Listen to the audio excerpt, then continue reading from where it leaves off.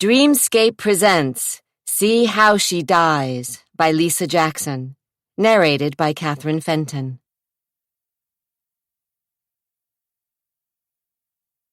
Prologue, 1980. Needles of hot water pounded upon her bare back. Steam filled the large, tiled stall, fogging the glass doors.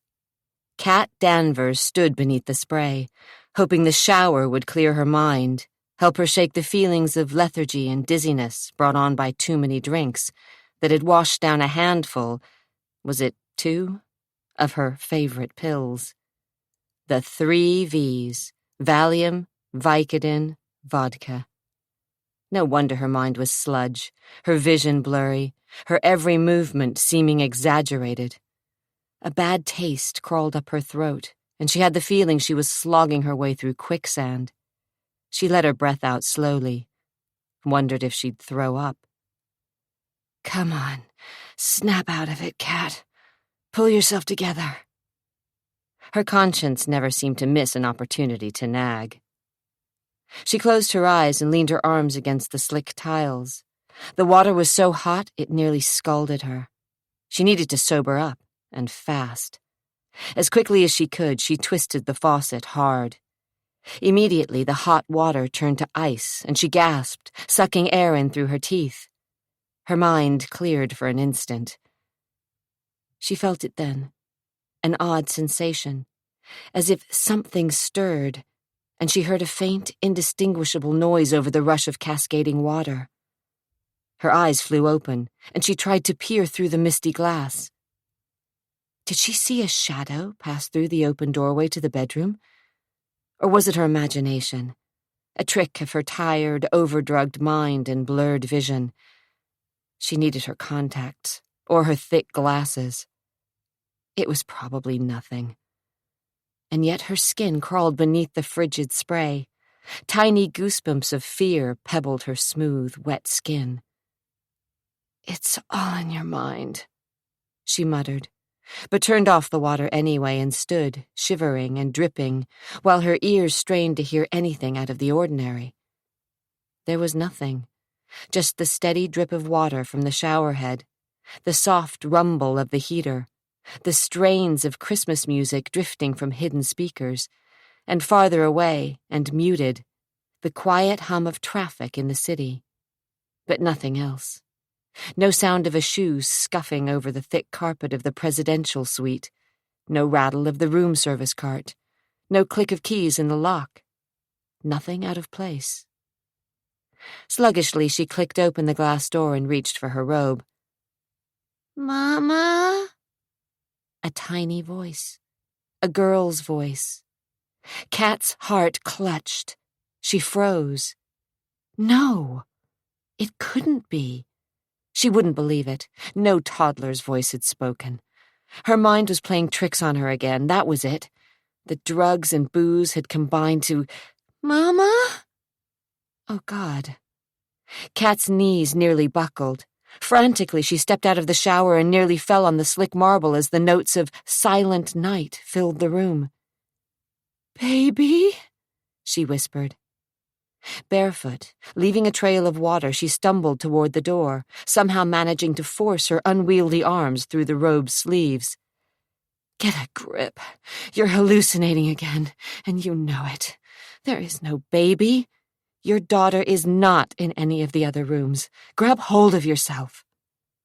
Grasping onto the door jamb, she peered into the bedroom. The king-sized bed was rumpled, a small impression visible on the comforter where she'd fallen asleep earlier. Her near-empty glass was sweating upon a bedside table near 2 empty bottles of pills. The closet door was ajar, giving her a view of her clothes neatly lined up on hotel hangers. "Mama?" The sound was distinct, clear, coming through the open French doors. "Oh, sweetheart!" Kat cried, her voice cracking as she turned quickly, too quickly, toward the living area and fell against the night table, scraping her arm and cheek. The antique lamp tumbled to the carpet, its bulb shattering. "Don't believe it, Kat. Don't think she's alive. Don't you dare trust your foolish heart." But she couldn't stop that tiny sliver of hope from burrowing into her heart as she climbed to her feet again. The room spun. Using one hand, she braced herself on the wall and chairs as she staggered into the living area. She blinked hard, tried vainly to focus. Nothing seemed disturbed, nothing out of place. Flowers and a fruit basket sat upon a glass-topped table. 2 Queen Anne chairs and a small love seat surrounded the antique fireplace where flames burned quietly. No boogeyman lurked in the shadows. Her daughter wasn't waiting for her. Of course not. Her imagination and paranoia were working overtime again. She was falling apart, unraveling. She caught a glimpse of herself in the mirror and cringed at the foggy image. Disheveled, wet hair, a gaunt body draped in a robe too large, no makeup on a face once beautiful and now ravaged by pain and guilt. Tears, unbidden, filled her eyes. She was losing her mind, bit by bit. Wiping her hand beneath her nose, she chided herself for being a fool. She, a woman who had always known what she'd wanted and gone after it. She, who had used her beauty and brains to snag the wealthiest man in Portland. She, who so recently had everything any woman could ever want. And now she was reduced to shards of harsh memories, sleepless nights, and long hours trying to dull the pain with prescriptions and alcohol. Cinching the robe around her thin body, she felt a draft, the tiniest breath of wind against the back of her neck. She looked over her shoulder, saw the curtains near the balcony doors move. But she'd locked the French doors just before her shower, right? She'd taken her drink onto the small veranda and stood overlooking the city, contemplating suicide, and finally discarding taking her life as too dramatic, too frightening, too self-defeating. So why was the door unlatched? Hadn't she come back inside and turned the deadbolt behind her? Yes, that was right.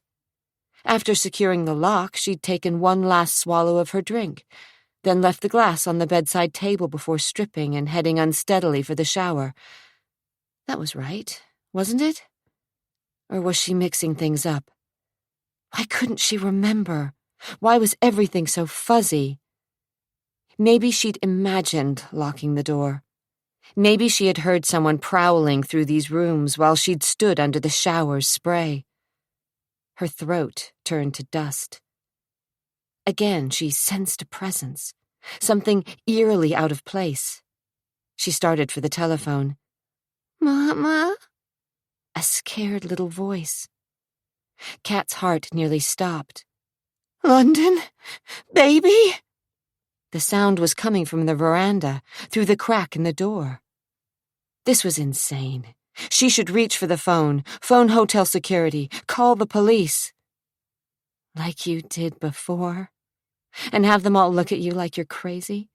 Have them exchange glances as they noticed the vials on the nightstand? Have them suggest you talk to someone? Is that what you want to go through again? No. Heart thudding, she inched her way to the exterior doors where the curtains billowed slightly, and the chill of December seeped inside. Through the shears, she saw a dark shadow, small, shivering. "London, precious, precious child." Kat yanked open the door. A blast of winter hit her hard. A cacophony of street noise, traffic, music, voices rushed up 19 floors. The huddled little figure moved. "Oh, honey," Kat whispered, her throat suddenly tight. The interior light snapped off. The figure turned a face toward her, and even through the fog in her mind and the semi-darkness of the city, she recognized the face. Not of her missing daughter, but of a treacherous, wicked liar. "You!" she spat, trying to turn away. Blindly, she flailed, trying to escape. Too late. Strong fingers grabbed her shoulders, and a fierce, intent weight shoved her closer to the short brick wall surrounding the veranda. Kat screamed. Her knees hit the century-old brickwork. She tried to grab something, anything, to no avail. The force of her body slammed against her backside. The sheer determination of her attacker propelled her forward, closer to the edge, and the crumbling, "No! Oh, God, no!" Kat cried, seeing a hand in her peripheral vision. Gloved fingers clutched a bit of brick. Kat cringed. Bam! Pain exploded behind her eyes. Blackness pulled her under. She started to sag, but was propped up, pushed forward, the railing hitting her in the middle and disintegrating with her weight. And then suddenly, she was falling, sailing through the cold night air. Part 1, 1993. Chapter 1. If only she could remember. If only she knew the truth. If only she were certain she wasn't on a fool's mission. She glanced up at the dark October sky and felt the gentle wash of Oregon mist against her face. Had she ever tilted her head back and let the moistness linger on her lips and cheeks? Had she stood on this very corner, across the street from the old Hotel Danvers, holding onto her mother's hand, waiting for the light to change? Traffic rushed by, cars and buses spraying water as tires splashed through puddles. Deep in the folds of her coat, she shivered, but not from the cool autumn air, or the breath of a breeze rolling off the dank Willamette River only a few blocks to the east. No, she shivered at the thought of what she was planning to do. Her destiny, or so she'd been told. She knew she was in for the battle of her life. But she was committed. She couldn't give up now.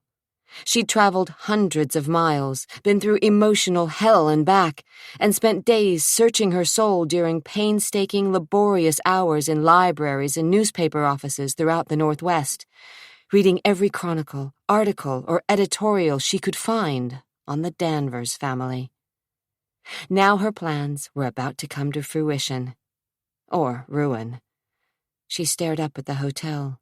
7 stories of Victorian architecture, which had once been one of the tallest buildings in the city and now was dwarfed by its concrete and steel counterparts, great skyscrapers that knifed upward, looming over the narrow city streets. "God help me," she whispered. As beautiful as it was, the edifice of the Hotel Danvers seemed sinister somehow, as if it knew secrets, dark secrets, that could change the course of her life forever. Which was just plain silly. Still, Adria felt a chill that had nothing to do with the wind whipping through Portland's narrow streets. Without waiting for the light to change, she dashed across the street, the hood of her coat blowing off with a strong gust of wind. Daylight began to fade as the cloud-shrouded sun settled behind the westerly hills still rich with green forests and dotted by expensive mansions. Though the Hotel Danvers was closed to the public, as it had been for the past few months while it was being renovated and brought back to its turn-of-the-century grandeur, she walked through the lobby door that had been propped open for the workmen. The renovation was nearly complete. For the past 2 days she'd watched as delivery vans had brought tables, chairs, and other furniture to the service entrance. Today, linens, glassware, and even some food had been delivered in anticipation of the grand opening, which was slated for the weekend. The entire Danvers clan, Whit Danvers's first wife, and his 4 surviving children were rumored to be in town. Good. A cold fist of apprehension tightened in her stomach. Ever since learning of the hotel's closure and reopening, she'd planned her introduction to the family, but first, to test the waters, she needed to speak with the man in charge of the hotel's facelift, Zachary Danvers, the rebel of the family and second son to wit. According to every article she'd read, Zachary had never quite fit in. The Danvers family resemblance, so evident in his brothers and sisters, had skipped over him. And during his youth, he'd had more than one brush with the law. Only the old man's money had kept Zachary out of serious trouble, and gossip had it that not only was he the least favorite of Whit's children, but was also nearly cut out of the old man's will. Yes, Zachary was the man she needed to see first. She'd studied his photographs so often, she knew she would recognize him.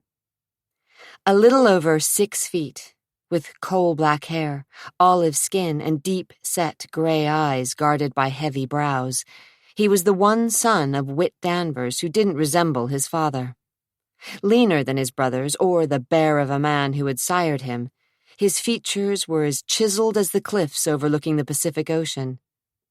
He was a rugged man, rawhide tough with a hard mouth that was rarely photographed in a smile. He bore a scar over his right ear that interrupted his hairline, and his broken nose was testament to his violent temper. In the lobby, 2 men were staggering under the weight of a long couch wrapped in plastic. She heard other workers talking in the background, saw hotel employees and workmen scurrying to and from the dining room and kitchen located opposite the front doors. The smells of cleaning solvent, turpentine, and varnish greeted her, and the whine of a skill saw screaming through the vestibule was muted by the rumble of industrial vacuums. As the workman shoved the couch near a huge fireplace, she paused in the lobby and eyed the hotel that had once been the most opulent in Portland, a place for dignitaries and town fathers to gather, where decisions were made and the shape of the future had been planned. She gazed upward to the intricate stained glass windows that rose over the outer doors where they caught the last rays of daylight and cast a pool of amber, rose, and blue on the tiled floor in front of the desk. She swallowed against a lump that closed in her throat. This hotel was her legacy, her birthright, her future. Or was it? There was only one way to find out. She headed for the wide, curved staircase that swept upward to the balcony. "Hey, you! Lady! We're closed!" The voice, deep and male, was coming from a big, burly man poised on the top of a high scaffold positioned under the second-floor landing. He was fiddling with the chandelier situated over the lobby desk. Ignoring him, she started up the carpeted steps. "Hey! I'm talking to you!" She hesitated, her hand trailing on the banister. This wasn't going to be easy, but the electrician was only a small stumbling block, the first of many. With a determined smile meant to disarm him, she turned and squared her shoulders. "Are you Zachary Danvers?" she asked, knowing full well he wasn't. "No, but—" "Are you related to the Danvers family?" "What the hell?" Beneath the edge of his hard hat, he scowled at her. "No, of course not, but you can't go up there." "I have a meeting with Zachary Danvers," she insisted, her voice filled with chilly authority. "A meeting?" the electrician repeated, obviously not believing her bluff. She stared at the worker without giving an inch. "A meeting." "That's news to me. I'm his foreman, and he didn't mention anything about it." His scowl grew dark, suspicious. "Maybe he forgot," she said as she forced a cold smile. "But I need to talk to him or a member of the Danvers family." "He'll be back in a half hour or so," the man said reluctantly. "I'll wait for him. In the ballroom." "Hey, I don't think—" Without another glance in his direction, she hurried up the remaining stairs. Her boots were muffled on the thick carpet, and her breath was shallow, a sign of her case of nerves. "Shit," the man muttered under his breath, but stayed atop his perch and turned back to his work. "Damned women." Her heart was beating so fast she could hardly breathe, but at the top of the landing, she turned unerringly to the left and shouldered open the double doors. The room was dark. Her throat closed in on itself, and with her fingers she fumbled for the light switch. In a glorious blaze, the ballroom was suddenly lit by hundreds of miniature candles suspended in teardrop-shaped chandeliers. Her heart nearly stopped at the sight of the polished oak floor, the bank of tall, arched windows, the dizzying light from a million little bulbs that reflected in the cut crystal. Her throat clogged, and she blinked back tears. This was where it had all happened? Where the course of her young life had been thrown from its predestined path and into uncharted territory? Why? She chewed on her lower lip. Oh, God, why couldn't she remember? October rain slid down his hair and under the collar of his jacket. Dead leaves, already sodden, clung to the sidewalk and were beaten with the thick Oregon mist that seemed to rise from the wet streets and gather at the corners of the buildings. Cars, delivery vans, and trucks roared by, their headlights feeble against the watery illumination from the street lamps. Zachary Danvers was pissed. This job had lasted too long and wasted too much of his time. What little pride he had in the renovation was tarnished. Working here made him feel like a hypocrite, and he was thankful the project was just about over. Muttering oaths at himself, his brothers, and especially at his dead father, he pushed open the glass doors of the old hotel.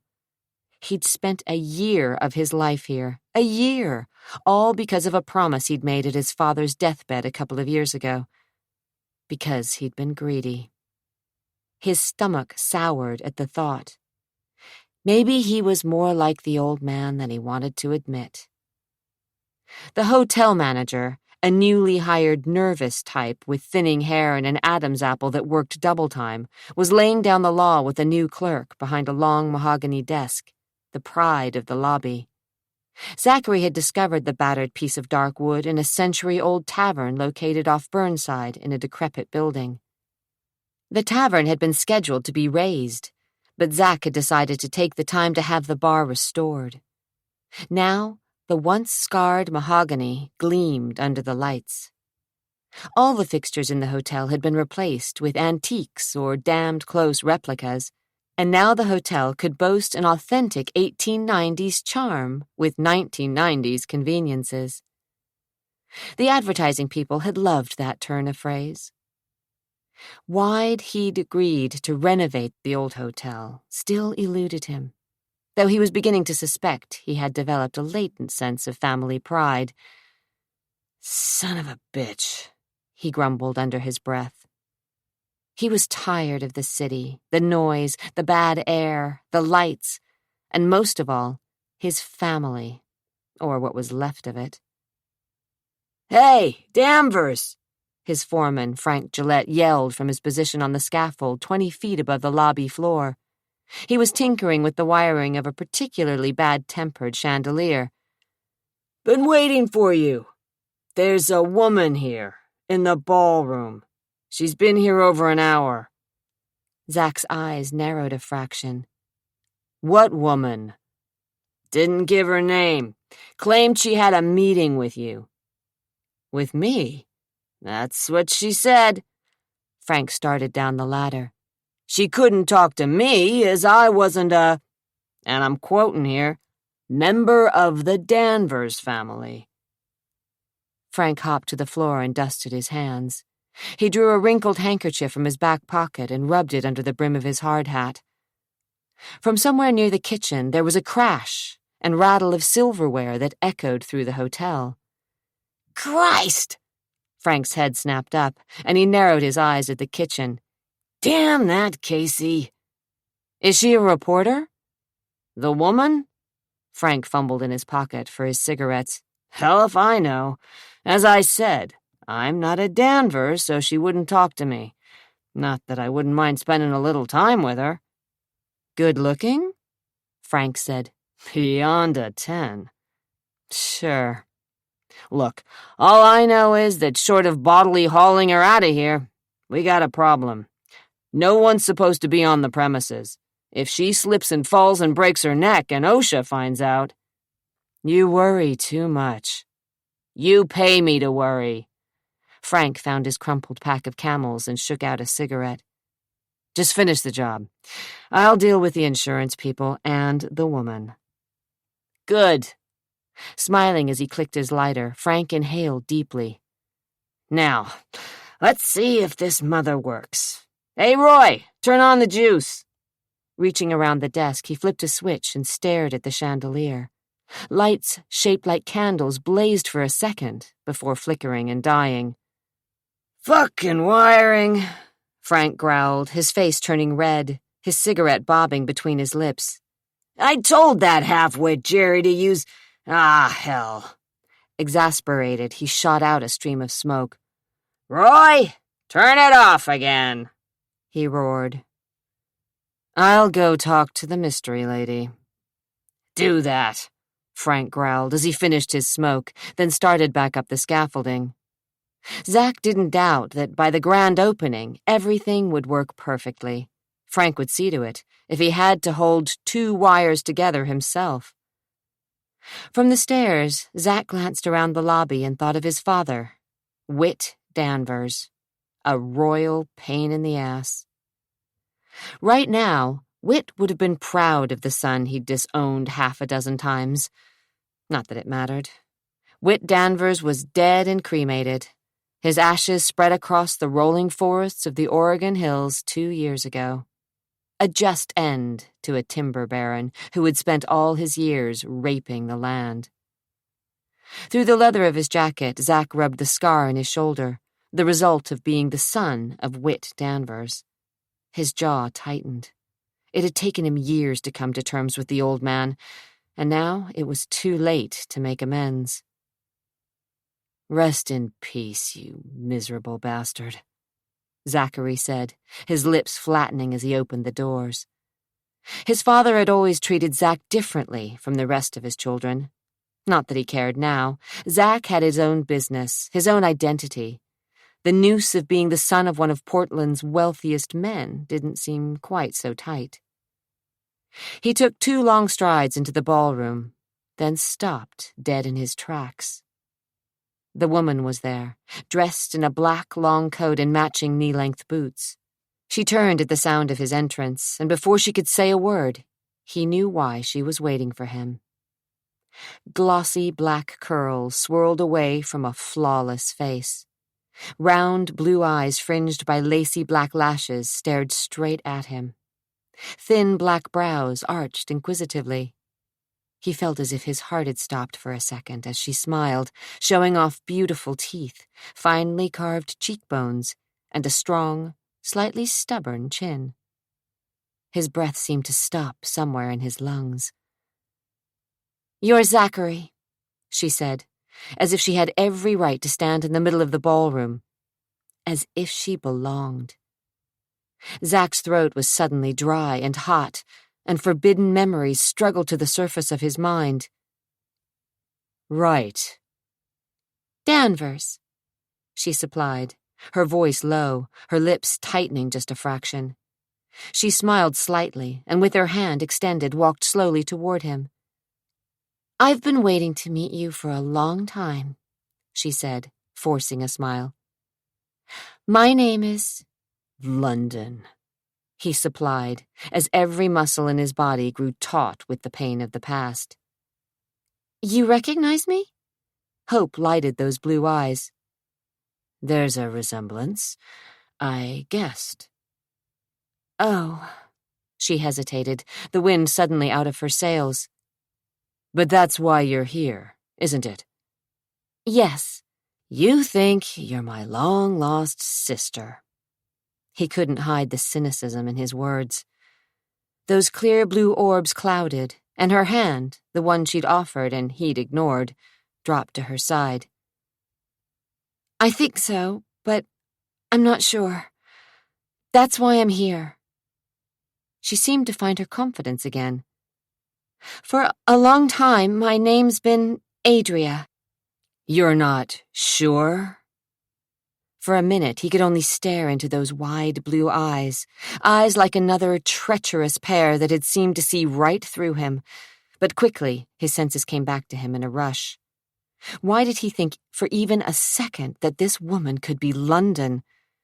Hadn't he been close enough to elaborate frauds to smell one a mile away? So she looked like his stepmother. Big deal. "My sister's been dead for almost 20 years, he said in the flat tone he reserved for liars and cheats. Half-sister. Doesn't matter. She glanced around the room. I just wanted to see if I remembered this place. London was only 4. Almost 5. And even 4-year-olds have memories. Maybe just impressions, but memories nonetheless. She looked at one corner near a bank of windows. The band was over there in that alcove, and there were plants. Trees, I think. Her eyebrows bunched together as if she were trying to catch hold of a fleeting memory. And there was a huge fountain, and an ice sculpture, a horse. No, not just a horse, a running horse, and— You've done your research. Her lips tightened. You don't believe me? I think you'd better leave. Zachary cocked his head toward the door. London's dead. She has been for over 20 years, so take whatever it is you're peddling and go back home before I haul you out of here and drop you on the front steps with the rest of the garbage. How do you know London's dead? His throat closed, and he remembered, with gut-wrenching clarity, the accusations, the fingers thrust in his direction, the suspicious looks cast his way. I'm serious. You'd better leave. I'm serious too, Zach. Ramming her hands into her pockets, she took one last look around the huge room, then faced him again. You may as well know, I don't give up easily. You don't have a prayer. Who's in charge? Doesn't matter. His voice was hard, his features drawn with brutal resolution. You can talk to my brothers and my sister, my mother, or the attorneys who are acting as the gods of finance in my father's estate, but no one's going to give you the time of day. You may as well save your breath and my time. Take my advice and go home. This could be my home. Bull. It's too bad Catherine isn't alive. Zachary's blood ran cold at the mention of his beautiful and much too young stepmother. There was an unmistakable resemblance between the young woman standing so arrogantly before him and his father's second wife, Catherine, Cat, the woman who'd made his life a living hell for years. Is it really too bad? Or is it just convenient? He asked, keeping his expression bland. She blanched a bit. Get out. You're afraid of me. As I said, get out. She held his gaze for a heart-stopping second, then strode through the ballroom doors and down the stairs. Zachary moved to the windows and watched as she walked onto the street, her strides long and full of purpose, her head ducked against the thickening rain. She'd be back. They always came back. Until the power and money of the Danvers family drove them away, and they gave up their far-fetched dreams of stealing a little bit of the old man's money. Good riddance, he thought. But as she disappeared around the corner, he felt a premonition, like footsteps of the devil crawling up his spine. And he knew with absolute and bone-chilling certainty that this one, this imposter posing as London Danvers, was somehow different from all the others. Part 2, 1974. Chapter 2. Happy birthday, darling, Catherine Danvers whispered into her husband's ear as they danced across the polished floor of the ballroom. From the alcove near the corner, a small dance band played As Time Goes By, and the melody whispered through the crowd. "Surprised?" she asked, nuzzling him, her satin heels moving in perfect time to the music. "Nothing you do surprises me," he chuckled low in his throat. Of course he'd known that she'd reserved the ballroom of his hotel under the fictitious name of some sorority. He hadn't spent 60 years learning to be the shrewdest businessman in Portland without picking up a few tricks along the way. He gave his wife a playful squeeze and felt her breasts, beneath her black silk dress, press closer to him. A few years before, he would have become aroused just by the scent of her perfume and the knowledge that beneath the gown she wore, absolutely nothing.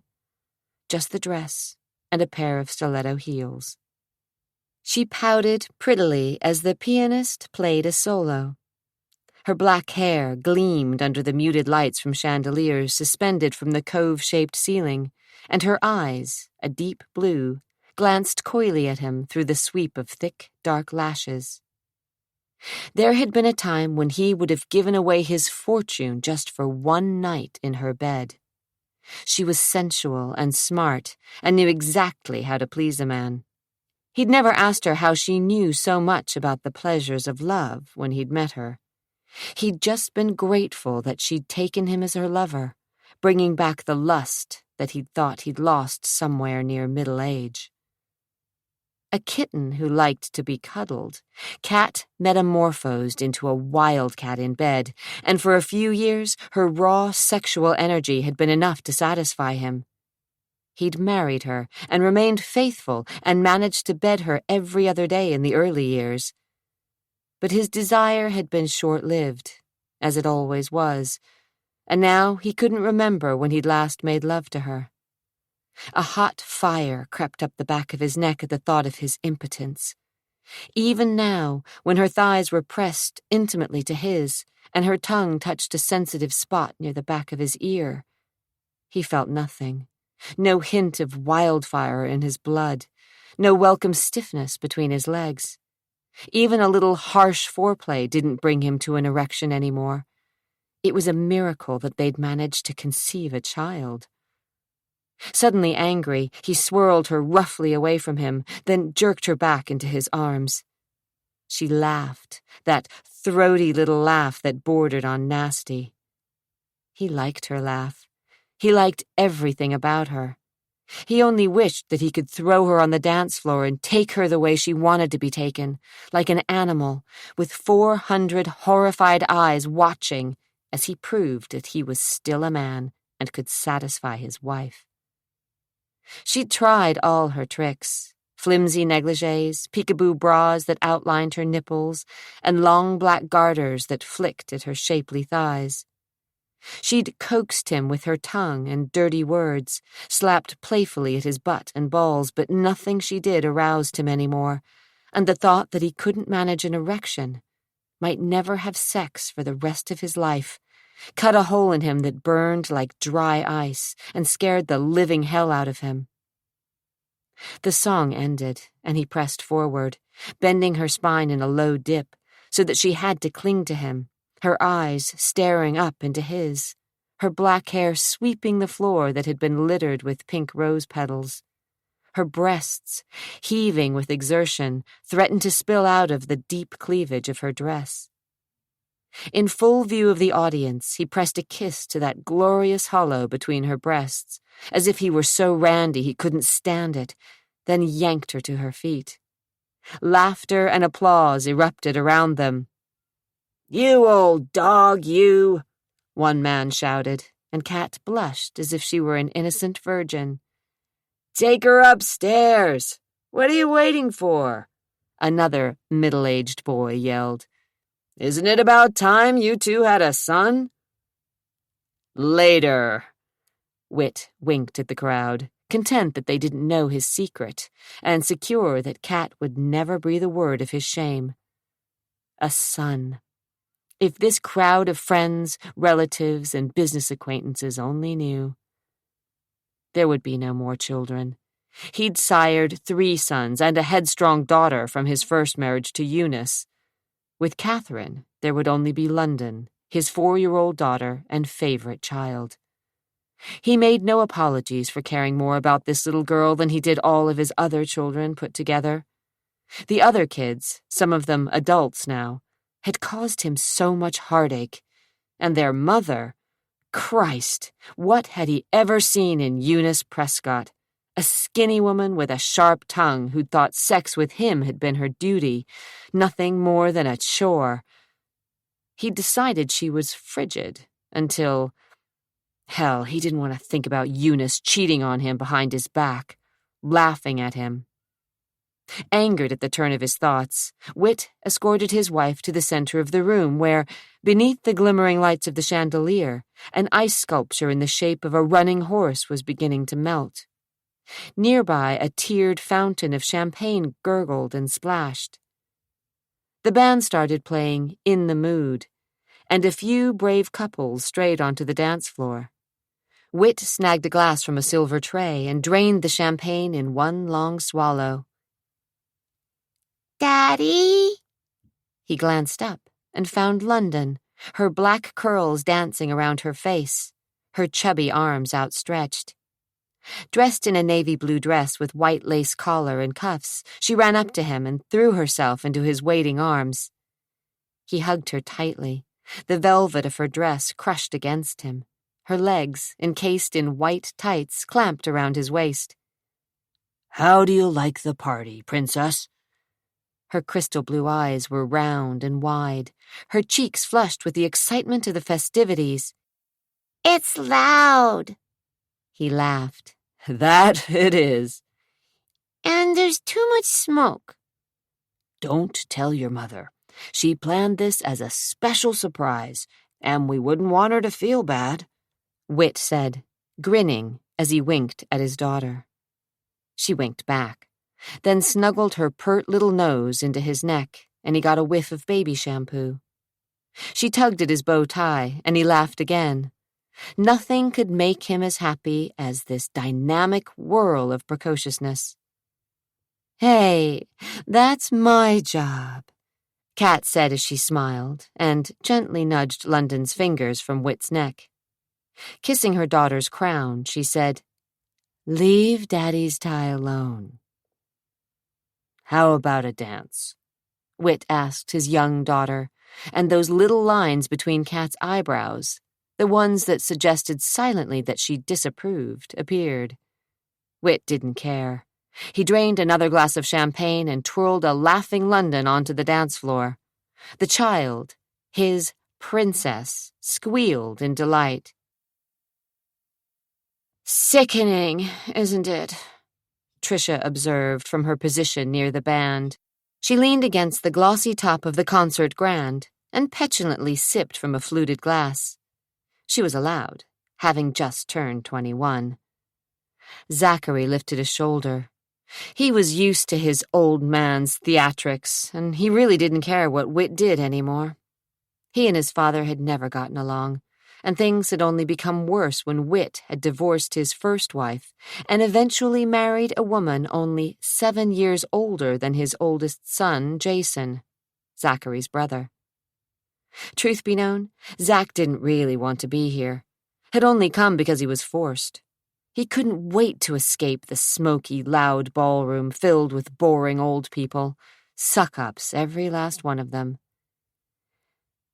"Dad can't keep his hands off Kat," Tricia said, her voice slurring a little. "It's obscene." She took another swallow. "The lecherous old fart."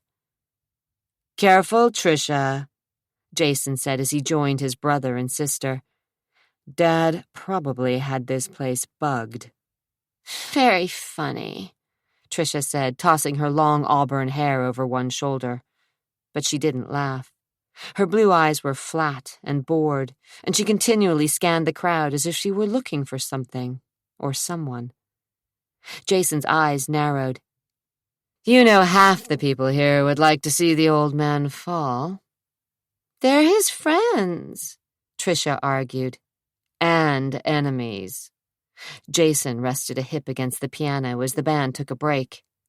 He watched his father, still holding London, playing the crowd, moving from one knot of bejeweled guests to the other, never once setting London on her feet.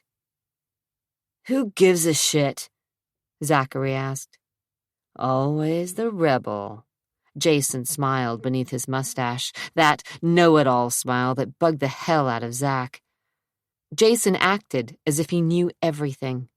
At 23, Jason was already in law school and 6 years older than Zach, a point he never let his rebellious younger brother forget. Zach tugged at the tight collar of his tuxedo shirt. He couldn't stomach Jason any more than he could his sister Trisha. They both cared too much about the old man and his bank accounts. Leaving Jason and Trisha to worry and fret over Whit's affection for London, Zach walked to the edge of the crowd. He managed to grab a champagne glass from an unattended table, then sauntered over to the bank of tall, arched windows that overlooked the city and turned his back on the party. He felt a bit of satisfaction as he stared through the glass to the hot July night and swallowed champagne. Traffic flowed in a steady stream along the street. Taillights winked and blurred as cars and trucks labored through the city and over the yawning Willamette River, a sluggish black waterway that separated the west side of the city from the east. Steam rose from the city's streets, and the humidity level was high. In the distance, beyond the expanse of city lights, a ridge of mountains, the Cascades, guarded the horizon. Thunderheads that had been gathering all day blocked out any view of the stars, and the quick, sizzling forks of lightning added unwanted tension to the brackish night. Zach finished his champagne and, hoping no one would notice, half buried his empty glass in the soil surrounding a potted tree. He felt out of place, as he always had with his family. This black tie affair thrown by Kat made him all the more aware that he was different from his brothers and sister. He didn't even look like the rest of the Danvers clan, all of whom were fair-skinned, blue-eyed, and were favored with varying hues of blonde to dark brown hair. He resembled his half-sister, London, more than anyone else in the family, which didn't win him any points with Jason, Trisha, and Nelson, his younger brother, all of whom on one occasion or another professed to hate their half-sister. With a snort, he considered London. He didn't care much about the kid one way or the other. Sure, she bothered him. Any 4-year-old was a pain in the ass, but she wasn't as bad as the others made out. In fact, Zach found it amusing that she was already showing some of the traits Kat had perfected over the years. It wasn't London's fault the old man treated her like some kind of priceless jewel. As if she'd read his mind, London pushed through the crowd and grabbed hold of his leg. He turned to tell her to get lost, but by that time she'd discovered his glass pushed deep into the potting soil. "Leave that alone," he whispered in a harsh voice. She glanced up sharply, a naughty twinkle in her eyes. God, if he could just step out on the balcony and grab a smoke. Another vice of which his father and stepmother disapproved, though Kat was never without her gold cigarette case, and Whit enjoyed his share of cigars smuggled in from Havana. She dropped the glass back into the dirt. "Hide me from Mommy." With a wicked little giggle, she ducked behind his legs. "Hey, don't get me involved in your stupid games." "Shh, she's coming," London hissed. Great. Just what he needed. "London?" Catherine's husky voice drifted over the slow strains of a ballad.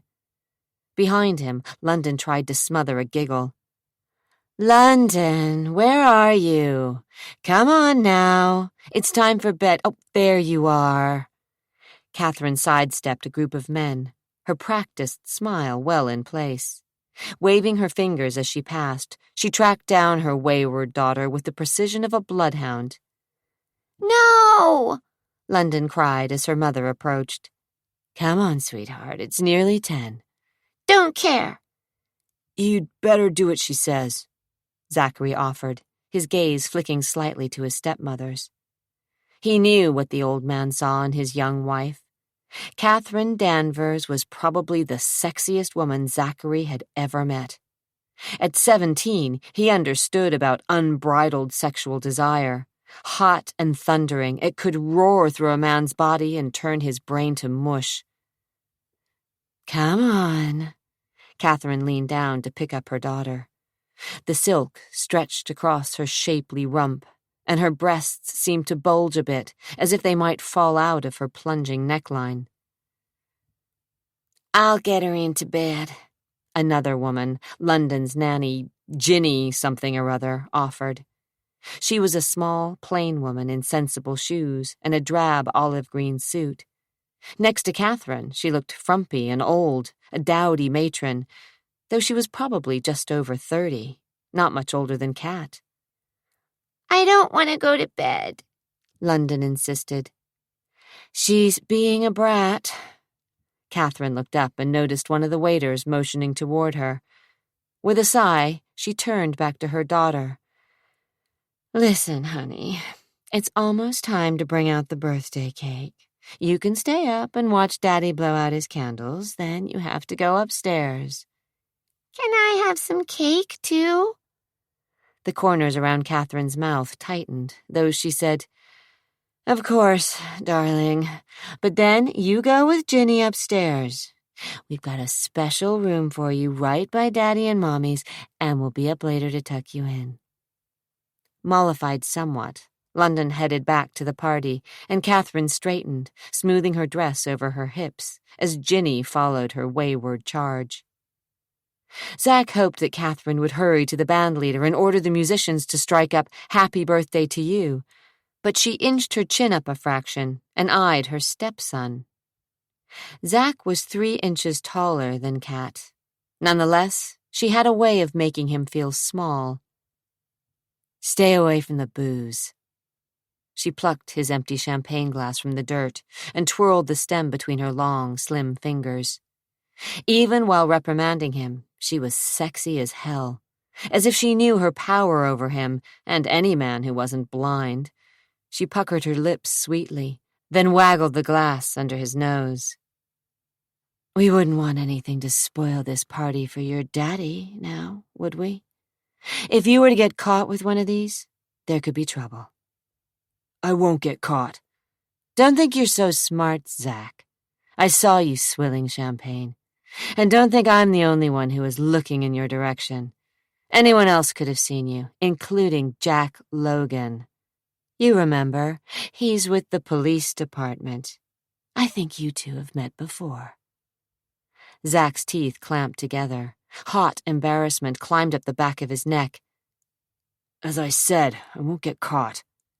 "You'd better not, because if you land your cute little butt in jail or end up in the juvenile hall again, Whit won't bail you out. So," she smiled sweetly, "use your head." As she sauntered away, mingling with one group of guests after another, Zachary seethed. His blood boiled through his veins, and he fantasized about wrapping his fingers around her neck and shaking some sense into her. But he couldn't take his eyes off her ass and the way it shifted beneath the shimmering black silk of her dress. She moved slowly, as if each step were a deliberately sensual movement designed to make him squirm. The rose petals were crushed beneath her heels. Her smooth back, visible to the curve of her lower spine, was unblemished and supple, and he imagined it would arch perfectly beneath the right man. He felt an erection beginning and turned away from her image. Half the time he thought she put on a sexual show for him intentionally. Other times, he told himself that it was his imagination, that he was finding sexual overtures in the most innocent of gestures. To cool his blood, he placed his head against the window. Steam fogged the inside of the glass. The room was so hot he felt that he was suffocating, and his blood still pounded at his temples. At 17, he was still a virgin, which wasn't a big deal, unless he had to spend any time alone with Cat, something he tried to avoid. Stuffing one hand into his pocket to hide the swell in his pants, He walked to the nearest tray of filled glasses, grabbed one and downed it quickly, all the while staring at his stepmother. She didn't seem to see him. Buoyed by his newfound source of rebellion, he sauntered over to another unattended tray, snatched another glass, and downed the champagne in one gulp. A few drops drizzled along his chin, but he didn't care. The room began to get warmer still, and he loosened his tie. A flush stole up his face, and he felt a little lightheaded. He was definitely getting a buzz. Well, good. He didn't want to be here anyway. Might as well enjoy himself. Halfway through his next drink, he felt a smooth hand close over his arm. He jumped, and champagne splashed down the front of his jacket and shirt. Kat's long fingers dug into the muscles beneath his sleeve. Her eyes were dark with rage, her full lips clenched in fury. "You just don't know when to give up, do you?" He shook off her arm. "You can't tell me what to do." "No?"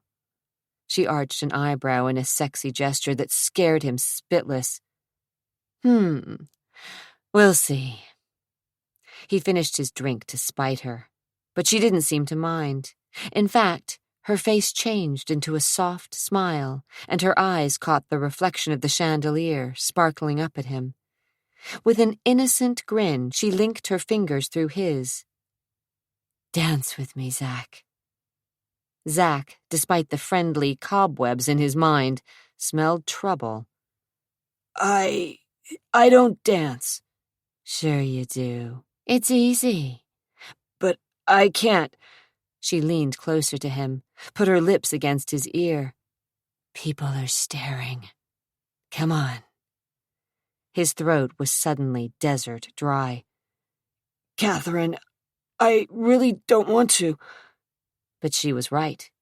He felt the burning weight of the gazes of curious onlookers. He wanted to die. From the corner of his eye, he saw Jason staring at him, his expression unreadable. Tricia was downing champagne and God only knew what else. She smiled drunkenly at Zach's discomfiture. Whit, his father, was still dancing with Little London and too busy to notice that Zach was trapped. "Really, Catherine, I don't want to—" "Oh, you want Zach," she said, leaning to him, pressing her hip against his groin. "I can tell. And I'll let your father know if you don't give me just one little dance." Guiltily, Zach glanced at Whit, but the old man seemed oblivious to the fact that his son, the one who always gave him so much trouble, was being led to the dance floor like a lamb to slaughter. He couldn't imagine dancing with Catherine, feeling her body pressed close to his. His blood was already roaring through his system. As they reached the dance floor, she turned, molding her torso to his, beginning to sway in rhythm to the music. Her hips were pressed intimately to his, and her breasts seemed crushed against his chest. "Now, isn't this better?" she murmured in a husky drawl, and he closed his eyes, fighting the lust that burned through his body, feeling his stiffening erection even as he tried to deny it. "Let me go," he begged. "You don't want to go." She shifted slightly, so that her lower abdomen was hugging his. God, she had to know that he was hard. "I can tell." "Don't." Holy Christ, his right hand was on her bare back, feeling the silky texture of her skin, the sleek movement of her muscles. Was it his imagination, or did she make some low sort of wanting sound deep in her throat? "You lied," she whispered, her breath ruffling the hair covering the tops of his ears. He was dying inside, so hard he ached, he couldn't think straight. A part of him warned him to back off, but the other part, puffed up by male ego, champagne, and sexual desire, couldn't stop fantasizing. He wondered what she would do if he rubbed up against her, let his hand slip beneath the black fabric of her dress. What would happen if he slowly let his mouth and tongue wander down the delicate column of her throat, As if she understood his need, she lolled her head to one side, exposing more of her white skin, showing off just a little more of her gorgeous bosom. "Mind if I cut in?" Whit's voice seemed to reverberate through the ballroom, and Zachary started, dropping his hands guiltily. He tried to put some distance between his body and Kat's, but she held him close. Turning slumberous eyes toward her husband, her lips twisted into a wicked grin, she whispered, "Thought you'd never ask." Whit's face was flushed. His eyes thinned on his rebellious son as Zachary took a step back, and London, who was still clinging to her father, was plopped into Zach's empty arms. "Stay away from the champagne," Whit said. "It would be a hell of an embarrassment if Jack had to arrest you here. Now, give London a spin on the floor and ask one of the Kramer girls to dance. They've been watching you all night." Gulping, Zachary wished he could knock the old man's lights out. When he glanced at Kat, she was laughing, her eyes twinkling with naughty amusement. At his expense. His fingers clenched into fists, and if it wasn't for the fact that he was holding London, he might have made an already ugly situation worse. It was as if his father and stepmother had conspired together to make him look a fool. His shoulders tensed and heat surged up the back of his neck to spread through his face.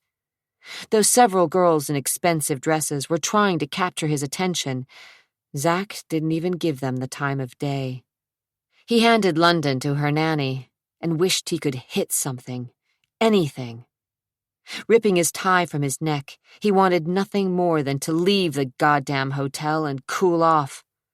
Spoiling for a fight, he left the dance floor. How could he have been such a fool? How? Because of Kat. Damn the woman. His fists curled in angry impotence. He had to get out of here. Jason, drink in hand, found Zach insolently leaning a shoulder against one of the pillars near the door as he plotted his escape. "Don't let her get to you," Jason advised. "Who?" "Kat." Sipping his drink, bourbon straight up, Jason smiled. "What do you mean?" Zach asked, trying to sound nonchalant. Jason snorted and cocked his head toward the dance floor. "I saw that little exhibition." Mortified, Zach gritted his teeth. "Christ, she can be a bitch." Jason raked an impatient hand through his thick, chestnut-colored hair. "I know what she's up to. Saw her coming on to you. She damn near laid down and spread her legs right in the middle of the dance floor." He took a swallow of his drink and stared at Kat and Whit. "It's some sort of game with her." A muscle worked in Zach's jaw. He felt the angry tick and couldn't control it. "She did it on purpose, you know. Decided you needed putting in your place, which, I might add, she did." "I hate her." "Don't we all?" Jason replied, his eyes following his stepmother as she danced. "But she might just be the most incredibly sexy woman on this planet. I wonder what she's like in bed." "I don't want to know." Zachary scowled and refused to look at the object of their discussion. "Sure you do. Every man here would like a little piece of the cat." He flung a brotherly arm over Zach's shoulders. "But she doesn't play her games with them. No way.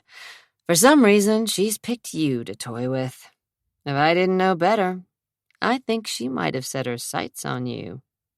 "Oh, Jesus, no way," Zach said, though his heart skipped a beat. "I'm not so sure. She hasn't come on to me like she's just did with you, and I've seen her when she thinks no one's watching. The way she looks at you. Christ, it's hot." "Stop it!" "But you can't mess with her. If Dad ever found out—" "Cut it out, Jason," Zach said, suddenly anxious.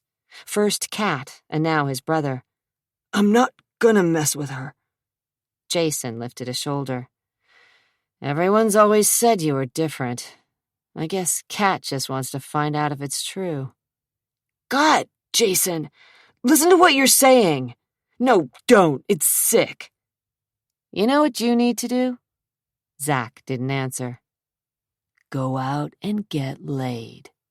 Leaning closer to Zach, he pointed a finger at a swarm of teenaged girls, their makeup and hairstyles right out of 17 magazine. Compared to Catherine, they seemed young and gawky and desperate. But not with Kat. Like I said, the old man would tan your hide if he found out. But Alicia Kramer is so hot for you she can barely stand it. I'll bet she's creaming all over herself just looking at you. Stop it! Zach hissed. But Jason laughed, obviously pleased that he'd gotten such a violent reaction. I'm telling you, sliding into her would be like sticking it into hot pudding. For Christ's sake, cut it out! Zach slid a glance in Alice's direction and caught her hopeful gaze. She was a petite girl with big boobs and a bad complexion she disguised with thick makeup. Her teeth were straight, compliments of the braces she'd worn for 2 years. She wasn't bad-looking. She giggled and blushed when she caught Zach's eye. But Zach wasn't interested in the daughter of some big-shot banker. No way. Compared to Kat, Alicia seemed like a child. She's so horny she can barely keep her dress on. Look, I can tell you from my own experience that the Kramer girls are definitely hot-blooded. My guess is Alicia will give you a ride you'll remember for the rest of your life. No thanks, Zach replied. I'm telling you, little brother, it's time. I can hook you up with... Forget it, Jason. Jason grabbed his arm. Really, Zach, I know how you feel. Like a powder keg, ready to explode. And believe me, you can only take it so long. His voice lowered a little. There's a girl I know. Well, a woman, really. She knows just what to do to make a man feel good. She's expecting me tonight. A hooker? Are you talking about a hooker?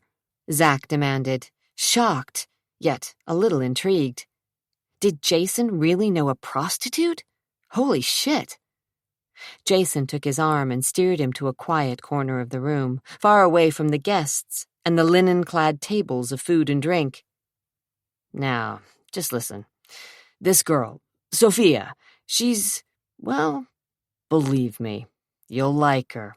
She's a good person. Zach snorted. Good people don't sell their bodies. She's not a streetwalker. In fact, she does this because she likes it. She's always ready. Oh, God. She's pretty and clean and will only do what you want to do. You can fuck her brains out if you want to, or if you'd rather just talk, she'll listen. Really, it's up to you. Jason's voice was filled with brotherly concern. Zach knew he should walk away, but he couldn't. An honest-to-goodness hooker? Waiting for Jason? A hooker who would just listen? I know you and I don't always see eye to eye, but this time, for the love of Christ, listen to me. You need a woman. Bad. And it can't be Kat. Frowning slightly, he reached into his pocket, pulled out a room key, and pressed the cool metal into Zachary's sweating palm. 3 blocks down, the Orion Hotel. Sophia. Don't worry about money. It's all been arranged. I don't want... Do yourself a favor. Forget about Kat. Get laid. With a friendly smile, Jason headed toward the bar, leaving Zach to clutch the damned hotel key in his clammy fingers. Swallowing hard, he opened his hand and stared down at the key to room 307. The key to his manhood. The key to his freedom from Kat. Suddenly aware that any number of his father's guests could have overheard his conversation with Jason, Zach jammed his hands deep into his pockets and wondered how many of the other people at the party had witnessed his humiliation on the dance floor. How many eyes other than his brother's and his father's had seen Cat's lips brush against his ear, or watched as his sweaty fingers had itched to delve beneath the zipper of her dress, to grasp one of those firm buttocks. Jesus, he had to quit thinking about her like this. The key felt heavy in his pocket. The band broke into "For He's a Jolly Good Fellow," though his mind was still on the mysterious Sophia, the hooker with a heart. Zack watched as a huge cake in the shape of a fir tree was wheeled into the room on an elaborate cart. 60 candles arranged in a string like holiday lights decorating a Christmas tree had been placed upon the needles of green frosting. Tiny flames flickered and danced as Wit, with Catherine and London's help, blew out every last spark. Laughter and applause erupted, and Wit, like a bridegroom, cut a fat piece of cake and fed the gooey concoction to his wife. Everyone cheered, and Zack thought he might get sick as Catherine returned the favor, smiling up at her husband, licked her fingers slowly. By the time London was hustled upstairs to one of the suites reserved for the Danvers family, the old man was starting to look a little tipsy. He hazarded a hard glance Zack's way, and even in the crowded room, Zack read the warning in his father's eyes. His heart sank. From years of experience, Zack knew that Wit had not forgotten that his young wife had been flirting with his son. Nothing escaped the old man, and sooner or later there would be hell to pay. Zack already bore several scars on his backside from the slap of his father's belt. By this time tomorrow, he'd probably wear a few more, at least psychological scars. Wit Danvers was nothing if not brutal. He wouldn't spare Zack's feelings and would let his rebellious son know that he was no good, didn't live up to his expectations, would never amount to anything in life. So who gave a shit what the old man thought? The key pressed hard against his thigh. Wit and Catherine began dancing again, and his father's attention was diverted from his second son to his wife. Zack seized the opportunity for escape. Without a glance over his shoulder, he wended his way past loud groups of guests, slipped through ballroom doors to the landing, where he stopped to catch his breath and fight the dizziness in his brain from too much champagne. What was he doing? He couldn't just leave the party. The old man would come unhinged. Good. Maybe Wit Danvers might even worry a little. Before he changed his mind, Zack steadied himself against the rail and hurried down the wide staircase. "Hey, Zack! Where are you going?" Nelson, his younger brother, demanded. At 14, Nelson, now hanging halfway over the rail, his shaggy blonde hair flopping over his eyes, idolized his hellion of an older brother. "Not now," Zack growled. He didn't need the kid's adoration any more than he needed Wit's disapproval. "But just keep quiet, Nelson, okay?" Refusing to acknowledge Nelson as the kid ran down the stairs, Zack strode through the front lobby where club chairs, brass lamps, and glossy dark tables were positioned around a massive fireplace. Past the main desk and a forest of potted palms, he walked quickly, trying not to think about the ramifications of his actions when Wit discovered him missing. Outside, the night was humid. The smell of the river drifted on air so still it seemed to cling to Zack's skin. He yanked off his jacket and began walking fast, heading north, trying to cool his blood and clear his head. What he was contemplating was crazy, and yet he'd consumed enough alcohol to feel bolder than usual. So what if the old man found out? What could he do? Kick Zack out of the Danvers family mansion? Force him to live with his mother? That thought was a bitter pill to swallow. Deep down, a part of him still cared for the woman who had borne him, but she didn't deserve that love, not after she'd abandoned them all and left them in the lonely house on the hill with Wit. Zack didn't know the full story, but the gist of it was that Wit had caught his wife in bed with his most hated rival, Anthony Polidori. She'd been carrying on with him for years, and rather than expose herself, or her lover, to the media, she'd had no choice but to accept Whit's terms for the divorce. He'd get the kids and most of the wealth. She'd receive a stipend and be spared the ugly scandal of testifying in divorce court that she was an adulteress. Her social position had been left unscathed. Her children's lives had not. As much as Zack professed to despise the old man, he did have a grudging respect for Whit Danvers and the power he seemed to possess over the people of this city. As for his mother, Zack felt little but loathing for Eunice. She had shamed his father with an affair that had ripped out the old man's soul. It had been Eunice who had wounded Whit Danvers' pride so badly that eventually, though it was years later, Whit had fallen into the open arms of Catherine LaRouche. He'd met Catherine at the Empress Hotel in Victoria, British Columbia. They had married within the week. Whit had explained to his children that Catherine was from a wealthy Ontario family. Though she was 30 years younger than he, she would become his children's new mother. The family had been in shock, the Danvers' lawyers nearly apoplectic, but the damage had already been done. Catherine LaRouche, whoever she was, had managed to become the bride of one of the wealthiest men in Portland.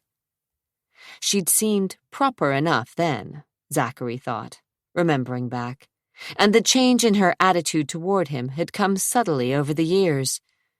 As he'd reached adolescence, he'd felt her watching him more closely, caught her eyeing him whenever his shirt was off, either when he was swimming in the pool in his cut-off jeans or riding one of the horses bareback. As his muscles had developed, so had Catherine's interest in her stepson.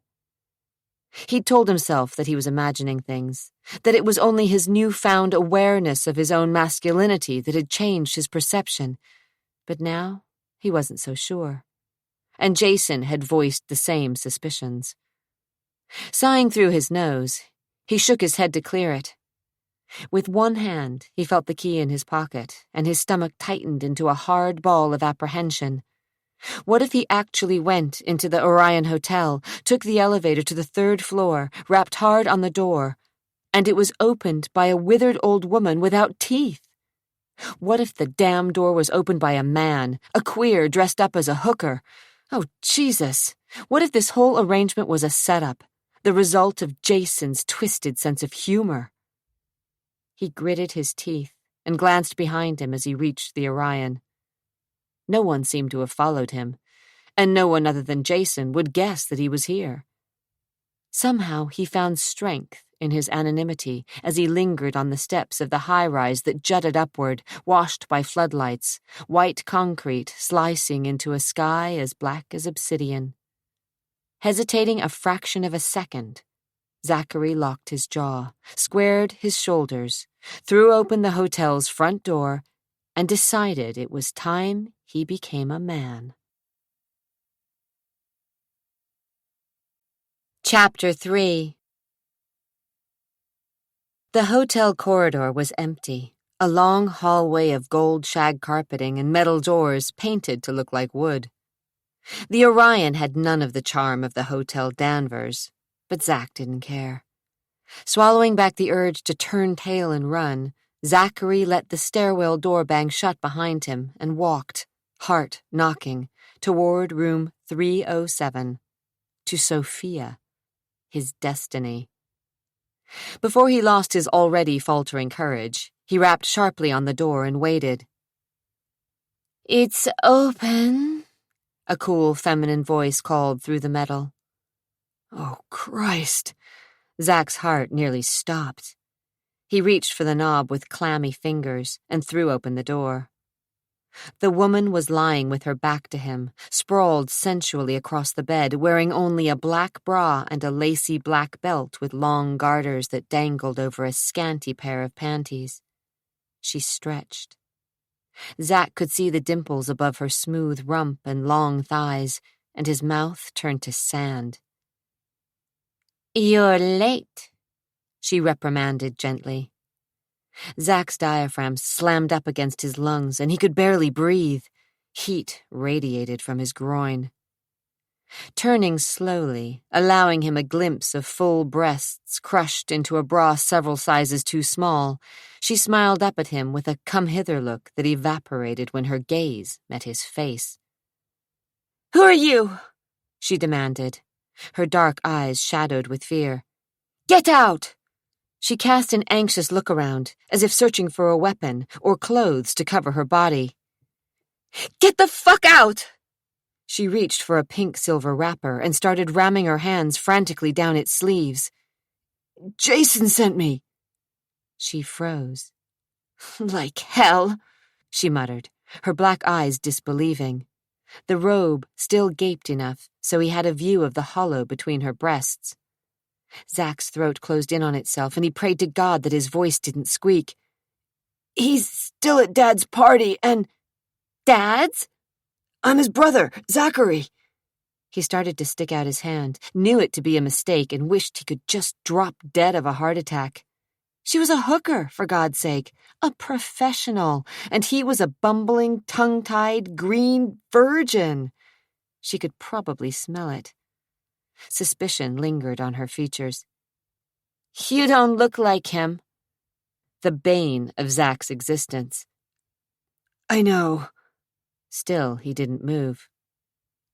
"Close the door." Zach kicked it closed, but didn't bother with the bolt. Scooting closer to the headboard, trying to hold the robe closed over her skin, looking as if she might bolt for the door at any minute, she asked, "Why'd he send you?" She tossed a thick rope of coal-black hair off her face. "Jesus, you scared the living shit out of me." "I didn't mean to." "Well, come in," she ordered, obviously agitated.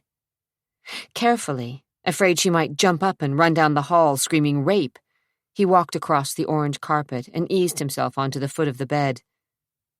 "Jason sent you?" she asked, reaching onto the nightstand for a crumpled pack of cigarettes propped against a half-finished drink. She shook out an unfiltered Pall Mall, and her hands only trembled a little as she struck a match and lit up. "Why?" He had to stick around. Dad wanted him there." She arched a fine black brow as she drew on her cigarette again, and finally lifted it from her lips.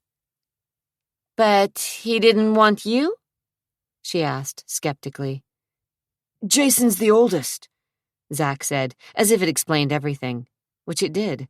Jason had been groomed from the day he was born to be the heir to the Danvers fortune. Nothing had changed just because Wit had sired a second son. The hooker smiled. "So, he's the favorite." "London's the old man's favorite." "Ah. Jason talked about her. The little kid? What is she, almost 3? "Almost 5. Jason didn't see that London's age mattered at all, especially considering the situation. He was in a hotel room with a prostitute, and they were discussing his baby sister. Well, hadn't Jason said she liked to talk? Somehow he'd expected the conversation to be a little more sensual. Sophia set her cigarette in the ashtray on the bedstand, then picked up her drink. Swirling the melting ice cubes with one long finger, she stared at Zach, letting her eyes rove up his half-buttoned shirt to his wind-blown hair. "Jason wants you to take his place?" "That seemed to be the plan." She took a swallow from her glass, and the tip of her tongue rimmed her wet lips. "Are you a virgin, Zachary?" The question hit him like a slap in the face. "Of course not." Then you've had a lot of women?" She sipped her drink, trying to smother a smile. "My share," he said, realizing that they both knew he was lying. Hell, what did you say to a prostitute when she asked you things like that? "You ever had a blowjob?" His head snapped up. Was she for real? Or was she teasing him? He stared straight into her dark eyes and wondered if she was laughing at him. His gut tightened as she set the glass on the night table, allowing the robe to gape open and reveal her breasts. He couldn't help but stare. He was already beginning to get hard, but he didn't try to hide his erection. The robe fell off one of her shoulders, and her skin looked soft and smooth, moving easily beneath the silky ebony strap of her bra. "So, what are we going to do about this?" she asked, as she settled back on the bed, the pink wrapper no longer clutched in her fingers, her navel and the top of the lacy black underpants visible. When he didn't reply, she inched closer to him, first with her toe, then with the rest of her, sliding slowly down the bed, rumpling the coverlet with her rounded buttocks. Her eyes were hot, dark mirrors, seeming to reflect the torment of his soul. She seemed to stare past all the lies he'd told her as she pulled herself up to her knees and moved her head close to his. She smelled of perfume and smoke and bourbon. "So, you won't tell me, eh? Well, just let me know when I do something you don't like, okay?" She pressed her hot, wet tongue against the shell of his ear, and he groaned. The swelling between his legs began to ache, and as her tongue dipped into his ear, he wondered if he might embarrass them both by coming in his pants. "Come on, baby. What are you waiting for?" she whispered in a whiskey-smooth voice. The invitation was impossible to resist. He grabbed her and pressed his lips hard to her mouth, smearing lipstick in his anxiety, tossing her back on the bed so he could feel her under him. "That's my boy," she growled, as he shoved the robe off her and stared at her beautiful breasts. Round, dark nipples pointed upward through the sheer lace, inviting his hands and mouth, and Zachary, finding her so willing, couldn't stop himself. His thumb grazed a nipple, and she arched, her butt coming off the bed, her naked abdomen slapping against the inseams of his pants. Her fingers found the buttons of his shirt and the wall of skin beneath. She lifted herself up and playfully nipped at his few chest hairs, causing him to lose himself in the wonder of her touch. Already dizzy from the champagne, Zachary felt the room spin as she touched him, her magic fingers caressing his bare skin, her tongue slick and hot as she slid down farther. He groaned as she breathed across his groin, and he closed his eyes in ecstasy. But as eagerly as she'd started, she stopped just as suddenly, jerking up her head. Zach sensed trouble. He opened his eyes and found her staring at the door. He reached for his fly. Bam! The door burst open. The knob banged against the wall. Sophia screamed, bucked beneath him, and tried to writhe off the bed. "No!" she squealed, trying to push him away. Zach, still foggy, glanced toward the door. For a second he couldn't move, but Sophia, scrambling, managed to slide away from him. Two men, one tall and dark, the other shorter, were silhouetted in the doorway. Two dark, menacing figures. "Get out of here!" Zach commanded. They didn't move. "I said, shut up!" the big one cut in, stepping inside. The short one slid a glance at Sophia, then kicked the door shut. Zachary rolled off the bed and onto the balls of his feet. The smell of a fight hung heavy in the air. He stood between the men and the bed, torn between some silly, chivalrous desire to protect the woman and the urge to run like hell out of the room. He stood his ground, staring down the men. "Call security," he ordered Sophia. "Danvers?" the shorter one demanded. "Yeah?" Zachary's guts shredded. These thugs knew his name? How? The hooker. This had to be some kind of setup. He jumped toward the bedside table and phone, but he wasn't fast enough. The tall man kicked the phone out of Zach's hands. "What the hell?" Zach spun. Too late. The tall intruder grabbed Zachary's arm and wrenched it painfully behind his back. Zach twisted and writhed. Pain screamed up his arm. "Cool it, you dumb fuck!" Zach kicked, the heel of his boot connecting with the man's shin. Wind whistled beneath the attacker's teeth. You son of a bitch! You lousy little bastard! The man yanked harder on Zach's arm. Agony ripped through his shoulder. Zach heard a sickening rip, and his muscles turned to fire. "Help me out, Rudy," the tall man ordered. From the corner of his eye, Zach noticed Sophia scoot backward on the bed. Her face was white with fear as she tried to grab the receiver that dangled from the phone. "No way, sister," the shorter man, the one called Rudy, said as he yanked the cord from the wall. "Please," she cried. "Shut up," the thug snarled. Zach kicked his attacker again. "Let go of me!" "No way, Danvers. You fucked up one time too many." Again, he wrenched Zach's arm. Agony jarred through his body. Zach screamed. "You trying to kill him, Joey?" Rudy barked. "Maybe." Joey twisted Zach around and slammed his face with his meaty fist. Bones shattered. Pain exploded behind Zach's eyes. Blood spurted from his nose as his knees buckled. Rudy stared at Zach's pulpy face for a minute, then glanced at his partner. "Oh, shit. Hey, man, I don't think this is the right guy. This one, you don't look like—" "You're making a mistake," Sophia cried, clutching the blankets around her, her lips trembling. "I don't think so." The big one wasn't convinced. "Let's get this over with, Rudy. Quit screwing around." Panicked, Zachary struggled, throwing himself toward the door.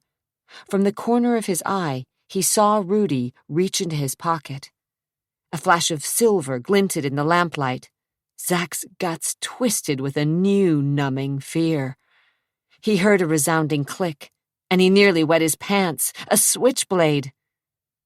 "Okay, cut him," Joey said, his foul breath warm against Zach's head. "No!"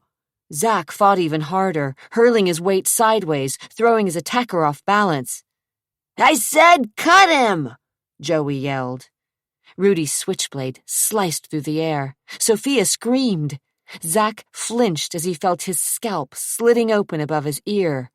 White hot, the pain nearly blinded him. "Stop!" Blood poured from the wound over his eyes and face. "This isn't the right guy," Rudy said, wiping the blood from his weapon on his pants. "I've seen Danvers." "Doesn't matter. Besides, he's claiming to be him." "Shit!" Blindly, Zach kicked. "Who cares who the fuck he is?" Rudy finally agreed. The knife plunged into Zach's shoulder. Pain shrieked through his arm. He retched. His body sagged heavily. "They're going to kill me. I'm going to die just like a lamb being slaughtered." Zach tried to fight, but he could barely move. "He said he's Jason Danvers. Now, let's just get this over with," Joey said. "Jason? They thought he was Jason? Zachary!" Zach spat words and blood from behind loose teeth. He tried to break free, and his knees buckled. I'm Zachary Danvers." "He's telling you the truth." Tears rolled down Sophia's white face. "He's not Jason. For the love of God, just leave him alone." "Not Jason?" Rudy repeated. "I knew it." "Shit." Joey let go of Zach and jerked the knife out of his shoulder. The wound burned like acid. Zach dropped to the floor, banged his head, and couldn't move out of the sticky blood pooling beneath him. "I told you he was the wrong guy. Shit, man. Why don't you ever listen?" Rudy hissed. He pointed at the bed where Sophia was still huddled in fear. "You, get some clothes on and get out of here." "But the boy—" "He'll live," Rudy snarled, casting a dark look toward Zach before eyeing the hooker again. "Unless you want to explain what you're doing up here with the half-dead son of wit Danvers, you move your sweet little ass out of here." "Don't leave," Zach tried to say, but the words wouldn't form over his thick tongue. He watched 3 sets of feet, her small bare ones, the others in black work boots, moving in slow motion away from him. Footsteps scuffled on the shag carpet. Blood seeped from his body to the floor. He tried to lift his head. Bastard! He saw the shoe, felt a hard kick in the groin and curled into a ball. Bile sprayed up the back of his throat. Stay put, Danvers. You'll live longer. A tide of black swirled around his eyes, though he willed himself to stay conscious. He saw the door to room 307 open, then close, and he gave in to the warm, dark void that swallowed him. Catherine's feet ached. Her head throbbed, and her eyes burned from cigarette smoke. The celebration had been a success, and Whit, if he hadn't been surprised, had put on a good show of acting astounded at his wife's carefully planned party.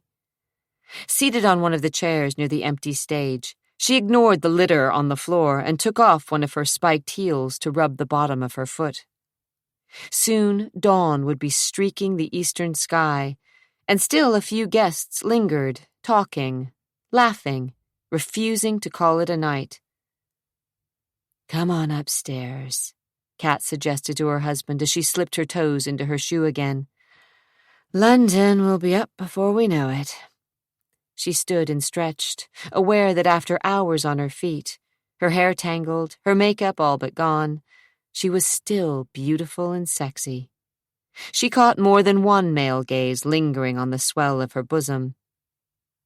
Whit, having consumed champagne for hours, yawned and wrapped an arm around her shoulders. He was heavy, this big bear of a man, and she staggered under the combination of his sagging weight and too many glasses of champagne.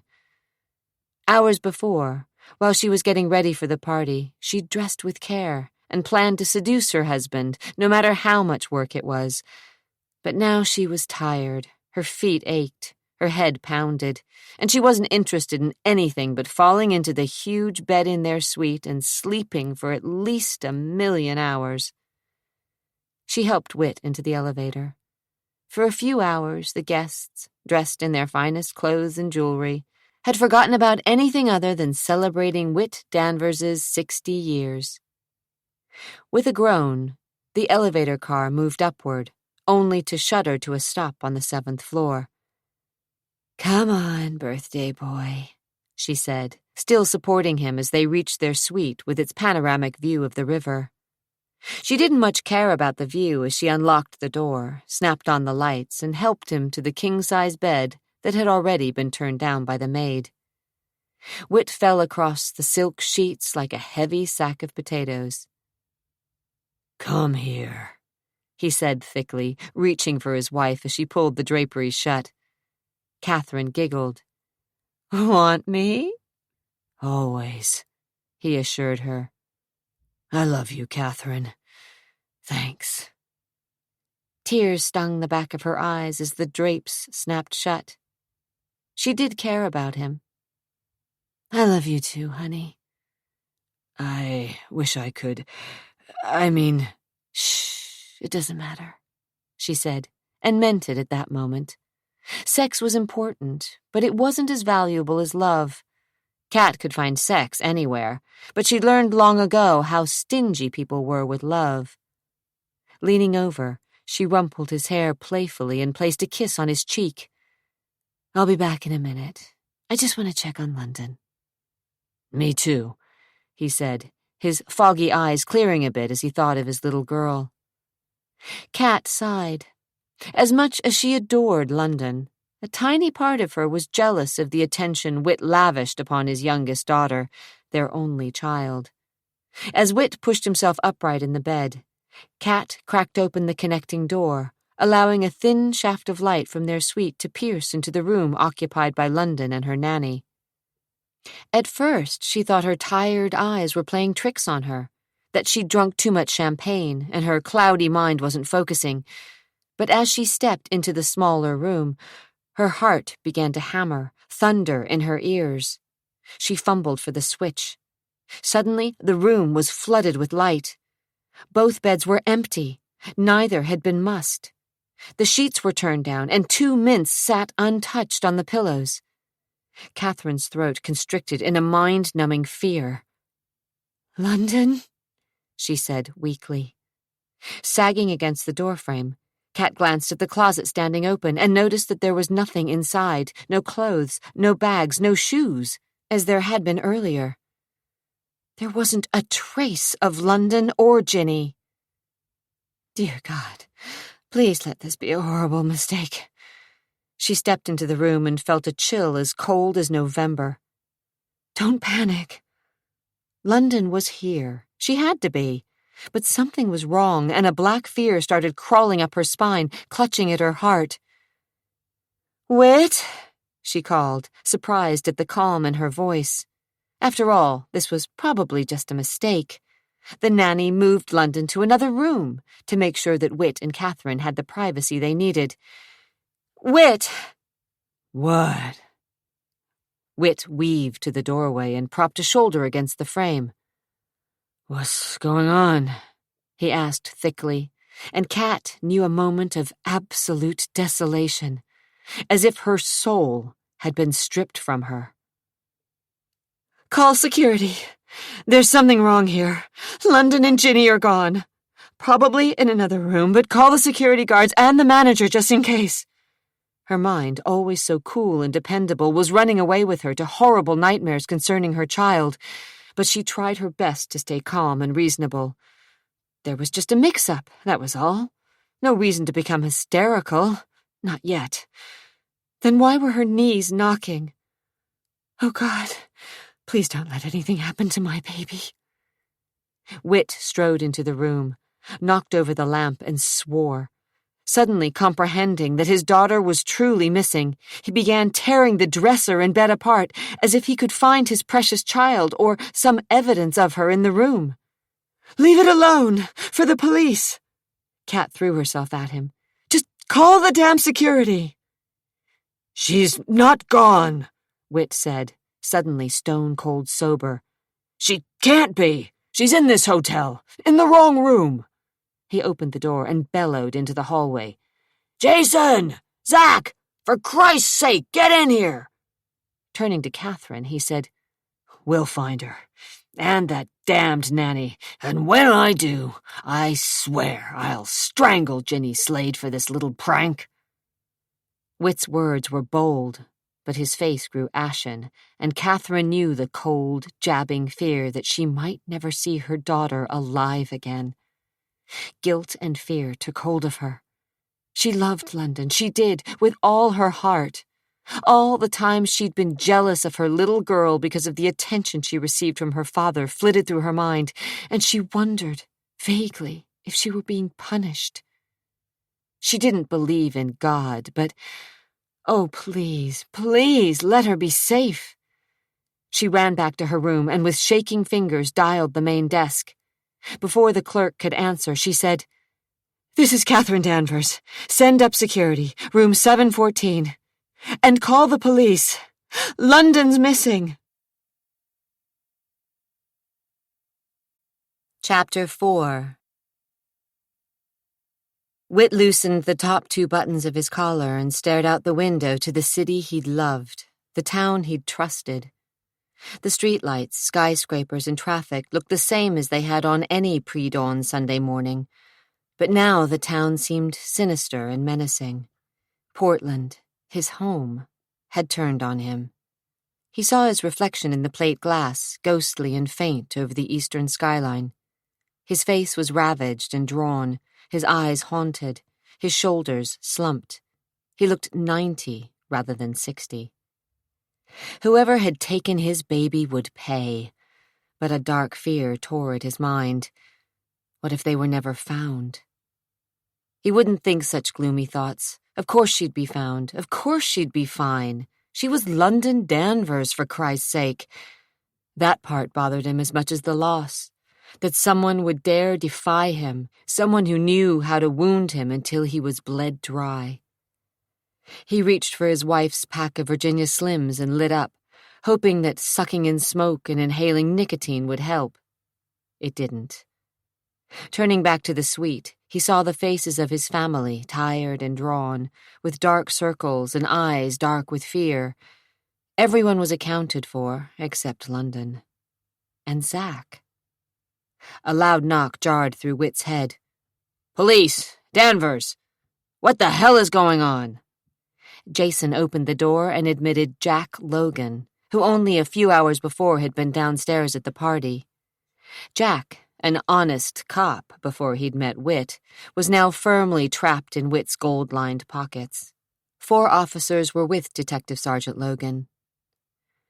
We got a call that London was kidnapped, Jack said, eyeing the group, taking a mental tally and coming up not 1, but 2 Danverses short. Looks that way. He stubbed out the damned cigarette in a cut-glass tray, then showed the police London's room.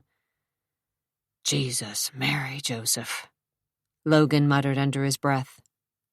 The room was photographed, dusted, and gone over with the proverbial fine-tooth comb.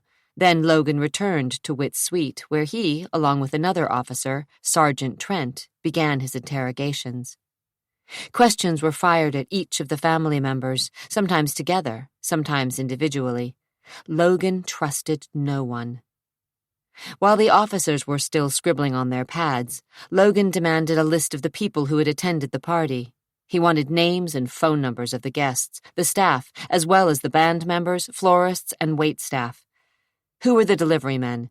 With what agency did Catherine book the entertainment? What about the baker and the ice sculptor? Were there any reporters or photographers present? Who was Ginny Slade? Where did she come from? Did she have any family? What were her references? What was her relationship with Zack? She has none, Catherine said emphatically, her cool confidence shattered. Eyes rimmed with streaking mascara, she glared at the detective sergeant. Zack isn't involved in— He's missing, isn't he? Logan countered, his lips thinning thoughtfully. You call that a coincidence? For Christ's sake, he's only 17. How could he be behind something like this? He was probably kidnapped as well, Whit interjected, and Logan sent him a harsh look that silently called him a fool. That boy's been in and out of trouble since he was 12, Whit. Face it. I've had to cover his ass more times than I can count. Nothing like this, Whit said quietly, though deep inside he felt a gut-wrenching fear that Logan was right. Zack had a chip on his shoulder the size of Nevada, and he'd never gotten along with anyone in the family, even London, though the precocious child had hung on his every word. You know who you've got to arrest, Logan. Polidori is behind this one. You don't know that. Like hell! Whit growled, suddenly snapping. The tension in the room was getting to him, and he felt as if his nerves were strung as tight as winch cables. Logan, still staring at Whit as if he were a buffoon, ran a gnarled hand through his snow-white hair. Logan's face was lined and ruddy, weather-beaten by the winds that had blown incessantly down the Columbia River Gorge while he pounded a beat on the east side for 10 years. Tiny lines webbed beneath the skin of his nose, adding a reddish tone, created by a lifelong love affair with Irish whiskey. A no-nonsense man, Logan seldom threw any punches. It had taken years for Whit to get the goods on the man, make him bend the rules a bit, and take a simple bribe.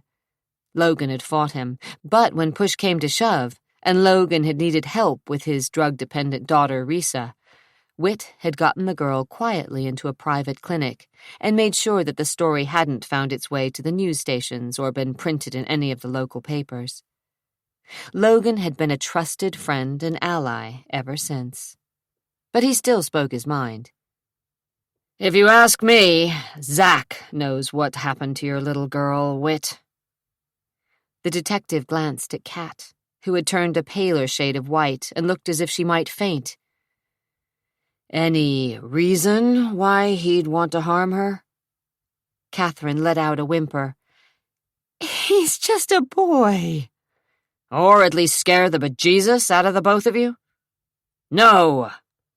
An uneasy feeling tightened in Whit's guts. He and Zack had never gotten along, They'd been oil and water for years, and the fact that Zack didn't seem to have one Danvers characteristic made Whit suspicious of the boy. There had always been rumors, ugly rumors, suggesting that Zack wasn't his son. Then there was the problem with Cat. Whit had seen her dancing with her stepson, leading him on, whispering in his ear, only to shut him down. Maybe out of vengeance. Hell no. Zack was the only one of his older children who seemed to like London. And he was 17, for crying out loud. 17! It's been known to happen, Logan was insisting. One kid gets jealous of another. No way! Zack's probably up to his butt in trouble, but he didn't take London. Think about it, Logan suggested, then started ordering some of his men to talk to everyone remotely associated with the Danvers family. Other officers were told to interrogate everyone staying at the hotel, then asked to check the records and contact guests who had stayed in the hotel for the last 3 months. While each family member was interrogated a second and third time, the detective sergeant kept track of the investigation via walkie-talkie. His men were situated throughout the building and checking every available space in the hotel, as well as working the grounds and spreading through the city, reporting anything remotely suspicious on the streets. Informants were contacted, and anyone with an arrest record for kidnapping was in for a shock, though Logan suspected that this case was different. This wasn't the work of penny ante crooks. This was different and deadly. Logan was a practical man, a cop who had fought his way through the ranks to make detective sergeant. He hadn't earned his position because of his education or his sophistication. He'd built his reputation by the simple fact that he always got the job done.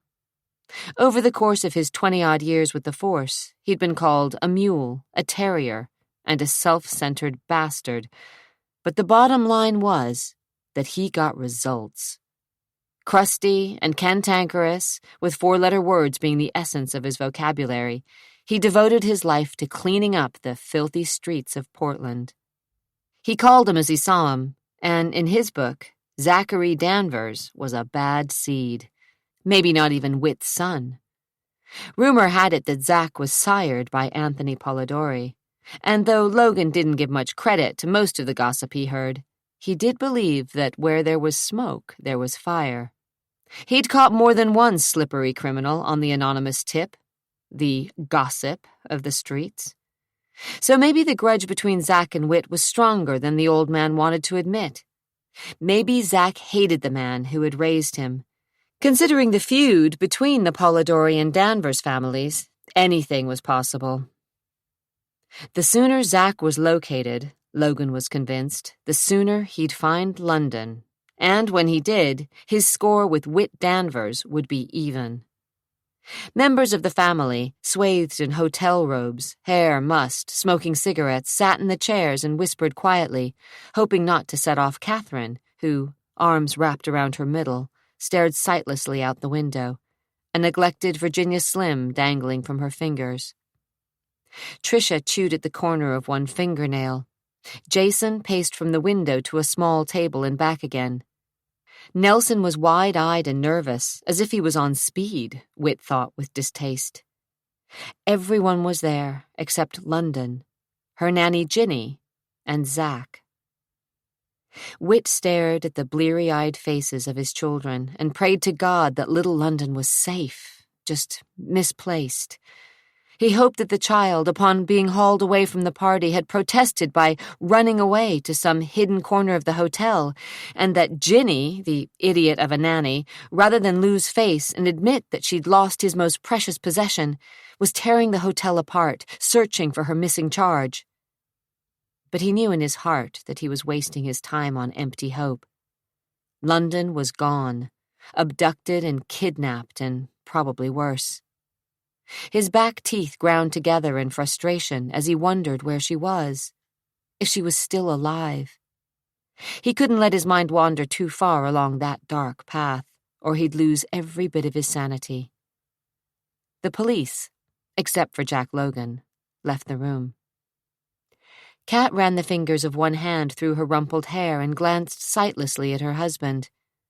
With effort, she stubbed out her cigarette. "I think we should do something."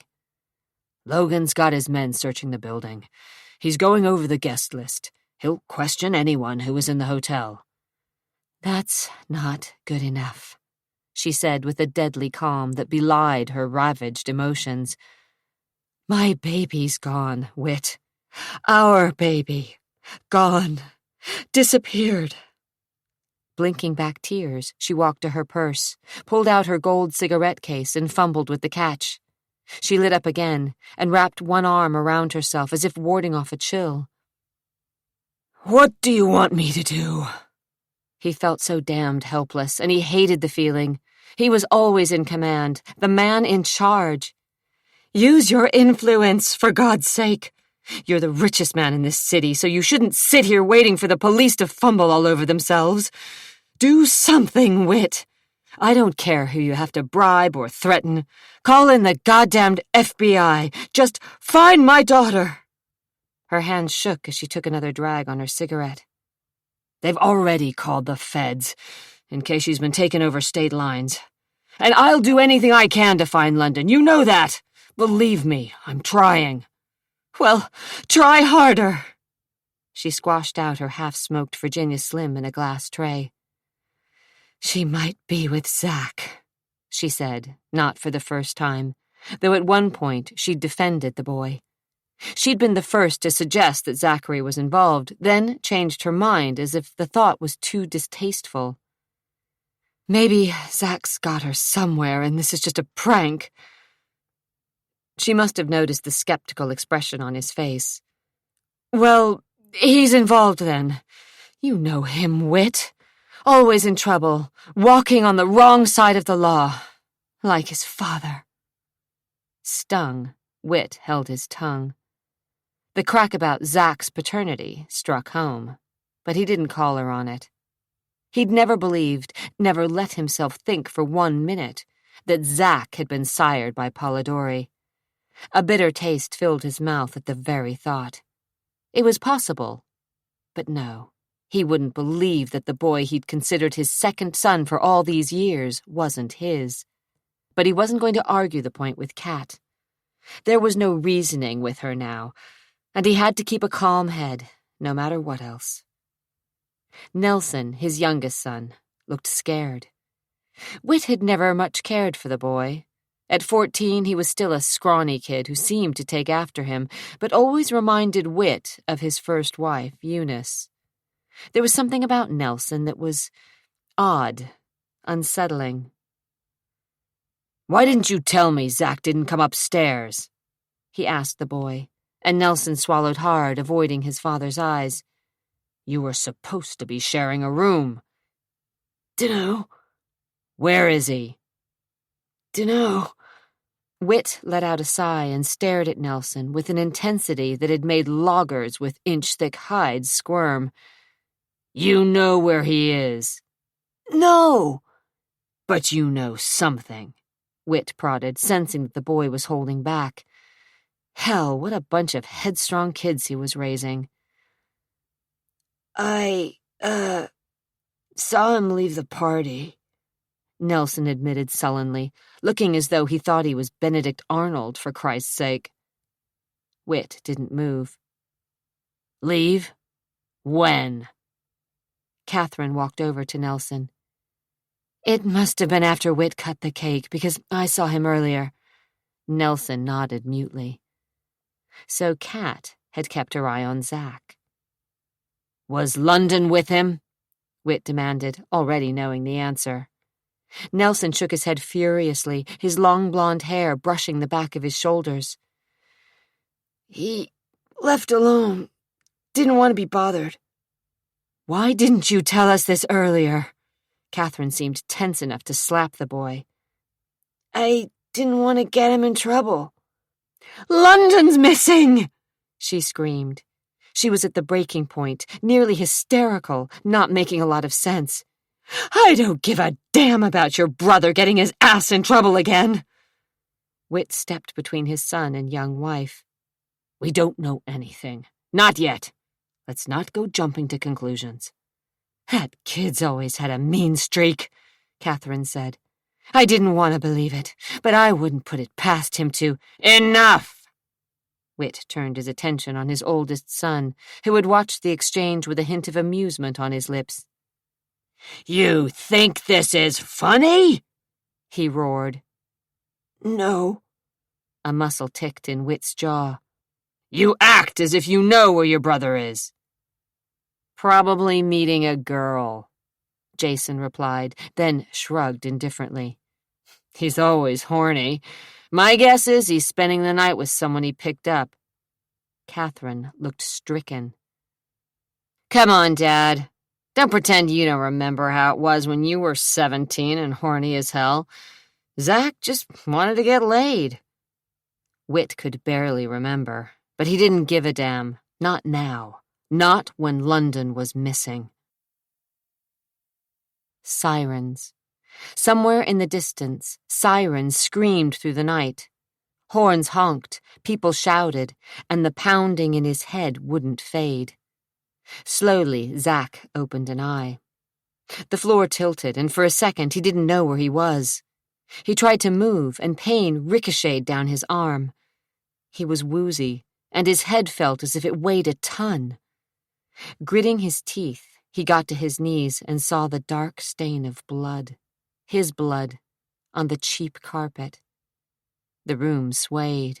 He was dizzy, his mind a blur, until he saw his bloody reflection in the mirror over the bureau. The Orion Hotel, room 307. Sophia. All at once, he remembered everything. The pretty girl, the hoodlums barging in and nearly killing him.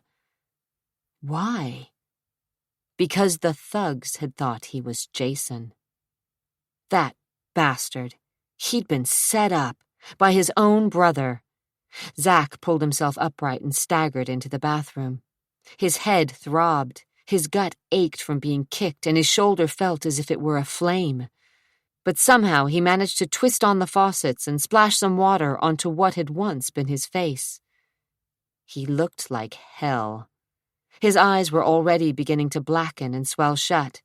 Blood crusted in his nostrils and clotted over his lips. One cheekbone was crushed, and a clean slice ran from the top of his head and down to his cheek. His monkey suit, the tuxedo Cat had bought for him, was torn and stained with blood. Shame and rage grappled with each other as he glared at his reflection. Jason had lured him with a hooker, a lousy hooker, and then let Zach take the fall. Jesus, he could have been killed. But he hadn't been. He was alive, and though he'd probably have to be stitched up at a hospital, he'd survive long enough to beat the living shit out of his brother. With a white terrycloth rag emblazoned with a black O, he cleaned his face, wincing when the warm water touched the knife wound. He didn't dare mess with his shoulder, couldn't afford to have it start bleeding again. Besides, he had to leave quickly. No way did he want to try and explain what had gone on here, or give the thugs another chance at him. He'd have to sneak back into the Hotel Danvers and up to his own room without being spotted by anyone. That shouldn't be too hard. According to his watch, it was almost 4:30, nearly dawn. Whit's party should have wound down to nothing. Anyone who was still awake would be too drunk to notice Zach slinking in. And then he'd hunt down his older brother and beat the piss out of him. Jason had a lot to answer for. He slipped out of the room unnoticed, took the stairs to the first floor, and while the desk clerk had his back turned, Zach crossed the lobby, hurried past the magazine stand where some old coot was hoping to sell the early edition of the newspaper, and was out the door. A summer storm had hit. Warm rain lashed from the sky, puddling on the sidewalk and drizzling down the back of Zach's neck. Ducking his head against the wind, he started back toward the Hotel Danvers. He hunched his shoulders. His legs felt as if they were made of rubber. As he rounded a corner, he noticed the police cars, 6 or 7 of them, parked in front of the hotel like vultures hovering over a dying sheep. Blue and red lights flashed against the side of the building, and a dozen uniformed officers milled around the grounds. Zack stopped dead in his tracks. His anger turned to fear as he realized what had happened. Joey and his pal had probably left Zack and attacked his older brother right in his father's hotel. Jason was dead. Oh, God. Without realizing what he was doing, Zack started running, forcing his heavy legs forward, unaware of the sight he made, unafraid of the police with their riot sticks and guns. His footsteps pounded on the wet cement, and he dashed across the cross streets, ignoring the early morning traffic, mindless of the brakes squealing and the horns honking as he flew toward the hotel. Jason! Oh, God! "Hey, you!" a loud male voice yelled. Zack didn't pay any attention. He sidestepped between two parked cars. "Kid, I'm talking to you! Stop!"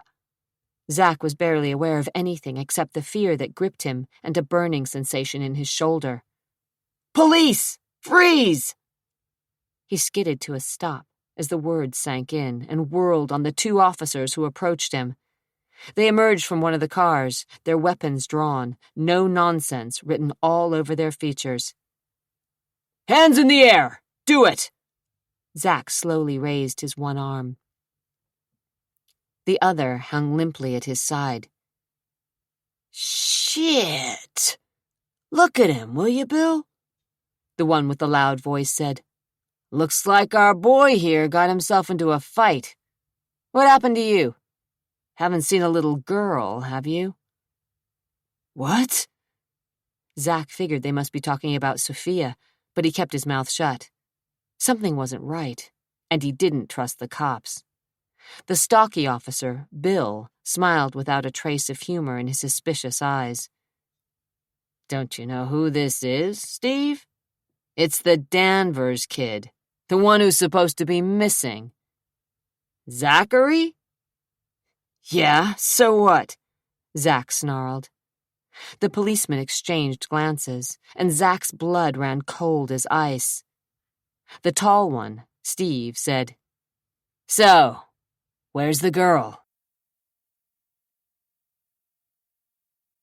Part 3, 1993.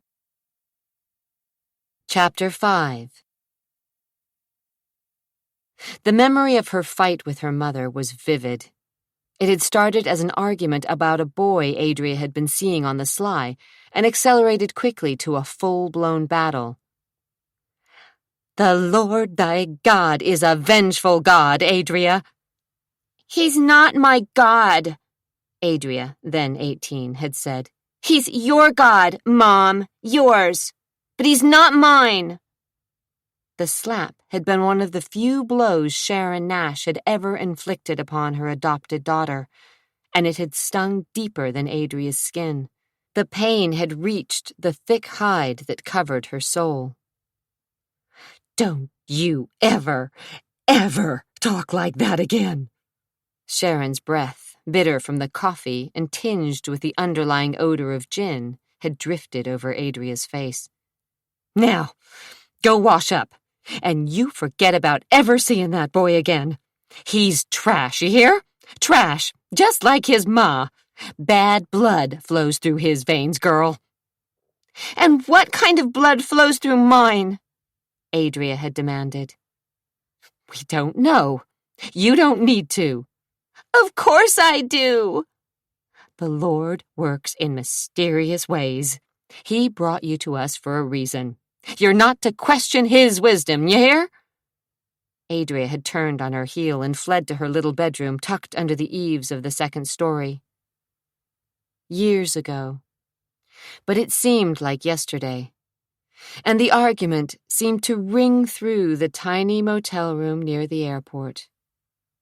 She remembered the fight because of Zachary Danvers, another rogue, another man she should avoid. Though she'd only talked with him for a few minutes, she'd read all about him and his family, her family, and she hadn't been disappointed. He was the black sheep of the family, kicked out of the house and cut out of his father's will more often than not. He did things his own way, didn't give a hang that he was born rich, and he was cursed with an irreverent spirit that just might want to help her find the truth. Or maybe not. In the year before his father's death, Zack and wit had seemed to bury the hatchet. Nonetheless, she knew instinctively that he would be her only ally in the family. The others appeared to be ready to pick at the old man's bones and take his fortune.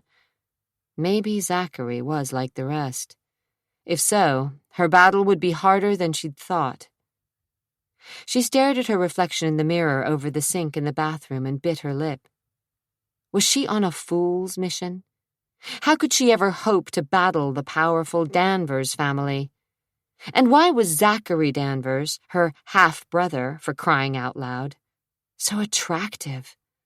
Adria had always been drawn to the kind of men her mother despised, the rebels and misfits and loners whom Sharon Nash found repulsive, the Zack Danvers of the world. Yet Zack was the one member of the Danvers family she instinctively turned to, the only one of her siblings she felt she could trust. Trust! She snorted a laugh at her own foolishness. Zachary Danvers was about as trustworthy as a hungry rattler with a trapped mouse.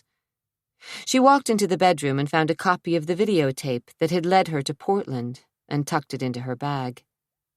As she snapped the purse closed, she wondered why she never seemed to learn that very important lesson about men. Just because Zack might be her half-brother didn't mean he was safe. He was a predatory man, a man who would take any challenge, a man with a wild streak that he hadn't yet tamed, a man who wouldn't care one bit if she were his half-sister. There was an animal side of him, pure male and extremely lethal, that defied the bounds of kinship.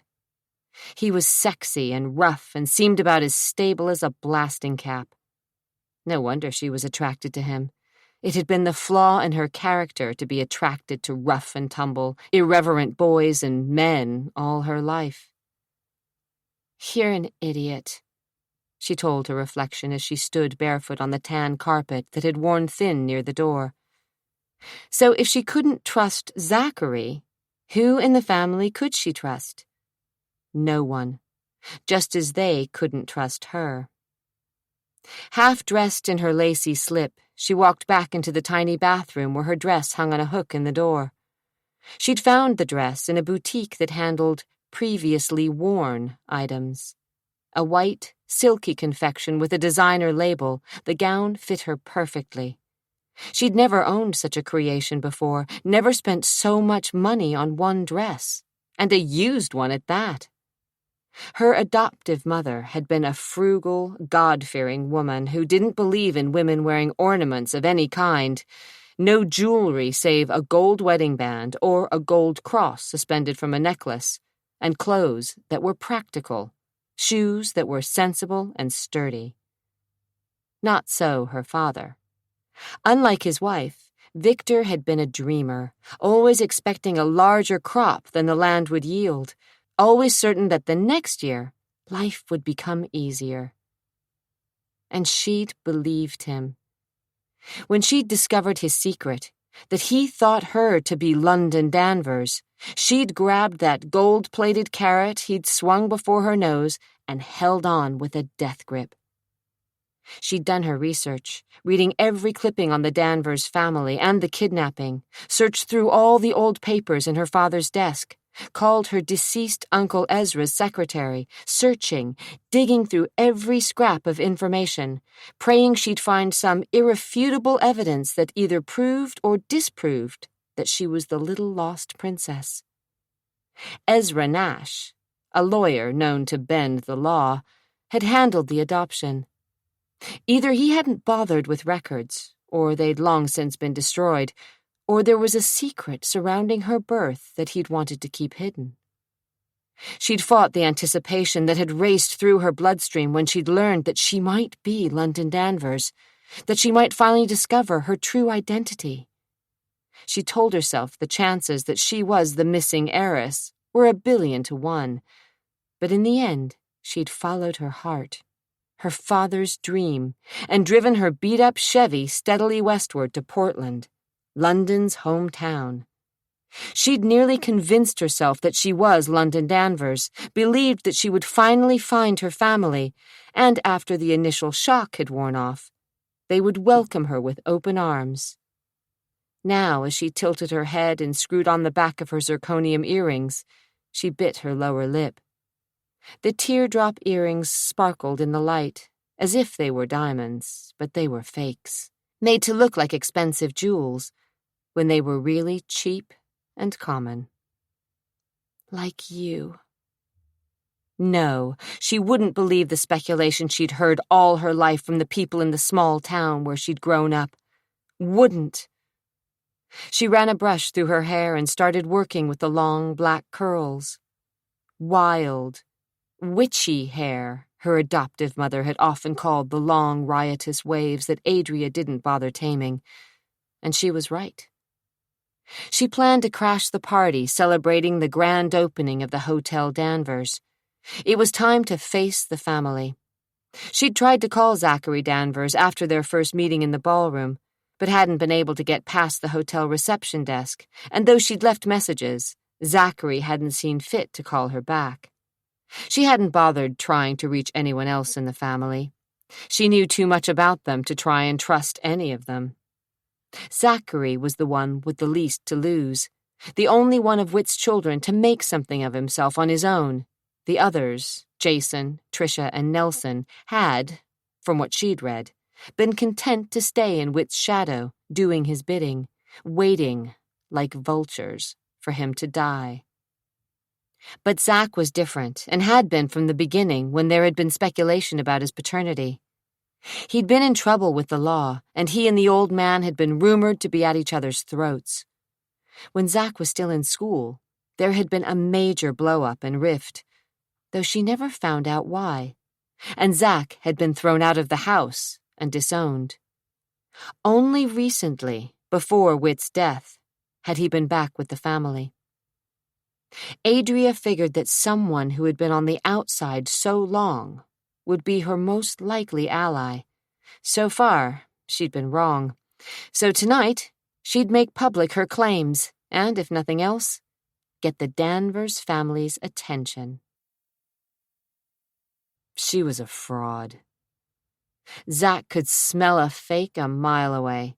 And this woman, this black-haired woman with the mysterious blue eyes and hint of irreverence in her smile when she claimed to be London, was as phony as the proverbial $3 bill. But he couldn't get her out of his mind. He'd tried, but she kept swimming to the surface of his consciousness, toying with his thoughts.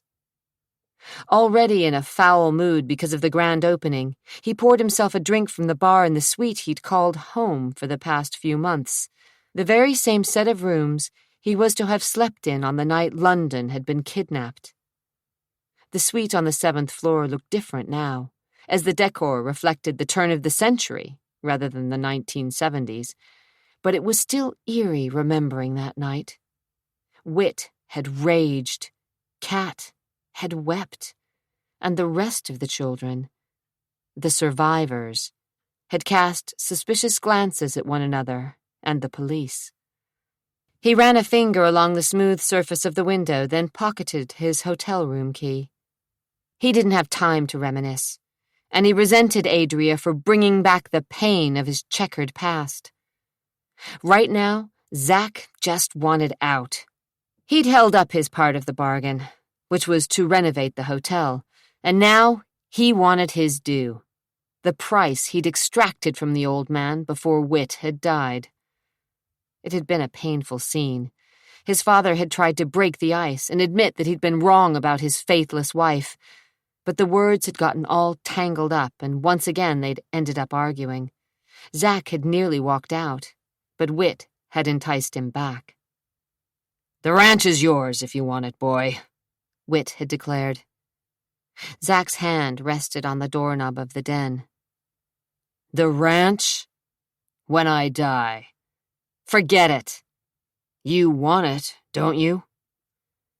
Zach had turned and skewered his father with a stare intended to cut through steel.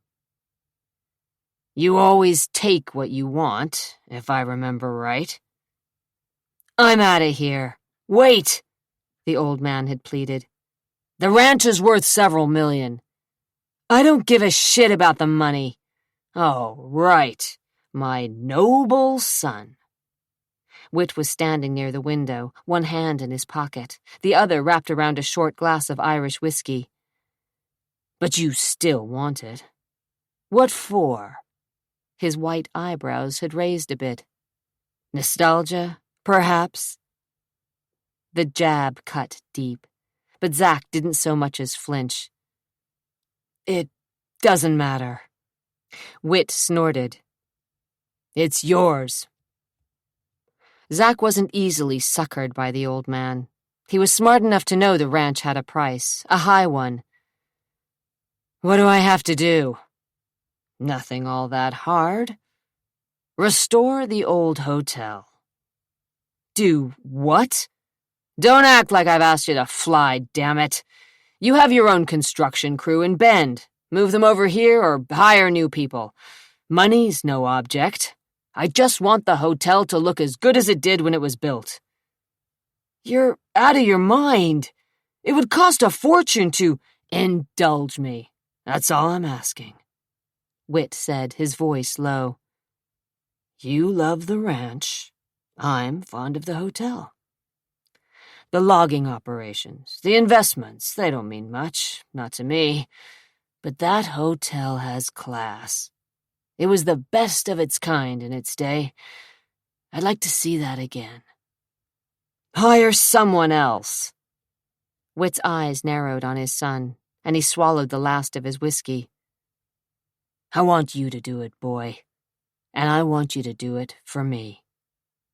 "Go to hell." "Already been there. Seems as if you had something to do with that." Zack's throat tightened. He'd never seen eye to eye with the old man, but knew an olive branch when it was thrust under his nose, and this particular branch was attached by a silver chain to the deed to the ranch.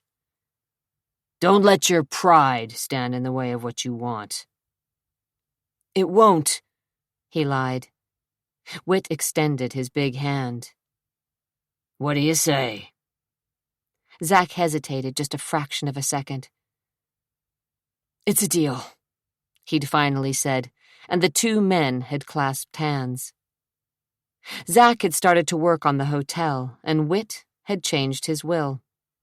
The project to reclaim the Hotel Danvers and refurbish the old building to its earlier grandeur had lasted over 2 years, and Whit had died long before it was finished, never realizing his dream. Zack had been able to spend most of his time at the ranch until a year ago. Then the job had become so involved that he'd been forced to move to Portland to ensure that all the finishing touches were just right. Now he tightened the knot of his tie around his throat. He had to get through the grand opening, check a few last bugs, and then get the hell out of Dodge. What about Adria? Christ, why couldn't he stop thinking about her? It seemed that she was always there, close to the surface of his thoughts, just as Kat had been. A curse, that's what it was, for, like it or not, she did resemble his deceased stepmother. That black hair, her clear blue eyes, her pointy chin and high cheekbones, replicas of Catherine LaRouche Danvers.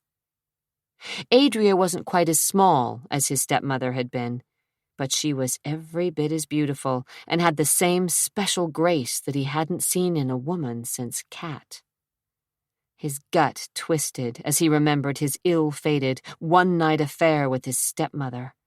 The passion, the danger, the thrill that he'd never found with another woman. At the memory of his stepmother, a forbidden heat curled through his blood. She'd seduced him, taken his virginity, shown him a glimpse of heaven, then heaved him through the gates of a hell that was to be the remainder of his life. Not that he would have changed a thing. So why did his one meeting with Adria Nash conjure up such vivid memories of what he'd tried to hide for so long? He hadn't seen Adria since she'd appeared in the ballroom, all starry-eyed as she'd tried to convince him that she was his long-lost half-sister. But he knew she'd turn up again. Like the proverbial bad penny, they always did. She'd tried phoning him, and he hadn't bothered returning her calls. He wouldn't give her the satisfaction or the false hope. She wasn't the first imposter trying to claim to be darling little London, and she sure as hell wouldn't be the last. Sticking 2 fingers under the stiff collar of his tuxedo, he growled at his reflection and wondered why he bothered with the stupid monkey suit at all. Formality. And he hated it, just as he hated the party he was about to attend. He glanced at his duffel bag, packed and ready to go. He'd be out of here by noon tomorrow. Good riddance, he muttered as he locked the door behind him and strode along the corridor to the elevators. He hadn't told the rest of the family about Adria's visit. No reason. They'd all just wind themselves in tighter knots than they had tied themselves into already. The old man's estate hadn't been settled yet, and if the principal heirs got wind of the fact that another London impersonator had shown up— One side of his mouth lifted at the thought. He ran his thumbnail along the edge of the brass rail in the elevator car and considered dropping the bomb, then discarded the idea. He was well past toying with his siblings just to get a reaction. The car stopped on the 2nd floor, and Zachary stared into the open doors of the ballroom. Guests, like flocking birds, had already collected. A sense of déjà vu crept over him as he heard the rustle of silk, the clink of crystal, and the murmur of soft laughter. There hadn't been an event in this room for almost 20 years. The last party had been Whit's 60th birthday. Beneath his tuxedo jacket and shirt, his shoulder muscles bunched as if he expected trouble. From the corner, a pianist in long tails was playing on a concert grand that gleamed like polished ebony. Zachary recognized the tune, the theme from a recent movie, but he didn't pay much attention. Champagne flowed from a fountain that gurgled to a pool at the base of an ice sculpture of a rearing horse, the symbol for the Hotel Danvers. Pink roses floated in crystal vases, and petals were strewn across linen tablecloths. A fist nodded in Zach's stomach. This was too much as it had been on that fateful night when London disappeared. He'd let Tricia handle the arrangements for the event, barely listening as she'd rattled off the guest list, the menu, the musicians, the artists, or anything else to do with the damned celebration. He'd told her to do what she wanted. He'd done his part in fixing up the old hotel, and he'd stick around for the party, but that was it. He had no interest in the grand opening itself. Now he wondered if he'd let loose a demon. This celebration was certain to evoke memories of the surprise party Kat had thrown for Whit on his 60th birthday. The twinkling white lights in the trees, the polished dance floor, the prestigious guest list, even the champagne, served in long-throated glasses, were reminiscent of the faded celebration. He swept past a table laden with hors d'oeuvres. Making a beeline toward the bar, he ignored his brother, who was waving for him to join a group of his friends. The men with him looked a lot like Jason. Neatly trimmed hair, impeccable and expensive tuxedos, polished shoes, bodies built at exclusive athletic clubs. Zachary was willing to bet they were all junior partners in some stuffy law firm in the city. Who needed them? Insolently, Zach leaned an elbow on the bar. The bartender, barely 21 and sporting a thin mustache, trimmed beard, and gold earring, smiled. "What'll it be?" "A beer." "Pardon?" "Henry's, Coors, Miller, on tap or in a bottle, I don't care. Anything you've got." The bartender offered a patronizing smile. "I'm sorry, sir. We don't have—" "Get some," Zachary growled, and the bartender, though perturbed, spoke quickly to a passing waiter who scurried off in the direction of the service elevators. "Hey, Zach! Great job! The place looks fabulous!" A female voice enthused from somewhere behind him. Zach didn't bother to respond. Another woman, someone from the press, he thought, caught hold of his arm. "Just a few questions, Mr. Danvers, about the hotel. I think my sister sent out a press release." "I know, but I have some questions." Zach was barely civil. "Speak to Trisha McKittrick. She's the interior decorator." "But you were the general contractor." "She handled all the interior design." Turning on his heel, Zach left the woman with her questions and glanced pointedly at his watch. Jason was going to make some sort of speech and be congratulated by the mayor, the governor, and someone from the Historical Society. Zach would stick around, get his face photographed a couple of times, then make good his escape. Still waiting for his beer, Zach paced to the windows, frowning, wishing the evening were over. He shouldn't have agreed to stay. Damn, he was getting soft. There was a time when he would have told Jason explicitly what he could do to himself if his brother had asked that Zach be a part of this farce. As it was, probably because of some sort of egotistical pride in what he'd accomplished here at the hotel, Zach had reluctantly agreed. "You're as bad as the rest of them, Danvers. Always hoping for a little glory." "Mr. Danvers?" Zach blinked and found the waiter carrying a silver platter with a long-necked bottle of Henry Weinhardt's Private Reserve and a frosted glass. With a crooked smile, Zach grabbed the beer. "Don't need that." He pointed to the glass as he twisted off the cap and dropped it onto the tray. "But I will want more than just this one." "At the bar, sir, when you're ready." "Thanks." Zach took a long tug on his bottle and felt better. He glanced out the window and saw the stream of glossy white limousines waiting to pull up to the striped awning and deposit their guests, the elite of Portland, to the front doors. Men in dark tuxedos, women in jewels, furs, and silk emerged from their modern-day royal coaches and dashed into the hotel. It was a joke. He itched for a smoke and told himself to forget it. He'd given up that particular vice nearly 5 years ago. Leaning a shoulder against the window panes, he glared out at the night. Then he saw her. Like a ghost from his past, Adria Nash appeared on the opposite street corner. His insides twisted as he watched her weave through the clogged traffic, dashing among cabs, limos, and cars idling near the front door of the hotel. Wrapped in the same black coat she'd worn before, she sidestepped puddles and swept past the doorman. So she'd had the guts to show up here. With a final swallow, he finished his drink, left the empty bottle on the corner of the table, and moved quickly through the crowd. Several people tried to stop him. Women offered him encouraging smiles, and men looked up as he passed. He was probably the subject of more than one conversation, but he didn't really care that he was labeled the black sheep of the family, or that people thought he'd reconciled with the old man just before Whit had died to get himself back in the will. As he dashed through the double doors, he saw her, smiling at the hotel manager, assuring him she had an invitation.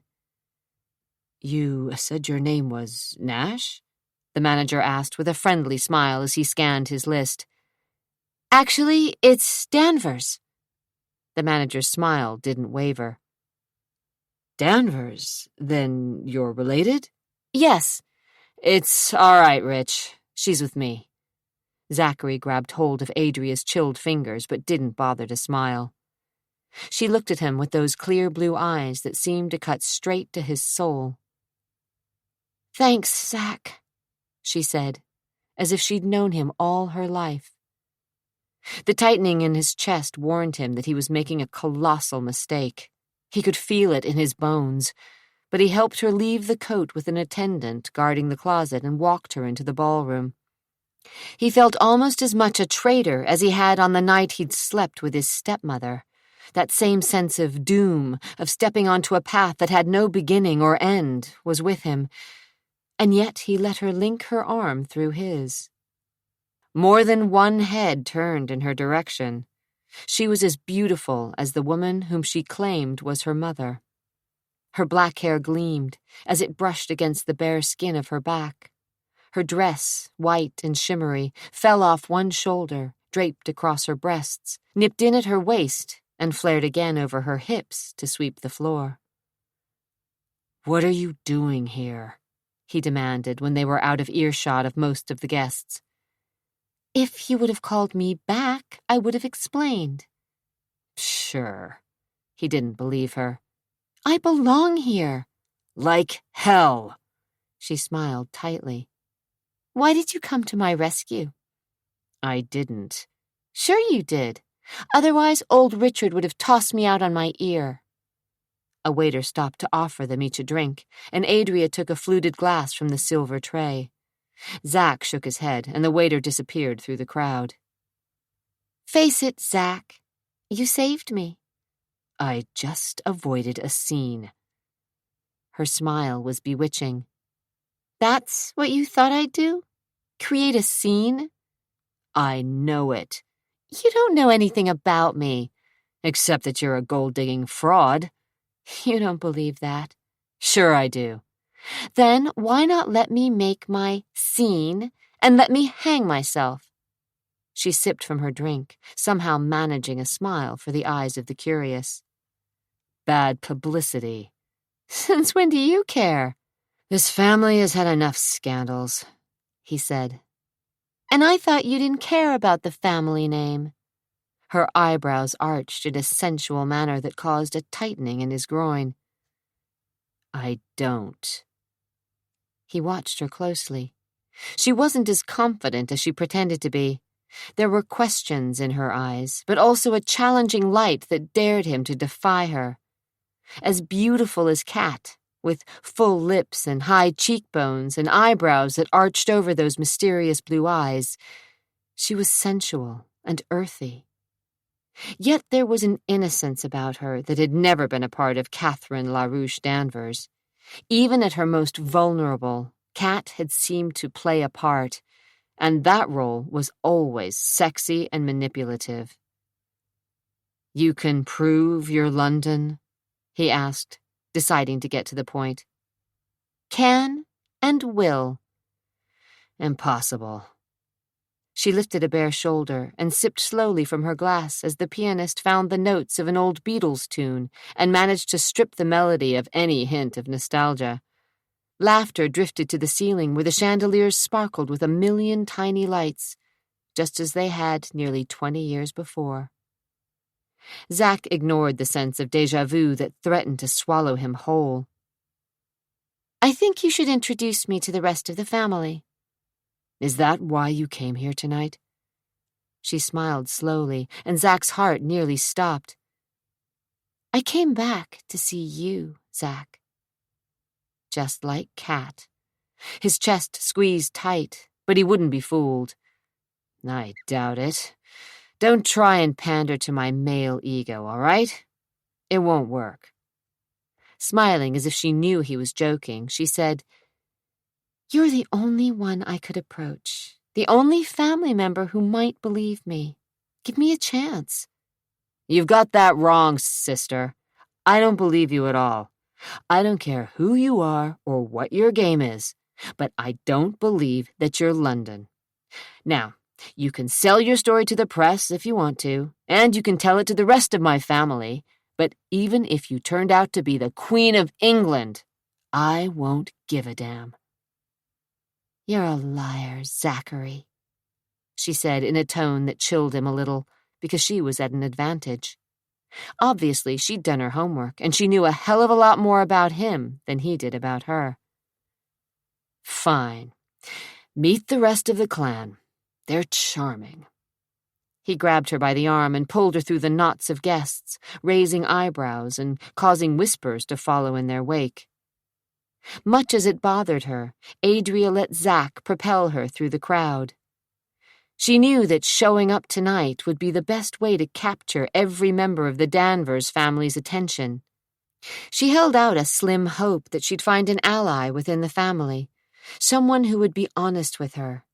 She'd thought that person might be Zachary because of everything she'd read about him, how, soon after his sister's kidnapping, he'd been disinherited, how he was always at odds with his father, how he'd struck out on his own and made a small fortune out of a bankrupt construction company that he'd managed to turn around.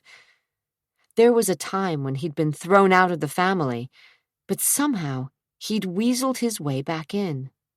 Street smart, with a ruthless edge, Zack always seemed to land on his feet.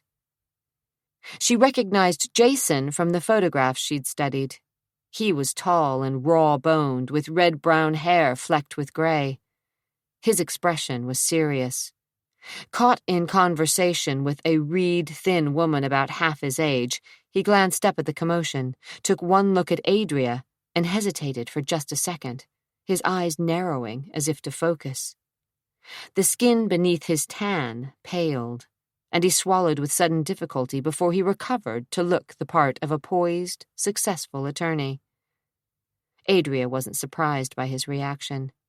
She knew of her uncanny resemblance to the woman who was supposed to have been her mother, saw in the fear flashing through Jason's blue eyes that he recognized it too.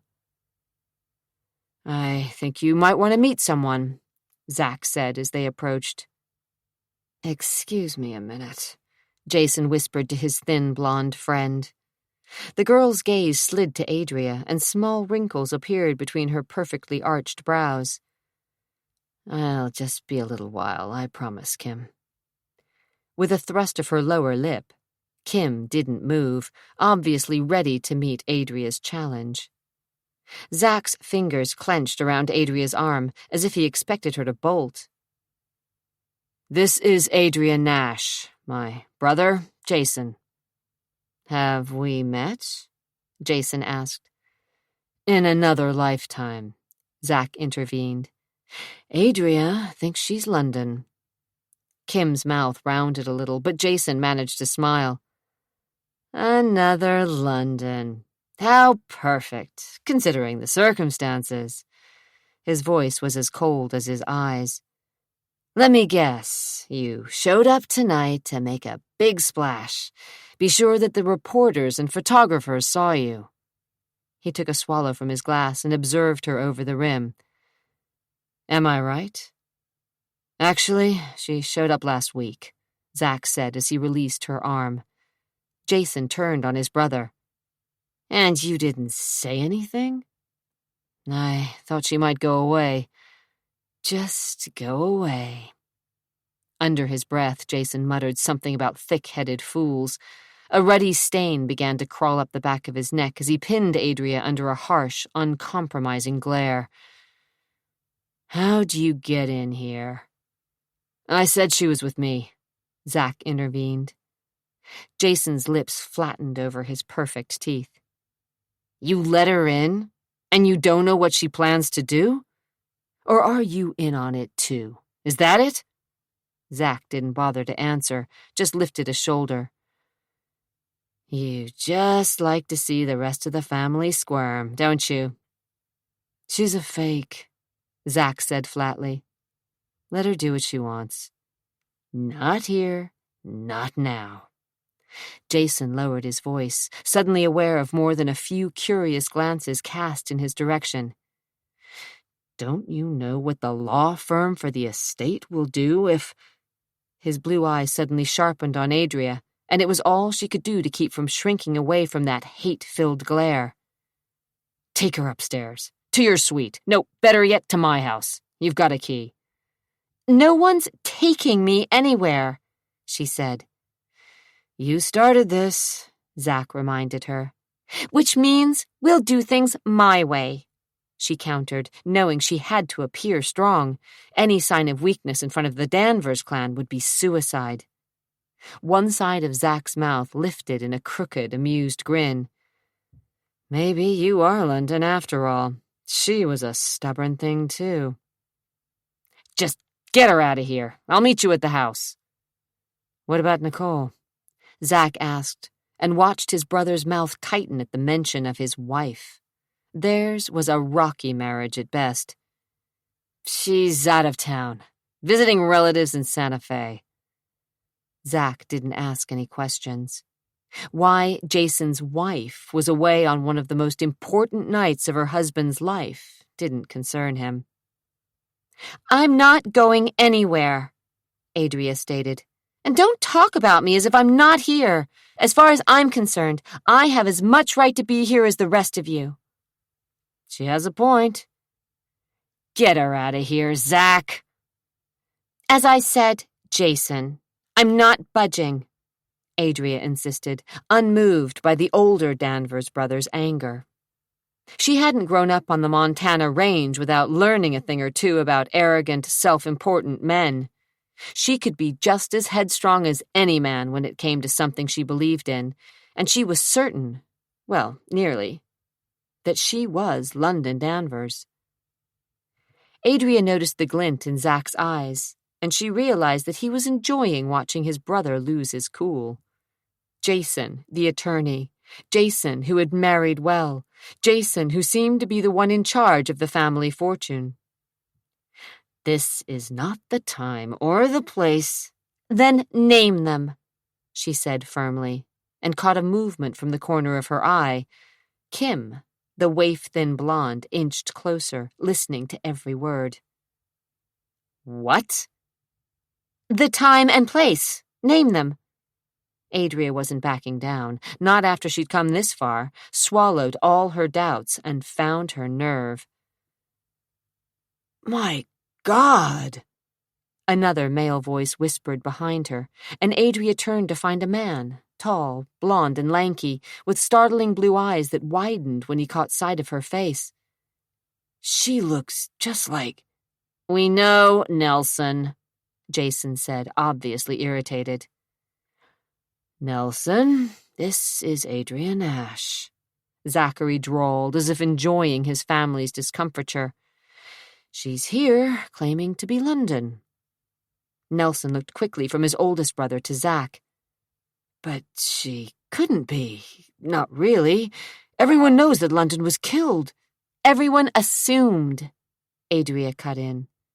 Jason's temper snapped. He glared at Zach. "You got her in here. You get her out." "Maybe I'm not ready to go." "If you want anyone in this family to listen to your story with an open mind, you'll haul your sweet ass out of here," Jason ordered. "I'll take care of her." Zach's hands were coiling around her arm again, but she jerked away from him. "I don't need anyone to take care of me," she said, suddenly defiant. "Then why are you here?" Jason asked. "If not for a piece of the pie, for someone to take care of you, why didn't you stay wherever it is you came from?" "Because I need to know." "So, this isn't about money?" She didn't answer, and Jason smiled without a trace of warmth. His companion, the woman he'd called Kim, watched her with interested eyes. "It's always about money, Adria," Jason said as the pianist took a break and the music suddenly stopped. "No reason to lie about it." Before she could respond, Zach had grabbed her, and this time he didn't let go. No amount of wriggling could pull her arm free, and rather than make a scene, she allowed herself to be shepherded from the familiar ballroom. She knew she'd been here years before. Everything was nearly the same. The lights, the music. No, there had been a band instead of a solitary pianist, and the champagne glasses had been a different shape. And there were other changes as well. There had been a huge green cake ablaze with 60 candles, and the ice sculpture had been of a running horse rather than a rearing stallion. And the rose petals had been cast upon the floor, creating a fragrant pink carpet. Surely she was remembering Whit's 60th birthday, her last night with her parents. Or was she only dreaming, caught in the fantasy that was London Danvers? In the past few months, she'd read every newspaper article, studied every photograph, read every word she could find about the Danvers family. She recognized her half-brothers from the pictures she'd seen of them, and would have recognized her parents, had they still lived. Whit had never given up believing that his favorite daughter would return to reclaim her heritage, and he'd left $1 million reward for anyone who could find her. He'd also provided for London in his will, and his estate was rumored to be valued at well over $100 million. The money wasn't important, she told herself as Zachary retrieved her coat, but she was determined to find out the truth, and damn the consequences. Gold digger, bitch, fraud! Watching from the shadows of a tiny alley, Catherine LaRouche Danvers's killer stared after the car that sped away. Rain drizzled relentlessly from the sky, gurgling in the gutters, dripping from the eaves, doing nothing to soothe the white-hot rage that was being experienced by Catherine's killer. Hadn't Catherine's death been enough? Why would this spawn of the she-devil show up now? If Adria Nash did prove to be the bitch's daughter, then everything would be ruined, the Danvers fortune splintered. But of course she was a fraud. She had to be. The fists of Catherine's killer were clenched so hard they ached. Near the curb there was the scratch of tiny claws, barely discernible over the gurgle of water in the gutters and downspouts. Glancing down, the killer spied a wet, half-crippled rat, long tail dragging behind, slide toward a crevice in the sidewalk. Tiny eyes caught in the reflection from the street lamps, and blood dripped from a wound near one motionless back leg. "Go away!" the killer hissed, rattled for a second before thoughts of Adria Nash and her outrageous claim returned. "Calm down. Collect yourself. You can handle this. Haven't you always? The family owes you a big debt, and they don't even know it." "She's not London." "Probably not. Most likely not. But you can't take a chance. You've worked too hard to let it fall apart now. You have to stop her." "She's not London." "Perhaps so. But she's the right age, isn't she? And she's the spitting image of Cat. You saw the features of her face. She has the same bone structure, identical cheekbones and eyes, and her hair. Could it be more like Cat's? She's a dead ringer." Rage curled white-hot at the thought of Catherine, beautiful, sexy, sleek. No wonder she'd turned so many heads. Women had found her strangely fascinating. Men had felt the eroticism that was so innately a part of her. A bad taste crawled up the throat of Catherine's killer. It couldn't happen. The Danvers fortune couldn't be destroyed. A pitiful squeak caught the killer's attention. The rat again! It was too large or wounded to squeeze through the crack in the curb. The frightened rodent was eyed as it hobbled quickly back and forth, searching anxiously for a way out of the alley. Its pinkish nose quivered in the darkness. Tiny teeth, ready to be bared if it were to be cornered. The rat scurried to the relative safety behind a parked van.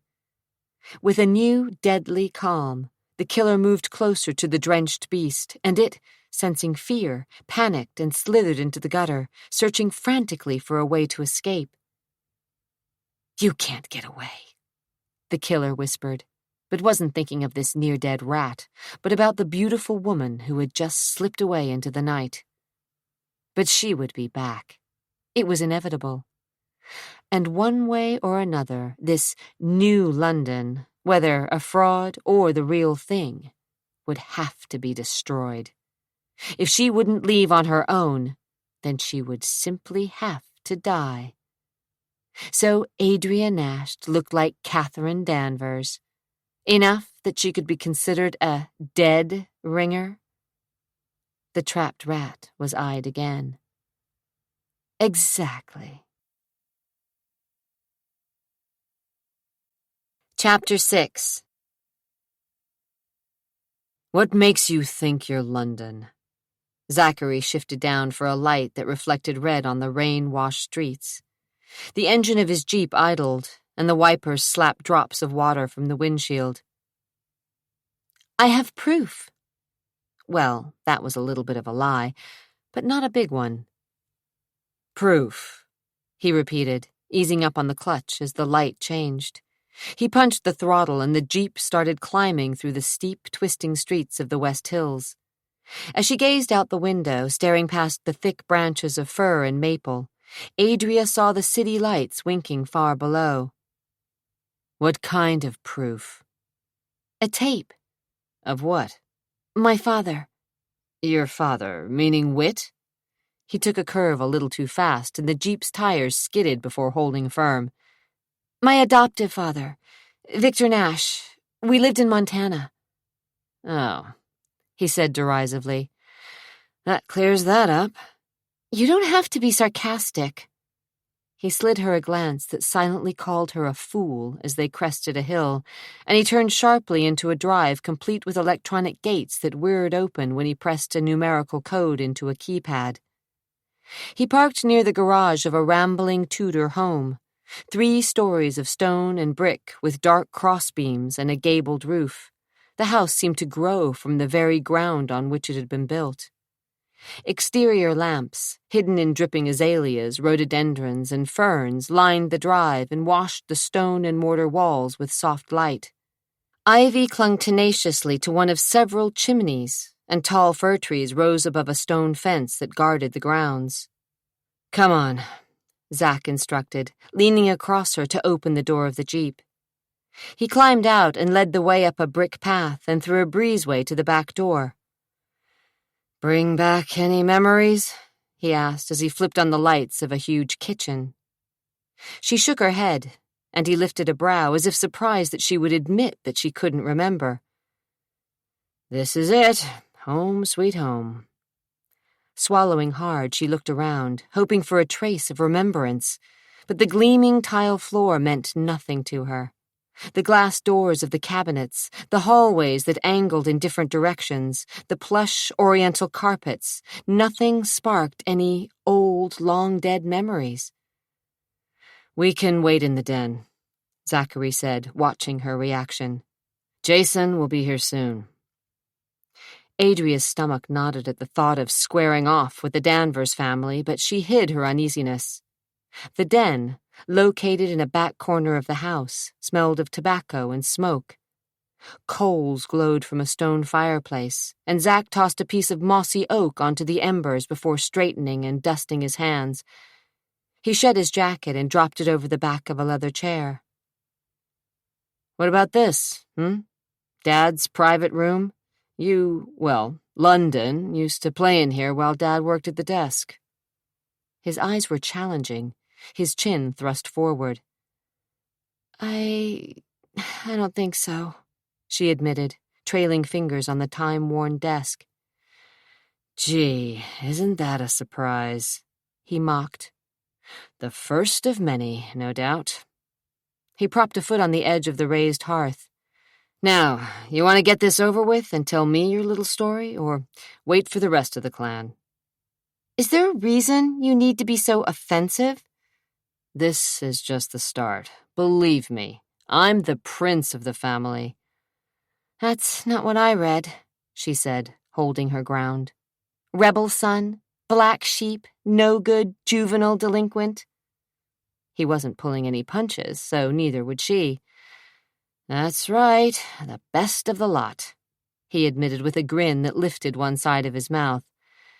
Now, what's it going to be, Miss Nash? I don't see any reason to repeat myself. We can wait for the rest of the family. Your choice. His gray eyes were glacial, as warm as an Arctic sky as he gave her a cursory glance, then walked to the bar. Drink? I don't think it would be such a good idea. Might take the edge off. He found a bottle of scotch and poured a stiff shot into a short crystal glass. Believe me, you'll need it before they're done with you. If you're trying to scare me, it's a waste of time. He shook his head as he raised the glass to his lips. Just warning you. Thanks, but I think I can handle whatever it is they have to say. You'll be the first. Good. Shrugging, he drained the drink and set the empty glass on the bar. Have a seat. Waving to a couch, he pulled off his tie, unbuttoned the top button of his shirt, and rolled up his sleeves. Dark hair dusted his forearms, and despite the season, his skin was tanned. Just for the sake of argument, he said, how much would it take to have you close your mouth and go home? Pardon? He rested his hands on the bar and pinned her with an uncompromising glare.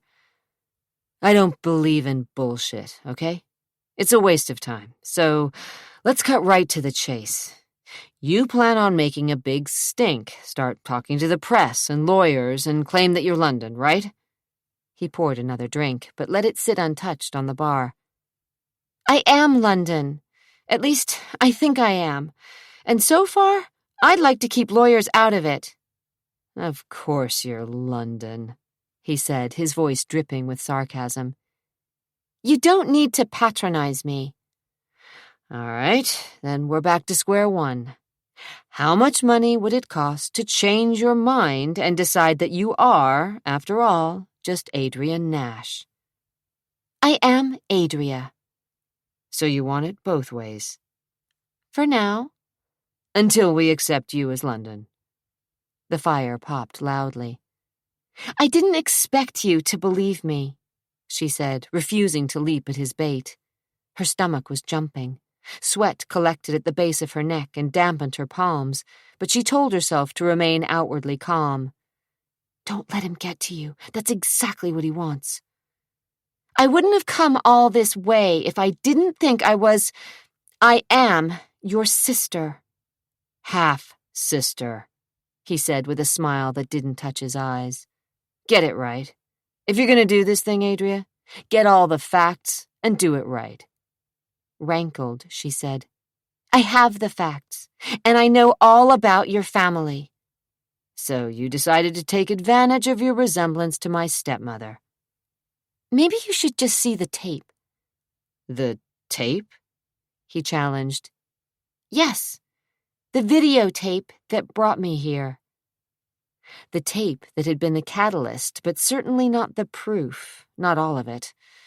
Suddenly it seemed frail, as fragile as her father's dreams and beliefs that she was some sort of modern-day princess. I found it after my father died. He left it for me. Can't wait, he muttered sarcastically. Glancing at her for a moment, he poured a second glass. But we'll wait to start the show. He set her drink on the corner of a glass-topped coffee table, then snatched his off the bar and claimed his position at the window. He stood like a sentry, staring through the rain-drizzled glass. Standing, she said, If you don't mind, I'd like to use the powder room. Powder room, he said with a snort. Kind of a fancy term for a farm girl from Montana.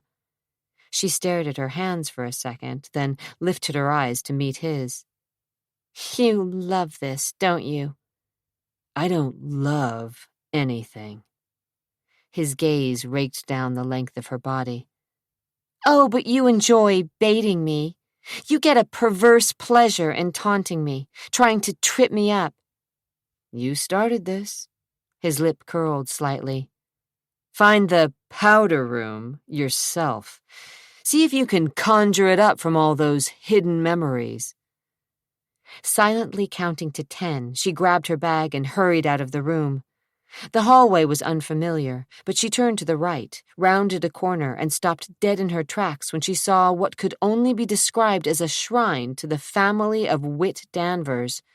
Pictures, plaques, and trophies resting in a glass case cut into the wall were displayed prominently.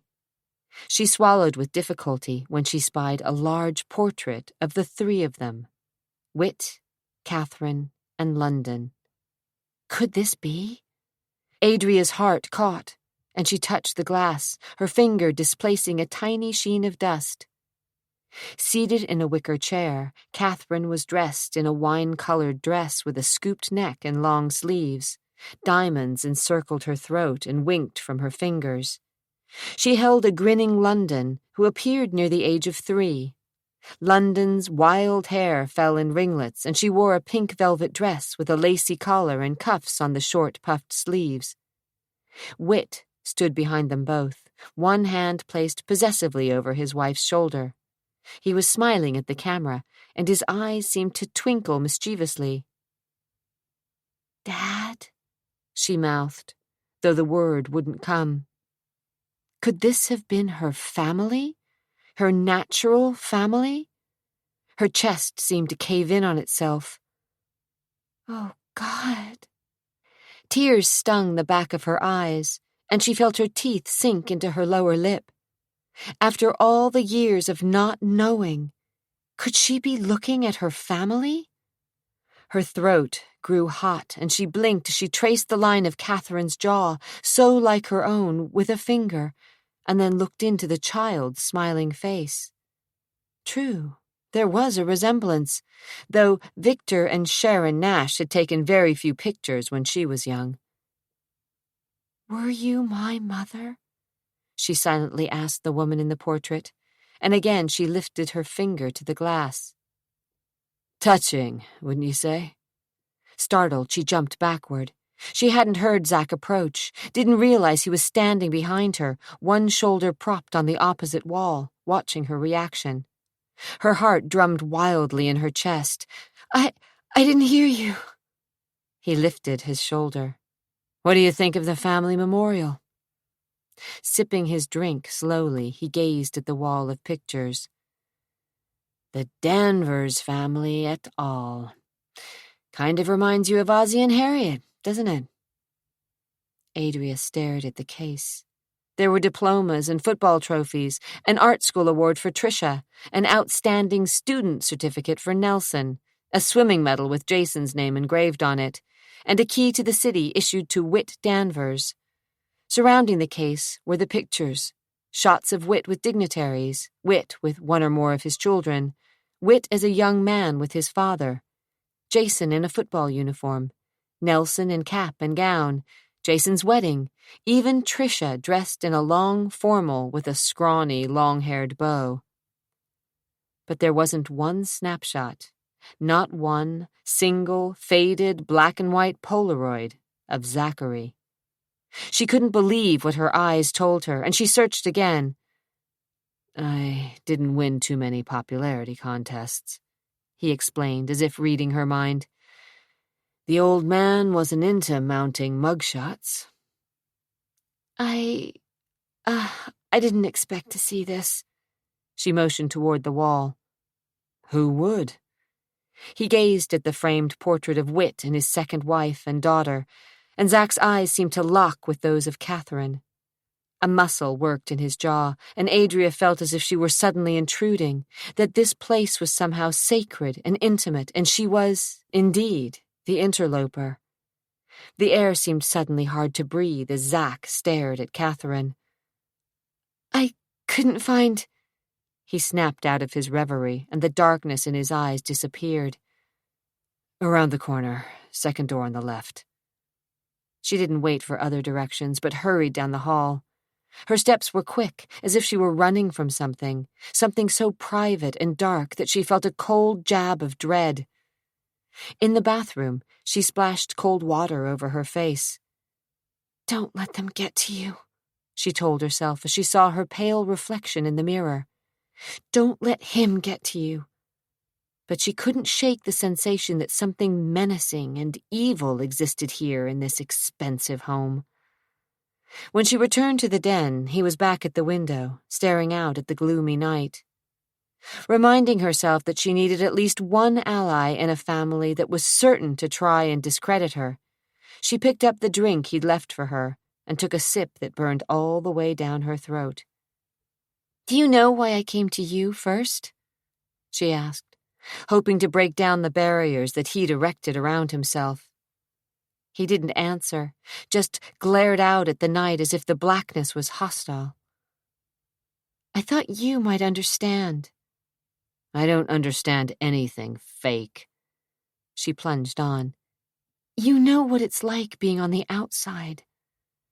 His shoulder muscles bunched, and he took another swallow of his scotch. "Don't let a few pictures on the wall make you think that you and I have anything in common. So I was on the outside." "But you wanted back in." His back stiffened. "Get this straight, sister. I never wanted in. It was the old man's idea." "Was it?" she asked, then decided that she wouldn't learn anything if she didn't push a little bit. "What did you do to him to have him disown you?"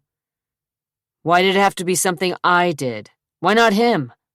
He slid her a cold glance that cut to her bone, then looked back through the window. "I'm just guessing," she admitted, but her hands were shaking a little, and she gripped the glass more tightly. Just being around him was unnerving.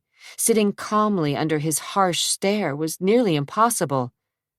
"Then figure it out yourself." "What happened, Zach?" He turned on her then, and his eyes, once so cold, had shifted subtly, and she felt as if the temperature in the room had suddenly elevated. From the fire, the flames reflected on the hard contours of his face, the flickering shadows making the angles and planes appear harsher, rougher. But she felt another sensation as well, one that started deep within her and caused her heart to pound, a sensation she didn't want to analyze too closely. She licked her lips. "It's really none of your business." Despite the knots in her stomach, she said, "I tried to find out what happened between you and Whit, but couldn't dig up anything substantial. I thought it was because you were considered a suspect in the kidnapping, that somehow what had happened to you that night was confirmation that you were involved." He snorted. "That was probably part of it." "And the other?" Zach's jaw tightened, and for a second she thought he might confide in her. Instead, he turned back to the window and continued to glower. "Doesn't matter." "Of course it does." "Leave it alone, Adria." She heard the warning in his voice and decided it was better to back off. For now. But she was determined to find out Zach's secret. More than ever, she wanted to find out what made Whit's rebellious son tick. Maybe there was some truth to the rumors that he wasn't really Whit's boy, that his father was Anthony Polidori. And maybe there was more. The way he had stared at Catherine's portrait had been chilling. There were far more secrets in this house than she'd guessed. She took another drink and slowly settled back into the cushions of the couch to wait. Jason Danvers threw caution to the wind as he put his Jaguar through its paces. Speeding up the narrow, rain-slickened streets of the West Hills, he tried to think rationally. He'd left the celebration early, after giving his well-rehearsed speech and spending enough time to dance with the mayor, a woman recently elected and surprisingly popular.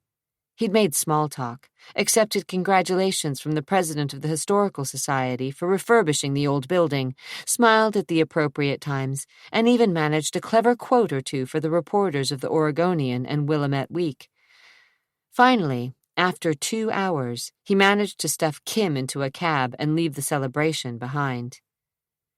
He felt sweat beading along his collar line and remembered Adria's beautiful face, so much like Kat's. Could she be the real thing, after all these years? Jason's biggest fear, his worst nightmare, was that someone impersonating his long-lost sister would turn up and look so much like her that people might believe she was truly London.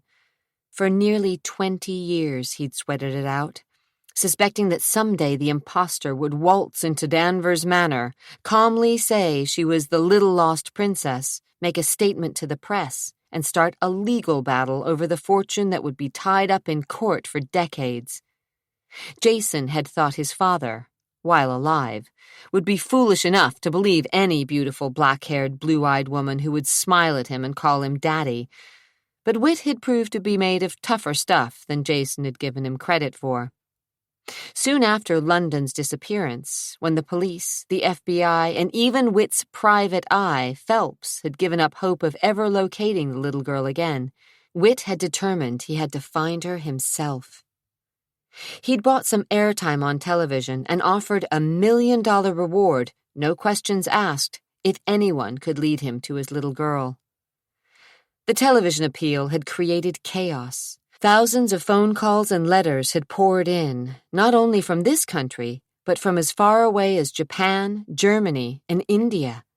All of the would-be heiresses had been fakes, of course, screened by Whit's team of specialists and defrauded quickly, but the search had cost millions of dollars, only to turn up fruitless. Now this new interloper was here, and her resemblance to Kat was so damned creepy. It scared the shit out of him. What if she's really London? That thought settled like lead in his gut. But he knew, damn it, he knew she had to be a phony. The beams of headlights splashed against the window, and Zachary felt a sense of relief knowing that his brother had finally arrived. Good. Jason could deal with Adria, and Zach could get the hell out of town. He didn't want or need to be so close to a woman who reminded him of Kat. Looks like we've got company. About time. She was seated in a corner of the couch, her shoes kicked off, her knees drawn up beneath the silky folds of her gown. As if she belonged. As if she were really at Danvers. As if she were London. Shit. He watched his brother's car screech to a stop near the garage. He's not going to be happy. Neither are you. Zach caught the irony in her voice and felt the corners of his lips curve upward. She was something. Trouble was, he didn't know what. But she'd rattled Jason, and that, in and of itself, was a trait Zach respected. The Jaguar's powerful engine shut down, and a door slammed. Still time to back out of this. No way. Jason, like many lawyers, was one of the most consummate actors Zachary had ever met.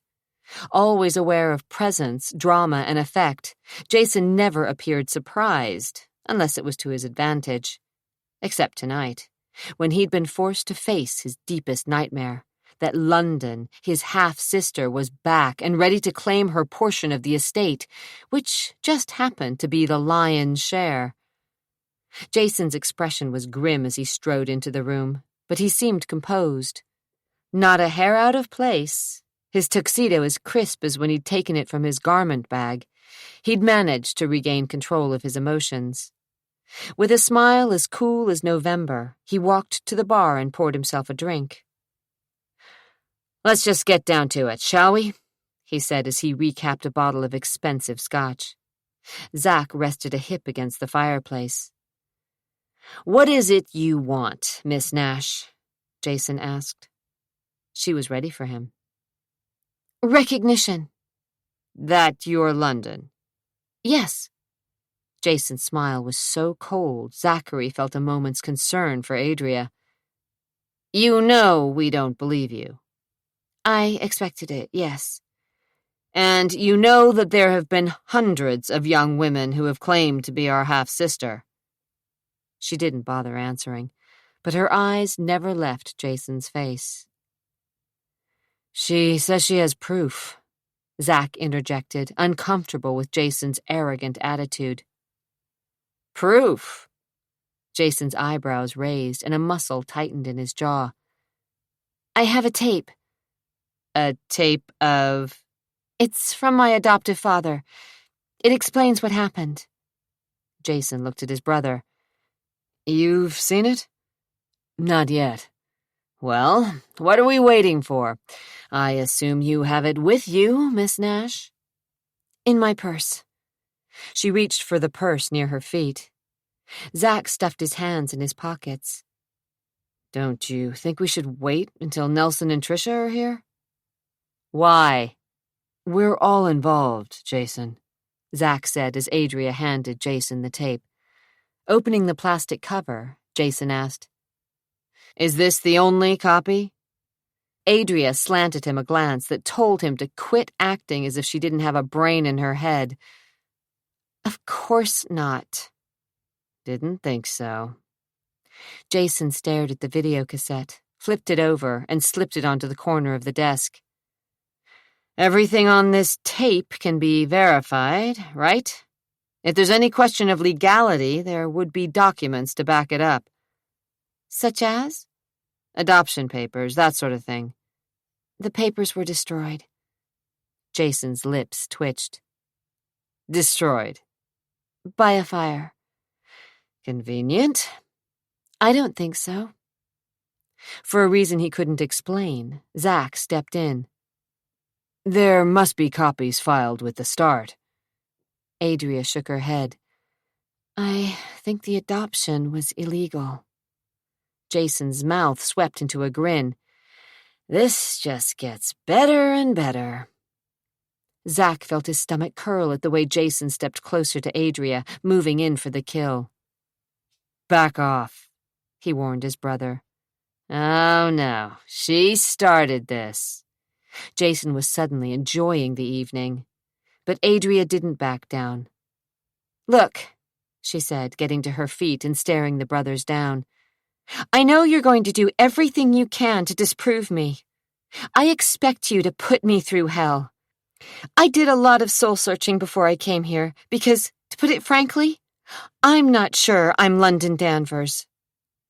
Jason looked smug, as if he thought she was already hedging her bets.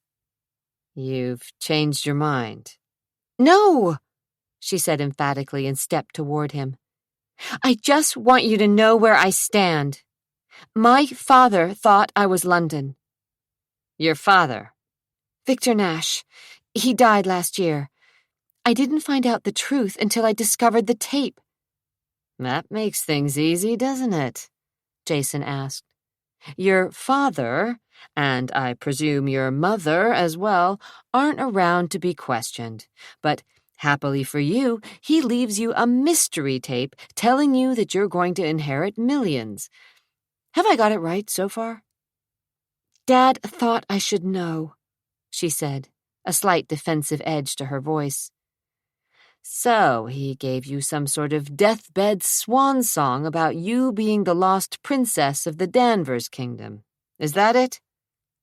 She pinned him with eyes that darkened with the pain of her past. That's it. And you must believe it, or you wouldn't be here. Of course, but I'm not sure. How much would it cost to convince you that you're no blood relation? As I said before, it's not a matter of money. If I find out I'm not London, I'll leave. And you won't go running to the press? Suddenly she crossed the short distance between Jason and the couch so quickly Zack's breath caught. Without the added inches of her heels, she was a full head shorter than Jason, yet she craned her neck upward and glared at him. 2 spots of color stained her cheek. You may find this impossible to believe, she said in a voice so low it was nearly inaudible over the hiss of the fire. But I don't really care about money. I've seen what it's done to your family as well as a few others. But it is important to me to find out the truth. Her lips flattened in distaste, and her eyes narrowed just a fraction. Be honest, Jason. Wouldn't you like to know if I'm really London? I already know, Zack said. Jason glanced at his brother. She's a fake. Zack finished his drink. So like Zack to make a snap judgment, Jason thought. He was so damned cocksure. To Zack, everything was black or white, right or wrong, good or bad. Once again, Jason's hot-headed brother wasn't reading the situation the way it was. The reason this woman worried Jason wasn't because of her incredible resemblance to Kat. Hell, any decent plastic surgeon could alter her face. Her black hair could come out of a bottle, and she could be wearing sky-blue contact lenses for all he knew. Her looks weren't the real problem, though they did worry him more than a little. But it was her attitude that bothered him.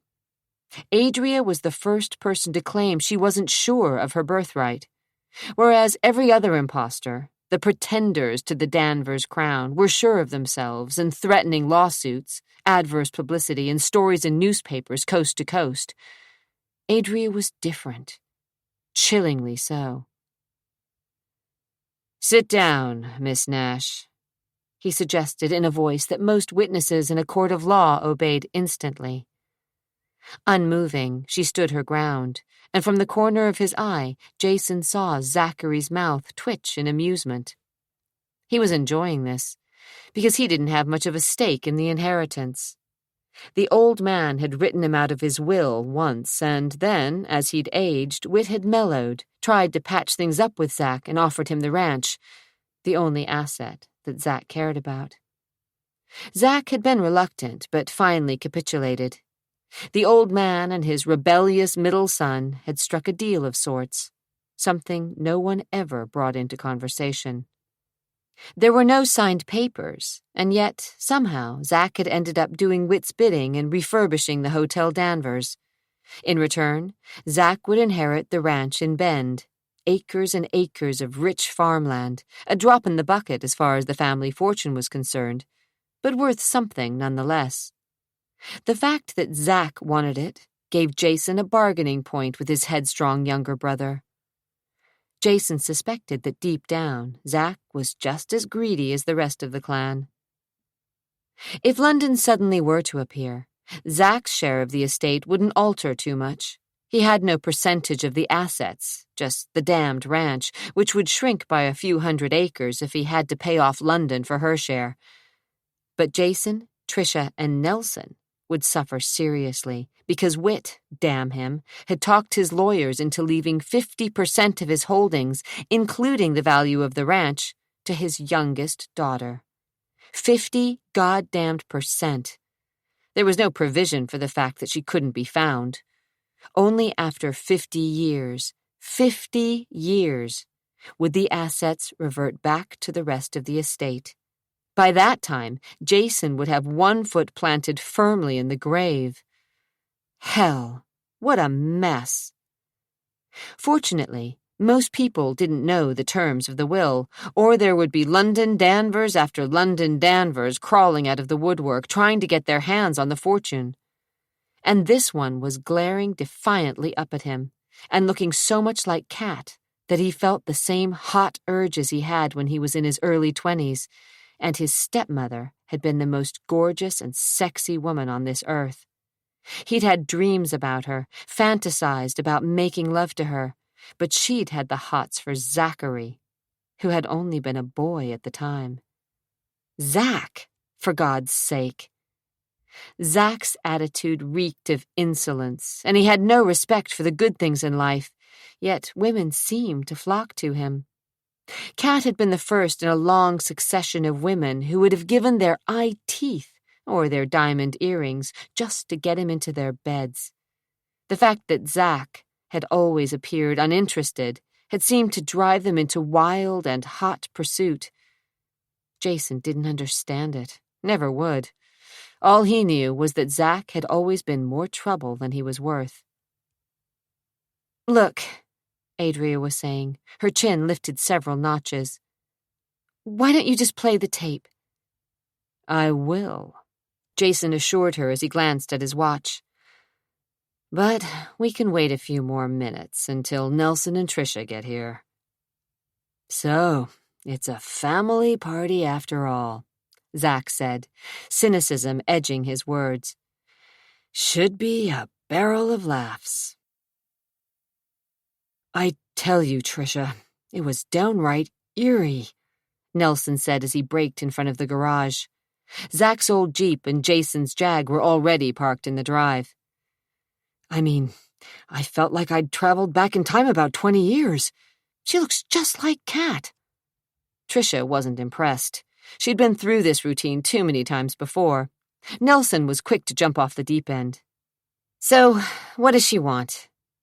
"No one knows. Money, I imagine." "Where does she come from?" "I'm telling you, no one knows a damn thing about her." "Don't you think it would have been smarter to check her out before we confront her?" "Jason didn't want her to cause a scene at the party. Too many reporters were there." "So he hustled her out here. Great." Tricia climbed out of Nelson's Cadillac and slammed the door shut. She didn't have time for these kinds of games. There had always been women who claimed they were London Danvers, and there always would be. Why was this one any different? Either intimidate the bitch into leaving the family alone or buy her off. The imposters could usually be purchased cheaply. Offer them a check for $25,000 or $30,000 and a promise not to prosecute them for fraud, and they were only too happy to do anything anyone asked. They all signed sworn statements that they would never pretend to be London Danvers or bother the family again, and, in some cases, Tricia suspected, they'd slept with Jason. He seemed to get off on bedding any woman who remotely resembled Cat. some sort of weird Oedipal thing. Trisha didn't care, just as long as the women took off. Paying off the little fakes saved a whole lot of time and lawyers' fees, and everyone was happy. So why not do the same with this one? Nelson was babbling. Right now, we can't afford any adverse publicity. My job isn't worth diddly squat. You work for the public defender's office, she reminded him. If you didn't get checks from the trust fund, you'd be scrounging every month to pay the rent. Nelson's eyes thinned on his sister. You know why I work where I do. It's a stepping stone, Trisha. Politics, she said with a sneer. You're as bad as Dad was. Delusions of grandeur. Politics is power, Trisha. And we both know how you feel about powerful men. Kind of the same way you do, she cooed, though she felt like slapping him. He'd hit a raw nerve, but then Nelson had the uncanny ability to find a person's weak spot and expose it. Sometimes Trisha wondered if there were any secrets in the family that Nelson didn't know and wouldn't use for his own personal gain. Well, he had a few skeletons in his closet as well. As they walked through the front door, she checked her watch. It was after midnight, and she was tired. The hotel opening had been a success, and she would much rather have bathed in the accolades of the guests than return here, to the house where she'd been raised, a house filled with ghosts and bad blood, treachery and lies. There had been little laughter echoing through the hallways of the Danvers manor. In truth, she remembered nothing but the continual arguments and explosive outbursts as Whit Danvers tried to force his 5 bull-headed children into becoming exactly what he wanted them to be. Trisha reached into her purse and found her cigarette case. Pausing in the foyer, she lit up. She needed something stronger. A drink or a hit of cocaine would help. But she settled for nicotine and ambled farther down the hall, trying not to remember the emotional fights, the hate that had filled this house when her father had found out that she'd been seeing Mario Polidori. You did this to spite me, Whit had screamed, his face flushed scarlet, the veins in his temples throbbing. No, Daddy, I love him. Love? Whit had cried, his blue eyes electrified with disgust. Love? I want to marry him. For the love of Jesus, you're not gonna marry him. Don't you know what the Polidoris are? What they've done to this family? I love him, she said firmly, tears standing in her eyes. Then you're a fool, Trisha. And of all the things I've ever thought about you, I never thought you were stupid. She began to shake inside, but she squared her shoulders.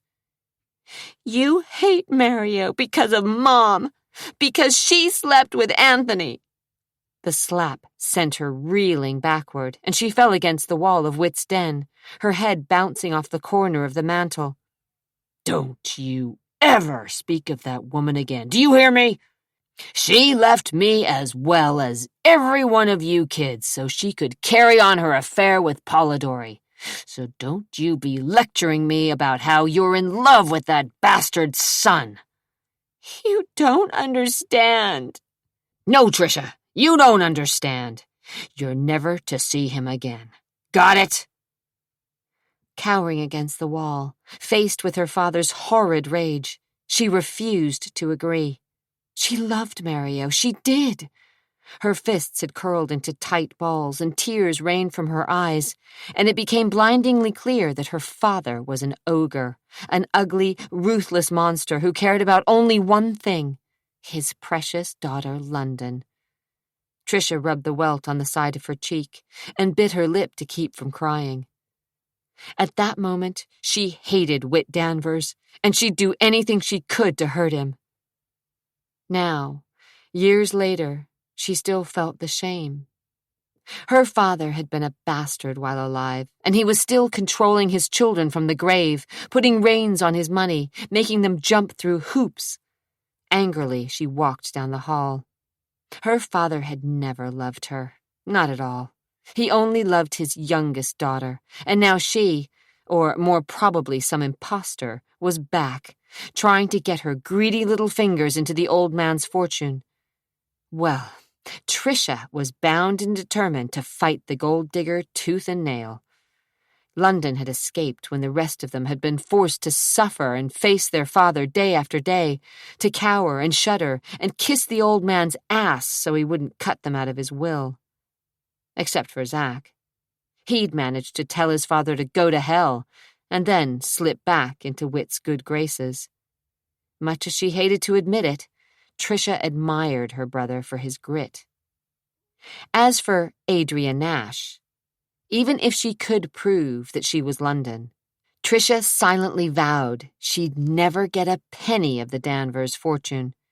She hadn't paid her dues, hadn't lived with the heartless tyrant who was Whit Danvers. London didn't deserve half the old man's estate, and besides, this woman was probably just another fortune hunter. "What are you thinking about?" Nelson asked, his eyebrows pulled together anxiously as he glanced at his sister. Nothing. He didn't believe her. Just be on your best behavior, Tricia, and hear what she has to say. Brace yourself. She looks like our dear departed stepmother did 20 years ago. They entered the den, and Tricia nearly missed a step as her gaze fastened on the woman. A beautiful woman. The resemblance was uncanny, and although this girl didn't have the innate feline sensuality of the woman she claimed was her mother, she was nearly a dead ringer for Kat. Someone, Nelson probably, thrust a drink in Tricia's hand, and she took a sip. Zack made introductions, but Tricia didn't pay much attention. She was too wrapped up in memories of her stepmother. Her throat tightened. God, could it be? Was this woman really her half-sister? She took another calming drink and stubbed out her cigarette. Jason was talking. So, we waited for you two before we looked it over. Adria assures us this is the proof we'll need. He slapped a black video into the VCR and turned on the power, and Tricia pulled her attention away from the woman with the uncanny resemblance to Kat and watched the screen. Zachary took his position at the window. The room was tense, but he found a grain of amusement in the tight smiles of his brothers and sister. Adria had gotten to them, all of them. They were worried, for the first time in nearly 20 years. He heard a voice and turned his attention to the television screen where an emaciated, bald man was lying on a hospital bed and speaking with obvious difficulty. I suppose I should have told you this before, but for reasons I'll get to later. Selfish reasons, Adria. I kept the story of your birth a secret. When you asked me about it, I swear to God I didn't know the truth, and later, well, I couldn't bear to tell you. Your mother and I, rest her soul, always wanted children, but as you know, Sharon couldn't conceive. This was a constant torment to her, and she somehow thought that God was punishing her, though why I'll never understand.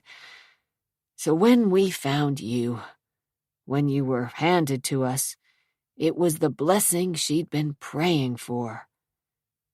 We adopted you through my brother Ezra. You probably don't remember him much, as he died in 77, but he was the one who brought you to us. He was a lawyer, practicing out of Bozeman. He knew that your mother and I were desperate for children. Already in our 50s, and with debts that were burying us and the farm, we were considered too old and too poor to adopt through the usual legal means. The man paused, took a sip of water from a glass on a nearby table, then cleared his throat and looked at the camera again. Ezra told me that one of our distant cousin's daughters had herself in a fix. The girl, Virginia Watson, was divorced and penniless and had a 5-year-old daughter whom she couldn't care for decently. All she wanted was to see that Adria, her girl, was placed with a loving family. Ezra was a bachelor. He didn't want a child, but he knew that Sharon and I would do anything for a baby. And we did. The adoption was secret, and the papers, well, there weren't many, let me tell you. We didn't want the state involved, you see.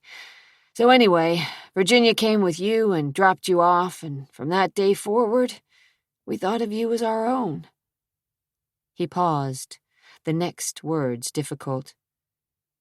"I suspected everything wasn't on the up and up, but I didn't care. Your mom, she was happy for the first time in years, and I had no idea who you really were.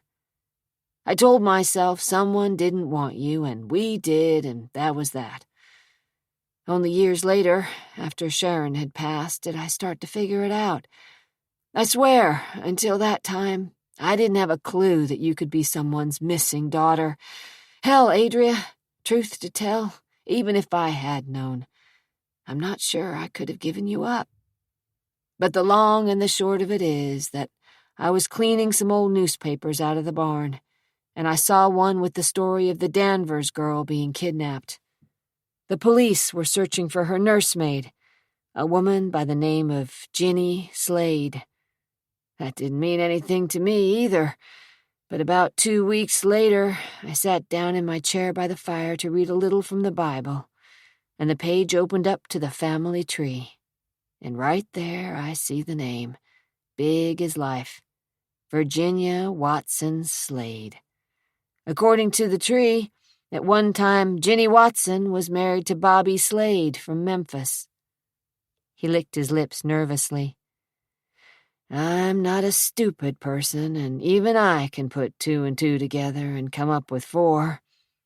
It looked like you could be the missing Danvers girl, but I wanted to be sure, so I tried to contact Virginia, but no one had heard of her for years.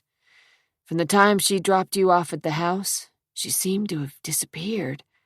No phone calls, no letters, no address. Her parents didn't know if she was dead or alive, and had no idea where Bobby Slade was.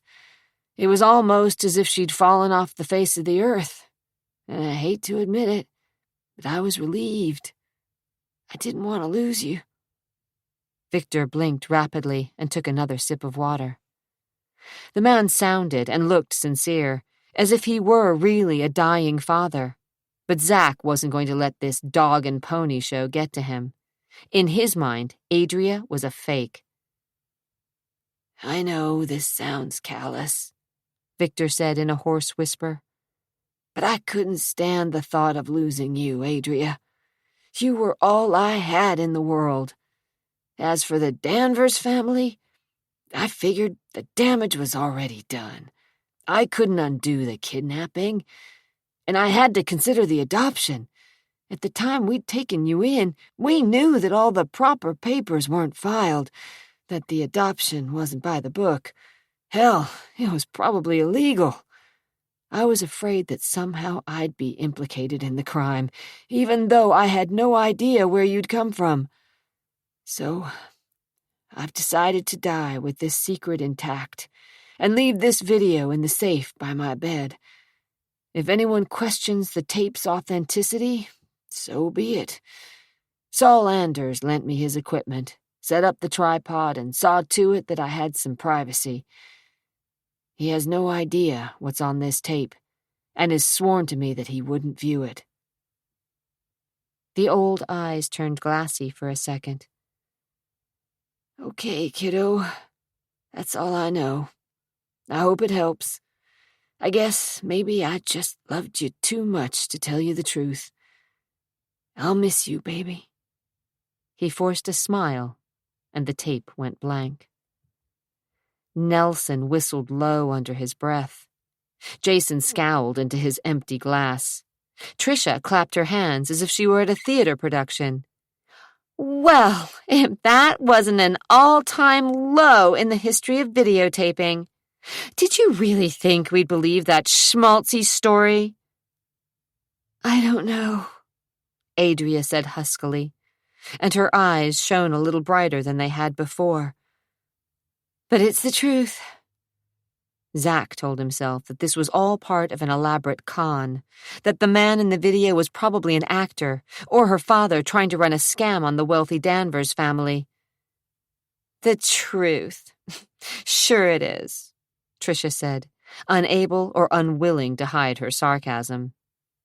Jason pressed the eject button and pulled the video cartridge from the machine.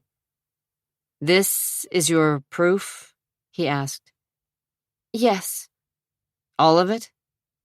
Adria nodded, and the quiet rage drawing Jason's features into a knot of anxiety seemed to fade. "Well, Miss Nash, it's not much, is it?" "What it is, Jason, is a start," she replied, standing and slipping into her shoes. "You don't have to believe me. God knows I didn't expect you to, but take this as a warning. I'm going to find out who I really am. If I'm not London Danvers, trust me, I'll walk. But if I am," she said, her small chin thrust in determination, "I'll fight you and every lawyer you sick on me to prove it." She grabbed her purse and slung her coat over her arm. "It's late, and I know you have a lot to discuss, so I'll just call a cab and—" "I'll drive you," Zachary said, unwilling to let her leave just yet, though why, he couldn't say. He was better off without her.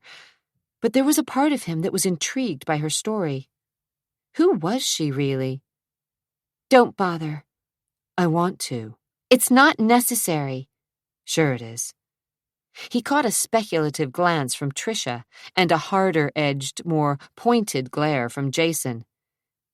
"Danvers hospitality," he drawled. "Look, Zach, don't do me any favors, okay?" She started out of the room, and he caught her by the elbow. "I thought you said you needed a friend." His fingers clamped over her arm, and she felt his breath, warm and smelling faintly of scotch, brushing the nape of her neck. She reminded herself that this was the man like her, the man who had no past if the family portraits could be believed. "Maybe I changed my mind," she said, and her voice sounded ragged. "Wouldn't be wise, lady. Looks like you need all the friends you can get." Hesitating a heartbeat, she glanced over his shoulder to the rest of the Danvers family. Her family. Or was it? In a show of independence, she yanked back her arm and stepped away from him. "Thanks anyway." Obviously, Zack wasn't about to let her make a fool of him. He followed her out of the den and through the kitchen where she reached for the phone, and he deftly plucked the receiver out of her fingers. "I'd think you'd jump at the chance to be alone with me." "Don't flatter yourself." His lips twisted into a self-deprecating grin. "No, I mean to get more information on the family. That is what you want, isn't it?" A little wrinkle of contention formed between her eyebrows. "Whose side are you on?" "No sides," he said, opening the back door. The night seeped into the room. "I only look out for myself." A solitary man. A man who needed no one. Or so he wanted her to believe. "Humble of you." "I didn't think you were looking for humility, just the truth." "I am." His expression was hard and unyielding. "Then you may as well know that I really don't give a damn about the family or the money." "But you do care about the ranch," she said, slipping her coat over her shoulders. His eyes flashed in the darkness. "My weakness." They stepped into the breezeway, and the cold midnight wind whistling through the fir trees lining the drive. She was struck by the width of his shoulders, the angle of his jaw, raw-boned and sexy. "Do you have many? Weaknesses, that is?" "Not anymore." He opened the door to his Jeep. "I gave up on my family when I was 17. I quit trusting women when I was 28. And I'd give up drinking, too, but I think a man should have at least one vice." "At least." "At least I'm not a pathological liar." He slid behind the steering wheel, and his features seemed more rugged and dangerous in the encroaching darkness. "So why would you want anything to do with me?" He switched on the ignition and flipped on the headlights. "Let's get one thing straight, okay? I don't want anything from you." Pumping the accelerator, he jammed the Jeep into reverse. "But I have a feeling you're going to shake things up a little, Miss Nash." "That doesn't worry you?"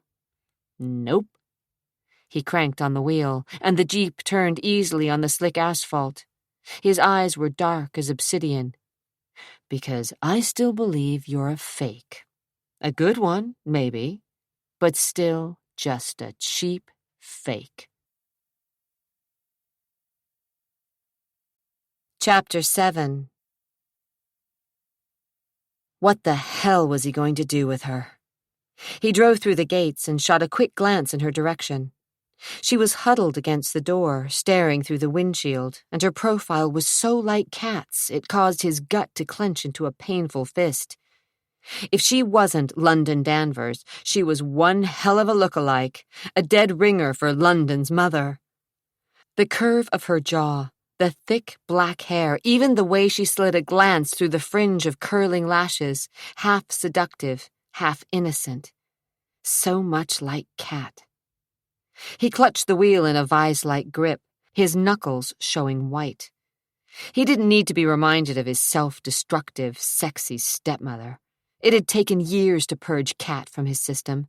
Then, just when he'd convinced himself he was over her, she'd taken an overdose of pills, and all the demons of his guilt had awakened and screamed through his mind. Now, this woman, this mirror image of Kat, had appeared like a ghost and had come back to haunt him. He should run like hell. But he couldn't. And there was a magnetism about Adria that pulled at him and seeped under his skin, burning like dry ice, promising heat, but searing with a frigid intensity that scarred deep, just like Kat. "Tell me about my mother," she said, as if reading his thoughts. "If she was your mother." Zack flipped on the wipers. Adria ignored the jab. "What was she like?" Squinting into the darkness, Zack asked, "What do you want to know about her?" "Why she committed suicide." A tic developed under his eye. "No one knows if she tried to kill herself or she just took too many pills and fell." "What do you think about it?" "I don't. Won't do any good. Won't bring her back." His jaw was hard as granite. "Would you want that? Her alive?" He flicked her a disdainful glance. "Let's get something straight, okay? I didn't like Kat. In my book, she was a manipulative bitch." He slowed for a corner and added, "But I didn't wish her dead." She'd obviously hit a nerve, but she didn't believe he was being completely honest with her. Too much tension coiled in his muscles, too much anger grooved in the lines of his face. There was more he wasn't telling her. "What about the rest of your family? How did they feel?" He snorted. "You'll have to ask them." The Jeep reached the bottom of the hill, and Zack merged into the traffic heading east. "Where are you staying?" She was ready with her lie. "The Benson." He lifted an interested brow, and Adria knew why. The Benson, like the Hotel Danvers, was one of Portland's oldest and most prestigious hotels. Its lobby was reminiscent of an English club with warm wood walls, a huge fireplace, and sweeping stairs to an upper floor. Visiting dignitaries, ambassadors, Hollywood stars, and politicians stayed at the Benson as well as the Hotel Danvers. The price of a room wasn't cheap. Yet she needed some privacy, a little space away from the watchful eyes of the Danvers family, so she lied. What did it matter if she was really spending her time in a flea bag on 82nd? None of the Danvers clan needed to know anything more about her, at least not yet, until she was ready. She wasn't going to fabricate her life. She would tell them all the truth when she deemed it necessary, But right now, she was tired. The fight was out of her, and she wasn't ready for round 2 of the battle. Where do you live when you're not staying at the Benson? Fair enough question. A smile touched her lips. His cynical humor touched her. Montana. I already told you. I grew up in a small town near the Bitterroots called Bellamy. Never heard of it. Not many people have. Lived there all your life? She eyed him carefully. For as long as I can remember. With your folks? Yes. His questions put her on edge. He was looking for lies. She stuck close to the truth. Though she'd never been really close to her mother, Victor had been kind and loving to her, and she was beginning to suspect that he was a far more patient parent than Whit Danvers had ever thought of being. Did your mother think you were London as well? Adria shook her head. I don't think so. Accelerating through a yellow light, he asked, Don't you remember the first time you met your folks? If you were London, you would have been around 5. As you pointed out, even 5-year-olds have memories. She watched as the skyscrapers fingered upward into the night-black sky. I don't have memories, not real ones, just images. Images? Of what? He nosed the jeep into a side street near the Benson. Of the party. It was loud and exciting and... You read about it. I remember Whit, with his silvery hair. He reminded me of a polar bear, so huge. Again, the newspapers. He pulled into the lane reserved for guests of the Benson, and she turned her startling blue eyes at him. You're right, of course, she said, reaching for the door handle. But there's something that doesn't quite fit. In all the faded images that I have stored in my mind, there's one that's so clear, it's frightening. What's that? He scoffed, though he felt as if a vice had clamped over his chest, and his heart began to thud. She stared at him. I remember you, Zach. I doubt it. The clamp twisted tighter. As clearly as if it were yesterday. I remember a sullen, dark-haired boy whom I adored. She pushed open the door and stepped onto the curb. Zach reached for her, but she was gone. Like a faint puff of white smoke, she disappeared into the hotel. He considered chasing her down, calling after her, and making her explain herself. What did she remember about him? But he didn't move. The last throwaway line was obviously planned, a comment intended to get under his skin. A horn blasted behind him, and he stepped on the gas. But he didn't leave her words behind. They hung on the air and followed him all the way back to the Hotel Danvers where, to avoid any guests still lingering in the bar after the party had wound down, he took the service elevator to the 7th floor and walked into his room. A red message light on his phone was flashing. He wasn't surprised to learn Jason had called. Great. Zachary looked at his bags. They were packed and ready to go, but he knew with sudden clarity that he wasn't going anywhere. At least not tonight. Kicking off his shoes, he sat on the edge of the bed and dialed. Jason picked it up on the second ring. About time. Where were you? I dropped her off at the Benson. That's where she's staying? Jason sounded suspicious. A nice touch, don't you think? Claims she's the long-lost Danvers heir and stays at the competition. Jason's voice was muffled, but Zach heard him ordering Nelson to call the Benson on the other line, talk to Bob Everhart, who had once worked for Whit, and find out Adria's room number. His voice was stronger when he turned back to Zach. You should have hung around after you dropped her off at the hotel. Why? Why? To follow her, of course. Of course, Zach mouthed. Why didn't I think of it? She represents a threat, Zach. I don't think so. Flopping back on the bed, he wondered why he was even bothering with the conversation. Look, it's late. I'm taking off. Now? You're leaving now? Soon. When we're in the middle of a fucking family crisis? I don't give a shit. Sure you do, Jason said, and Zach stared up at the ceiling. He was lying a little. He did care about the ranch, and he was curious about Adria. Just what was her game? Jason wasn't giving up.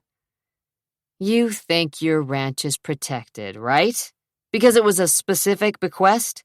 Well, things change if this woman proves she's London. A lot of extra acres were bought after the will was originally signed, and all those wouldn't be considered part of the ranch, per se. And if anyone else has to cough up to make sure she gets her 50%, you will too. Zach frowned into the receiver. You've been busy. Now listen, Adria seems to trust you. She came to you first. Get close to her. Find out what makes her tick. What? His voice faded as he turned his head and the words were muffled, but Zach heard them all. I knew it. Okay, so start calling cab companies. I don't know. Just do it. The police do it all the time. Right, call Logan. He's still on our payroll, and he has connections, even though he's retired. Oh, for Christ's sake, don't give me that conflict of interest crap. There was further argument, and Zach was about to hang up, but Jason turned back to the receiver. Big fucking surprise. No Adria Nash, or London Danvers, or London Nash, or Adria Danvers at the Benson. She probably just ducked into the ladies' room and, satisfied that you were gone, took a cab to God only knows where. She'll show up. Her kind always does. You're forgetting something, Zach. She's different. She's not here claiming she's London, screaming that she's our darling long-lost sister. No, she's got a different story, and one the press would love. Is she or isn't she? And she looks so much like Kat, there's bound to be speculation. We've got to keep her mouth closed. How? First, you've got to follow her. You've got to be kidding. I'm not. Zach's jaw was so tight it ached. He didn't like being manipulated, and for as long as he could remember, someone in his family, Whit or Kat or Jason, was trying to pull his strings. My guess is that she's working with an accomplice. Come on. Why not? We're talking a lot of money here. A lot. People would do just about anything to get their hands on it, even impersonate a dead girl.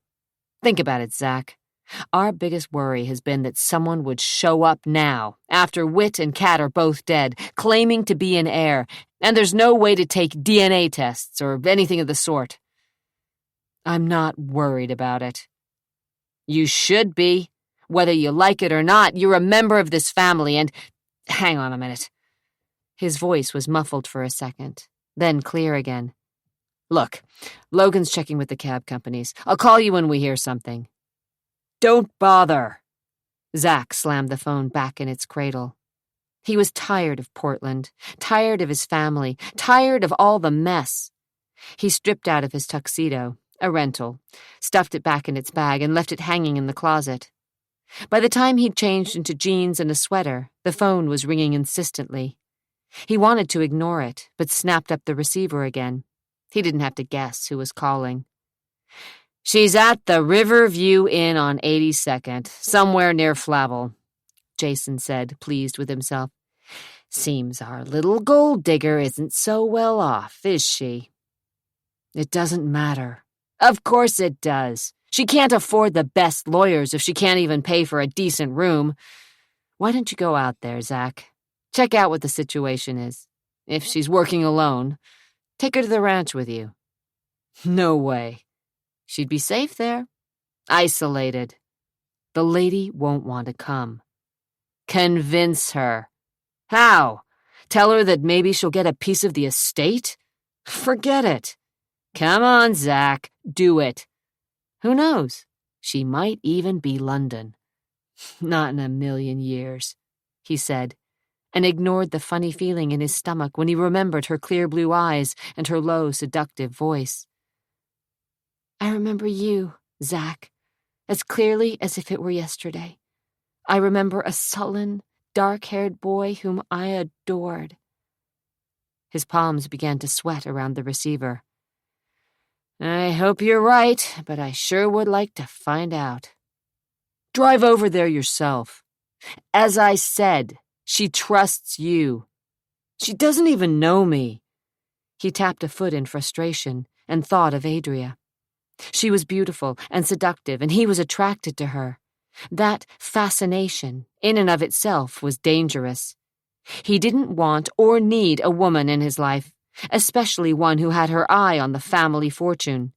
He'd already learned that lesson. "This'll blow over soon, but we need to get a handle on her. All you have to do is convince her to come to the ranch with you for a couple of days." "No way." "Well, at least go talk to her. Ask her to stay at the Hotel Danvers. Compliments of the family." Zach barked out a laugh. "As if she'd believe you. She went to a lot of trouble to hide herself. I don't think she'll want to stay in a hotel where she could be watched day and night." "My guess is she'll like the higher rent district. She's after money, remember? And it must gall her to stay in some dump of a motel." "Maybe she likes her privacy." "Then she never should have started this, because before it's over, she won't know what the word means." He paused for a second, and Zachary imagined Jason running a nervous hand around his neck. "Hell, Zach, we have to keep our eye on her. Then invite her to stay at the damned hotel." "She trusts you," Zach snorted.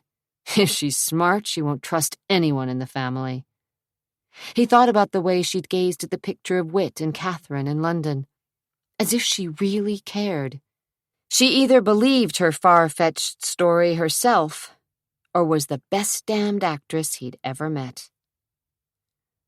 "Talk to her," Jason insisted.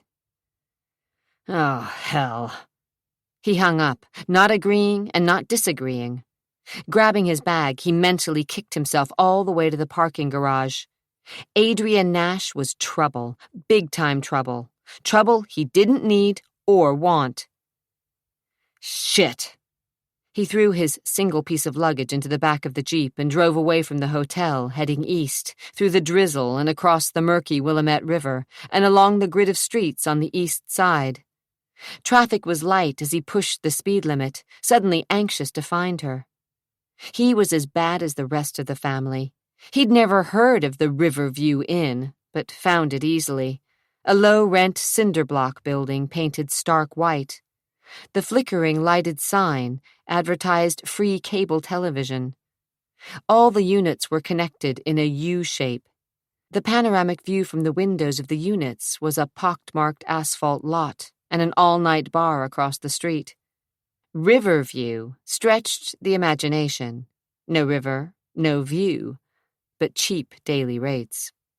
Zach studied the cars in the lot and spied a battered Chevy Nova with Montana plates parked in front of Unit 8. "So, you are here," he said, backing the Jeep into an unmarked spot near a solitary oak tree. He turned off the ignition and stared at the bank of rooms facing each other. The manager's unit was dark, and he hoped no one peeked out the window and wondered what he was doing. He slid lower in the seat, glanced at his watch, and frowned. It was nearly 4 a.m, and traffic still whizzed by, throwing up rainwater and creating a low, constant hum. He wondered if Adria was an early riser, and told himself he'd soon find out. Jason ran a nervous hand around the back of his neck. He had to think. He was the brains of the family, the only person who knew how to run his father's vast holdings. Tricia dabbled with her art and decorating. Nelson practiced some archaic form of law as a public defender. Zach had earned his trade as a builder and now owned a construction firm in Bend while he managed the ranch in Central Oregon. But Jason was the one who held the whole fraying fabric of the family business together. He stripped off his tuxedo, threw it over the back of a chair for the maid to deal with in the morning, and frowned when he looked at his bed. Ever since Adria Nash had crashed the grand opening of the hotel, Jason's plans for the night had been thrown into a tailspin. Right now, if things had progressed as he'd hoped, he would be in bed with Kim, rolling in the sheets, arms and legs entwined, mouths pressed to body parts, groans and moans of pleasure filling the room. Instead, he was standing here, half-dressed, wishing he had another drink, and worried that somehow a woman, a cunning and gorgeous woman he'd never seen before tonight, might find a way to steal the family's fortune. After Zach and Adria had left, he'd been forced to deal with his neurotic younger brother and sister, both of whom, in Jason's opinion, needed to spend a few more hours a week on psychiatrists' couches. Zach was a pain, but at least he didn't have any hang-ups, not like Trisha and Nelson. Trisha, though she'd been through a dozen lovers and one marriage, had never been happy, and Jason suspected that she'd never really gotten over Mario Polidori. As for Nelson, different demons attacked that boy. Working for the public defender's office was bad enough, but there was more about the youngest Danvers son to worry Jason. Nelson had a high set of moral standards, which he expounded for endless hours, and yet there was a darker side to Nelson, a secretive side that only surfaced when he was angry or worried. He poured himself another drink and kicked off his jockey shorts so that he was completely naked. From his bedroom he stood at the sliding glass door, backlit by the light from the hall, as he stared over the tops of trees and across the lights of the city. He was a man of action, a man who made quick decisions and lived with them, a person who got things done. Without a qualm, he reached for the phone and dialed a number he'd memorized and used years before. An answering machine clicked on, and Jason sighed. His message was brief. "Yeah, it's me, Danvers. It's time to call in all my markers, and you owe me one. A big one. I've got a job for you. I'll call back tomorrow." His conscience twinged a bit, but he took a long swallow and felt the familiar warmth of scotch as it burned down his throat, curled in his stomach, and warmed his bloodstream. A few hours of rest, and he'd be ready to face anything, and that included exposing Adria Nash as a fraud. Adria's head was pounding as she turned out the light. The room smelled musty and stale with the lingering odors of old cigarettes and years of filth. But the motel was cheap and anonymous, at least for now. She fell back on the bed and closed her eyes. Images of Zachary went through her mind. She couldn't be distracted by him. She had to stay focused. She'd spent too much time on her mission. In the past few years, she'd written letters, met with lawyers, people from government agencies, and kept a diary, trying vainly to find Virginia Watson. Only now, after her father's death, did she have an inkling as to who she was. And she was going to go through hell and back trying to find out if, as her father insisted, she was really London Danvers. Zach glanced at his watch. Not long until daylight. Staring through the windshield to the motel where Adria Nash was sleeping, he wondered if she might just be his long-lost half-sister. Impossible. Crazy. But she looked so damned much like Kat. His gut tightened when he considered his hot-blooded stepmother and all the pain she'd brought his family. He didn't want to think about her and what had happened after London's abduction, didn't want to consider his part in tarnishing the Danvers name. He slid lower on his back as rain began to drizzle down the windshield in earnest. He remembered standing, bleeding in the rain the night London had been abducted. He'd run into the policemen who had pointed their weapons at him and demanded answers. Part 4. 1974. Chapter 8. "I asked you a question, Danvers," Steve, the taller cop, barked. "What happened to the girl?" "What girl?" "Your sister." "Trisha? London? What about my sister?" he asked. "Where's Jason?" The stocky one took hold of his arm, and Zack nearly fell into the street. "Jesus! Get your hands off me!" He sucked in his breath through loose teeth. "Look at this, Bill." The officer opened the front of Zack's jacket, shoving aside the expensive lapel with his riot stick, showing off the sticky, purple stains of blood. "You okay, kid?" "Let's get him up to his old man. There was a paramedic in the hotel, with the mother, and the old man's called his personal physician. Come on, son, through the back door. We don't want the press to get a picture of you looking like this, do we?" "What happened to Tricia?" Zack asked, dazed. The two thugs, Joey and Rudy, they'd found his sister. She'd been drunk and, oh God, rage burned through his blood. "Maybe you can tell us," Bill said as he hauled Zack in the direction of the service entrance. "My guess is you've got one hell of a story." "I don't give a good goddamn what time it is," Whit yelled, his patience worn thin. London was missing, his precious little girl gone without a trace.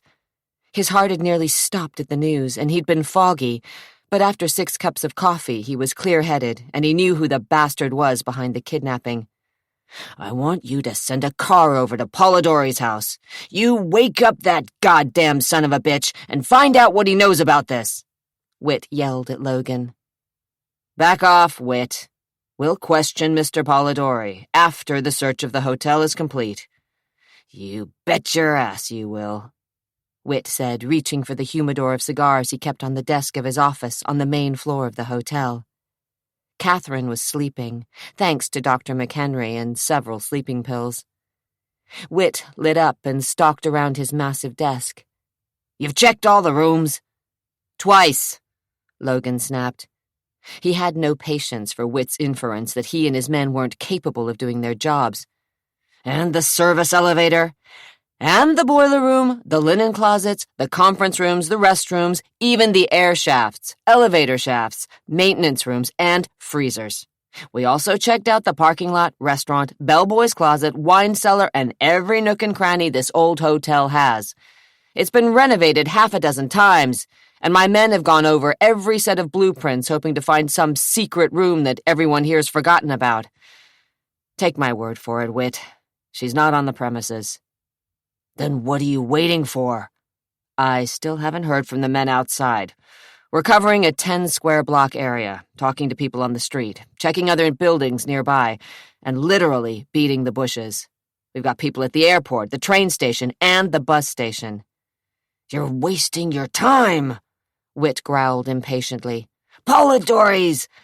He glanced up and saw 2 officers and Zack, bloodied and beaten, stumble into the office. Whit's guts twisted. The boy's face was the color of chalk, and a nasty cut had ripped his skin open near his ear. He was still bleeding, and his nose was a pulpy mass. On his feet in an instant, Whit rounded the desk. "Get the doctor," he ordered a policeman, then faced his son. "What happened?" Zack glanced suspiciously to the police. He ran his tongue over dry, swollen lips. "What's going on?" he asked, squinting against the light. "Did something happen to Tricia?" "Hell no! What are you talking about?" "They said, the police, that she was missing." Whit's guts twisted. "They were talking about London." "London? But she's only a kid." Zack swallowed hard. "You weren't with her?" Zack, stricken, shook his head. "Christ!" His entire world was collapsing, and he knew where to put the blame. "What happened to her?" Zack asked.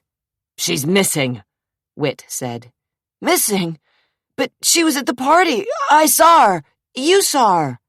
"It happened later. Ginny's gone too. That's all we know."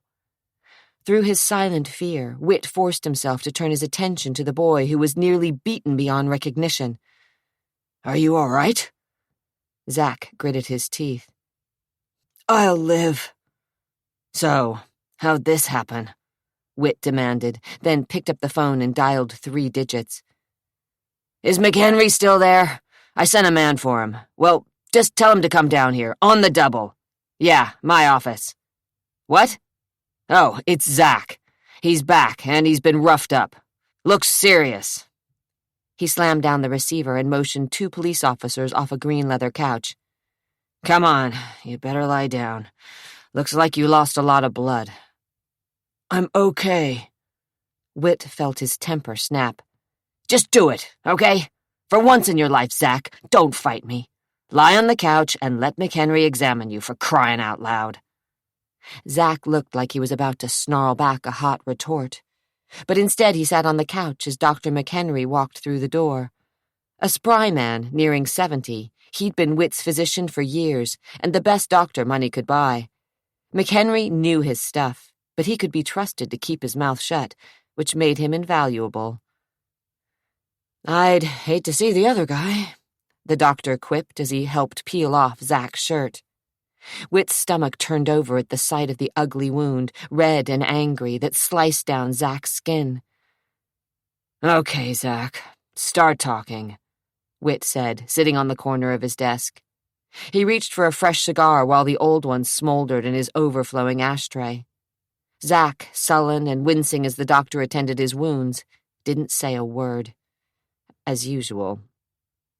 Look, Zach, I don't care what you think of me. Hell, nothing matters but London's safety, so you'd better tell me what happened to you tonight. Your sister's life could depend on it. Zach sent him a look of pure hatred, but Whit didn't care. He turned his gaze to Jack Logan and stared straight into the detective's eyes. And nothing that we hear in this room goes any further, right? Logan nodded curtly, and satisfied, Whit settled back in his chair. We're listening, Zach. Zach closed his eyes, hoping the room would stop swimming. He wanted to lie, but didn't, and told his story, with only 2 slight changes. He didn't admit that his stepmother had turned him on during their dance at the party, and he kept Jason's name out of the mess. He didn't rat on his brother, and claimed to have made the arrangements with Sophia himself. Why? He wasn't sure. Maybe he wanted to deal with Jason himself, or maybe he held some latent brotherly affection for the older brother who had been a thorn in his side for as long as he could remember. Or maybe he was just scared shitless. Doc McHenry didn't say a word as he worked over Zach. He grunted to himself as he applied ointment and something that burned like hell, then began stitching his shoulder back together and tended to the gash above his ear. Once satisfied with his stitches, he worked on Zach's face. Your nose is broken again, kid, but it'll give you character in your old age, the doctor said, cleaning off the dried blood. Each time he touched Zach's nose, Zach nearly passed out all over again. This is something for the pain. He found a hypodermic needle in his black bag, rolled down the waistband of Zach's pants, and punched the needle into Zach's butt. And another tetanus booster. Zach refused to be mortified that McHenry had shown his ass to his father and several of Logan's men. He didn't give a damn what the old man or the doctor did to him. It wasn't any worse than dealing with the cops. Finally, Detective Sergeant Jack Logan had his turn. Zach felt the skepticism in Logan's eyes as he asked questions, noticed the way 2 officers shared a dubious look when he told them about the prostitute. No matter what he said, he knew they thought he was lying. Even though Logan went through all the motions, recording the conversation while the officers took a few notes, Zach read the disbelief in the old policeman's eyes. These men who attacked you, Logan finally said as McHenry packed up his doctor's bag. Rudy and Joey? That's what they called each other. You ever seen them before? Never. He's got to go to the hospital, the doctor interrupted. Logan didn't miss a beat. Look, Doc, we're trying to find Whit's little girl. I shouldn't have to tell you that time is critical. We just need Zach to come down to the station and look at a few pictures, that's all. I'd advise against it. Whit's frown deepened. Zach? His mouth tasted foul, his head thundered, and his shoulder throbbed like holy hell, but he nodded to his father. "I'll go." There was nothing further McHenry could do. He pulled Whit aside, warned him about something, but Zack couldn't make out what. They rode in a squad car to the police station and, seated in a small room with flickering fluorescent lighting and the thin smell of stale cigarettes and old coffee, Zack flipped through pages of mugshots and stared at black-and-white pictures through a haze of pain. "What about this one?" an officer would ask, and Zack would focus only to shake his head. There were more people in the room than had been in the hotel. As the hours passed, officers would come and go, glancing at him as they strapped on weapons, took statements, or told dirty jokes. "Him. What about him?" The questions didn't stop, and Zack stared at photograph after photograph, grainy black and whites of men he'd never seen. He thumbed the pages, shook his head, and thumbed some more. His father was in the room, pacing, looking as if he wished he could tear someone, anyone, limb from limb. The pictures started to look alike and swim before his eyes. His back ached, and he felt as if he hadn't slept for 100 years. One officer sat on the corner of the table, watching his reactions, while another went out for coffee. Zack slumped in his chair and craved a cigarette.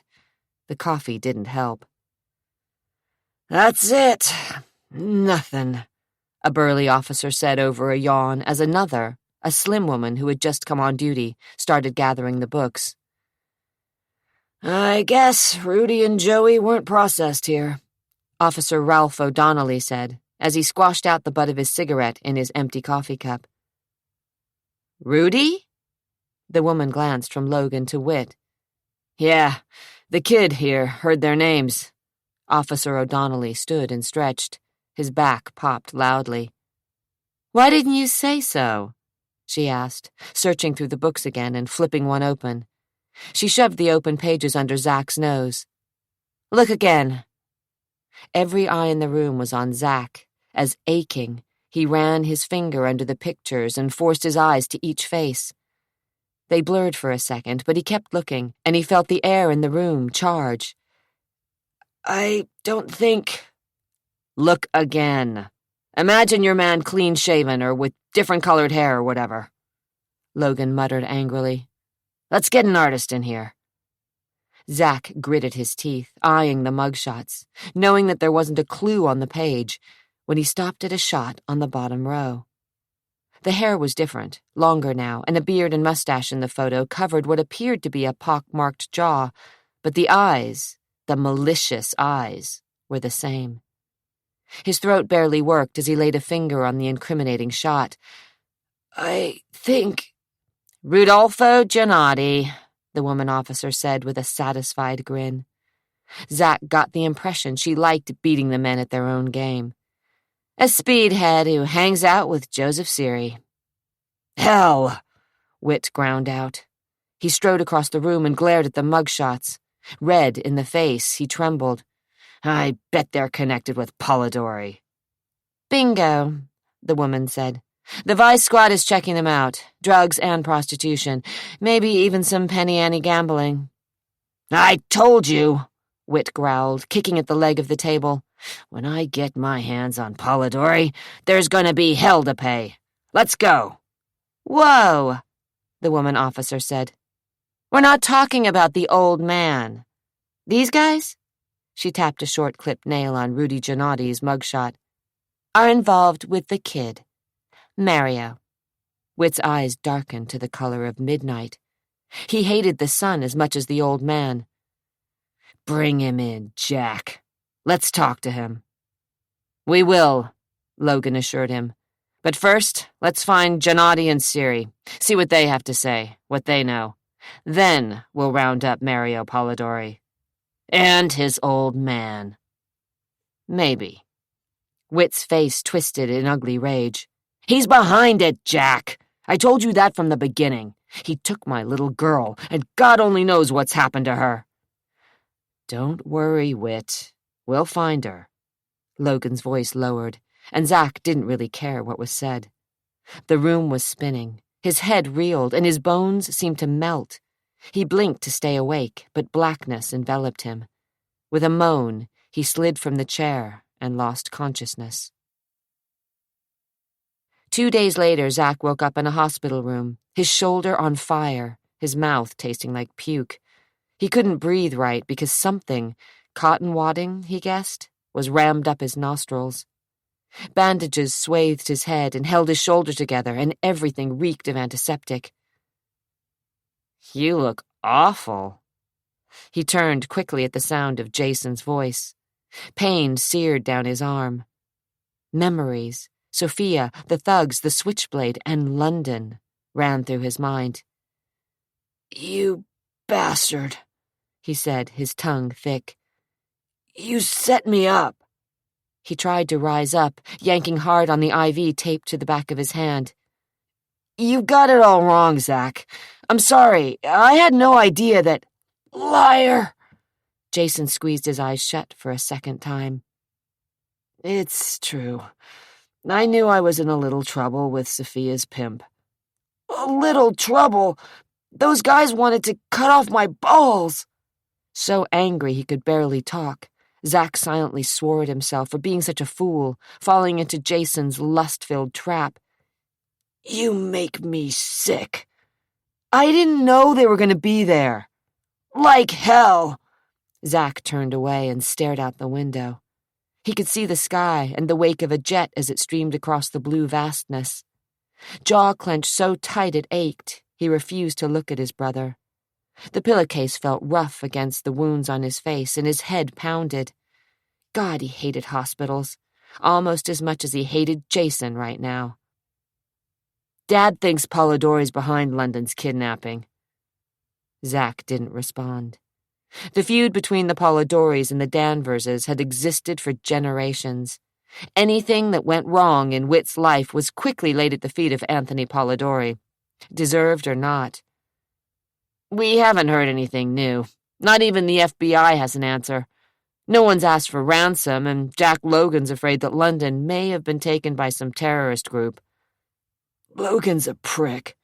"But he has a point." Jason walked around the end of the bed, forcing himself squarely in the middle of Zach's line of vision. "Look, I know this all looks bad, Zach, and I feel—" His face screwed up as he searched for the right word. Shaking his head, he said, "Well, I feel responsible, I guess." "You should." "But I really didn't think they'd come after you." "You knew they'd be there." "No way, man, I swear. I only knew that Sophia was waiting for me. I had no idea that her pimp would be pissed off enough to send some goons with switchblades." He tugged anxiously at the corner of his mustache. "You gotta believe me, Zach. If I'd had a clue, I wouldn't have sent you to the Orion." Zach let out a sound of disgust. Jason sighed loudly. "I don't blame you for not believing me, because the truth of the matter is, I'd already decided not to meet with Sophia. I would have avoided the place like the plague, but I didn't think you'd get cut. I thought you'd get laid, that's all. I swear it.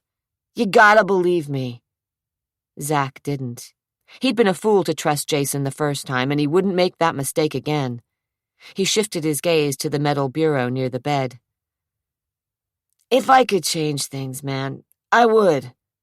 Jason thrust one hand into his pocket and rested the other on the bureau. "You may as well know. Things are bad at home. Dad's on the warpath against Polidori. Kat's usually either drunk or on sleeping pills and Valium.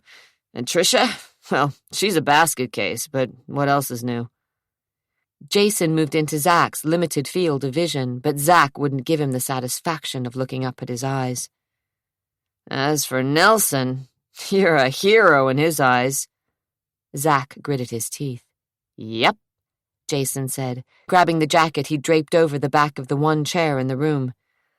"Nelson thinks that anyone who makes it with a whore, then gets cut by a switchblade, is some kind of hero." "Zach?"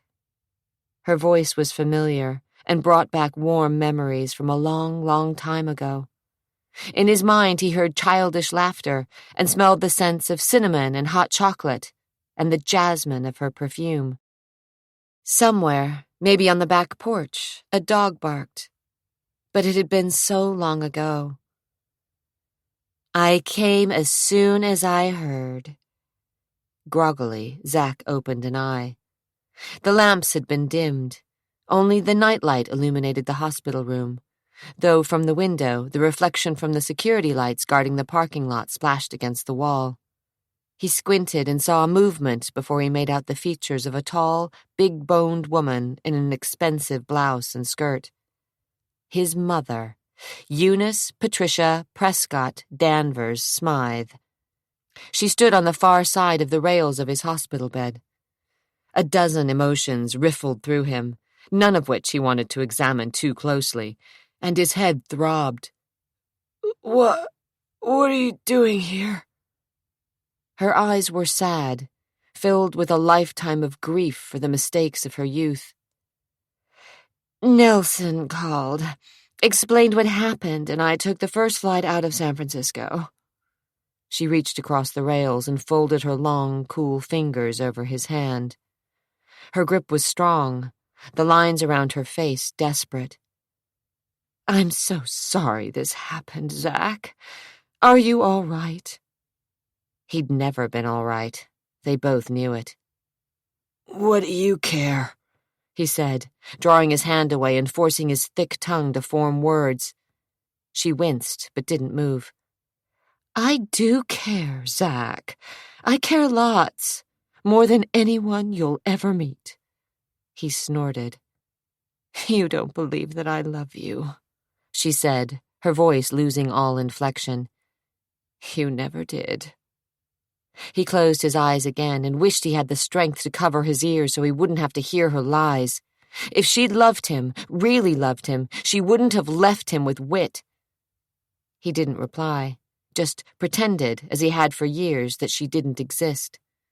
It was easier that way. Her rejection didn't hurt anymore. He'd had a long time to recover and heal. She could say what she wanted. Whit had bought her off, paid her enough money so that she gave up her children.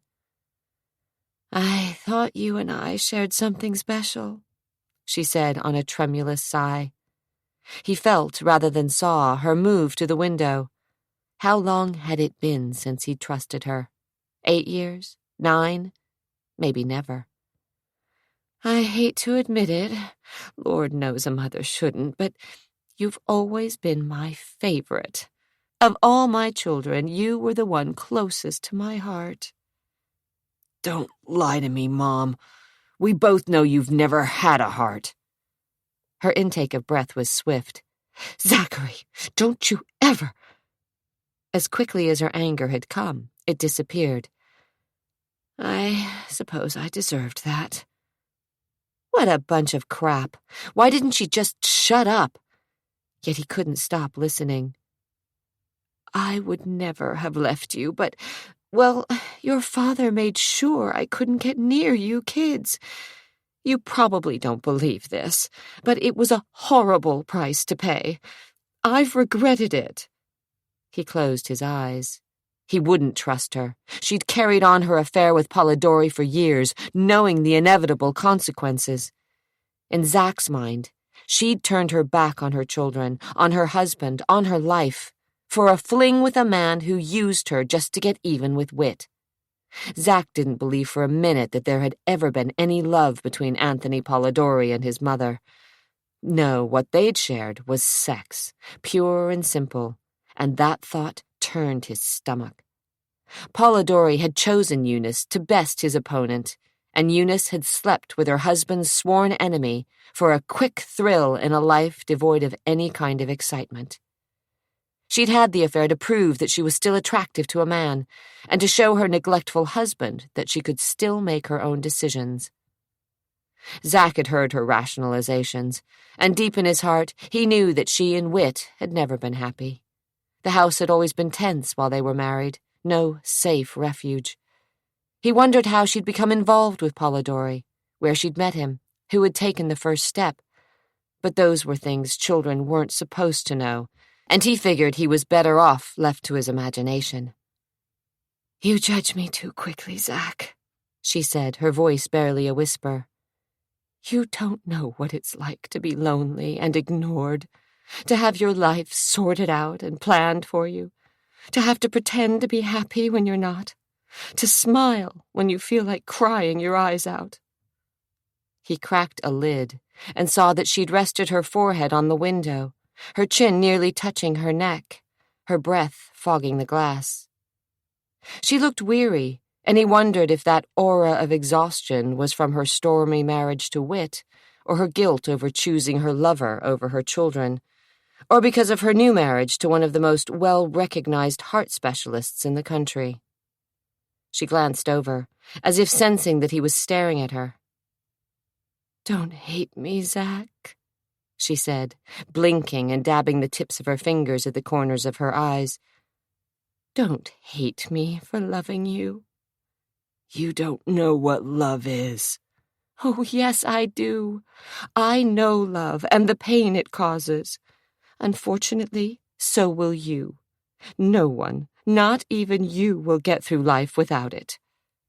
She wrapped her arms around her middle section and rocked back on her heels. You want to hate me, Zach, because it's easy. I hurt you because I cheated on your father. I don't want to hear this. Well, I had to. Do you understand? Whit was so inconsiderate. And he had other women, plenty of them, before. Anyway, I met Anthony at a fundraiser. He was charming and attentive, and even though I knew I shouldn't, well, that's what started it, she admitted. So now you know. I suppose you still want to strike back at me. That's understandable. I don't really give a shit. Sure you do. Does it make any difference if I tell you I'm sorry? He didn't bother responding. I'd do anything for you, Zach. She sounded so sincere that he was tempted to trust her, but only for a second. What about sticking around? Was that too much to ask? You don't understand. I don't want to. His head was beginning to throb again. She opened her mouth, then snapped it shut. When she spoke again, her tone was icy. You know where to reach me, Zach. You can pretend all you want, but I know that life with your father isn't easy for you. If you want to come to San Francisco and live with Lyle and me for a while, I'd— No thanks. He didn't need this. If Eunice had some latent maternal feelings, fine, but he didn't want to hear about them. As far as he was concerned, she came up to see him only because her guilt was gnawing away at her again, the same as it did during each Christmas and some birthdays. She was a part-time mother at best, and content to be no better. You might change your mind. She was gathering up her purse and a navy jacket that she slung over one arm. I won't. Whatever you say, Zach, but I only came here because I love you. She walked out of the room, the scent of the same expensive perfume that he remembered from his earliest days trailing after her. Pain and loneliness engulfed him, but he fought it. He didn't belong with anyone. His father didn't trust him. His mother, despite her protests, didn't love him, and he felt little kinship with his brothers and sisters. He thought of his stepmother in indecent terms, and he didn't have many friends, didn't want them. And now London was missing. He was surprised how much it bothered him, thinking that she was small and scared and alone. He blinked rapidly and refused to cry, not for his mother, not for London, not for himself. He'd shed enough tears when Eunice had walked out all those years ago. He wouldn't be foolish enough to do it again. He decided it was time to move on. As soon as he was well enough, he'd sell his car and— God, quit dreaming. He couldn't leave. Not yet. Not until this thing with London was straightened out. Otherwise, he'd look guilty as hell, and half the cops in the state would be after him. But maybe, hopefully, by the time he was released, London would be found, and home safely. Then no one would notice if he left. He'd have to be patient, which wasn't going to be easy. Patience had never been his strong suit. But right now, he was stuck. There was just no damned way out. Chapter 9. Jack Logan didn't like the Polidoris, especially Anthony. Never had, never would. He snapped in the cigarette lighter of his pride and joy, a 1969 Ford Galaxy two-door, cherry red with an ivory top and horsepower that wouldn't quit. The car was a gift from Whit Danvers, an expensive gift. Logan didn't want to think of it as a bribe. Frowning as he caught a glimpse of his weathered face in the rearview mirror, he tried not to dwell on the fact that he, who was basically an honest cop, had been bought by Whit Danvers. Idling at a light near 17th, he slid out a Marlboro from the pack he kept on the dash and stuck it between his lips. Truth to tell, he didn't like Danvers much more than he did Polidori. The lighter clicked, and he lit up as the light changed. Logan didn't trust people with money, especially rich people with political ambitions. At the top of his list of most untrustworthy were Anthony Polidori and Whit Danvers. Polidori was making noise about running for the state senate, and the Catholic and Italian voters were on his side. Whit had his eyes on becoming mayor or governor, Logan suspected, and the WASPs in Portland would vote for him. Logan's stomach turned at the thought. If things worked the way Whit hoped they would, Whit Danvers would end up as Logan's boss. Hell, what a mess. He wheeled the Ford through a yellow light on McLaughlin Boulevard and headed south, out of the city, toward Milwaukee, where an entire enclave of Italian truck farmers thrived for the better part of a century. The Polidoris had been vegetable vendors once, but they'd saved their money, invested in cheap land, sold their produce to the finest restaurants in Portland, and quietly amassed a fortune. Not as large as the Danvers wealth, but substantial just the same. Yep, Logan thought, drawing in a lungful of smoke. He'd love to see Anthony Polidori go down for the Danvers kidnapping. It would be fun to see that little creep squirm in the interrogation room. But it wasn't going to happen. He knew it. Polidori knew it. And Whit Danvers, whether the stubborn old man wanted to admit it or not, knew it too. He flipped the ash from his cigarette out the window and stepped on the gas pedal. Ignoring the speed limits, he wheeled through the crooked streets of Milwaukee to the fine-lined drive leading to Waverly Country Club, where mansions and landscaped grounds surrounded the most elite country club in the city. Acres of lush greens and fairways were part of the exclusive club that sprawled along the eastern banks of the Willamette River. Frowning slightly, Logan turned unerringly into the drive and waited at the gate for a security guard to determine if he should pass. Logan didn't have time for any bullshit. He flipped open his wallet, showing his badge, which was a waste of time, as the guard knew who he was anyway, then stubbed out his cigarette in the tray. With a whine of electrical gears, the gate slowly opened. Logan pushed on the throttle, and the Galaxy rolled past rose gardens and fountains to the rambling manor. Anthony Polidori met him at the front door.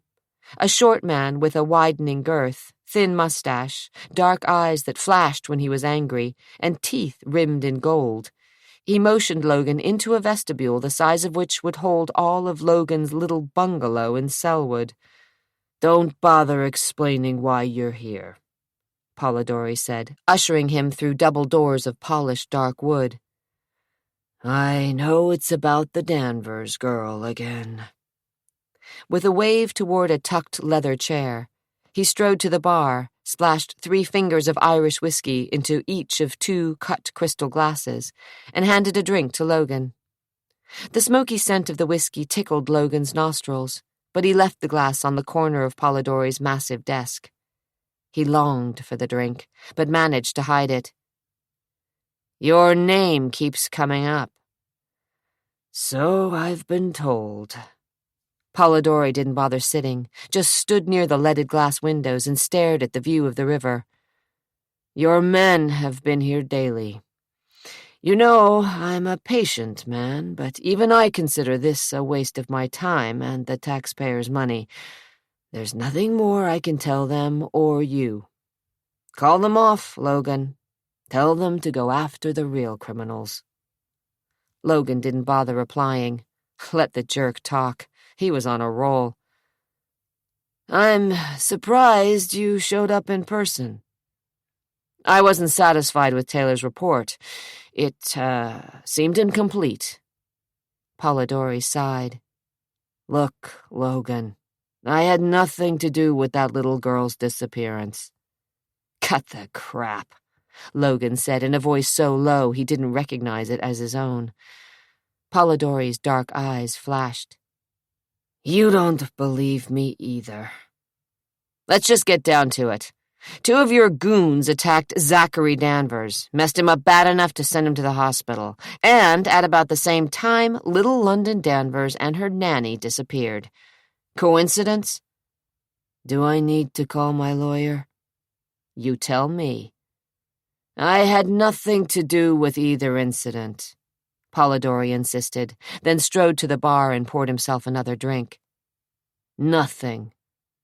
Logan didn't believe a word of it. "Maybe you'd like to know why we're riding you so hard. I've got a pretty long memory, and I remember you making some pretty rash statements when your old man died." "That was years ago."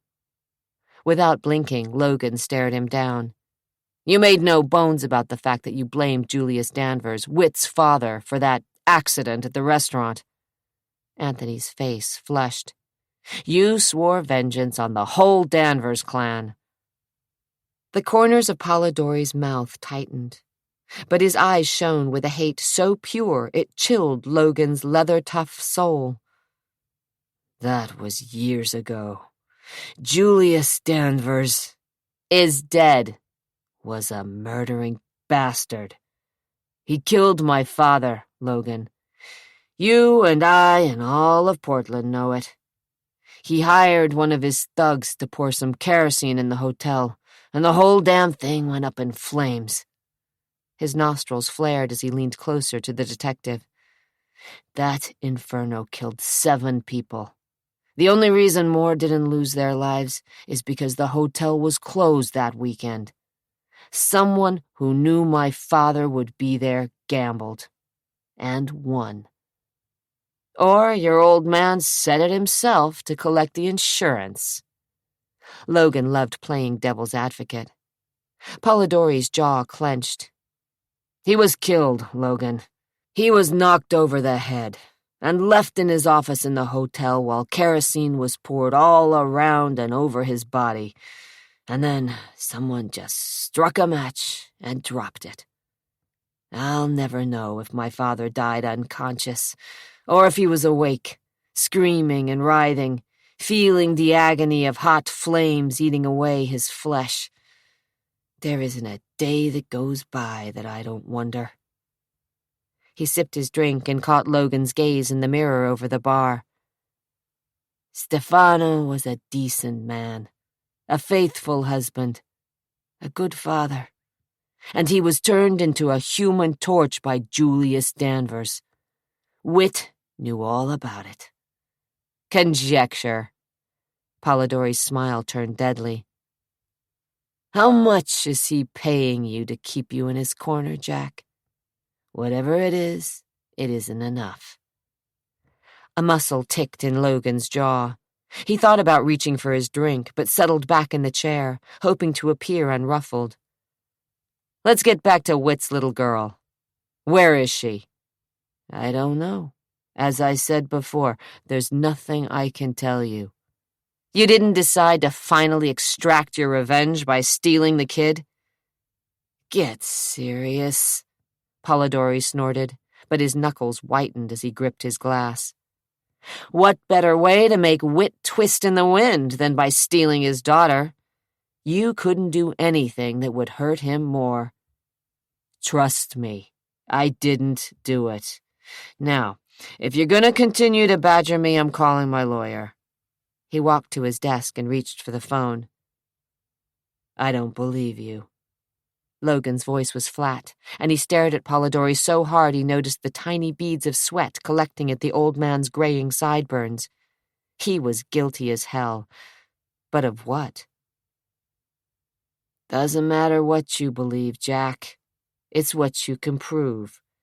Now, either you're here for a social visit, and if you are, mind your manners and drink the whiskey I so graciously offered you. If you're here on police business, you'd better charge me with something, or get the hell out of my house. Jack didn't budge.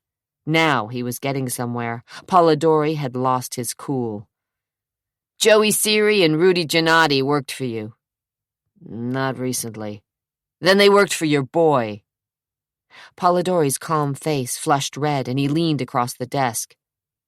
Leave Mario out of this, he ordered, his lips barely moving beneath his neatly trimmed mustache. He could be in it up to his eyeballs, Logan replied. Rumor has it, he was involved with the Danvers girl, the older one, a few years back. She was underage at the time, 16, if memory serves, when the romance went sour. Polidori's nostrils flared. My boy was in Hawaii when the little girl turned up missing. Convenient. He knows nothing about the kidnapping. Everyone in town knows about it, Tony. It's been in all the papers, even hit national television. I'll bet it even made it into the news on Waikiki. He pinned Polidori with one of his hard-ass, bad cop stares. The way I see it, someone just wanted to fuck with Danvers. So I've been checking into things, digging up people who have a grudge against the guy, and guess whose name keeps showing up at the top of the list? I don't need to listen to this. Polidori reached for the phone. Is Mario around? I'd like to talk to him. Logan finally felt that he had the upper hand. He reached for his drink. So he was on duty. What the hell? You have nothing to say to Mario. I can talk to him here, Logan said, rimming his glass with his finger. Or I can cuff him and haul him down to the station. He frowned thoughtfully, as if considering. Still, a lot of reporters hanging around there. Hungry guys, looking for a story, but it's your choice. You're a pig, Logan. And you're a liar. He leveled his gaze at the shorter man in the expensive suit. So what else is new? Polidori dropped the receiver and straightened his jacket. Logan could almost see the wheels turning in his mind. God, it felt good to make the bastard sweat a little. If Mario cooperates here, I probably won't have to run him in. If not... Logan lifted his huge shoulders and watched Polidori over the rim of his glass. The whiskey was expensive, smooth and warm. It burned a familiar and welcome path to his stomach. Well, it wouldn't look too good in the society papers if all that old trash about your son was brought up again. He smiled into his glass. Scandals have a way of raising their ugly heads time and time again. People in this town have long memories. Polidori's eyes narrowed just a fraction. You'll keep this quiet?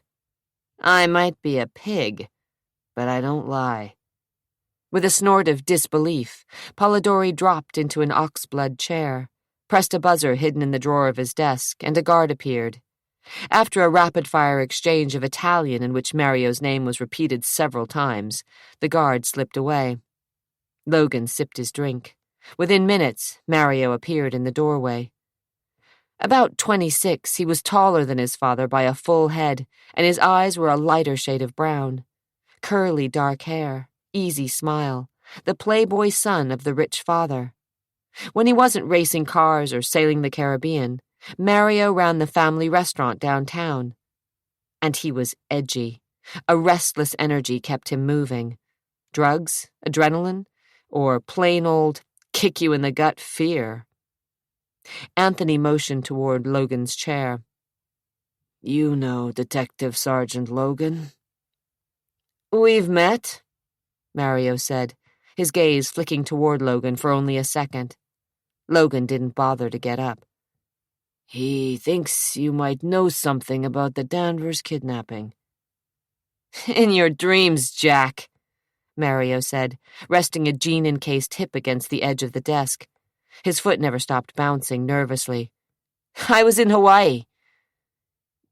You know Joey Siri and Rudy Giannotti. They used to work for me. Doing what? Whatever I asked, Mario said with a charming smile of even white teeth. Mainly odd jobs down at the restaurant. I fired Rudy 6 months ago. He was into drugs, uppers and downers. Caught him dealing and cut him loose. Joey had a fit, claimed he wouldn't stick around if I let Rudy go, so I fired him too. He shoved away from the desk, moved to the window, avoided the policeman's gaze. That was it? You've never seen them again? Logan finished his drink. Mario lifted a shoulder. I've seen them around. Some of the guys who work for me know them, but Rudy and Joey stay clear, and I like it that way.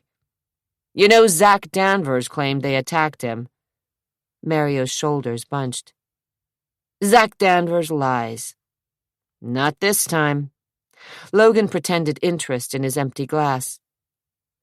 Rumor had it that you and Tricia Danvers were, well, involved. Almost imperceptibly, the corners around the younger Polidori's mouth tightened. I know her. The way I heard it, you knocked her up. What's your point, Logan? Mario's eyes snapped with an inner fury as dark as hell. Despite all his wealth, the boy carried one hell of a chip on his muscular shoulders. Somehow, Danvers put a stop to it. Wouldn't let his daughter be seen with a Polidori. Made sure she never had the kid. Logan set his empty glass on the desk. Is that so? I don't know all the details, but I'm looking into them. My guess is you've got plenty of motive to get back at Whit Danvers. A lot of people in this town would like to see Danvers go down, Anthony said from his position behind the desk. Logan lifted a bushy eyebrow. Some more than others. I was in Hawaii, on business, at the time of the attack on Zach Danvers. I know, sipping Mai Tais on the beach in Waikiki. Logan set his glass on the desk. But somehow Joey and Rudy messed up Zach Danvers, and at the same time his kid's sister and nanny were abducted. My money's still on Zachary. Mario's smile had turned cold. He shifted on the desk. It's no secret that Zach hates Whit. If you ask me, he staged the whole thing about the attack against him to get back at his father. If you want to find out what happened to London, talk to Zach. You think Dad would go to this much trouble if anyone else had been abducted? Tricia demanded, her blue eyes cloudy with anger. No way.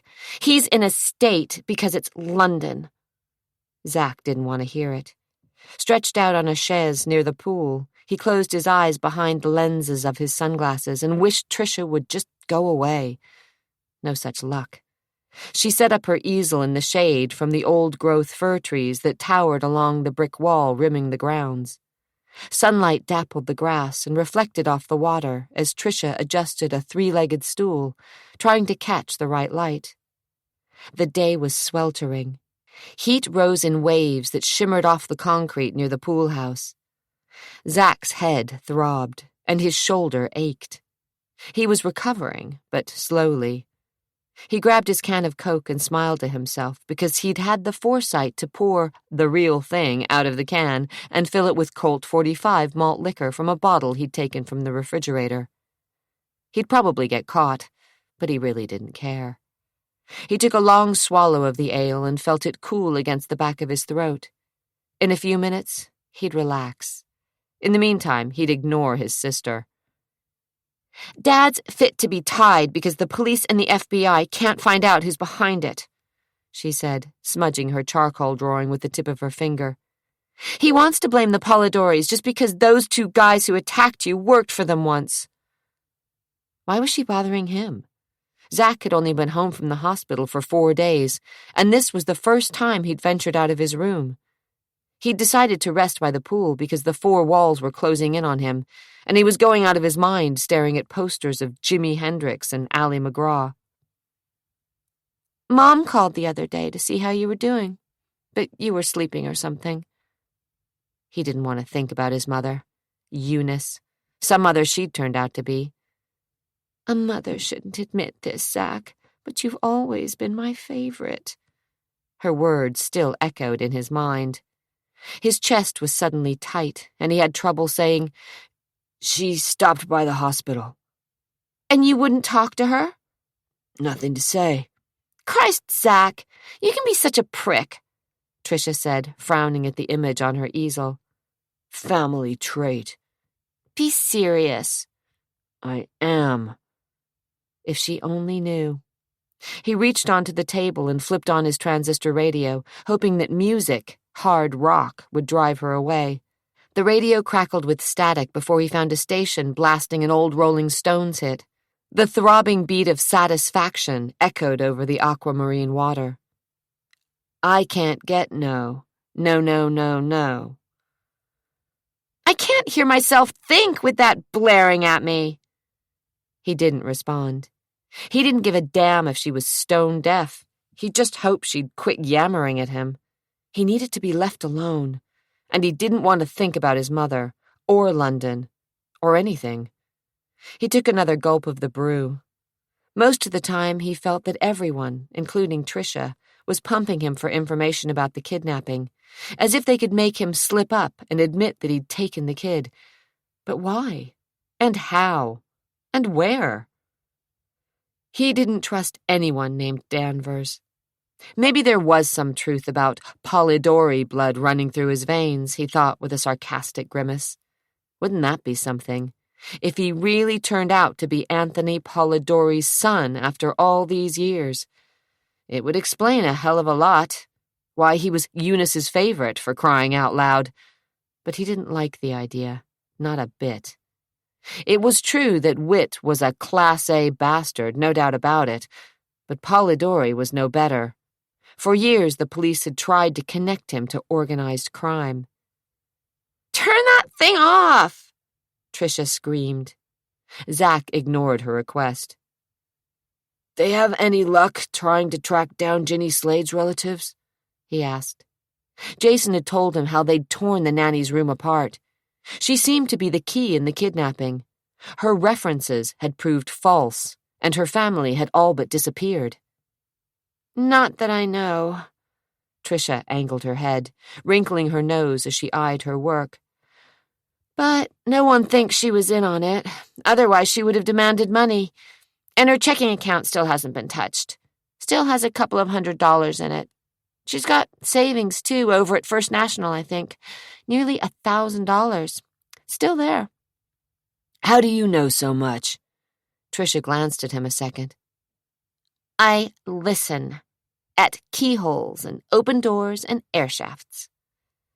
For the first time, Zach was interested in what his sister had learned. For years, he'd thought Tricia totally self-absorbed. He assumed that she didn't care about anything other than herself, her manicure and her latest boyfriend, or a new mind-expanding high. Though lately, come to think of it, she hadn't gone out much. After the fiasco with Mario Polidori, Zach squinted at his sister. She was pretty, he supposed, with her thick, reddish-brown hair and blue eyes. She wore too much makeup and her clothes too tight, but there was something about her that was appealing. For the most part, though, she was a pain in the ass. At 20, she was still taking art classes, had moved out of the house 3 or 4 times, and had always returned with a broken heart, busted for drugs, or flat broke, sometimes all 3. The drug busts, mainly marijuana and once in a while a little hash, were handled discreetly and without arrest by good old Detective Jack of the Portland Police. And Witt had always covered her bad checks and escalating credit card balances. The broken hearts weren't so easily mended. Tricia had a long track record of picking losers, including Mario Polidori. No matter what the circumstances of her latest source of rebellion, Tricia always returned, tail between her legs, fingers stretched toward Daddy's wallet. Zach figured it was because the world, with its demand of rent and electricity payments, was too difficult for his sister. She was better off having Daddy pay the bills. He leaned back in the chaise and regarded her. Already, she had a pinched set to her mouth that reminded him of his mother. In the past few years, ever since the Polidori mess, Tricia had changed. Zach didn't know exactly what had happened between Mario and her, but he'd heard arguments that had reverberated through the timbers of the old house, and Zach had guessed that Mario Polidori had used his sister to get back at Whit. Tricia had been an innocent, but more than willing, accomplice in the war of hate that had existed between the families for nearly a century. The feud didn't seem to be stopping any time soon. Not that Zach cared. "You know, Zach," Tricia said, spinning her easel around so he could see her work, a caricature of him as a laid-up, unshaven, generally slovenly teenager lying on a chaise longue and swilling coke. A blaring radio and a can of Colt 45 were propped on a nearby table. "You'd better be careful." "Very funny," he remarked, pointing at her picture. "I'm not the only one who can see through you, you know." She stuffed her charcoal back in its box. "Cat and Dad, they're on to you. There's a lot of talk about boarding school or sending you off to the ranch to, and I quote, work his butt off and keep him out of trouble." "No way," he responded. He gazed up at the thin clouds moving in from the west. "Any way you look at it, boarding school or shoveling shit at the Lazy M beats McLaren," she said, mentioning the Oregon School for Underage Male Criminals. "Is that where they think I'll end up?" "I don't know what they think, but it's my guess, Zach. You haven't exactly been easy to live with since you got out of the hospital, and that stunt with the reporters—" He grinned, rubbing the swollen knuckles of his fist with his other hand. "You're not winning friends." "The guy deserved it." Zach could still hear questions, see the cameras pointed at him as he tried to get out of Whit's Lincoln and away from the reporter who had appeared from behind the hedge.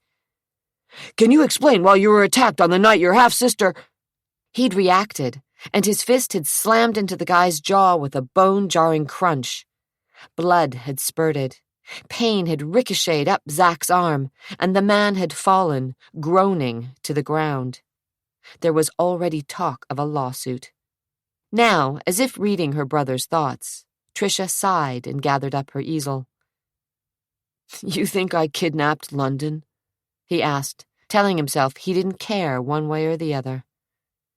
Shaking her head and staring pointedly at the scar that still edged his face, she said, "I don't know what you did that night, but you're not telling the truth. Not all of it.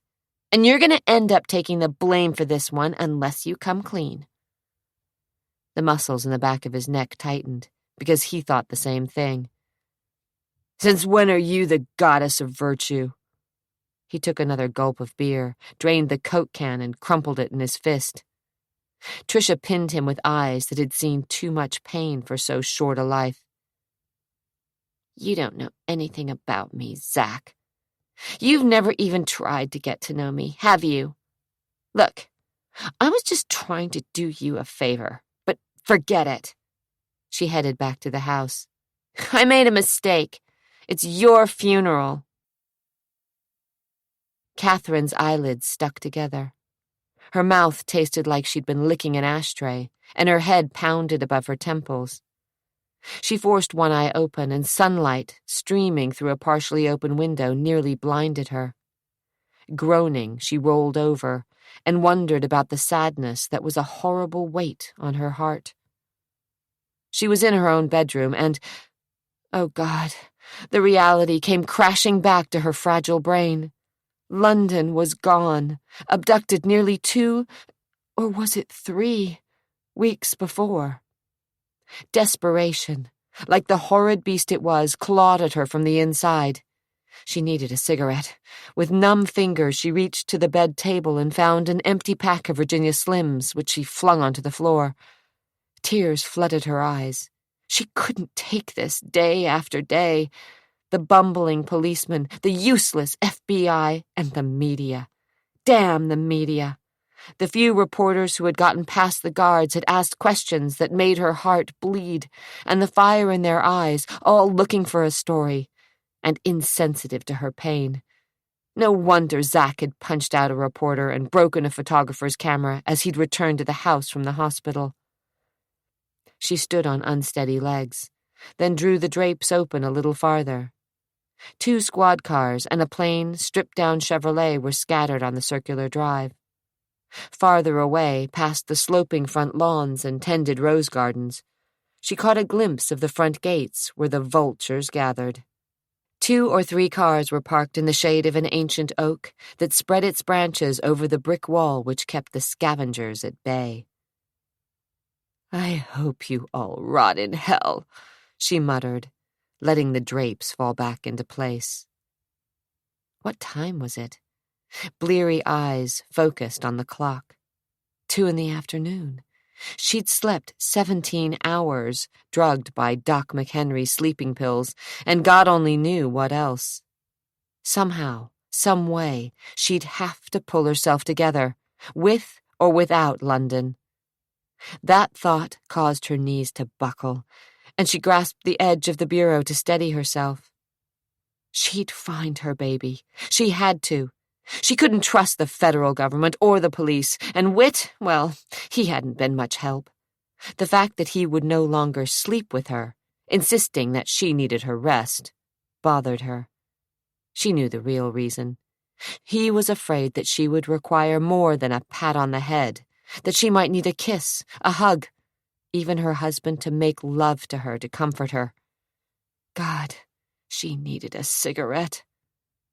Running her tongue over filmy teeth, she forced herself into the bathroom, where she stripped off the nightgown that she'd worn for days and turned on the shower.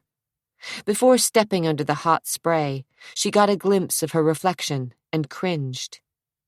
No makeup, hair lank, her once curvy body beginning to look gaunt from lack of food. Hazily, she remembered Maria, the cook, coming into her room, trying to force soup of some kind down her throat. In all her life, Catherine had never once let herself go. She believed that her greatest commodity was her body, and she spent hours in the gym, with a masseuse, at the hairdresser, having her nails manicured. Her clothes were always flattering, a little sexy, but classy and pressed. But now she looked like hell. She stepped into the warm spray and let the hot water run over her hair and skin. Closing her eyes against the dark depression that settled over her whenever she thought of London, she leaned against the slick tiles. She couldn't let this get her down because she was London's only chance. If she gave up on her daughter, everyone else would as well. Sobs burned deep in her throat, and telling herself that she could allow herself the freedom to cry, to grieve a little by herself. She let the tears drizzle down her cheeks, their salty tracks mingling with the rivulets from the shower as the steam billowed around her. As long as she was alone, she could wail and scream and gnash her teeth in frustration. But when she was with the others, then she had to pretend to be strong. An hour later, she'd made it downstairs. Her hair was washed, blown dry, and brushed until it shined. Her teeth were polished, her makeup impeccable, her shorts and top a blue that matched her eyes.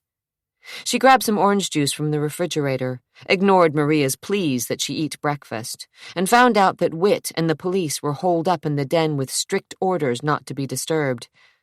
Fine. Turning her back to Maria, she splashed a couple of shots of vodka into her juice, swallowed 2 double-strength Excedrin, reached for a new pack of cigarettes, and tucked the Wall Street Journal under her arm. She was ready, or so she thought, but the intensity of the daylight made her reach for the sunglasses she kept in a drawer near the French doors. Outside, there wasn't a breath of breeze, and the sun beat mercilessly against the cement and brick that skirted the pool. She heard a noise, glanced up, and realized, as she passed by the ferns and rhododendrons flanking the path, that Zachary was swimming laps. He knifed through the water like an athlete, and his wounds, still visible against his tanned skin, had healed enough to allow him easy, even strokes. A knot of something akin to desire unwound in Catherine's stomach. Of all of Whit's children, Zachary held the most appeal. He didn't look like the rest of the Danvers brood. His skin was a darker shade. He was more muscular in build, and his eyes were a stormy gray rather than the clear blue that seemed to be a Danvers trademark.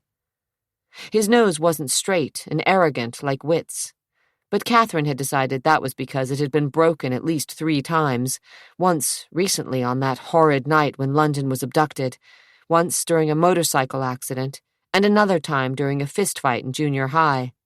The kid had been twice Zach's size, but had left with 2 black eyes and a swollen cock when Zach's pointed boot had connected with the kid's groin. Zach had gotten the worst of it. Not only had his nose been broken, but his ribs as well. And the boy's father, a lawyer, had threatened to sue. Fortunately, Whit had bought him off, which was exactly what the lawyer father had hoped for.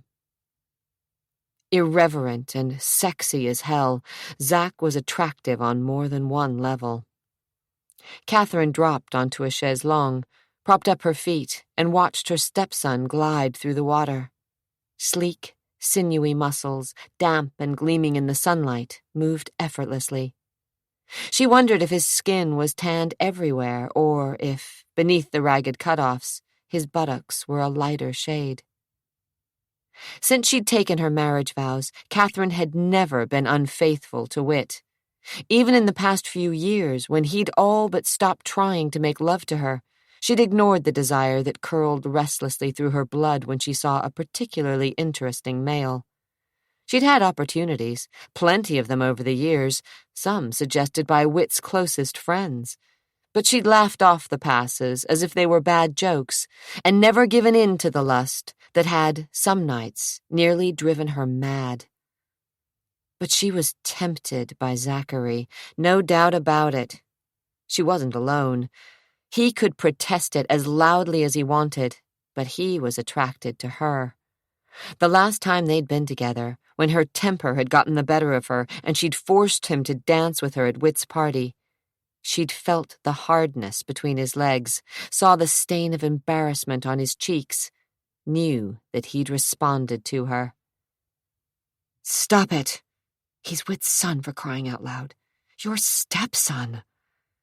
With shaking fingers, she peeled the cellophane from her pack of cigarettes, shook out a Virginia Slim, and lit up.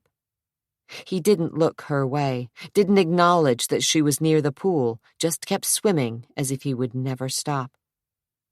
Blowing smoke to the sky, she tried to turn her thoughts away from her secret attraction to Zach.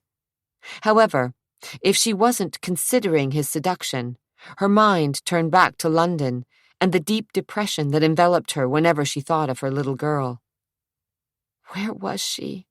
Still alive? Huddled and scared? Or dead already? Brutally murdered? Oh God, she couldn't think about that. She wouldn't. "London," she whispered, her eyes filling with sudden tears again. She took a long sip from the cool orange juice and hoped the vodka would calm her nerves. If only someone would hold her, place strong arms around her, whisper in her ear that everything would be all right, that London was safe and would be returning home. The inside of her chest seemed to cave in on itself. She needed someone, anyone. Zach. Gritting her teeth against the mind-paralyzing fear that had been her constant companion for weeks, she snapped the paper open and pretended interest in the bond market when all the while she watched Zach over the top of the newspaper. Her eyes were hidden by her sunglasses, and she was certain that Zach didn't know that as she stared at him, she was beginning to plan his seduction. Zach's lungs burned, and his shoulder was beginning to ache. He'd been in the pool 15 minutes, hoping Kat would finish her drink and leave, but he'd had no such luck. It looked as if she'd parked herself indefinitely. He was relieved she'd finally emerged. It was weird for her to be locked in her room, hardly venturing out. But then these days, everything at the house was weird. The cops and FBI, the reporters clustered around the gates, Whit's quiet rage, and Kat's isolation. Jason had moved back to the house and paced like a caged animal. Nelson, after following him around for a few days, had holed up in his room. Zach didn't trust anyone and thought people were always staring at him, as if he had any idea what had happened to London and the damned nanny.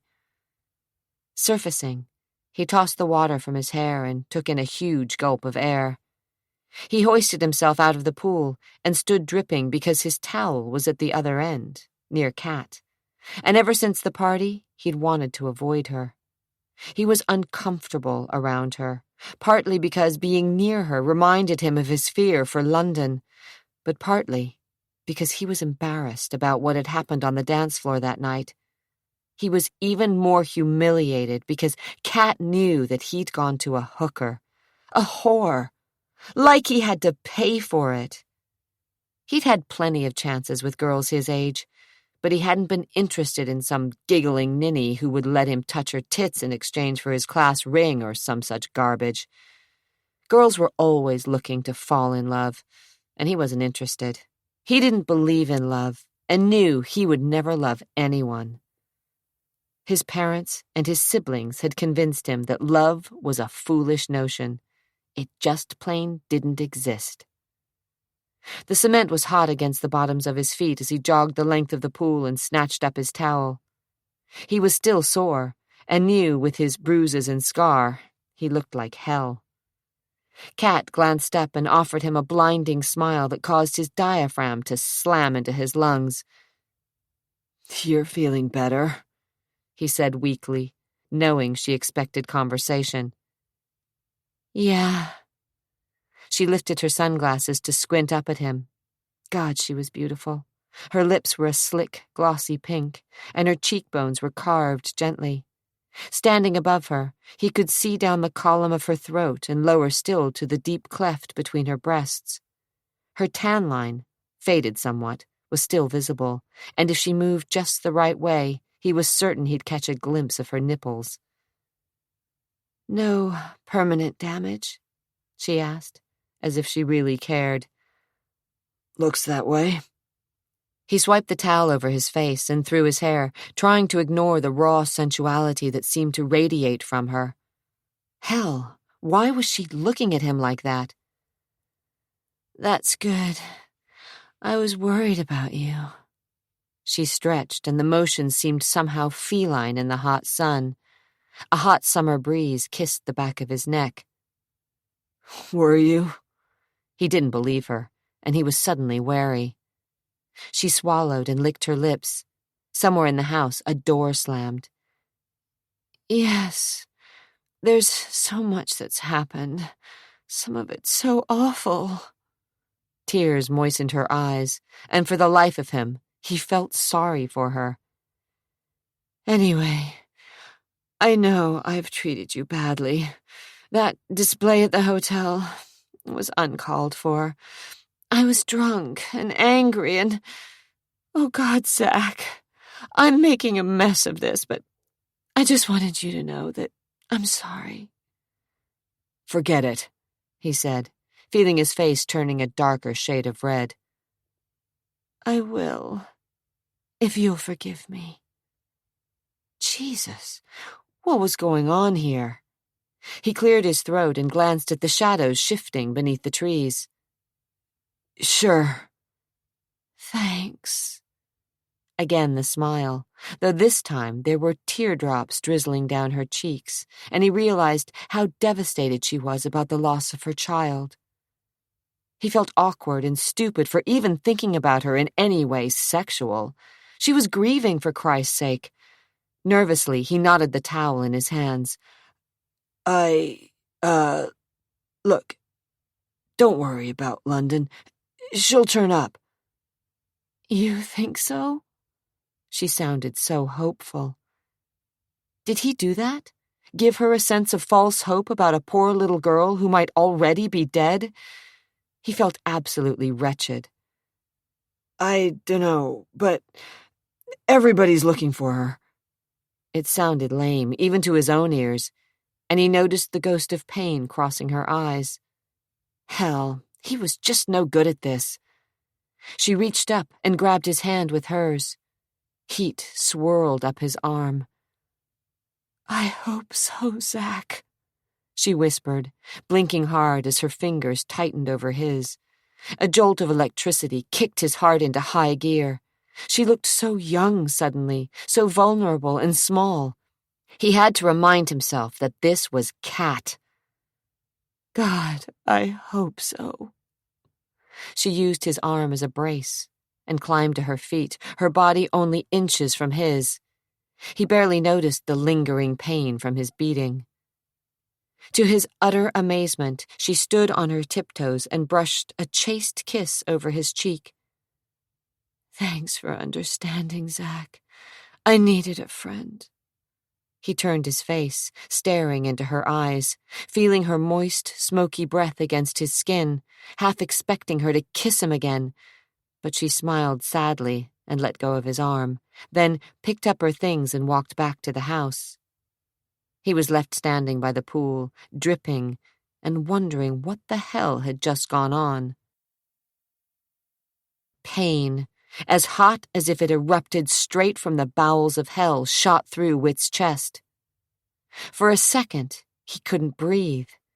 It was as if someone locked their fingers over his throat and was strangling him. Where were the pills? He yanked open the desk drawer and saw the vial in the pencil rack. Agony tore at his heart as he managed to retrieve the nitroglycerin pills and shove one under his tongue. He was nearly gasping now, and waiting, his elbows propped on the leather desk pad, his head resting in his palms. Sweat broke out over his forehead, and the damned intercom began to buzz impatiently. He didn't answer, and knew that surely his secretary of more than 20 years would get the message. The buzzer stopped, and 5 minutes later, he was collected again. The angina had passed, and he straightened his tie. No one save McHenry knew about his condition, and he planned on keeping his secret to himself. Whit hated weakness, and this heart condition was just that, a sign that he wasn't as strong as he once had been. He reached for his humidor, opened the lid, and the heavy scent of Havana tobacco wafted to his nostrils. He grabbed a cigar, wedged it between his teeth, but didn't light up. Not now.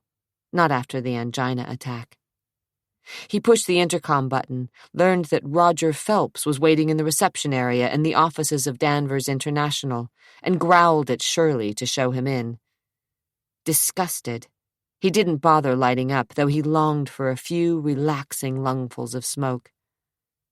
Within minutes, Phelps was seated on the opposite side of Whit's desk. He looked like Joe Average. Tan slacks, brown jacket, off-white shirt, and nondescript department store tie. His face wasn't noteworthy, just even features with the beginnings of jowls that matched the paunch developing at his beltline. Whit was more than a little disappointed in the man who had supposedly been an agent with the CIA before dropping out of the government to do independent work. "What can I do for you, Mr. Danvers?" Phelps said in a nasal voice. He hiked up his pants a bit, and Whit noticed that his shoes, cheap loafers from the looks of them, were scuffed. "You must have guessed why I wanted you. My daughter London was kidnapped. The police and FBI are incompetent jerks. Don't have a clue where my daughter is, and it's been damned close to a month." Phelps didn't comment. "You come highly recommended." A lift of a shoulder. Whit was growing irritated. "Tell me why I should pay you when the government and the police seem to be baffled." Phelps' expression changed slightly, and Whit was reminded of a wolf with his nose to the wind, scenting a wounded doe. "Simple. You want her found." "And you can do that?" Whit settled back in his chair. Maybe there were more layers to Phelps than met the eye. "If I don't, you owe me nothing besides my retainer." "Of $10,000. Cheap, isn't it?" He set his untouched coffee on the edge of Whit's desk. All I ask is that your family comes clean with me. No secrets, no lies, no skeletons tucked into closets. Fair enough. You can question everyone here while we're still in Portland, but you may as well know that I'm moving them, even the older kids, to the ranch near Bend. I'm not going to chance losing another one. Zachary. He scowled when he thought of his middle son. Always the rebel, always cocksure, always in trouble. He's going first, but he doesn't know it yet. The rest of the family will follow in a couple of weeks, so you'd better start with him. He's the one with the phony story about the hooker? Whit's back went up. The story was true. The police talked to the girl. Sophia something or other.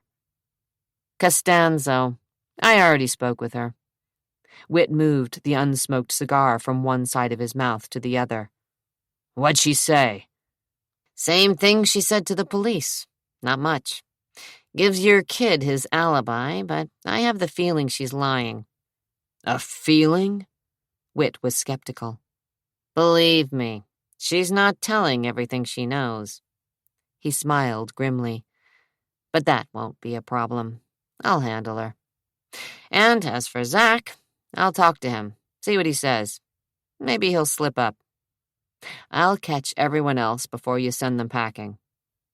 He pulled out a notepad from the inner pocket of his jacket, scribbled quickly, then frowned slightly, wrinkles lining his brow.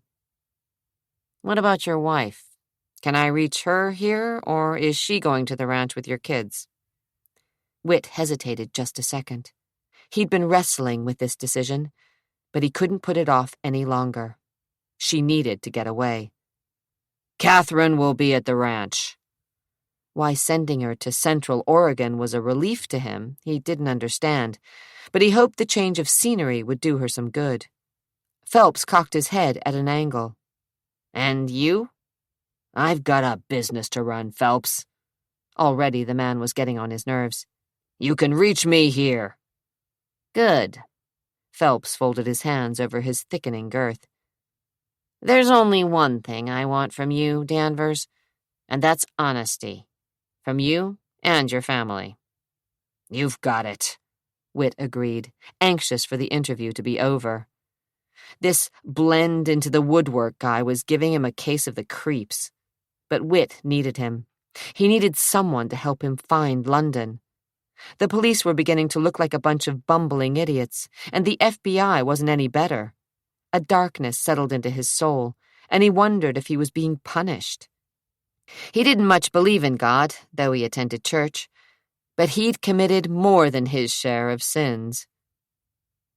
But maybe you don't really get it, Phelps said, cutting into his thoughts.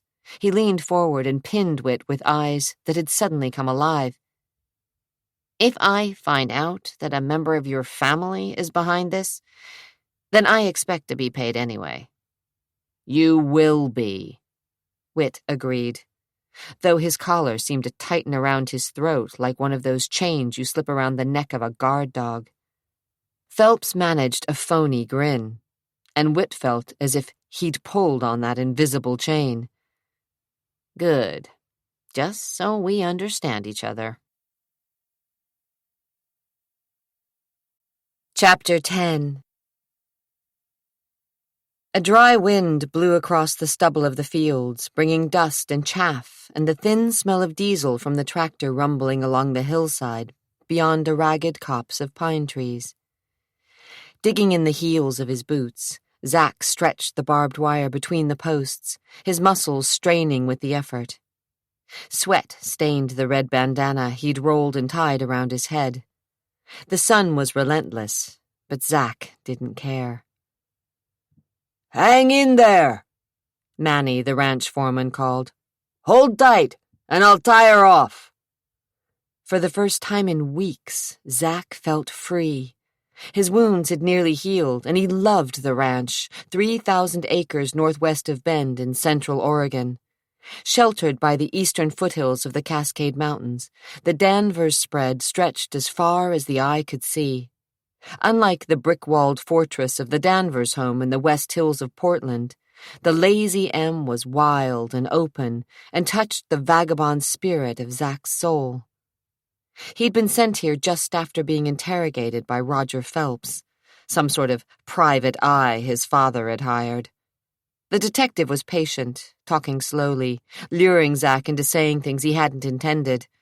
Zach had left the interview feeling as if Phelps considered him a prime suspect in London's kidnapping. He'd thought about telling the truth, but couldn't see what good it would have done to rat on Jason about the whore. Who cared? One incident wasn't related to the other. Zach had his own moral code, loose though it may be. One thing he never did was snitch.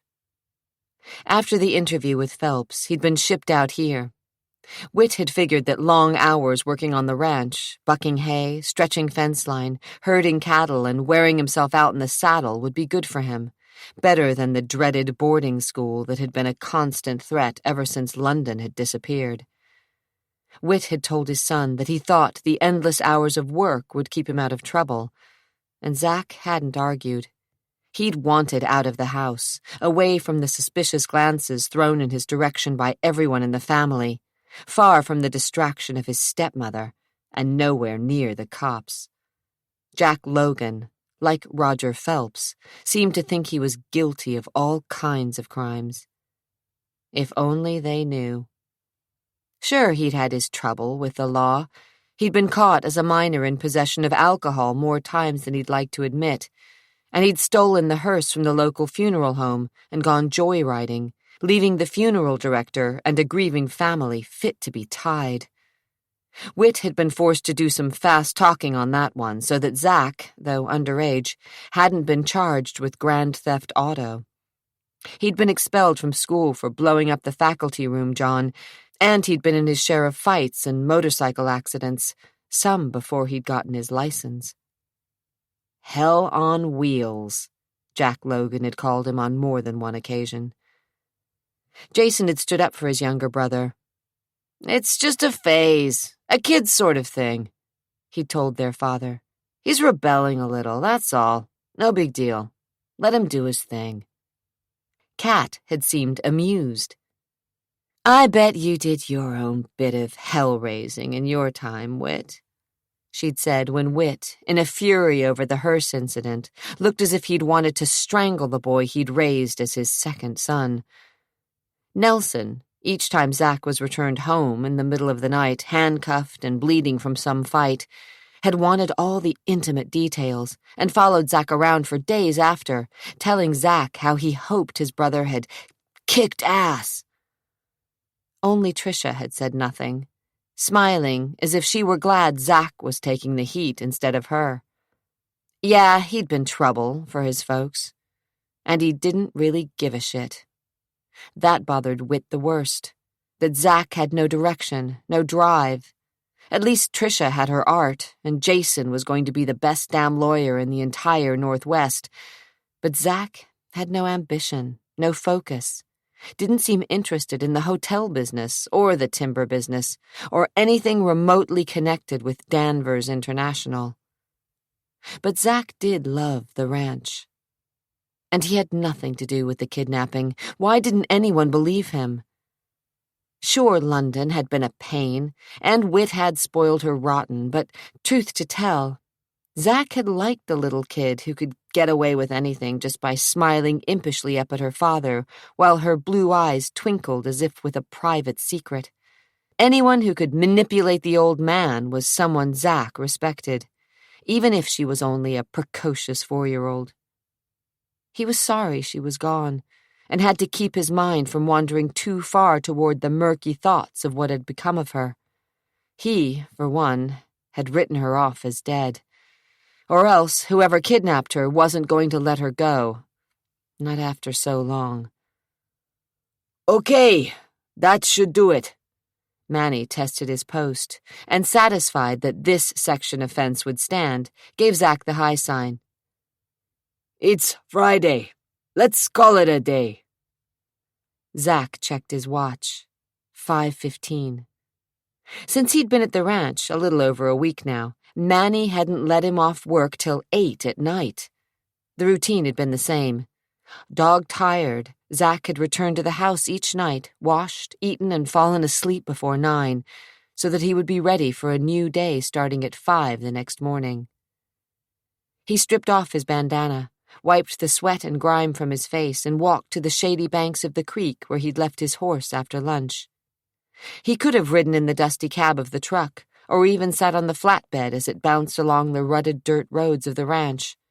But he preferred the horses, and this one, Cyclone, was his favorite. A headstrong sorrel colt with 4 white stockings who was known to kick and bite. Cyclone was the fastest horse on the ranch. "Come on, boy," he said, hoisting the blanket and saddle onto the colt's back. "It's time." Ears back, the horse shifted and kicked, but Zack was quick enough to dodge the blow and tighten the cinch. "You're a mean son of a bitch, aren't you?" He swung into the saddle and yanked on the reins. "Well, that's all right by me, 'cause I am too." "Hee-yah!" Heels pressed into the colt's sides. He leaned forward in the saddle, and Cyclone took off. Wind streamed through Zack's hair and brought tears to his eyes. Spindly jackpine and red-barked ponderosa pine trees flashed by in a blur, and once again Zack felt wild and free, as if he could do anything he damn well pleased. He didn't miss his siblings. Jason would sell his soul to the devil for a small amount of cash, while Tricia was rebelling in the best way she knew how, by getting involved with Mario Polidori, son of Wit's old nemesis, yet again. Obviously, she didn't subscribe to the once burned, twice shy theory. There were whispers that she was into drugs, though Zack had seen no evidence of it. As for Nelson, the kid was a pain, plain and simple.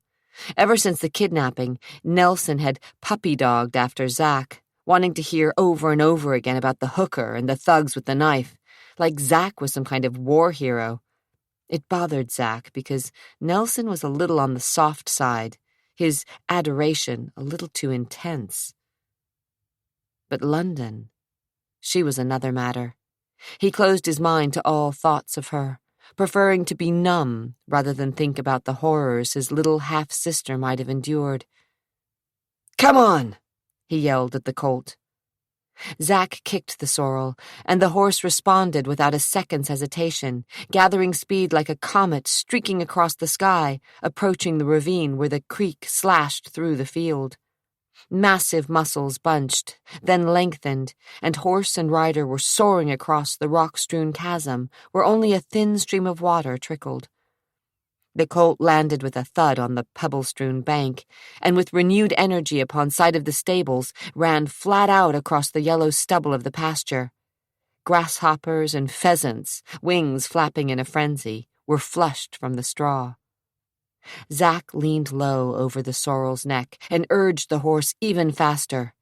Cyclone took the bit between his teeth, his legs flashing over the cracked earth. Wind screamed past his ears and sweat darkened the horse's coat. Laughing for the first time in weeks, Zack yelled, "Move, you miserable hunk of horseflesh!" Only when they were near the paddock did Zack pull back on the reins, wresting control from the headstrong beast. "Slow down," he growled, standing in the stirrups. By the time they entered the paddock, the colt had switched from a gallop to a trot, and finally into a reluctant walk. Cyclone tossed his head, his bridle jangling as he fought the demanding demon on his back. "You did good," Zack said. Cyclone was blowing hard, and Zack kept him moving, walking slowly, until the colt's breathing was normal again. "That's better." Zack didn't see Tricia watching him, didn't notice her lurking in the shadows of the scrub pine until he'd reined up at the fence, and she climbed onto the top rail. With a sinking sensation, he knew he'd have to deal with his family again, and suddenly his wings seemed clipped. All the old anger and resentment welled up in him, and the ranch that had moments before appeared so vast quickly became confining and small. "This place is a prison," Tricia said, as she pushed aside a long-needled branch encroaching over the fence. "What are you doing here?" But he knew. They were all here. For good. "Family vacation," she said with more than a trace of sarcasm. Her nose wrinkled when she saw the horseflies gathering near the colt's rump. The smells of manure mixed with urine, sweat, and dust apparently offended her. "Believe me, I tried to talk Dad out of it, but you know how he is when he makes a decision." Zack swung down from the horse's back. "In a way, I understand. Dad's tired of everyone just sitting around and waiting for the phone to ring at the house in town. Even the police and the feds. Doing nothing." Zack remembered. "Dad said we were all getting on his nerves. Now there's something new," she added sarcastically. Zack didn't respond. "Anyway, I think he was worried about another kidnapping." "No way." Zack hauled the saddle off the horse and hung it over the top rail of the fence. "Aren't you the one who pointed out that he wouldn't care if one of us was abducted? Just London?" Tricia pouted. "You know, if I turned up missing, I think he might buy a bottle of expensive champagne and have himself a celebration." "He's not that bad," she said without much conviction. Then, catching Zack's steady gaze, sighed. "Okay, so he is that bad. Anyway, it doesn't matter why he sent us here. The fact of the matter is that we're all stuck in this godforsaken place." "Is that so?" "Including Cat." Zack's stomach dropped a little, but he managed to keep his face from registering the slightest trace of emotion. "She'll hate it here," he said flatly. "Already does."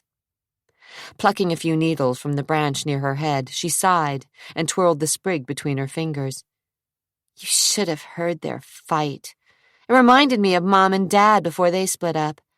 Cat put up a battle, I'll give her that, but despite her excruciatingly loud protests against being shipped out of Portland, she wound up here with the rest of us, and that really pissed her off.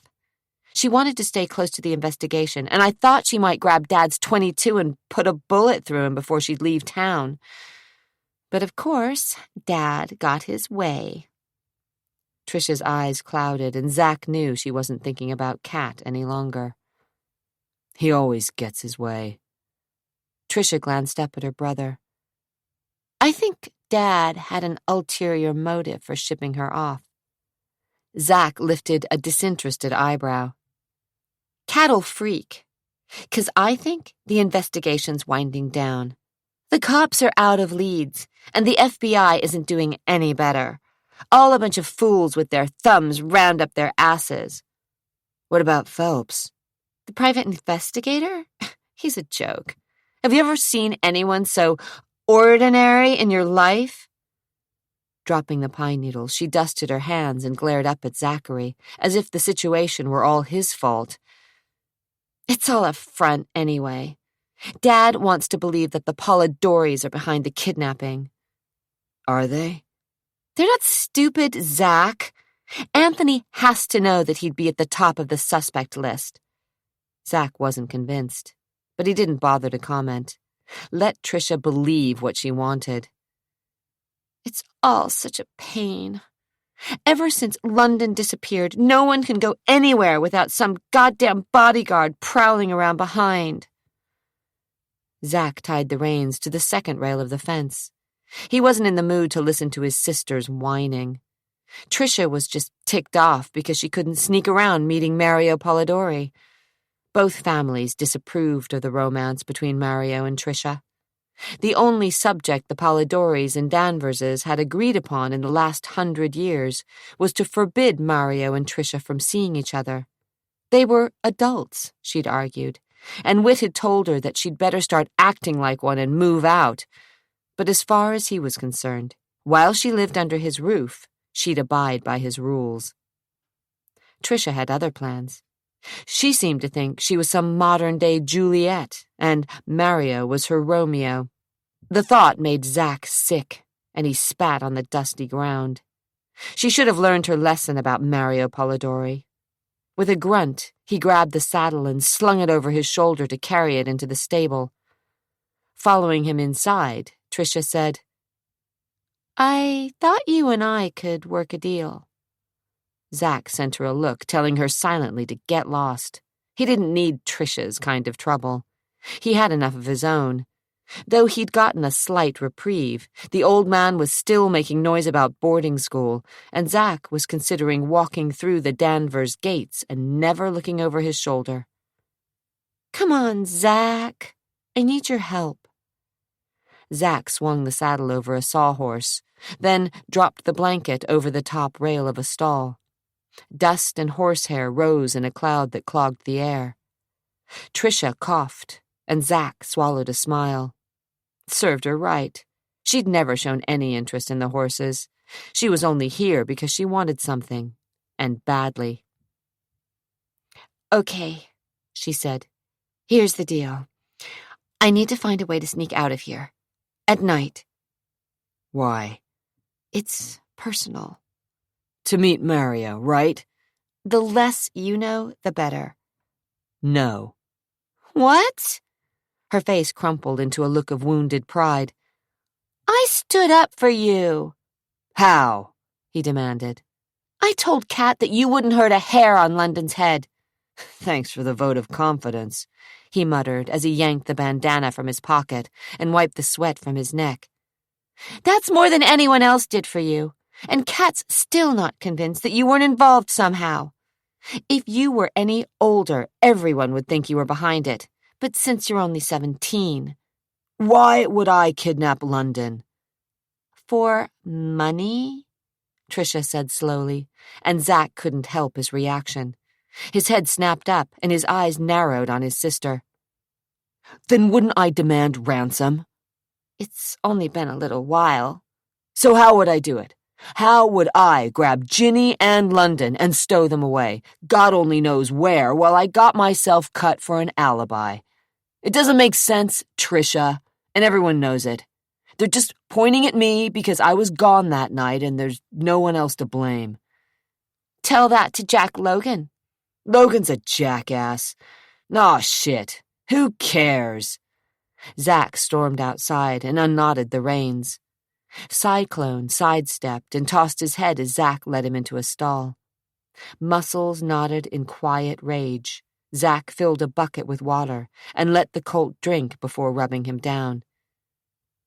"You're way off base, Tricia," he finally said. Tricia dusted off the burlap and sat gingerly on a sack of oats. Leaning forward, propping her elbows on her knees, she cradled her chin. Her gaze narrowed through the dusty window, and she chewed on her lower lip. Okay. Maybe you really shouldn't be the #1 suspect." "Thanks." "So, who do you think took her?" "I don't even want to think about it." And that was the truth. "Well, someone had to." "Okay, Ginny then." "Yeah, but who was she working for?" "Don't know." "Hell, do we have to do this? Dredge it all up again?" Zach hated to admit it, but he missed the little kid. True, she bugged the hell out of him and tagged after him. More often than not, he'd told her gruffly to get lost. But he worried about her and had trouble sleeping at night, just wondering what had happened, and if she were all right. Tricia plucked a piece of straw from the manger. "One word from me, and you'd be shit out of luck." "How's that?" With the curry comb, Zach worked a knot in the colt's mane. "I could say that Mario told me you were involved in the kidnapping." Zach tensed. Where was this going? Slowly, he resumed brushing the horse. "It would be a lie." "Everyone would believe it.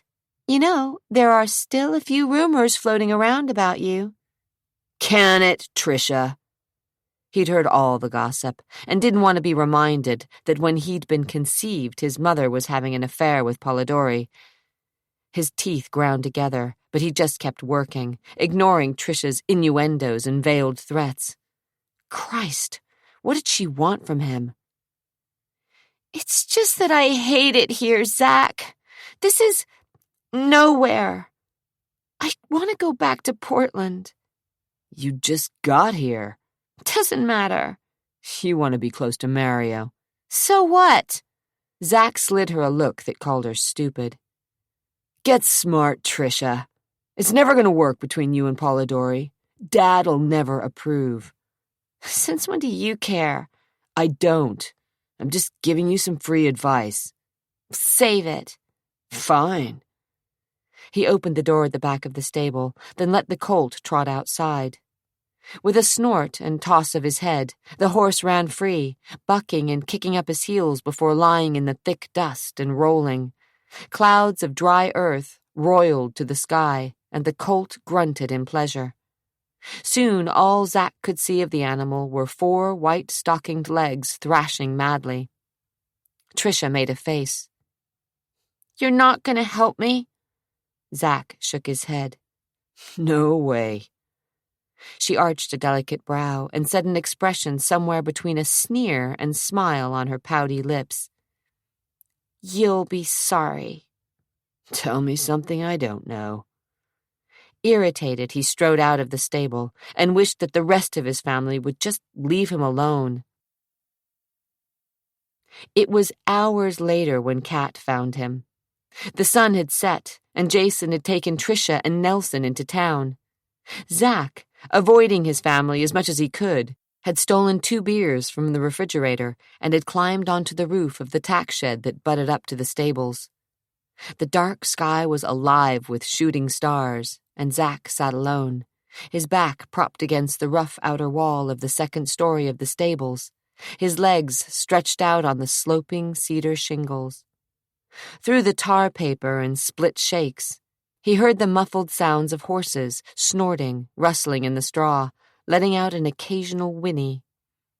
The moon was small, just a sliver, but gave off enough light so he could see the stands of trees flanking the rambling ranch house and outbuildings. The house was lit like a Christmas tree, patches of warm light glowing through the windows. Kat was still awake, prowling the rooms. He caught glimpses of her now and again, moving restlessly from one window to the next, and he decided he wouldn't slip through the French doors to his room until all the lights had been turned down and he knew that she was asleep. So far, he'd avoided her, but he wouldn't be able to sidestep her forever. He opened a can of Coors and beer foamed over the side. He took a gulp, catching most of the overflow, when he heard the old dog let out a quiet bark, then the unmistakable sounds of footsteps walking unerringly to the stable. His heart nearly stopped. Seconds later, the rungs of the ladder to the hayloft clicked as someone climbed to the top. Now what? He smelled the scent of her perfume before he saw her in the open window of the hayloft, her face white, her black hair the color of midnight. His chest felt as if it were suddenly constricted with iron bands. Manny said you might be here, she said as casually as if she'd spent all her life creeping around barns and climbing into haymows. His gut tightened as she slid through the window and stepped onto the roof. Balancing herself with a hand on the roof of the stable, she walked the short distance to his side and slid onto her rear. The scent of her perfume was stronger as it drifted to his nostrils, and her arm was so close to his that he could feel the heat of her body. He remembered how she'd felt in his arms, supple and pliable and willing. Oh, God. What do you want? Company. She offered him a smile. I thought we were friends. Off in the distance, a coyote howled. I don't know if that's possible. We could try to be, especially if you offered me a beer. Throat so dry it felt like sand, he handed the 2nd can to her, and she, with a smile that flashed in the dark night, popped the tab and giggled when the foam erupted and spilled across her fingers. She lapped it up with her tongue, and Zach tried not to notice how sexy she looked with the white flecks on her lips. It's beautiful tonight, she said, staring up at the heavens and sighing loudly. If you like this kind of thing. You don't? I'm a city girl. She drank from the beer, then drew her legs up and wrapped her arms over her bare knees. Her shorts barely covered her butt, but Zack tried to keep his eyes and mind on anything but how damnably sensual she was. Grew up in Ottawa. He didn't reply. Couldn't. They sat in silence for what seemed forever. Zack's heart was drumming so loudly he wondered if she heard it, and though he pretended disinterested insolence, he suspected she saw right through him. I didn't want to come here, she admitted. I don't like being this far away if there's any news about London. Her throat caught on her daughter's name, but she didn't break down. Instead, she sighed and ran her fingers through the thick black curls that framed her perfect face. You don't like me much, do you, Zack? She asked suddenly. You're my stepmother. As in, wicked stepmother? He lifted a shoulder and took the last gulp of his beer. His fingers were still around the empty can when she turned her eyes up to him, and they sparked with an inner light. Zack could barely breathe as she, staring at him boldly, placed her hands on his shoulders and brushed her lips across his. Jesus, Catherine, he breathed, his heart knocking crazily. Don't. Shh. She placed those supple lips against his again, just for a second he was certain would change the course of his life forever. Her mouth was teasing and warm, filled with promise. Zack groaned low in his throat. Don't do this, Cat. You want it too, she murmured in a sigh as soft as the summer night. He told himself that he couldn't kiss her or touch her or even think about her, and yet he was too weak to tear away from her embrace. Her lips fastened over his, and her breasts, beneath the fragile barrier of her t-shirt, brushed across his bare chest. 1,000 reasons to stop screamed through his head, but when her tongue skimmed his lips, then pressed urgently, demanding entrance, he gave up, and he kissed her back, closing his mind to the warnings. Her tongue was wet and slick and wonderful. It touched the roof of his mouth, flicked against his lips and teeth, and promised untold delights. Heat swirled through his blood, and his cock was so hard it strained against the zipper of his cutoffs. Don't do this. Don't, an inner voice cried. But instead of protesting, he reached up, and his fingers wound in her thick hair. She slid down him and kissed his naked chest, her tongue licking its way against his skin. A shudder that felt like fire ripped through him. He dropped his beer, and the empty can rolled noisily down the roof. His body convulsed, and hot desire pumped through him.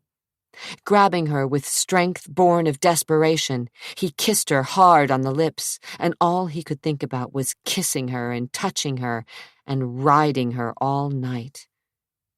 She's your father's wife, Danvers, his mind yelled, and for once he listened to it. He found the strength to push her away.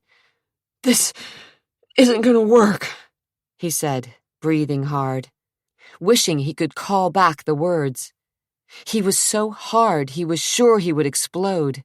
His fingers clamped around her shoulders, keeping her at arm's length. Catherine chuckled deep in her throat, and the sound seemed to echo off the distant hills. What is this, Zack? Wrong. That's what it is. He dropped his arms, scooted farther away from her, and ran sweaty, trembling fingers through his long hair. She pouted a little in the darkness. Since when did you care about right and wrong? Don't play with me, Cat, he warned, and was surprised at the conviction in his voice. I just felt we had an understanding. With a lift of her shoulder, she tucked her feet under her and stared down at him. I don't get it, Zack. I thought... No, I knew. You wanted this. I don't, she snorted. As a matter of fact, I was certain this is what you needed. I don't need you, Catherine, he said, wishing he could put more distance between her sensual body and his own. I don't need anybody. Oh, baby, that's where you're wrong. To his mortification, she slid closer and patted his head as if he were a naughty little boy, finally forgiven. Zack jerked away from her touch, as if she repulsed him. Leave me alone, Cat, he muttered between his teeth. His groin still ached, and he was on fire inside, but he stared off into the distance, refusing to look at her. He focused instead on the ridge of dark mountains that loomed on the horizon, and heard her sigh before she climbed to her feet, walked the short distance along the roof, slipped through the window, and disappeared into the hayloft. When she was gone, he flopped back on the weathered cedar shakes, angrily gazed up at the stars, and wondered why he was such a fool. He could have had her. She was there for the taking, and he, because of some latent sense of nobility, had shrugged off her advances. He could still smell her perfume mingled with the lingering smoke from her cigarettes, and he remembered her touch, that warm, bone-melting touch. Jesus, you're an idiot. For the next few days, Zack managed to keep his distance. Up hours before Catherine ever thought about rising, he worked long hours in the fields and returned at sundown. Kat, invariably, was locked in her room, the television blasting. He never ran into her. As for his siblings, they all bothered him. Jason kept crowding him, offering to take him into Bend to meet women, but Zack declined, and Jason went off prowling on his own. Tricia was pining for Mario, and probably plotting her escape from the family compound. Sometimes she reeked of marijuana smoke, and her eyes were often glassy. Zack had less trouble dealing with her stoned than when she was straight and plotting ways to escape. As for Nelson, the kid was still in the throes of hero worship, tagging after Zack as he went about his chores, trying to find ways to talk about his night with the prostitute. It didn't seem to matter how many ways Zack explained that nothing really had happened, except that he'd managed to get a few new scars. Nelson was still enthralled, certain that Zack had really scored with the whore, but was protecting her honor or some such crap. The kid was sick, Zack thought, as he stepped out of the shower and threw on a pair of cutoffs. Nelson's fascination with all things sexual seemed bent. He wanted to know all about bondage and S&M and all that shit that Zack didn't really know about and didn't want to know. Men and women in leather and chains, like some kinky group of Hell's Angels or something. It kind of made his skin crawl. Pushing all thoughts of Nelson aside, Zack found leftovers in the kitchen, and since the maid had already retired for the night, he heated up the pork chops in the microwave, snatched himself a beer out of the fridge, and took his meal onto the back porch, where the old collie was curled near the swing. Shep perked up at the smell of the meat and whined as Zack sat down and started in on the chops. Don't give me that, he said to the dog. You're too fat as it is. Shep thumped his tail on the floorboards. Somewhere in the distance, an owl hooted softly, and the sounds of bats' wings disturbed the silence. The air smelled of horses, dust, and sagebrush. Zack thought he could find peace out here in the middle of nowhere, if it weren't for his family. Zack finished his dinner, tossed his bones to the dog, and wiped his fingers on the frayed edges of his cut-off Levi's. He finished his Budweiser in 2 swallows, then walked back to the kitchen for another. Downing the second can quickly, he began to feel a slight buzz as he crushed the aluminum in his fist. He made his way back to his room, where he flipped on his stereo and flopped on to his bed. The song was an old one by the Doors. Come on, baby, light my fire. Like Kat. Boy, she could light dangerous fires. Zack closed his eyes and let the music surround him. Try and set the night on fire. The French doors were cracked, and the hint of a breeze stirred the curtains. His eyes opened, and he stared up at the ceiling.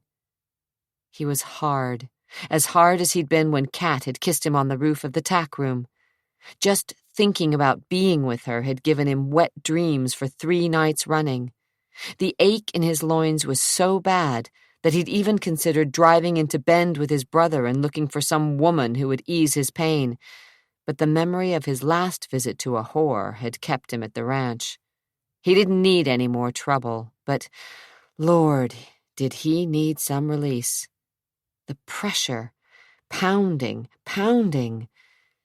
Deep down, in the darkest oblivion of his soul, he knew that he didn't want just any woman, that though he would go through the motions with any willing female, he was certain that anyone but Kat wouldn't do, and Kat, his stepmother, was the worst choice of all. He rolled over to his side and considered jacking off. It sure as hell wouldn't be the first time, but it left him so empty or lonely or feeling stupid. Face it, Danvers, you want her. All you have to do is walk down the hall, turn the corner, and tap on her bedroom door, and the sweetest bit of pussy this side of the Rockies will be waiting to give you any fantasy you can dream up. His throat was so dry, he couldn't draw up any spit, and he squeezed his eyes shut, resigned to his fate as he reached for the fly of his pants. He heard the creak of the door, felt the wind turn, and his heart jolted. His eyes flew open. At first, he thought she was a vision, the beautiful woman on the other side of the glass. Moonlight spangled Kat's black hair silver, and her silk pajama top shimmered. His heart began to pump so loudly that he was certain she could hear it. The doors opened further, and dry leaves blew into the room. The wind tossed her hair away from her face, and as she entered the room, he saw the tears glistening in her eyes. Her lips trembled, and her nose ran. What are you—" "Just hold me, Zach," she whispered in a voice strangled by grief. "What is it?" Walking numbly to the edge of his bed, she sniffed loudly, then stood in front of him as if hesitating. He drew himself into a sitting position. "You shouldn't be here, Kat." "I know, but— oh, God." She rolled her eyes toward the ceiling, and tears trickled down her cheeks. Between the broken sobs, she said, "Whit just called, and the police have run out of leads. The investigation is still open, but they all think, the police and the FBI, that London is dead." The last word was barely a squeak, and Zach couldn't help himself. He stood and took her into his arms, trying to comfort her as sob after heart-wrenching sob shook her body. "Oh, God! Oh, God!" Burying his face in the crook of her neck, holding her close, he willed himself to think of her not as a woman, but as a person to whom fate had handed a crushing blow. She clung to him and cried like a child, her tears raining down his chest. He told her it would be all right, that of course London was alive, that someday they would all see her again. But even as he said the words, he believed them to be lies. When at last the racking sobs quieted, he lifted his head. "You should go back to the room. Take some sleeping pills." "I can't. I don't want to be alone.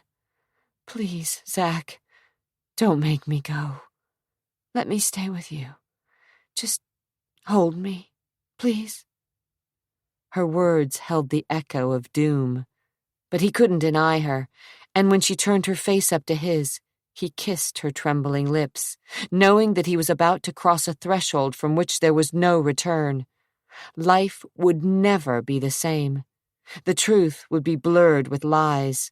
But he kissed her, and she responded, her body quivering in fear and desire.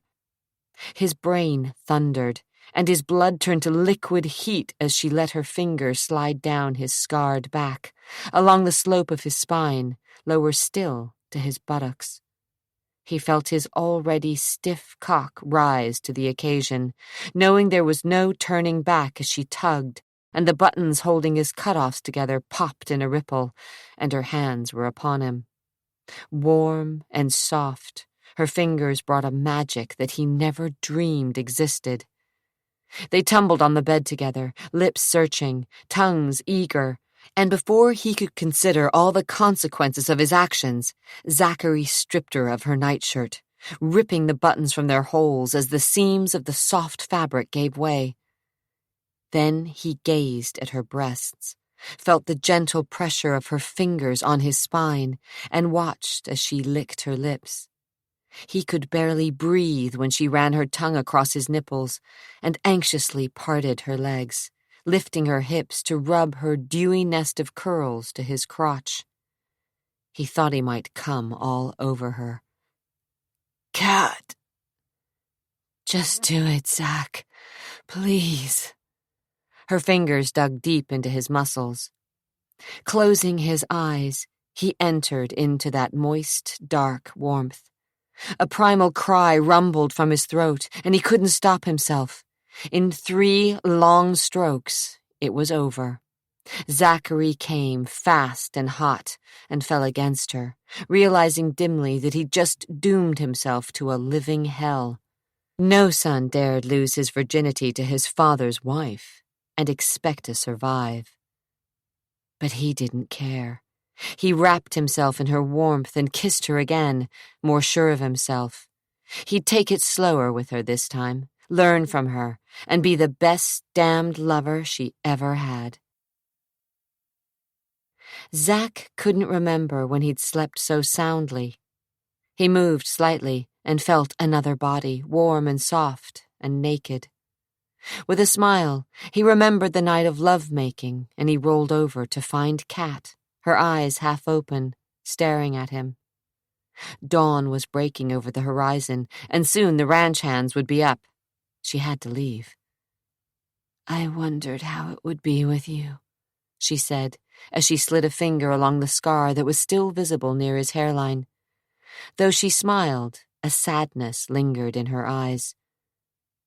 "How was it?" He nuzzled her cheek. Though it was dangerous to be with her, he couldn't give up. He'd made love to her 3 times last night, and he'd woken up with a hard-on. Maybe there was still enough time for a quick... "It was the best, Zach," she said, though her face remained troubled, and he knew she was lying. He touched her hair, brushing soft curls off her face, and wished he could stop the agony that pinched the corners of her mouth. As if reading his thoughts, she began to weep. Tears suddenly starred her lashes, and he pulled her closer to him, holding her naked body next to his. "Don't worry." "I can't help it. Shh. We'll find London." He suddenly felt strong, as if he could change the world. "I'll find her." "Oh, Zach, what can you do?" "You'd be surprised." His hands found her breasts, and he toyed with a nipple that stiffened expectantly under the gentle teasing of his fingers. "Let me show you." She broke off suddenly, her eyes wide. "Do you hear anything?" "No." "I do." She scrambled away from him. "I hear something." Zach listened and groaned at the sound of an engine whining as some kind of vehicle, most likely a truck, approached. "Probably Pete coming early. He does that sometimes," Zach said, already aroused again. God, he couldn't get enough of her. He let one hand rest on the curve of her waist. "You sure?" she asked. He listened again and felt his heart knock a bit. The engine wasn't the deep rumble of a truck, but the smooth purr of an expensive car's engine as it sped down the lane, an expensive car like a Lincoln Continental. Oh, God. Gravel crunched and brakes squealed. "Whit," Catherine mouthed. No! But even as he denied it, he heard the car door open and brisk footsteps sound on the path. Footsteps he'd recognize anywhere. Authoritative footsteps belonging to his father. Footsteps of doom. Damn it, Cat! You gotta get out of here! But it was too late. The front door opened, and the footsteps continued the short distance to the master bedroom. Cat froze at the muted rap of fingers against wood. "Oh, God," she whispered. "Oh, God. Oh, God." Leave. Through here. He was pushing her now, toward the open French doors. She rolled out of bed, grabbed her torn nightshirt, and was stepping outside when Whit's voice reverberated through the rooms. "Catherine? Are you here?" There was a worried edge to his voice. "Go!" Zach reached for his cutoffs as he heard the first door in the hallway open, then close. Only a few more seconds. The door to his room opened just as Cat disappeared through the doors. His father looked gigantic. Zach didn't bother feigning sleep, and Whit didn't say a word, just looked at the rumpled sheets and sniffed at the lingering odor of Catherine's perfume. His mouth flattened to a white line of fury, and an ugly tick developed under his eye. "Get out," he said under his breath. Zach rolled off the bed as his father's fist collided with his face. Pain exploded in his jaw. "You no good bastard!" "Whit!" Cat stood in the doorway, her fingers curling over the brass door handle. "Don't. It was my fault." "Your fault? You forced him to screw you?" He slammed Zach against the wall.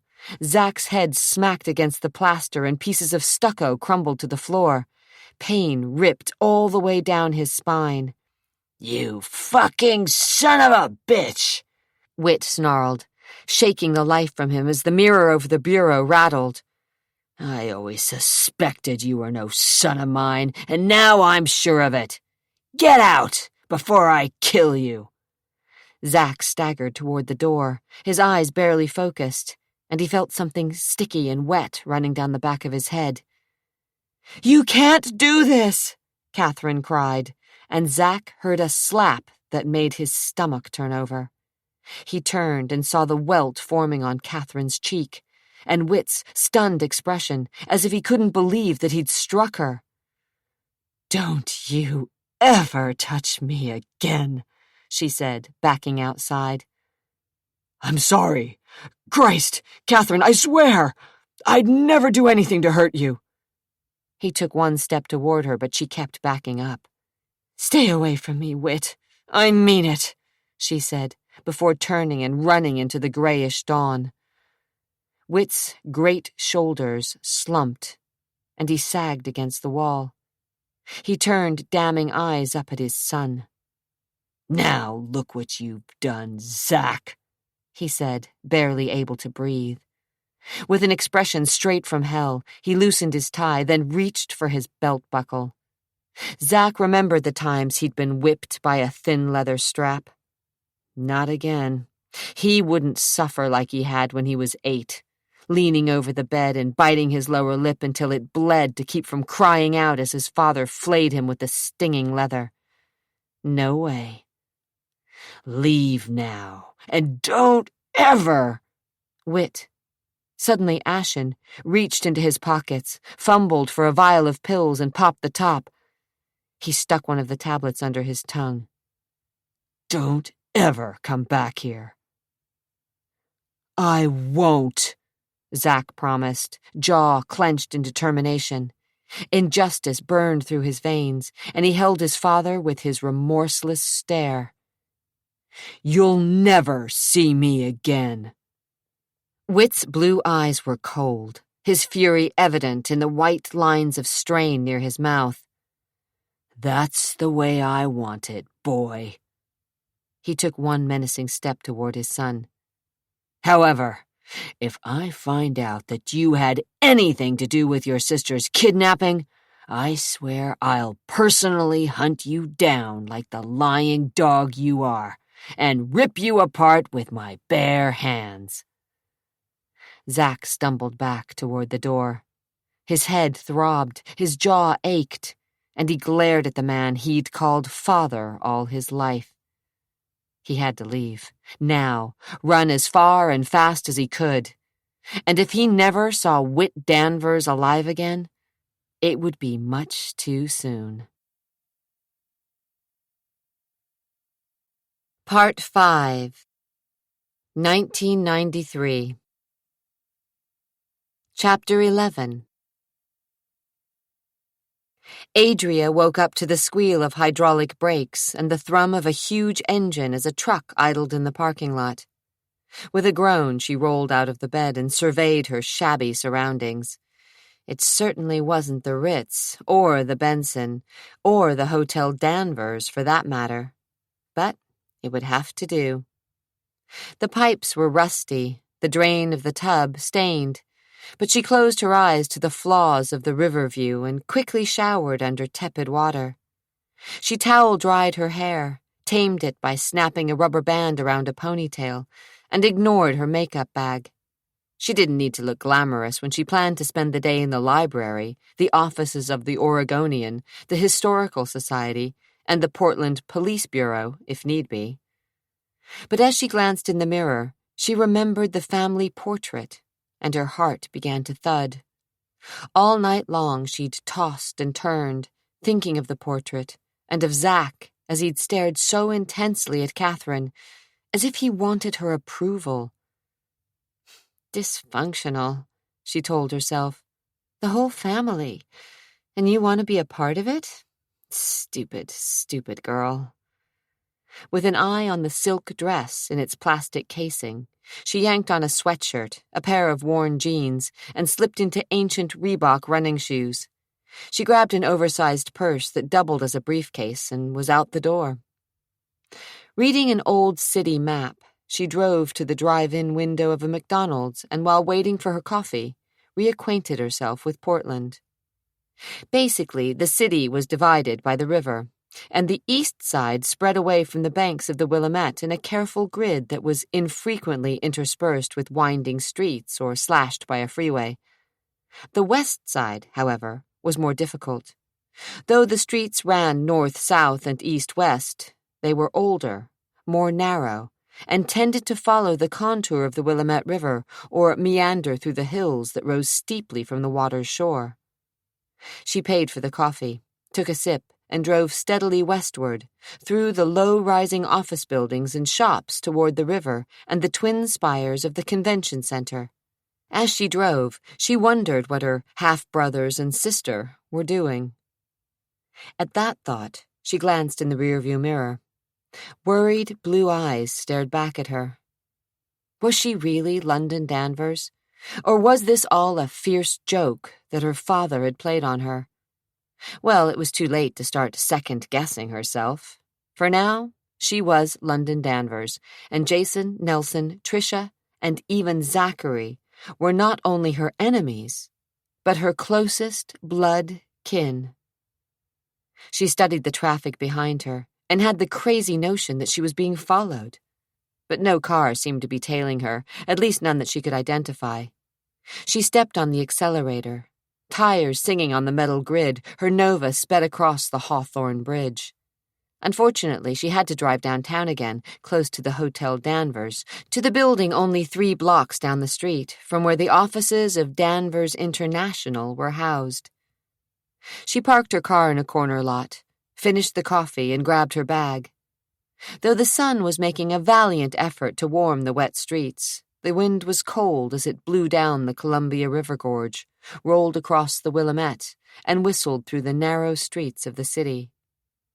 She hurried up the steps to the library doors and felt a chill against the back of her neck, as if someone were watching her. "You're just being paranoid," she told herself, but couldn't shake the feeling. Something happened last night at the grand opening. Eunice Danvers Smythe had the uncanny ability to read Nelson like a book. He was edgy and restless and chewed at the corner of his thumbnail. Dressed in a sloppy t-shirt and jeans that had seen better days, he hadn't shaved or bothered to comb his unruly blonde hair, and his lips were pinched. "Something went wrong," she guessed again, shooing her Persian cat off one of the chairs. "You could say that." Nelson was slouched in a chair across the table from her in the morning room of her home in Lake Oswego. He'd called from his condo and been on her doorstep in less than the 15 minutes it took to make the drive within the speed limit. "What is it?" "Another imposter." Nelson ignored the newspaper sitting next to his plate. "London?" "So she claims." Sighing, Eunice sipped from her coffee cup and stared past Nelson and through the bay window over his shoulder. The lake, reflecting the clouds that had moved quickly in from the west, was a desolate, steely gray. A rough winter wind caused a few whitecaps to surface. On the opposite shore, like bony fingers, empty boat slips jutted into the cold water. "She's a fake," Eunice surmised. "Of course she's a fake, but she's trouble just the same. When the press gets wind of this, the shit's really gonna hit the fan. It'll start all over again. The speculation and dredging up of the kidnapping. Reporters, photographers, just like before." He plowed both hands through his thick blonde hair.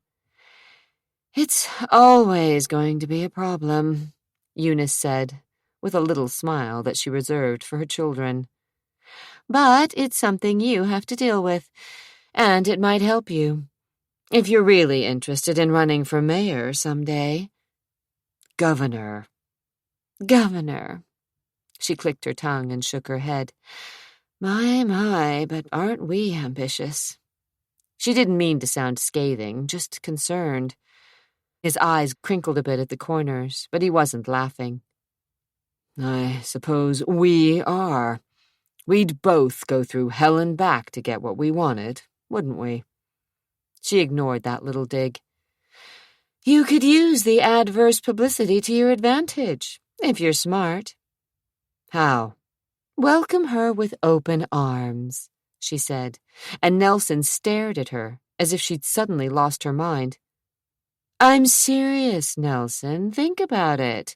You, defender of the downtrodden. You, seeker of truth. You, the one-day politician. Listen to her story.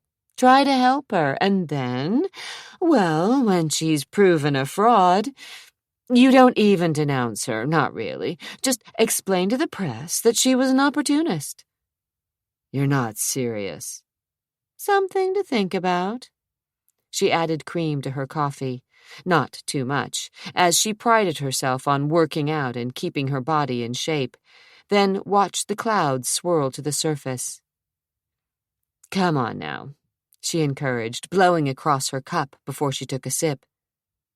"Tell me about her." Cradling the warm porcelain between her fingers, Eunice waited. Nelson would tell her everything. He always did. It was his way of trying to be special to her. After the divorce from Whit, all the children suffered, and she felt an incredible sense of guilt for their pain. She'd never wanted to hurt the children. They were her most precious possessions. Never would she intentionally wound any of them. It had been Whit she had hoped to cripple, but he seemed to have survived the divorce, even thrived as a businessman, and had taken that slut of a young girl for his second wife. Suddenly, her special blend of French roast seemed to curdle in her stomach. Nelson scraped his chair back and stood near the windows. Throwing out a hip, he gazed through the glass. Though he'd called her, begged to come by and unburden himself, she sensed that he regretted his decision to open up to her. He'd always been volatile. Not so openly hostile as Zach had been, but energized by a pent-up anger just under the surface, a blasting cap primed to explode. She wondered if he even had a clue about how he'd been conceived, but held her tongue. Nelson was the child who should never have been born. She and Whit were estranged when she'd gotten pregnant. Whit had finally found out about her affair with Anthony Polidori, and all hell had broken loose.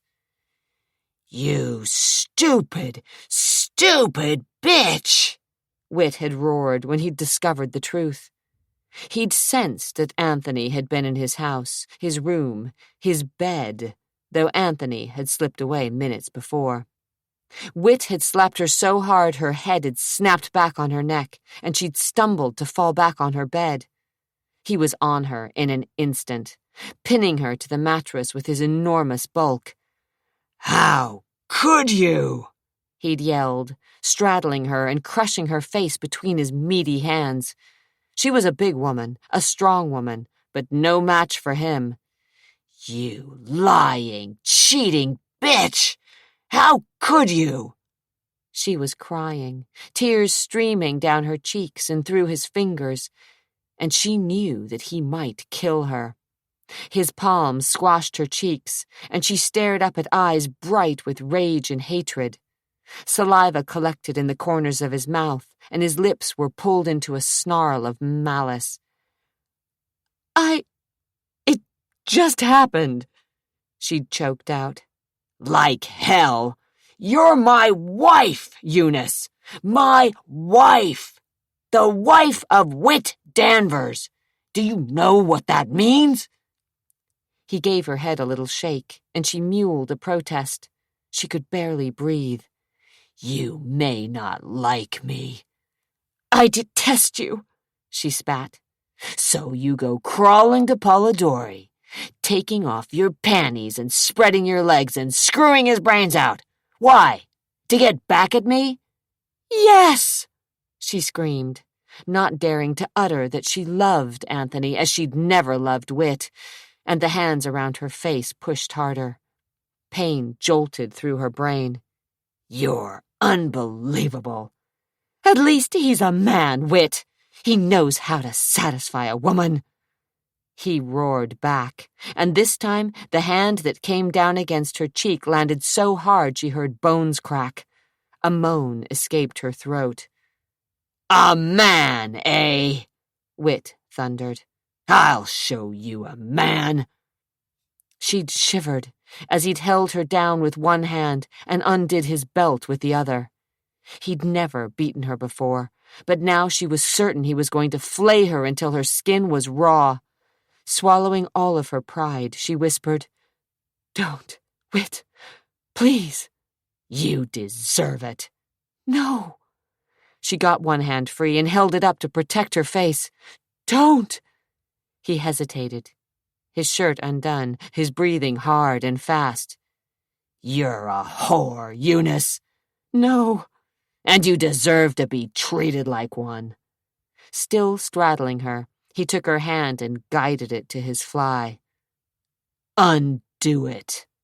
"No, She withdrew her hand, and then held back a little scream as she saw his muscles flex beneath his shirt.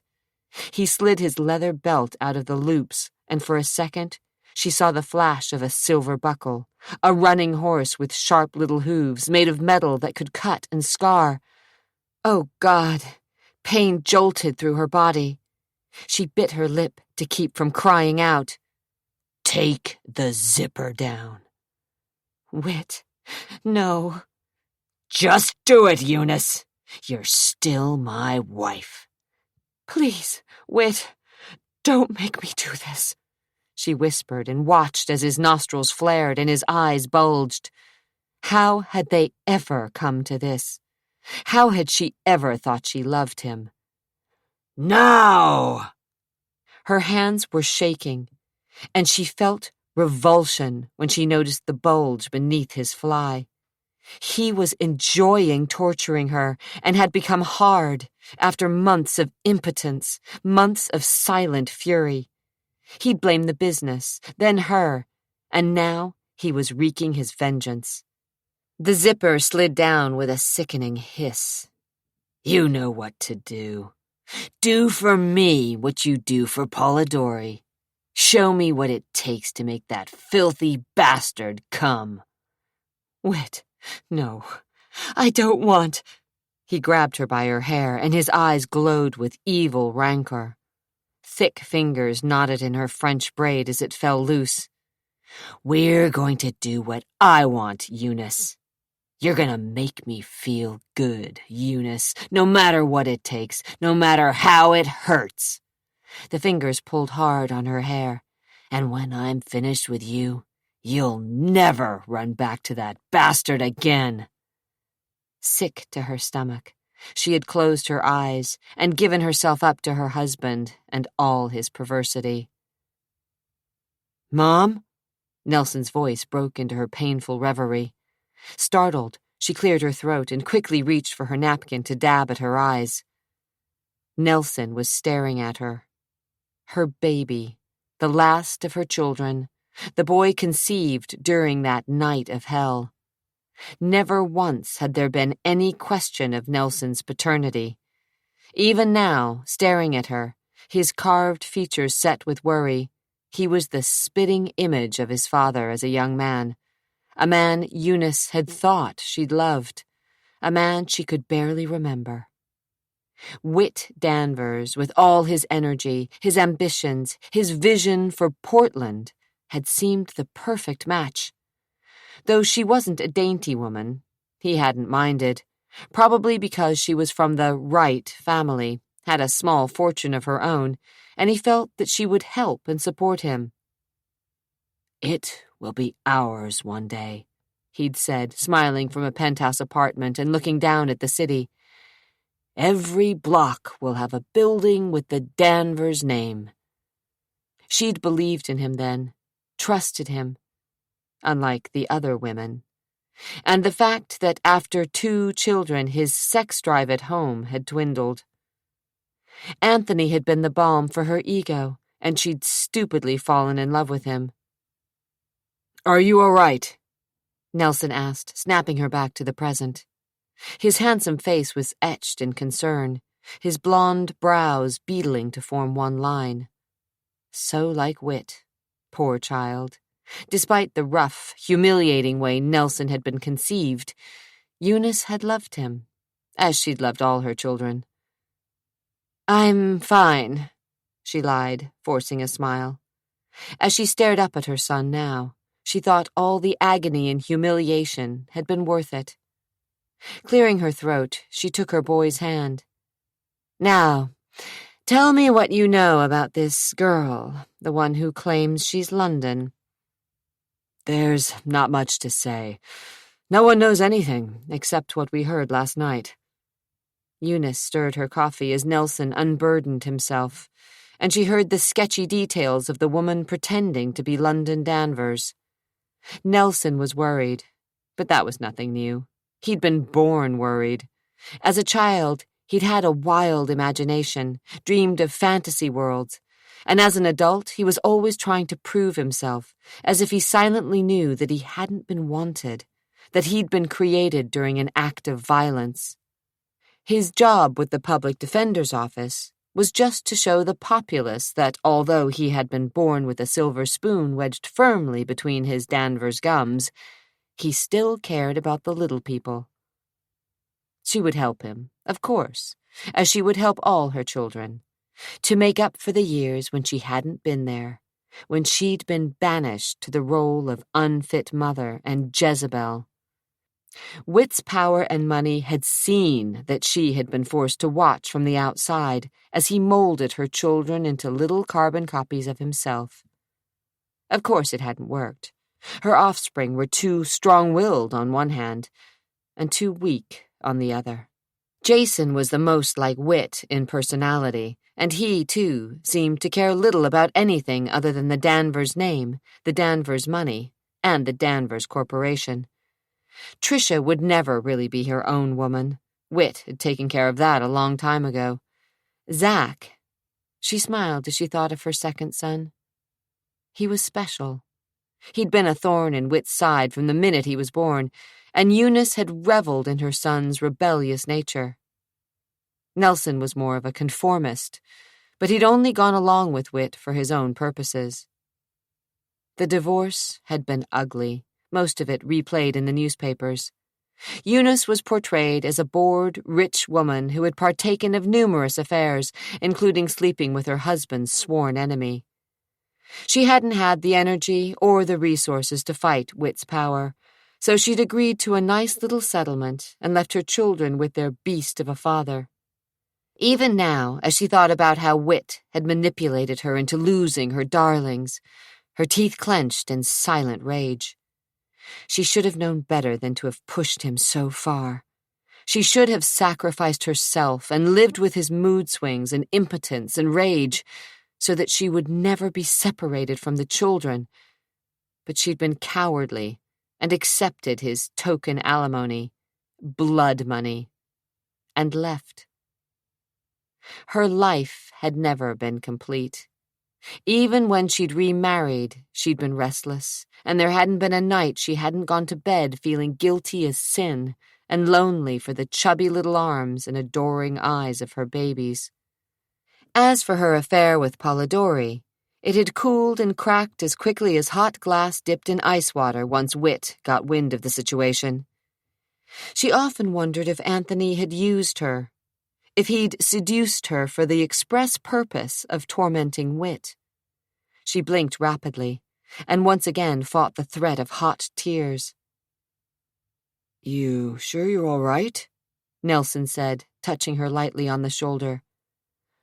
"Right as rain," she replied, refusing to break down. "Now, come on. Surely we can find out more about this imposter who's posing as London." Adria zipped her huge purse shut, then closed her eyes and rotated her head, straightening the kink that had tightened between her shoulder blades. She'd learned a lot about the history of the Danvers family. They were powerful and influential, and had been for over 100 years. Some of the scandals had been reported to the press. Others had only been hinted at, but she felt as if she'd made progress. She had names and dates and more information than she'd ever found in Montana. She'd started her search in 1974 at the time of the kidnapping and worked backward and forward, learning as much as she could. She wasn't finished. The Danvers name littered the newspapers before and since the kidnapping, but she needed a break.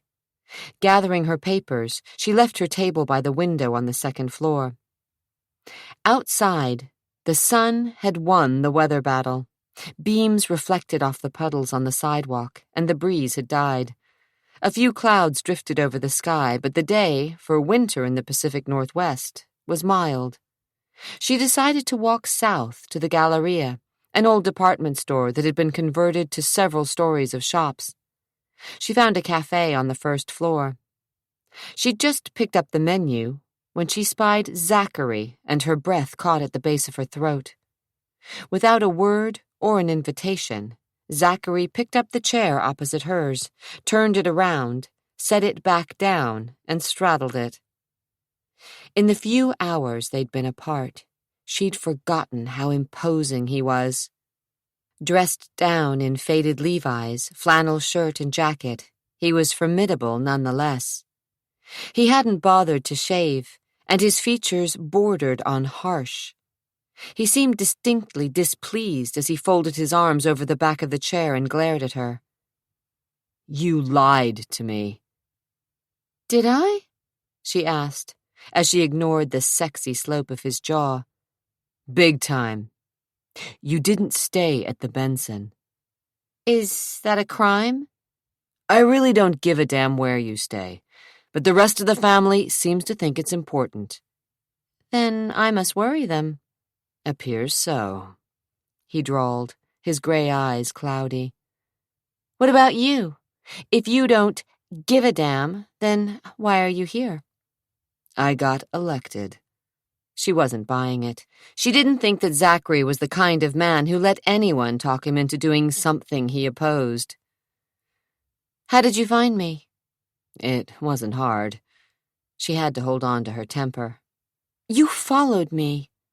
He shrugged, and the tense little smile that touched the corners of his mouth infuriated her. "How?" "Doesn't matter. I'm here to extend you an invitation. She eyed him suspiciously, but a waitress dressed in a white blouse, black skirt, and bow tie appeared to take their order, and the conversation lagged for a few minutes. "You weren't invited here," she told him once the waitress turned her attention to the next table. "Just like you weren't invited last night." "Why are you following me?" "You make some members of the family nervous." "You? Do I make you nervous?" He hesitated and stared at her with such scrutiny that she wanted to squirm out of his range of vision.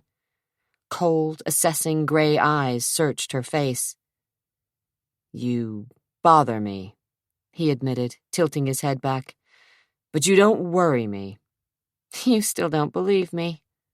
"You don't believe it yourself. Not really." There was just no winning this argument. Zach Danvers was obviously like a terrier with a bone, and he believed what was convenient. Fine, she told herself. Let him think what he wants. But the cynical disbelief in his eyes made her uncomfortable. She took a sip from her water glass and decided she should try to make some peace with this man. He was her only link to the family. "You said something about an invitation," Adria reminded him as she buttered a slice of sourdough bread. "The family thinks it would be a good idea if you would stay in the Hotel Danvers." She should have expected as much, but she hadn't. "So it's easier for them to spy on me." "Probably." "Well, you can tell the family to go to hell." One side of his mouth lifted. "Already have." "Look, Zach, I don't like being manipulated. I hate being followed, and I detest the feeling that Big Brother is watching me." She broke off a piece of bread and chewed it. "You came looking for us, remember?" That much was true. With a sigh, she blew her bangs out of her eyes. She shouldn't have let her temper get the better of her. She was tired from too little sleep on a sagging mattress, grumpy from lack of food, and her nerves were strung tight as piano wires at the thought of facing the Danvers family, her family, again. "I just want you to help me find the truth." "I know the truth," he said. "If you're so sure, why are you following me?" Zach studied her another long minute.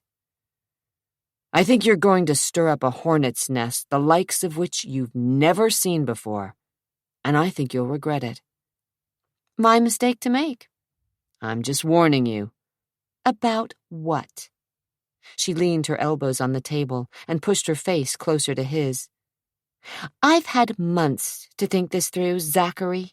I've had doubts, of course I did, but I can't spend the rest of my life wondering who I am." "What if you find out you're not London?"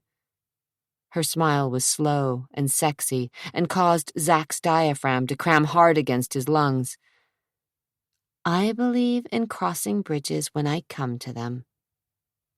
The waitress brought their orders, and Adria dived into her soup with a vengeance. "Jason thought you might be more comfortable at a suite in the hotel." Zach took a bite of his sandwich. "Concerned for my health and safety, is he?" She mocked. Zach lifted a shoulder. "Tell him thanks, but no thanks. The cost's a little too high." "The room is gratis." "I wasn't talking about money." Her eyes met his for an instant, and again Zach felt an unwanted tug on his gut. She was getting to him, with her clear blue eyes, sexy smile, and quick wit. He didn't say another word until they were finished with their meal, and he insisted on paying. She argued, of course, but he wouldn't take no for an answer, and in the end, she gave up, deciding that she'd forego the small battles for the larger ones to come, or so she'd said. The streets were crawling with people by the time they started walking back to the library. Cars, trucks, bicycles, and pedestrians clogged the alleys and sidewalks. Adria yanked the rubber band holding her hair away from her face and shook the loose curls free. Zach's mouth went dry as the wild, blue-black strands shimmered in the sunlight. She looked so damned much like Cat, it was eerie. So what was it that caused the rift between you and your father? She asked as she shifted her shoulder bag from one arm to the other. I was a pain in the neck. She let out a little laugh. That I believe. Always getting into trouble with the law. Oh? Whit didn't approve. He wanted us all to graduate at the top of our class from an Ivy League school, or, if we couldn't get in, then Reed College would do, since it's kind of a family tradition. Afterward, we were to finish law school and join a prestigious firm. You're a lawyer? She knew better, of course, but wanted to see his response. Not hardly, he said with a distasteful snort. But you just said— I didn't really count, though. Remember? His face was set in a hard expression she was beginning to recognize, though he didn't look contrite, nor did he seem to want to elicit her sympathy.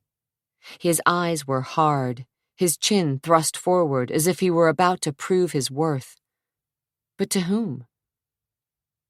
Just what is it you do when you're not renovating hotels? Come on, Adria, don't play stupid. It doesn't wash. You already know that I'm a builder. I spent a lot of years remodeling houses, then ended up fixing the ranch. I guess I just stayed on.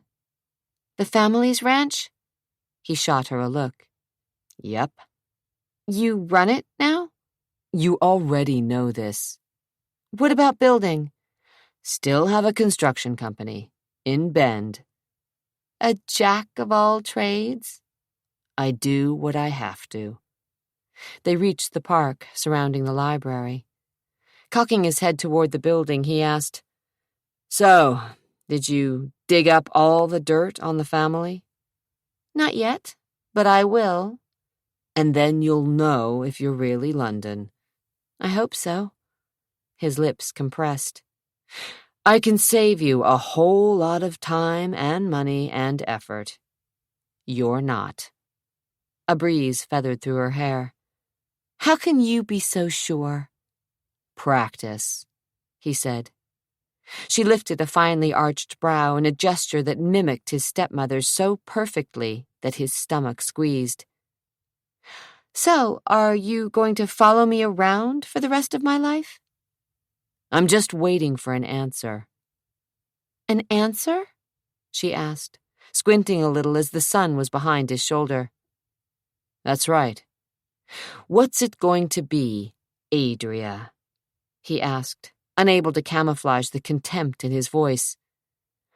Are you content to stay in that dump on 82nd?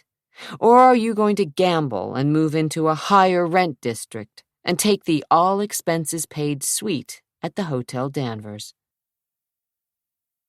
This one is different. No one could dispute that she looked so much like Kat. The eyes, the hair, the cheekbones, the smile. Damn it all to hell. Why now? Why? A fist pounded the steering wheel, and the car shimmied and shivered along the familiar rain-slickened streets of the West Hills.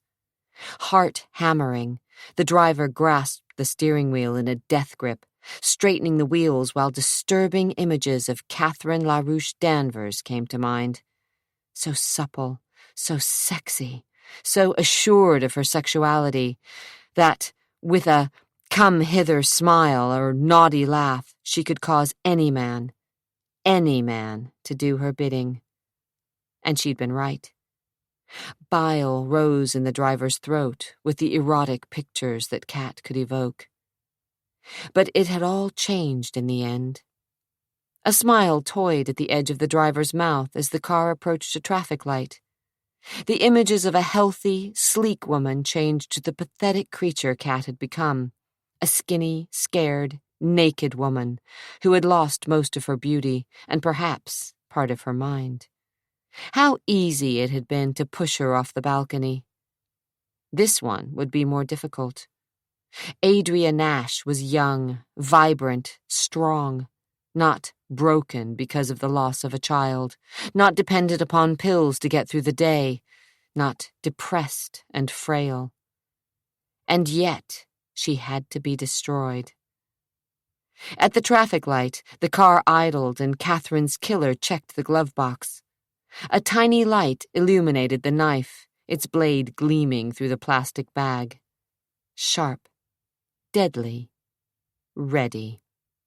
For anyone who pretended to be London Danvers, including Adria Nash.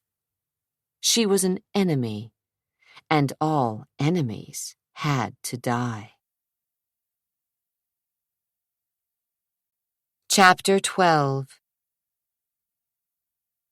He wasn't cut out to be a detective. Zack shoved his hands deep into his pockets and watched Adria run up the steps to the library. Though she hadn't agreed to take the family's offer of a free room at the hotel, Zack figured it was only a matter of time before she caved in, and gladly accepted the first of what would be a string of gifts. Bribes, really, to get rid of her. He'd thought, well, at least he'd hoped, that she was smarter and had more integrity than that. Of course she hadn't. She was a gold digger, for Christ's sake, a gold digger who looked a hell of a lot like his dead stepmother. Clouds were beginning to gather again when he jogged back to the street where he'd left his jeep. He had more important things to do than chase after Adria Nash, and yet a part of him was reluctant to leave her. She was an interesting creature, sly and beautiful, shrewd and fascinating. He wondered just how much like Kat she was. For an instant, he imagined what she would feel like writhing beneath him in bed. Stop it! He was as bad as the rest of the family. Slamming the door on those dangerous thoughts, he drove toward the river, pulled into the parking garage under the hotel, and told himself he'd stay a couple more days. That was all, just until things with Adria were settled. It shouldn't take long. A little game of cat and mouse, money offered and declined, until the family reached a number she liked, or until someone dug up the dirt on her and threatened to expose her for a fraud. Either way, the end result would be the same. She'd be gone. He sat in the jeep for a minute and listened to the engine tick as it cooled. Sightlessly, he stared into the middle distance, but was unaware of other cars or people emerging from the elevator. Adria was getting to him, and he didn't like a woman, any woman, starting to turn his thinking around. Snapping back to the present, he hoisted his bag from the back of the jeep, then walked to the service elevator and rode to the main lobby. 3 clerks in green jackets were working at computer terminals at the front desk, and bellboys ducked in and out of the front door. Several people loitered in the lobby, and one woman was angrily arguing with a clerk about the telephone charges on her bill. Though the Hotel Danvers had passed final inspection and was up and running, there were a few bugs left to iron out.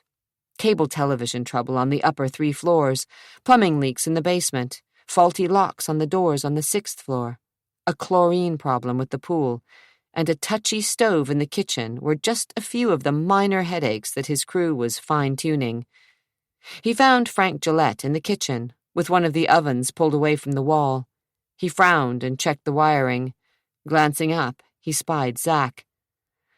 Whatever we paid for this, it was too damn much. You ordered it, so I made a mistake, Frank grumbled. Give me a minute. He twisted to look over his shoulder. Okay, Casey, let's give this bitch some juice. Within seconds, there was a whir, and more lights in the kitchen blinked on. Frank stood and, with Zack's help, shouldered the oven back into place. It's a heavy bastard, he said. Fire it up, he told the cook, who was a thin Chinese man with a small goatee. With a skeptical glance at Frank, the cook did as he was told. The lights on the face of the oven winked on, and when the cook switched on the gas, after a series of clicks and a whoosh, blue flames eagerly licked upward. How about that? Looks like it's fixed, Frank said. Sometimes I even amaze myself. Why don't you tell me everything else that's gone wrong? Zack said. Got a few hours? All the time in the world, Zack said as they walked out of the kitchen, along a short hallway that opened to a small office located behind the lobby desk. Good, Frank said. Let's start with the security system. Before we continue, we offer you this moment of calm a chance to reconnect with your breath and your heart. This free audiobook was made with love.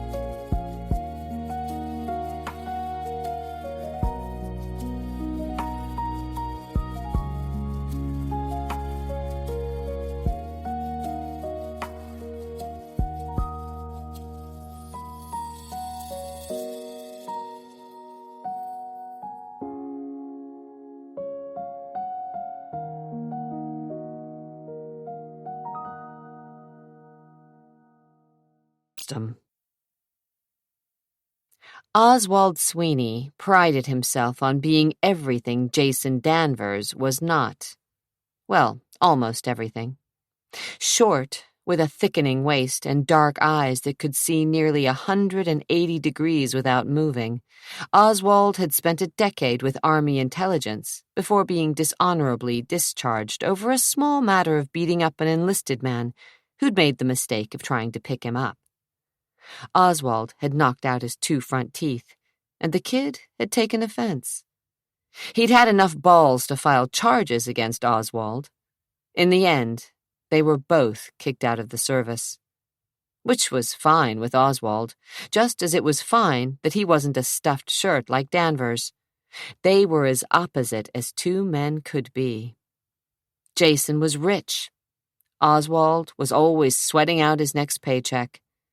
Jason was educated. Oswald thought academics were for idiots. Jason was married and kept a mistress. Oswald took his pleasure in $30 streetwalkers and never asked their names. His only vices were unfiltered cigarettes, cheap women, and fast horses. Sometimes, unfortunately, the women were faster than the nags he picked. Despite their differences, however, Oswald and Jason had a common trait. They were both willing to do whatever it took to get what they wanted. Right now, Jason wanted the dirt on some woman named Adria Nash. a woman who claimed she was London Danvers, and Jason was willing to spare no expense. It seemed that this woman was the spitting image of his stepmother, a beautiful woman who managed to kill herself with booze and pills. Few people understood the reason Catherine LaRouche Danvers took a flyer. Sweeney was one of the privileged who thought he knew that particular piece of information. He should write a book. He could make a fucking fortune in a tell-all about the Danvers family. I don't care what it takes, Jason said, as he paced restlessly on the cracked linoleum in Oswald's hole-in-the-wall office. The single room contained a few army surplus file cabinets, an answering machine hooked up to a phone he never picked up, a desk in which every drawer stuck, and 2 chairs. Oswald didn't trust anyone. He did his own books and typed his own letters. He paid his rent from month to month for the little cubicle overlooking Stark Street, in case he had to blow town quick. No need to be tied into a yearly lease. Oswald needed to keep mobile, and though this old concrete building didn't have an uptown address, it served his needs just fine. He kept his money in a safe deposit box and figured he had nearly $50,000 tucked away. Not a fortune, but a nice little nest egg. He squashed out the stub of his cigarette in an overflowing ashtray. Find out everything you can about her. And here. Jason snapped open his leather briefcase and withdrew a videotape. This is a copy of her proof, which is some guy who's supposed to be her father making a tear-jerking confession which he thinks could be Whit Danvers' long-lost daughter. It's schmaltzy enough to turn your stomach. You think she's in this alone? Hell, I don't know. Jason slid the tape across the desk. All I know is she's trouble. If she runs to the press with this, it could hang up probate for another couple of years. You give a copy to the police? Jason frowned. Not yet. Too many leaks in the department. So Danvers was trying to avoid the press. Oswald fingered the black plastic case holding the videotape. Couldn't she get Watson to handle this? Oswald needled and was rewarded with a look that would melt steel. Bob Watson was the private investigator sometimes used by Danvers International. Bob wore 3-piece suits and $80 ties and had more secretaries and flunkies than Kellogg's had cornflakes. You know why I want you. Oswald knew all right. He was willing to push the limits of the law, go a little further than anyone else, including Watson. Oswald Sweeney was only called in when Jason was desperate and needed more than a simple surveillance job. I want you to follow Ms. Nash. Find out if she's working alone or if she has any accomplices. Also, dig up everything you can about her. She says she's from some hick town in Montana. Bellamy, I believe, and that uncle of hers, Ezra, practiced law in Bozeman. See what you can find on him and everyone else in the family. How much do you want? Sweeney asked, resisting the urge to rub his hands together in anticipation of his payment. Everything. All the dirt on this woman. Enough so we can discredit her and force her out of town. Everyone has a secret or a weakness. Just find out what hers is. I'll handle the rest. Sweeney couldn't help but smile as he flipped the cassette over and studied it. He enjoyed seeing Danvers sweat, and right now, Jason Danvers seemed more desperate than ever. Good news for Oswald Sweeney. Any chance there's some truth to this? He tapped the case with a nicotine-stained finger. Of course not. But she worries me. She's working this differently from anyone else. With a scathing look at the cracked seat, Jason settled into the single worn chair for visitors and clients. Instead of making harsh demands, threatening to go to the police and the press, she's playing it cool. Too cool. He tented his hands and stared at Sweeney, but the detective guessed his mind was miles away. With Adria Nash. She still wants to score. She's just in it for more bucks, Oswald said. Jason seemed to snap back to the present, his lips pinched together. It's up to you to prove it. Unfortunately, this may take some time. Sweeney grinned, showing off a gap between his front teeth. You're in luck. I got nothing pressing. He grabbed a legal pad from under the desk and a pencil that had been chewed repeatedly, then plopped a recorder onto the desk as a backup. Let's go over it. From the top. Your old man, he hired a PI when London was kidnapped. Phelps, but he came up with nothing. He was supposed to be the best, and he couldn't find anything. You can talk to him if you want, but he's retired, lives with his daughter up in Tacoma. I'll talk to him, and put a tail on Ms. Nash, Oswald said. Though he didn't like the idea of having someone else following her. He couldn't be two places at once, and he felt he should shag out to Montana, find out what he could about her while she was away from her hometown. He had a couple of men he could trust to stick to her like glue and report back to him. I just don't want any fuck-ups. There won't be.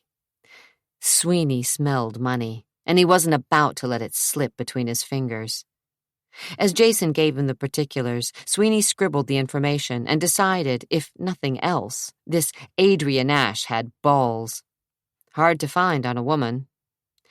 2 hours later, Jason stood, brushed a little lint off the sleeve of his jacket, and left Sweeney with a retainer of $10,000. Oswald stuffed the check into his shirt pocket and moved to the window, tipping the blinds. He watched Jason, bareheaded in the rain, slide into the expensive interior of his Jaguar before firing the engine and nosing the sleek car into traffic. Bastard. Filthy, rich bastard. Noticing the dead insects and cobwebs on the window ledge, he frowned and let the blind snap back to cover the brittle little carcasses. Yes, this place was a dump, but it suited him just fine. He reached into a lower drawer of his desk, pulled out a bottle of Jack Daniels and screwed off the cap. Wiping the greasy cuff of his jacket over the top of the bottle, he grunted, then took a slug. The whiskey hit the back of his throat and seared all the way to his belly. He loved it when Jason Danvers came crawling to him. It wasn't just the money, but the satisfaction of having that rich, arrogant son of a bitch begging for his services. He'd seen the disdain in Jason's eyes as his gaze traveled over the bleak furnishings, the unswept floors, the full ashtrays and the grimy window. Oswald remembered the flare of Jason's aristocratic nose at the smells of sweat and stale cigarette smoke. Chuckling to himself, Oswald slid a Camel from the pack he kept on the desk and lit up. Still holding the cigarette in the corner of his mouth, he took another tug on the bottle. Yep, things were definitely looking up. Zach hung up the phone in his suite and swore under his breath. Despite assurances from Manny, the ranch foreman, that everything was running smoothly and that his presence wasn't needed, Zach felt restless and short-tempered, all because of that damned woman. He tried to reach Jason and tell him to do his own legwork, but he'd been informed by a secretary with no inflection that Mr. Danvers was in a meeting and would be unavailable all day. She assured Zach that Mr. Danvers would get back to him. The phone rang, and he snatched up the receiver. Adria's voice drifted like smoke over the wires. You said you wanted an answer. Right. I've decided to accept the Danvers hospitality. His hand clenched tighter over the receiver, and he felt a shot of disappointment, though he'd known this was the way things would turn out. She'd take the handouts, one by one, until she had what she wanted, or a neat little compromise thereof. Zach checked his watch. Meet me here at 6. She hung up, and Zach told himself it didn't matter what she did. So she was taking a room in the hotel. Why not? He wondered what she'd discovered in the library, checking old newspaper clippings and magazine articles about the family. While Whit was alive, he'd managed to keep most of the Danvers secrets locked tightly away from the press. After the old man's death, Jason had taken over that responsibility. But Adria would dig deep. She wouldn't be content to just scratch the surface. She was too thorough. So how had she been fooled into thinking she was London? Or was that all an act? There was a chance, and a damned good one, that she was lying through her beautiful teeth. They must really be worried, Adria thought, as Zack unlocked the door to the suite on the top floor of the hotel. With a sitting room complete with a fireplace, 2 bedrooms, 2 baths, jacuzzi, French doors opening onto a flagstone veranda, and a view of the city that stretched for miles, the suite was spacious and decorated in hues of soft peach and ivory. The furniture looked to be antique, though Adria guessed the highboy, Queen Anne canopied bed, tea table, and Chippendale side chairs were all modern imitations, not authentic pieces. The carpet was plush, the bar stocked with the best labels, and a vase filled with pink roses rested on a glass-topped coffee table. "Is this a bribe?" she asked, as Zack hung her garment bag in one of the closets. He lifted his shoulder. "Call it anything you want." She'd only agreed to stay in the hotel as a gesture of good faith. Though she suspected that the family just wanted to watch her closely, she decided to accept their offer. "Any strings attached?" she asked. "Not to me." His eyes narrowed on her. "You'll have to ask Jason what he expects of you." "If he thinks he can buy me off—" "He does." Zack cast her a look that silently called her naive. "But it's just his nature. Don't take it personally. And don't be fooled. This little bit of generosity isn't because the family has all of a sudden decided to welcome you with open arms." "I know that." "Good." She tossed her jacket onto the back of a chair. "You don't much like your family, do you?"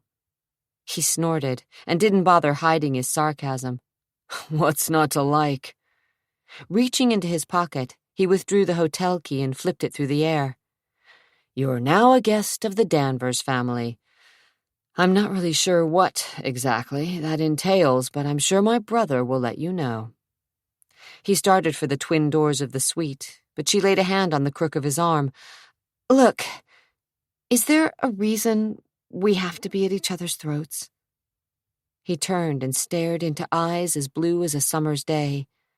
Glancing at the throat in question, he felt his gut tighten, and sultry memories clouded his mind. He'd too often been mesmerized by Kat's treacherous and seductive eyes, just as he could be with this woman. "You want to be what? Well, I mean, besides brother and sister, you want to be friends?" he asked, unable to hide the cynicism in his words. "Why not?" she asked. Her smile was sincere and cracked open a dark corner of his heart, a corner he preferred to keep locked. "I don't know a lot of people in town." He waited, his face a mask, not daring to move a muscle, but singularly aware of the smooth hand upon his forearm. "Christ." "I thought maybe you'd let me buy you dinner." "Why?" "Because it would be easier on both of us if we weren't always looking to kill each other." "You think that's possible?" "Sure it is," she said, and her breath seemed to catch for a second. "Trust me." He knew he should just walk away, yank the door open and slip through. Instead, he stared at that vulnerable face and wondered how anyone who looked so guileless could be considered dangerous. "This isn't a good idea," he said, and saw the edge of her teeth dig into the soft flesh of her lower lip. Desire curled in his guts. It was suddenly hard to breathe, and between his legs he felt the stirrings of an erection. "What are you afraid of?" He could barely speak. The room seemed suddenly hot. He had to get away. "It's not a matter of fear." "Then what?" He hoped to sound callous. "I don't think I should be consorting with the enemy." Her laughter was low, like the seductive roll of an ocean tide. It thundered through his ears. "Didn't your brother send you out to spy on me? Didn't you camp out by my motel and then follow me to the library? Sorry if it wasn't all that interesting, not the usual cloak and dagger stuff. Anyway, you're in this as deep as I am, Zach, and you can protest as loud as you like, but deep down, you want to know as much as I do whether I'm your sister or not." "Half sister," he clarified. "Right." She removed her hand and tossed her thick, wild hair off her shoulders. "Half sister. Give me a minute to change." He should tell her no and get out, now, but he didn't. Instead, his gaze skated down her worn sweatshirt and jeans. "You look fine." "I look like I just stepped off the farm in Bellamy, Montana. I'll only be a minute." She didn't wait for him to answer and hurried through the door to the master bedroom. She wondered if he'd second-guess himself and leave, but by the time she'd slipped into a white cowl-necked sweater and black jeans, slid a tube of lipstick over her lips and tugged a brush through her hair, he was where she'd left him, in the sitting room, one shoulder resting against the window casing, a drink in one hand as he stared out the window. His hip was thrown out, and she noticed the way his jeans had faded across the buttocks, and the movement of muscular thighs beneath the time-worn denim. He caught sight of her reflection in the mirror, turned, and didn't move. His lips thinned at the sight of her, as if he were suddenly angry, and his gaze raked her down and up again. "Ready?" He tossed back his drink. "As ready as I'll ever be." All the way to the lower level, he was broodingly silent, and his eyes had darkened with accusations she didn't begin to understand. The elevator car seemed close, the air thick with the scents of whiskey and leather, and though he'd made a point of standing as far from her as the small car allowed, she could feel the heat radiating from his body. His boots rang on the concrete floor of the parking garage, and Adria half ran to keep up with him, stepping around puddles of condensation that splattered the ground from the low-hanging pipes webbing across the ceiling. "Where do you want to go?" he asked as he unlocked the passenger door of his Jeep. "You're the native," she said as she climbed into the seat. "Well, hell, I thought you were too." He slammed her door shut and strode to the driver's side of the Cherokee. "I just meant—" "I know what you meant, lady." He climbed in, jammed the key into the ignition, and threw the rig into reverse, then shoved it into first. Within seconds, the Jeep had emerged from beneath the hotel and joined the traffic of the clogged Portland streets. A light mist was falling, catching in the headlights and adding a silvery sheen to the streets. "I thought we were going to be civil to each other." He slid her a non-committal glance. "Why do you hate me?" His lips compressed as he headed east across the river. "Zach?" "I don't hate you. I don't even know you." "You act as if I'm poison." His jaw clenched visibly as he stopped for a light. "Maybe you are." "Why won't you give me a chance?" He practically stood on the brakes as the light changed at a crosswalk, and an elderly couple crossed the street. Zach's fingers drummed impatiently against the steering wheel, and the instant the light changed, he trumped on the accelerator. "I'm not giving you a chance because I don't buy your story, Adria." "Why not have an open mind?" "What good would it do?" "Nothing. For you, I suppose." She crossed her arms over her chest and glared out the windshield. There was no use trying to force him to believe in her when she didn't really believe in herself. But she'd hoped that he would become her ally. She looked at him from the corner of her eye and felt an impending sense of doom. Of course he couldn't be her friend. If he weren't her half-brother, she would find him attractive. Long and lean, rugged and cynical, quick to anger but with a killer smile that could warm even the most frigid heart. Intense, cocky, irreverent. Just plain bad news. He caught her looking at him. Shifting down, he shot her another murderous glance. You look a hell of a lot like Kat, I'll give you that. Is that a crime?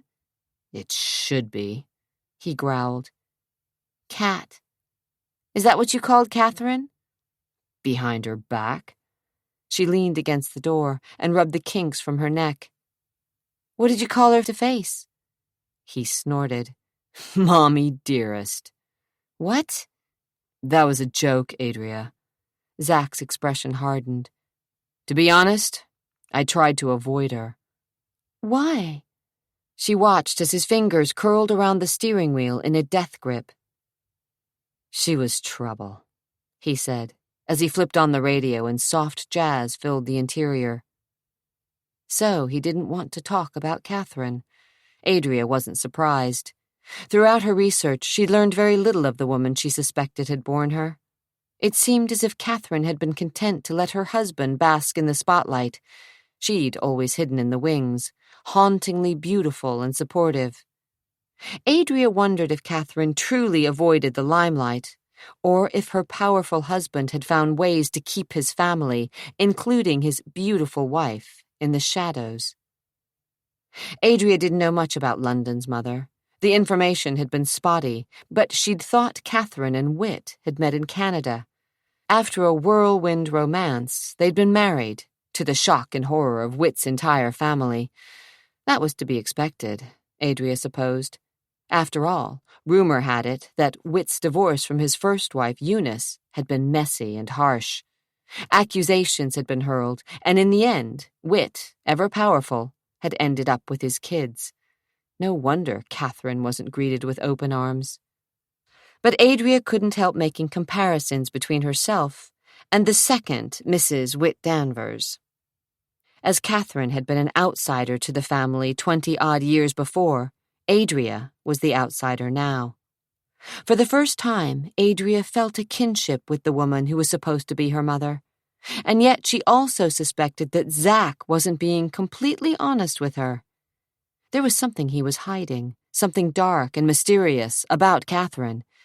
He didn't admit it, but obviously, whenever the subject of Catherine LaRouche Danvers was broached, he grew silent and brooding. As he drove, the skyscrapers gave way to shorter complexes. The city lights became less frequent. The traffic thinned, and eventually the offices gave way to homes lining the streets. Adria wondered about his childhood. Whit Danvers had been a powerful, dominating man. His first wife was weak, and his second, how little she knew of the woman who had become Zachary's stepmother. What kind of trouble was Catherine? She asked when Zach didn't elaborate. The worst. Deep lines bracketed his mouth. An unspoken emotion, guilt, surfaced, then disappeared. Meaning? Meaning that she came on like gangbusters. If she saw something she wanted, she'd use every means possible to get it. She never stopped until she got it. What did she want? Hesitating, he stared through the windshield, and he seemed lost in a whirlpool of murky memories. His mouth compressed into a hard, unyielding line. The cords in his neck seemed more pronounced, as if he were angry and waging an inner battle within himself. Seconds passed without an answer, as the jeep sped out of the city and through rolling pasture land surrounded by black, looming hills. He braked for a corner as the mist thickened into rain. "What did Catherine want?" she repeated, as the road angled upward through the hills. Again, he slid her an insolent glance. The tires whined on the wet streets. Everything.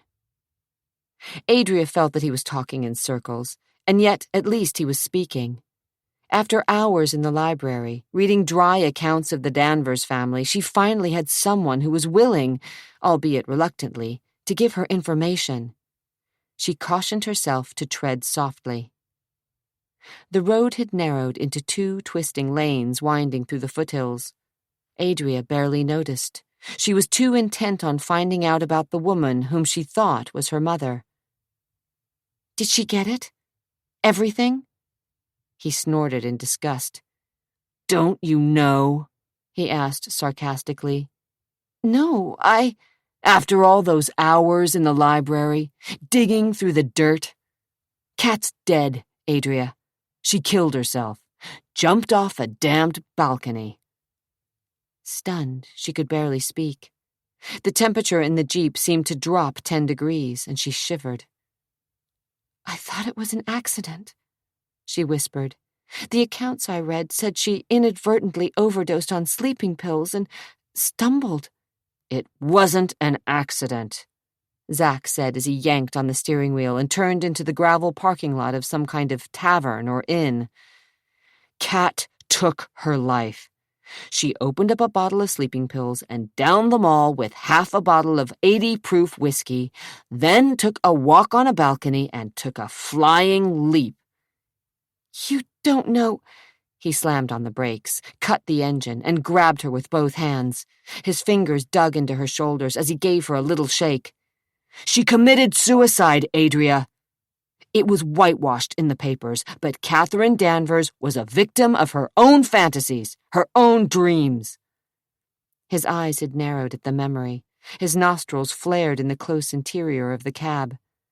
Raindrops beat against the roof of the car and music, floating out of the door of the inn whenever a customer entered or left, drifted through the closed windows of the jeep. Adria licked her lips and stared up at him, this man who could be her half-brother. His breath was warm against her face, his hands strong and forceful, his eyes as dark as the night. Adria's throat caught, and she couldn't look away. Spellbound, she held his gaze and knew in an instant that he was going to kiss her. Her heart squeezed. Unwanted desire, wicked and wanton, crept stealthily through her blood. "Damn you," he whispered hoarsely, his face so close to hers she could see smoky desire in his eyes. "You look so much like her." "Zachary." "Go home, Adria," he said, letting go of her so suddenly she nearly fell against him. His expression turned harsh. "Go home, before you get hurt." Chapter 13. "Who's going to hurt me?" she demanded, pushing away from him and creating as much distance as possible in the jeep. Her heart was pounding so loudly she could barely breathe.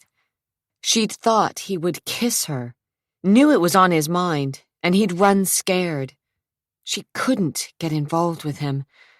The windows of the rig had fogged, seeming to cut off the rest of the world, and as she stared at him, she felt as if they were the only two people on Earth. "You're going to hurt yourself." "How?" His eyes glittered in the darkness. "You're playing with fire." "And you're talking in circles." "Am I?" He reached for her again, and this time, when he drew her close, she could feel the heat of his body, found her own heart beating with desire. His breath was warm and ragged, his eyes defiant. "Why are you doing this?" he asked, before he lowered his head, and his lips crashed over hers in a kiss that was almost brutal, and his fingers wound in the thick strands of her hair. Anger and passion sizzled through her blood. She tried not to respond, to push him away, but her hands were useless against his broad chest, and he ground his mouth over hers in a way that was wickedly possessive and seared her to her very soul. His tongue prodded insistently at her teeth, gaining entrance to and plundering the dark recess of her mouth. A low moan escaped her, and she wanted to die from embarrassment, yet she kissed him back. Her pulse throbbed, and for the first time in years a hot, yawning desire uncoiled deep within her. She couldn't think, couldn't move, couldn't deny. She wound her arms around his neck, feeling him yank her closer, knowing that her breasts, already full, were crushed against his leather jacket. As suddenly as he'd taken her into his arms, he released her. "Jesus H. Christ!" he swore, breathing hard. Closing his eyes, he let his head drop back against the seat cushions and gritted his teeth, as if suddenly struck by the magnitude of what he'd done. It seemed as if he were mentally willing his desire away. "Damn it, Cat! What is it you want from me?" I'm not Cat," she whispered, horrified. A deep stain crawled up his neck as he realized his mistake. "And you're not London. Look, we can't do this." "I don't want to—" The glare he sent her cut her to the bone. "And don't give me any crap about wanting to be friends. I think I just proved we're way past that." She swallowed with difficulty. Desire pulsed through her veins. "Zachary, I can't. This isn't—" "What isn't?" His eyes flew open, and he searched her face as if he intended to kiss her until she finally shut up. For several heartbeats, she felt his indecision. "Hell!" he ground out before reaching for her again and roughly folding her into his arms. He kissed her without restraint, his lips anxious and hungry, his body hard and straining against hers as he forced her back against the seat, his weight pinning her. Again his tongue delved deep, and she felt the hardness between his legs. She should stop him, but she couldn't. Delicious little flames of desire lapped at her, caused her lungs to constrict. He kissed her lips, her face, her eyes, his hands restless but not moving from her back. When he finally lifted his head, he glared down at her, and there was hatred in his eyes, intense, self-loathing hatred. "Don't tell me you can't," he said through clenched teeth. "You can, and would, but I won't give you the satisfaction. You're as bad as she was." He struggled to a sitting position and reached for the door handle. "As who?" she asked, but knew that he was talking about Cat. "She came on to anything in pants." "No." "You didn't know her." "But I didn't mean—" "Neither did I." "I'm sorry." "Sorry." He raked stiff fingers through his hair. "Sorry." His smile was cold in the darkness. "Don't play the innocent with me, Adria." She itched to slap him, to deny what had so obviously been the truth, but curled her hands into tight little fists. "I didn't—" If only she could lie and tell him that she didn't feel any attraction to him, but she held her tongue. Her heart was still racing, her hands shaking. The look he sent her seared her to the most forbidden recesses of her mind, and she knew then that what they felt for each other, this pure animal lust, was part of her destiny, a horrid attraction that she would have to fight. Her throat went dry, and she wanted to deny the desire that pumped through her veins. "I just wondered how much you were like Cat," he said, his gaze raking over her uncombed hair, mussed sweater, and swollen lips. "How far you'd go." She didn't believe him, and her anger sparked. "So you expect me to believe that you kissed me out of curiosity?" He shrugged. "I don't give a shit what you believe." "Don't lie, Zach. I didn't. You kissed me because you wanted to. Hide it any way you like, but you felt what I did." "Christ, now you even sound like her." A sickening thought rolled through her mind as she pictured Zach, not quite 18, and Catherine, her mother, locked in a compromising embrace, bodies shining with sweat and hard with desire. Oh, God, was it possible? Had they been lovers? "What are you trying to say?" she whispered, as the horrid thought congealed in her mind. "That she came on to you? That she was your—" "She was nothing to me." He sliced her a glance that cut her to the quick. "I don't believe—" "Believe what you want, Adria. As I said before, it's no skin off my nose how you want to delude yourself." He opened the door of the Jeep, and cool air swept inside. She scrambled out and half ran to keep up with his long, furious strides. Rain peppered the ground and washed down her neck, but she didn't care. "Wait!" Her fingers grabbed for the crook of his arm, but he tossed her hand aside and whirled upon her. His face was twisted into a mask of rage, and he seemed larger than ever in the darkness. Rain caught in his black hair before trickling down the contours of his face and disappearing beneath his collar. His lips flattened, and the neon lights from the restaurant reflected red and blue in his eyes. I don't know what you want from me, Adria, but you'd better be careful. You might just get it. He turned and walked up 2 long, low steps to the porch of the log cabin. Adria had no choice but to follow him. Slowly, counting to 10, she followed his path, shouldered open the door, walked through a pine-paneled vestibule, and found him standing at the bar, one boot resting on a tarnished brass rail, his elbows propped on the battle-scarred surface of glossy cherrywood. I already ordered for you, he said as the bartender, a slim woman with kinky blonde hair and red lipstick, slid 2 frosted glasses of beer to him, then deftly snatched up the bills he'd left on the counter. His eyes met Adria's in the mirror over the bar, and his gaze had become cloudy again. Come on, let's grab a table. He cocked his head to an empty booth.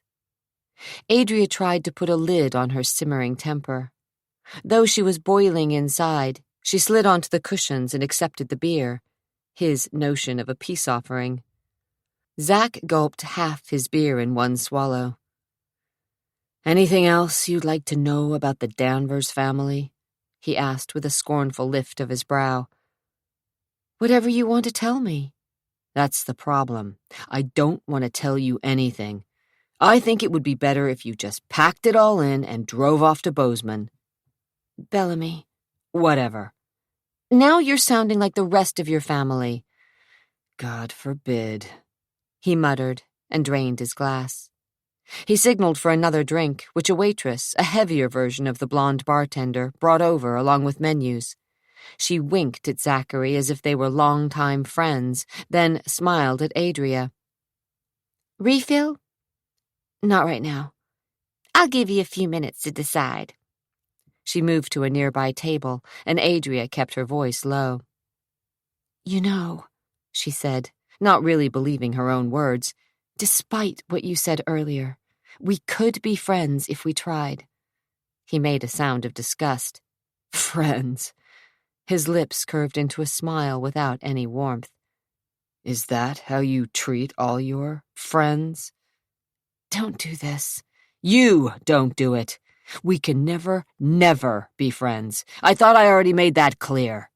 He growled, leaning over the table and grabbing her shoulders. She threw off his hands and glared furiously at him. Why are you trying so hard to hate me?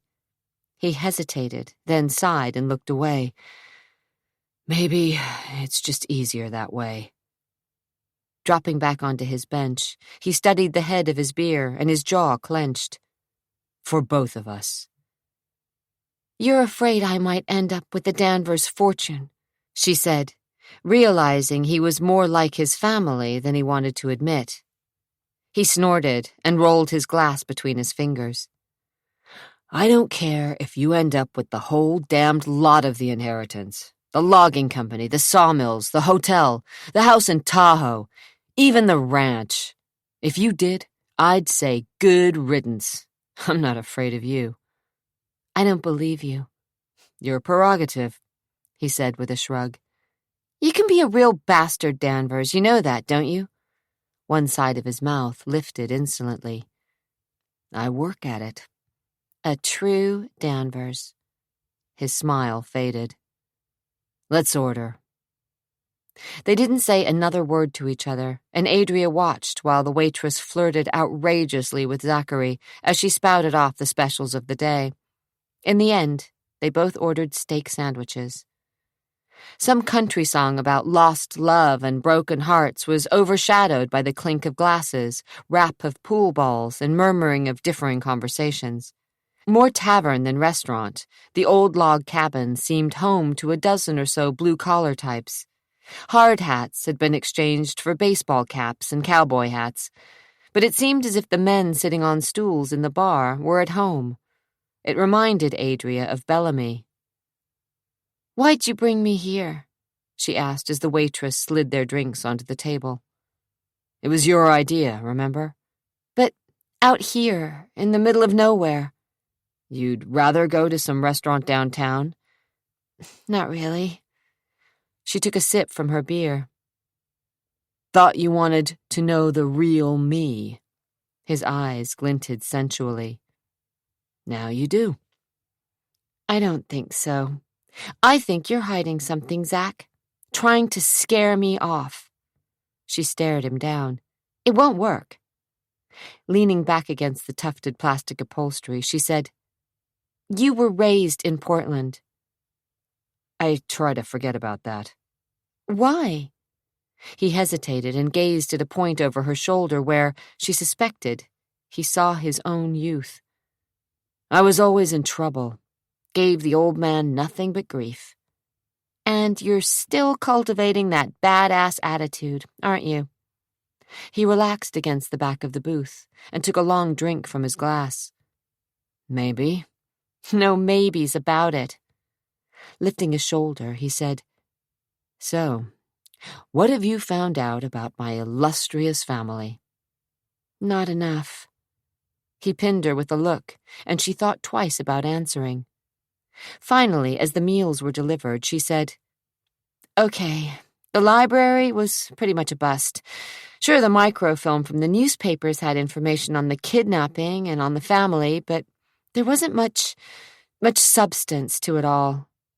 "So you came up empty?" "Almost, but I'm not done digging." She started in on her salad, and Zach muttered something about mule-headed women under his breath. She let the comment slide. "Where are you going to look next?" She smiled and took a sip from her glass, her eyes meeting his over the rim. "Lots of places. I'm going to talk to reporters and the police. Believe me, I've only just begun." "You're going to wind up empty-handed." "Is that right? Why?" "You've got one hell of a hole in your father's story. It's about as big as all of Montana." "I'm all ears," she invited, anxious to hear what he thought. Somehow it was important, as if his opinion would help. He picked up half of his sandwich. "If everything you say is true, why did Ginny Slade take London in the first place?" "Who knows?" "No one, I guess," he said thoughtfully. "But it wasn't because she wanted a child, or she wouldn't have left you with the Nashes." "I know, but—" "And it wasn't for the money because she left some cash in her bank accounts in Portland and never demanded ransom." "Maybe she was paid off." "My father offered $1 million, no questions asked, for the return of his daughter. In 1974, that was a hell of a lot of money." "It's a hell of a lot of money today." "But Ginny didn't claim it." "She could have been worried about prosecution. Your father—" "Our father wasn't known to be as good as his word. He had a reputation for retribution." "The plain truth of the matter is, you might not be London." "There is still one motive left," she said as she finished her beer and set the empty glass on the table. "Which is?" "Revenge. Whit had made more than his share of enemies, Zach. He'd walked all over people, didn't care who he stepped on to get what he wanted. Seems to me there were plenty of people who would have loved to see him hurt. I just have to figure out who it is. I was hoping you would help me." "Why would I bother?" he asked. "Because London was your half-sister. And a lot of people in town thought you were somehow behind her disappearance." "I was a kid at the time." "A kid who was always in trouble. A kid who had more than his share of run-ins with the law. A kid who suffered big time at Whit Danvers' hand. And a kid who was involved in some kind of mugging that night." "I didn't have anything to do with what happened to London," he growled, the skin over his cheekbones stretching tight. "Okay, Danvers. Now's your chance to prove it. All you have to do is help me find out who I really am. If I'm London, then your name is in the clear. The little girl didn't really die. She was raised in Montana. And if you're not? You're no worse off than you were before. At least your family and the people who care will know that you tried to find out the truth. Except, he said, nudging his plate aside. Except? Except I don't give a shit what the people who care think. He settled back in his chair and regarded her with eyes suddenly smoky with desire. Your offer's not good enough, Adria. His gaze drilled into hers. I'm not interested. Oswald Sweeney shivered in the breeze that roared off the mountains and cut through his coat. He drew one last warm lungful of smoke from his Camel and ground the butt into the gravel lot surrounding the rooming house. In his opinion, Bellamy, Montana was about as far from civilization as he ever wanted to be. He locked the car door and shuffled up the steps to the wide front porch. Inside, heat and the smell of something cooking, soup or stew, maybe, enveloped him. He heard the landlady rattling around in the kitchen, but didn't bother with any chit-chat just now. He hurried upstairs, snapped on the light, and yanked off his jacket.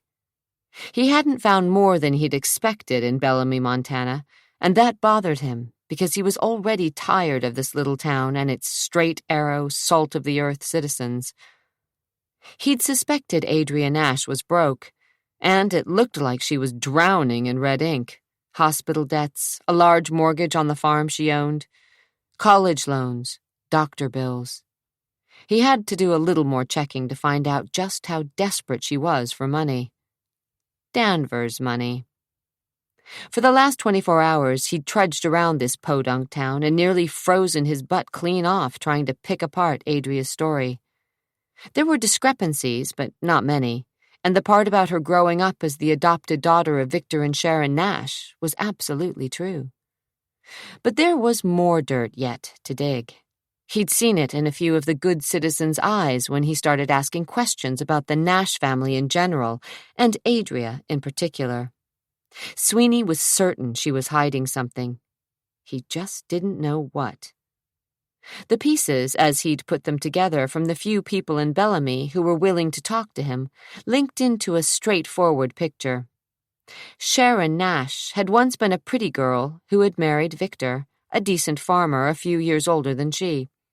All she'd wanted in life was to be a wife and mother, but her dreams had been stolen away when she wasn't able to get pregnant, and medical research in the 50s and 60s was more interested in preventing births than helping sterile couples conceive. She'd gone from doctor to doctor, becoming more desperate as the years passed. When medical technology had swung around and fertility pills were available, she was too old. Fertility pills didn't work. She reluctantly accepted the fact that she was barren, and she convinced herself that God, in keeping her from having children, was punishing her for not believing more strongly in him. The farming years had been lean, and no adoption agency would offer the land-poor couple a child they couldn't afford. A private adoption, because of the cost, was out of the question. It seemed as if Sharon was destined to be childless. As the years passed, Sharon threw all her energy into the church. Though her husband rarely attended services, Sharon never missed a Sunday or a weekly prayer meeting. As everyone here on earth, her husband, the doctors, and the lawyers had failed her. She decided to trust in God completely and became nearly fanatic in serving him.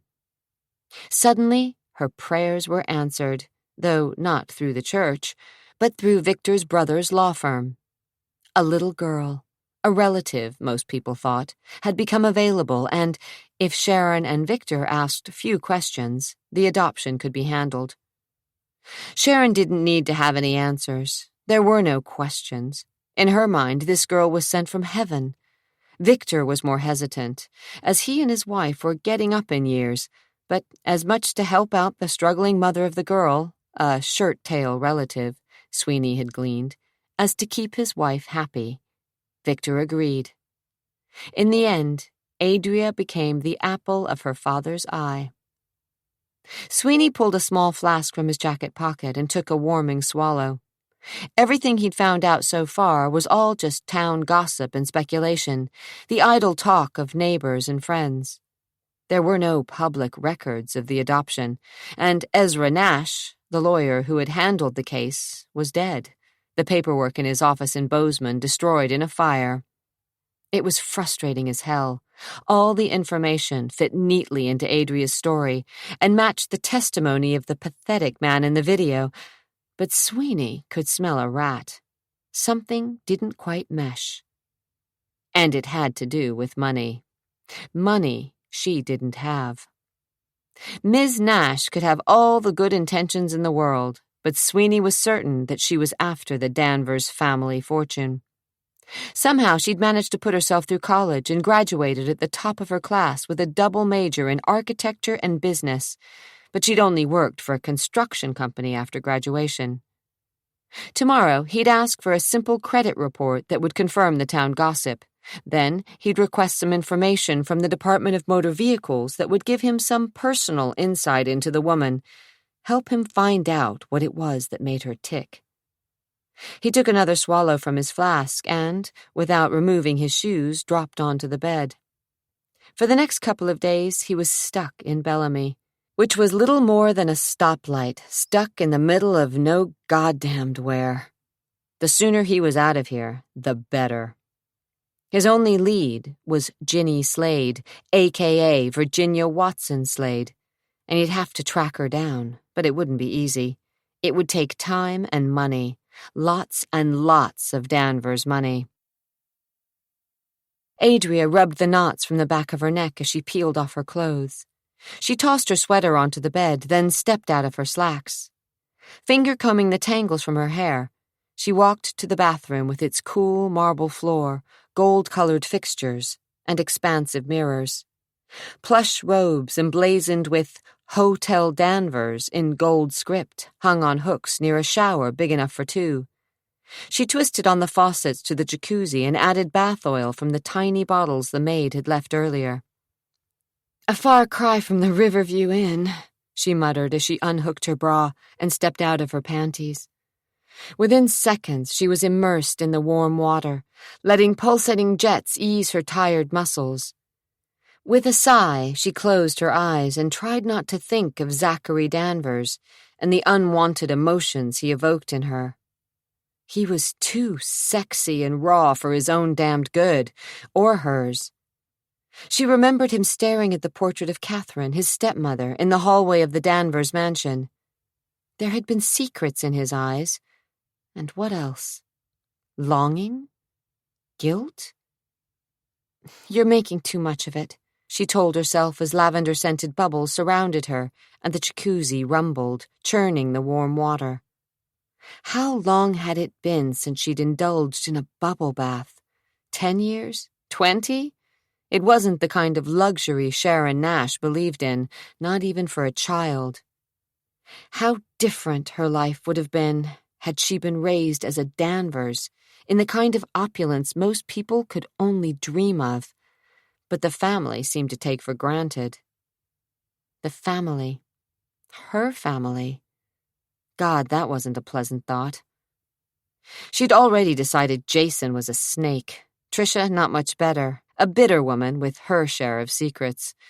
Zach was surly at his worst and sarcastically seductive at his best. And Nelson was unreadable, a man who seemed torn. But then, those had only been her first impressions. Probably only going to get worse, she told herself, and smiled, until she considered Zach again. He'd made the mistake of calling her Cat. Or had it been on purpose, some kind of test? She lathered her arms and decided against that particular theory. Zach had slipped. Kat's name had fallen from his tongue in a heated moment when they'd been kissing and touching and... Oh, God. Had he done the same with Catherine, his stepmother? She wondered about Zach and Kat's relationship. Something wasn't right about it, not at all. Her mind began to wander down a hot, dark path as she remembered his expression as he'd studied Kat's portrait. Had it been yearning? Forbidden desire? This is getting you nowhere, she warned herself as she turned off the jets and the room grew quiet. She tried to clear her mind, to stop her thoughts from reverting to Zack. She couldn't get involved with him. It was suicide to think otherwise. Everyone in the family distrusted her, even Zachary. She had to remember that. They would do anything to dispute her story, to prove her a fake. She leaned back again, closing her eyes and letting the warm water lap around her. She just needed some time to relax, unwind. She drifted, dozing, daydreaming of Zachary Danvers and what it would be like to be his lover, to feel his strong arms upon her, to touch the naked muscles of his back, to kiss him with a wild abandon without any thought to the consequences, without any concern about her identity, to just love him sensually and totally, and feel him straining above her, his body gleaming, his eyes dark with smoky passion, and click! Her eyes flew open, and she realized she'd been dreaming, asleep long enough for the water to grow tepid. She strained to listen. She'd heard something. The door? "Hello?" she said, reaching for a towel and standing. Her skin prickled with goosebumps, and the air seemed chilled, colder than it should be. "Is anyone there?" No answer, and yet she sensed that someone had been close by. Heart thudding, she threw on one of the robes and slipped quietly into the bedroom. Nothing looked disturbed. Her clothes were where she'd tossed them, her shoes near the closet. The French doors leading to the living area were ajar, but she hadn't closed them. She walked into the sitting room where the furniture was arranged just as it had been when she'd walked in less than an hour earlier. The door was shut, but she hadn't thrown the deadbolt. What does it matter? Whoever was in here, if someone had intruded, would be connected to the family. Your family. All part of the Danvers clan, with access to a key. Stupid, stupid girl, she muttered, and hooked the privacy chain that she'd forgotten.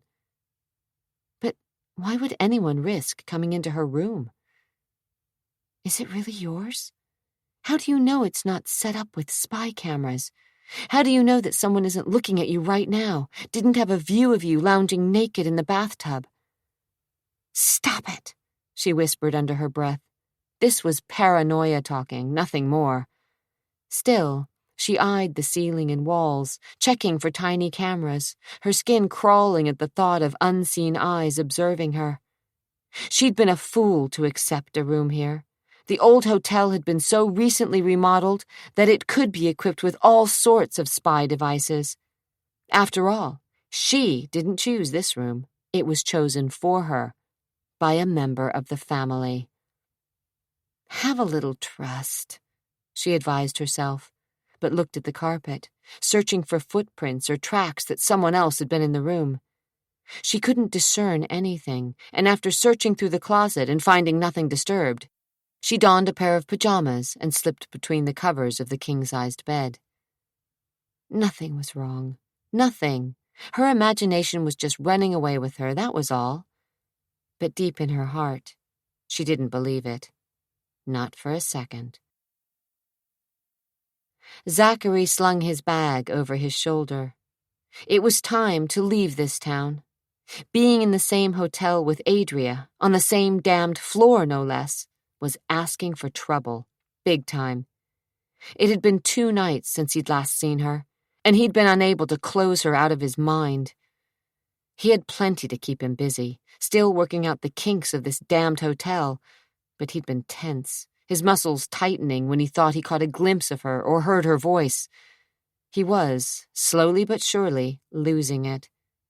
He'd never considered himself a fool, nor had he ever had any kind of death wish. He'd always thought clearly and known what he wanted.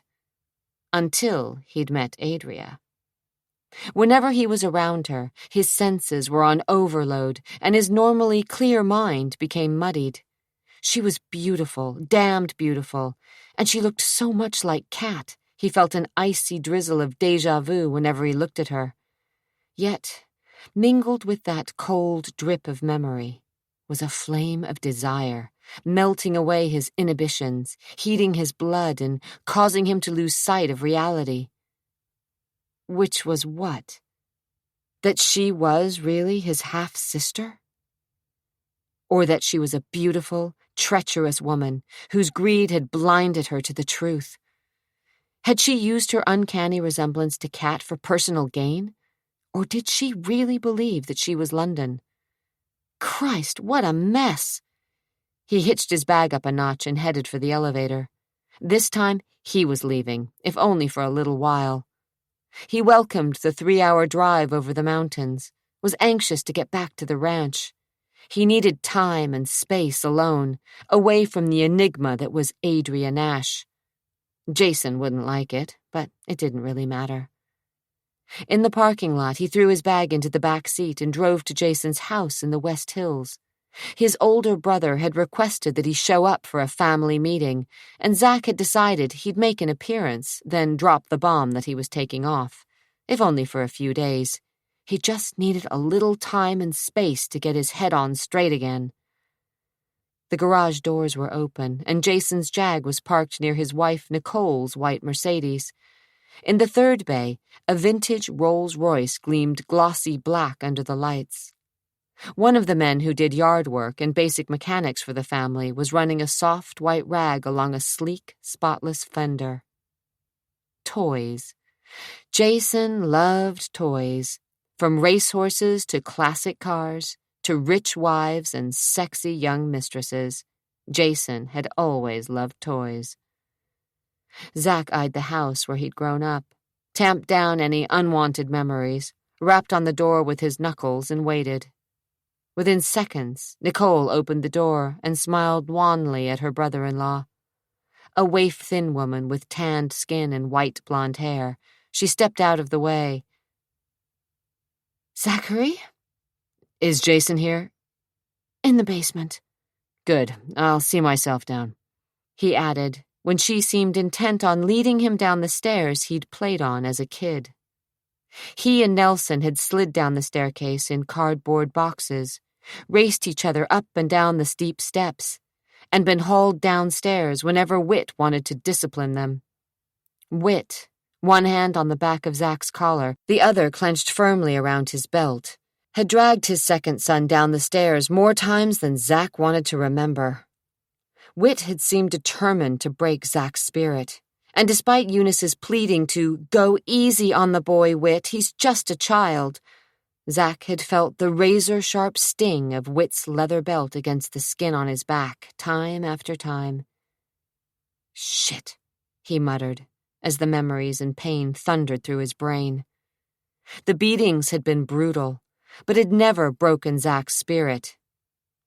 Clenching his teeth until his jaw ached, he shoved those hideous memories to the dark corners of his brain as he rounded the corner of the staircase.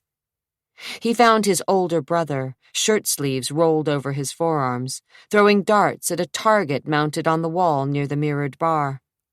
A pool table dominated the room, and a flagstone fireplace climbed up one wall. Through steamy French doors, a sauna and jacuzzi waited, and on every wall hung trophies, the heads of bear, antelope, tiger, and bison, contributions from his grandfather, Julius Danvers, who'd prided himself on being a big game hunter. A polar bear, claws extended, stood in one corner, and a zebra hide was stretched beside that of a kangaroo. Glassy eyes and snarling teeth greeted all who entered. "What did you find out?" Jason didn't even look his way, just threw another dart towards the bullseye. "From Adria? Not much." Zach grabbed the cue ball and rolled it in his hands. His conversations with Adria had been minimal, but he did know a few facts. However, he wasn't particularly interested in sharing them with Jason. "She grew up a poor farm girl in Montana. Her mother was kind of a religious nut, and her father put up with it but wasn't a fanatic." He leaned a hip against the table.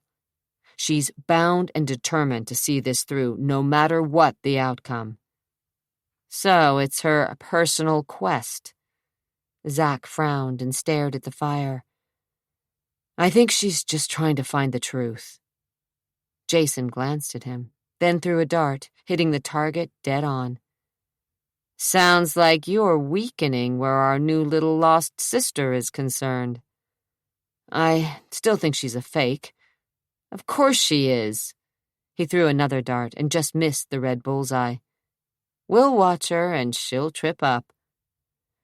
I'm going back to the ranch. Not now. Tonight. A tick developed beneath Jason's eye. Can't it wait? Manny seems to be more than capable. I'll be back in a couple of days. I just need to do a few things. Check what's going on at the ranch and in the office. Jason looked about to argue, but held his tongue at the sound of footsteps on the stairs. Tricia didn't bother saying a word to either of her brothers, just ambled over to the bar and poured herself a straight shot of tequila. "Where's Nelson?" she asked as she hoisted a hip onto the stool and sipped her drink. "He'll be here." "I heard Mother was invited too." "Hell," Zach muttered, placing the cue ball back on the table. "She was included in the will," Jason said. "Part of her deal with Dad when they divorced." "Nonetheless, she counts." "Christ." Tricia motioned to the bar. "Maybe you need a drink, Zach." "Not tonight." She glanced at Jason. "And the girl's coming too?" Zach's neck muscles bunched. "Adria? You invited her here?" Jason checked his watch. "She should be arriving any minute. Didn't want to leave her out, you know. I thought maybe we could hammer out a deal and send her packing back to the farm." "I don't think so." Zach was irritated. He didn't want to see Adria again, didn't want to smell her perfume or get lost in her eyes. "Look, even if she is a fraud, she looks too much like Kat to let it pass. The press will go crazy. There will be pictures in the paper, old photos of Kat put up against new ones of Adria. Comparisons are going to be made, whether we like it or not, and unfortunately, we all have to admit that the girl does look a lot like our late stepmother." "I'm not admitting anything." Tricia tossed back her drink and poured herself another. "I don't want to hear this." "The newspapers and television reports are just the beginning. Then she'll get herself a lawyer, a good lawyer who wants some notoriety, someone who's willing to take a risk just to score big and get his face in the papers. A lot of attorneys are more interested in fame than money." Tricia snorted. "Well, nearly as interested." "So what do you plan to do?" Zach asked, his gut twisting a little. Talking about Adria behind her back, plotting against her, bothered him more than it should have. Maybe Tricia was right. Maybe he needed a beer. Jason's lips curved into a smooth smile. "What's the saying from The Godfather? I'm going to make her an offer she can't refuse." "There is none." "I think 100 grand will do it." Tricia's mouth fell open. "You'd give her that much?" "Not to begin with, of course. We'll start low and try to intimidate her. But 100,000 isn't much when you think of the cost of attorneys if we have to go to court. And think of all the time the estate will be tangled up in probate. It's bad enough as it is. An estate this size takes forever." "I bet the old man is sitting down in hell somewhere and laughing at us," Tricia said, lighting a cigarette and blowing smoke rings. "Imagine leaving nearly 50% of his estate to a daughter he couldn't find and didn't even know if she was dead or alive. What a joke." "Unless we have proof of her death," Jason reminded them both. "Then her share of the inheritance can be divided among the rest of us." Zach's blood turned to ice as he noticed the cold hint of a smile curving Jason's lips. Just how far would any of his siblings go to get their hands on Whit's fortune? They all had their personal axes to grind. Jason loved money. Tricia had always wanted revenge against the family, and Nelson was ambitious to a fault. And what about you? You're not exactly lily white.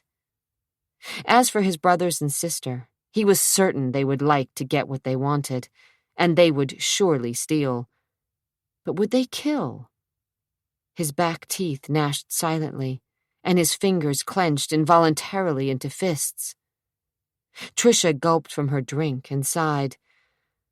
Our Father, who art in hell, truly one of the world's great bastards. She looked up sharply, and her gaze met Zach's. No offense, Zach. Zach let the comment slide. The questions about his paternity no longer rattled him. Who really gave a damn?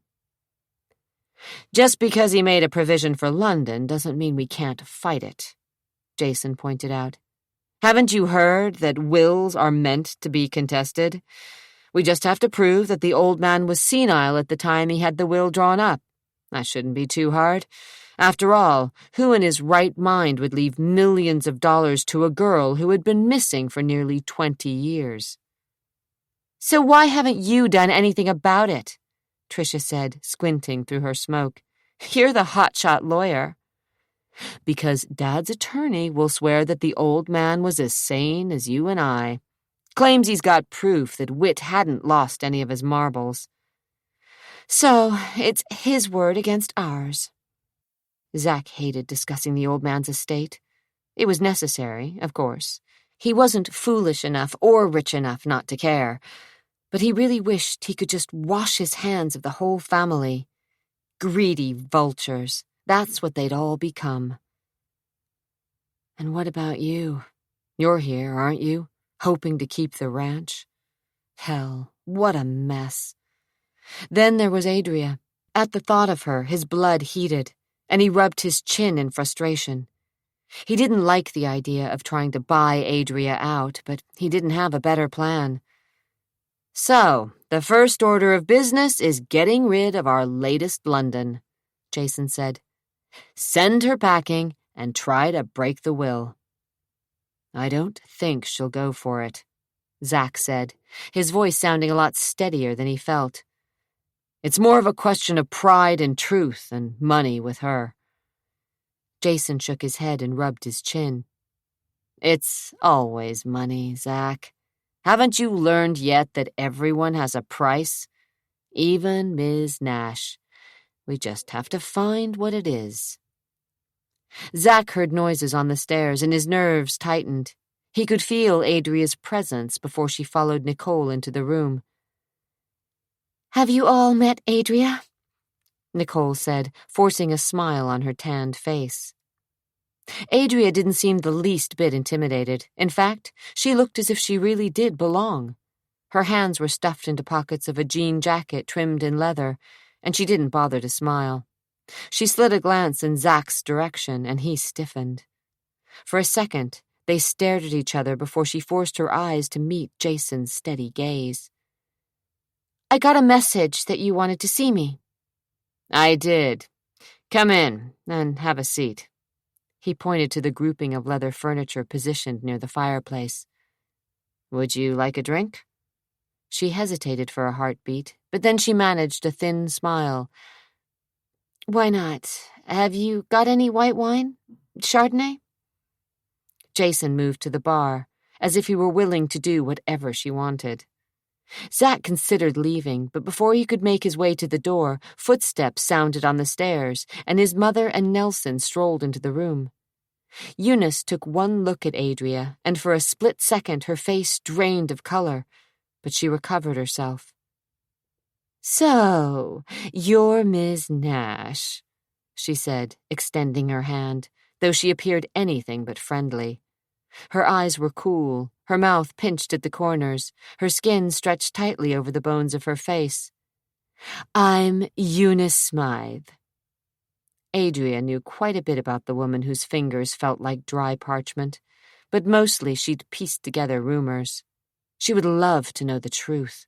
There had been gossip that Whit had divorced Eunice because of infidelity with Polidori, though, of course, no one but Eunice knew the truth. Whatever had happened between Whit and his wife, it had cost Eunice. She'd been denied custody of her children in a time when a father's rights were virtually ignored. "Well, Adria, Nelson tells me you think you're Whit's long-lost daughter." Eunice's smile was as cold as steel as she let go of Adria's fingers. Jason handed Adria the glass of wine she really hadn't wanted. She held the stem in a death grip. Her throat was suddenly dry, her fingers damp with sweat. "That's why I'm here, yes," Adria replied. "To find out the truth." "The truth," Eunice murmured as she studied Adria. "Sometimes so elusive." Without so much as a sip, Adria set her drink on a nearby table. "So, let's get down to it, shall we?" Eunice settled into a cream-colored chair. "Nicole, would you be a dear and fix me a gin and tonic?" she asked her daughter-in-law, and when Nicole poured the drink and handed it to her, Eunice patted the younger woman's slim arm. "That's a good girl." "Always," Nicole replied in a brittle voice as she shot her husband a glance that would have cut through granite. Every muscle in Adria's body was strung tight. Tension was thick in the air, and she didn't know which was worse, being stared at by the dead animal heads mounted on the walls, or by the very living beasts that congregated around her. "You asked for this," she reminded herself. "You knew it would be tough, so just hang in there." Giving herself a mental shake, she sat on the edge of the couch, directly across the glass-topped coffee table from Eunice, and refused to give in to the impulse to stare at Zachary, to silently ask for his help. Jason slid onto the couch next to her. Zachary looked bored. He leaned against the stones of the fireplace, his features composed, his gaze fixed on her, his jaw looking as if it hadn't seen a razor for a couple of days. Adria shifted a little and watched as Nelson slung a leg over his mother's chair, positioning himself near her. Nicole, after delivering the drink to her mother-in-law, caught her husband's commanding gaze and hastily said something about checking on her daughter before hurrying up the stairs. Tricia didn't join the rest of the group, but preferred to sit on a stool at the bar, where she smoked and drank and observed everyone from a distance. There was a bitterness to her, a hardness Adria couldn't comprehend. "No one here believes you," Eunice stated flatly. "I expected as much." "So you came ready to accept defeat." "I came for—" I know," Eunice waved in the air as if swatting a bothersome insect. "The truth. Listen." She leaned closer. "Let's get past all this talk about the truth, all right? It's tedious. Noble, I suppose, but tedious just the same. And we all know it's a lie.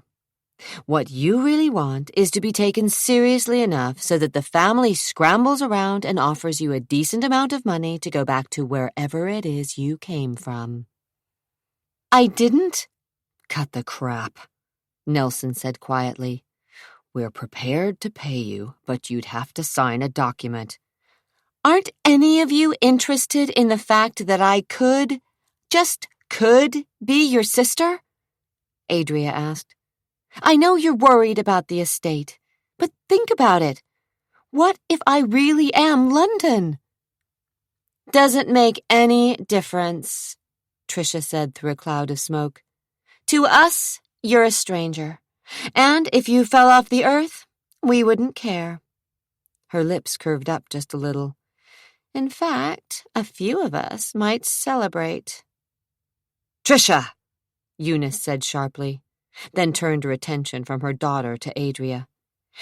"She's a little harsh." "Look, I don't need this. I thought you called me here to talk to me, to ask me questions, to help me find out the truth, but I guess I was wrong." She stood and slung the strap of her purse over her shoulder. "Believe it or not, I didn't drive to Portland to wreak havoc on your lives, or steal your fortune, or hurt anyone in any way." "Of course you did," Tricia said. Adria's back stiffened. I won't give up. Tricia, with her cigarette dangling from the corner of her mouth, clapped her hands. Bravo! What a fine performance.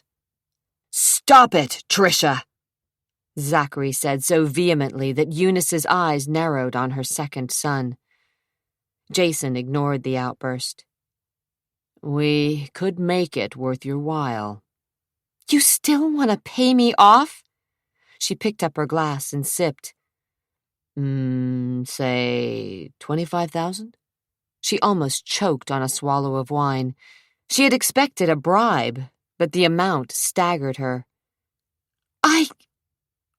I don't think so. Jason's smile tightened. We'd be willing to go up to 50. Nelson visibly blanched, and when Adria shot a glance in Zach's direction, he returned her stare impassively. He was in on it. He wanted to buy her out, too. Her blood boiled silently because she'd told herself that he was different, that he would help her, that he, the rebel, cared. Obviously, she'd been mistaken. If you'll excuse me, she said, setting her drink on the table with trembling fingers. I think I'll go pack. Jason was on his feet. You don't have to move out of the hotel. Of course I do. Staying there was a mistake. Only one of many. Her gaze swiveled once again to Zachary's, and this time she saw a little spark of the fire in his gray eyes. She thought about their kisses in his Jeep, the anger and passion that had radiated from him. Had it all been part of the plan to break down her defenses? Would he stoop low enough to try and seduce her, just to scare her off? Sick at the thought, she squared her shoulders, turned on her heel, and marched up the stairs. As far as she was concerned, the battle lines had been drawn. The Danvers family could rot in hell for all she cared.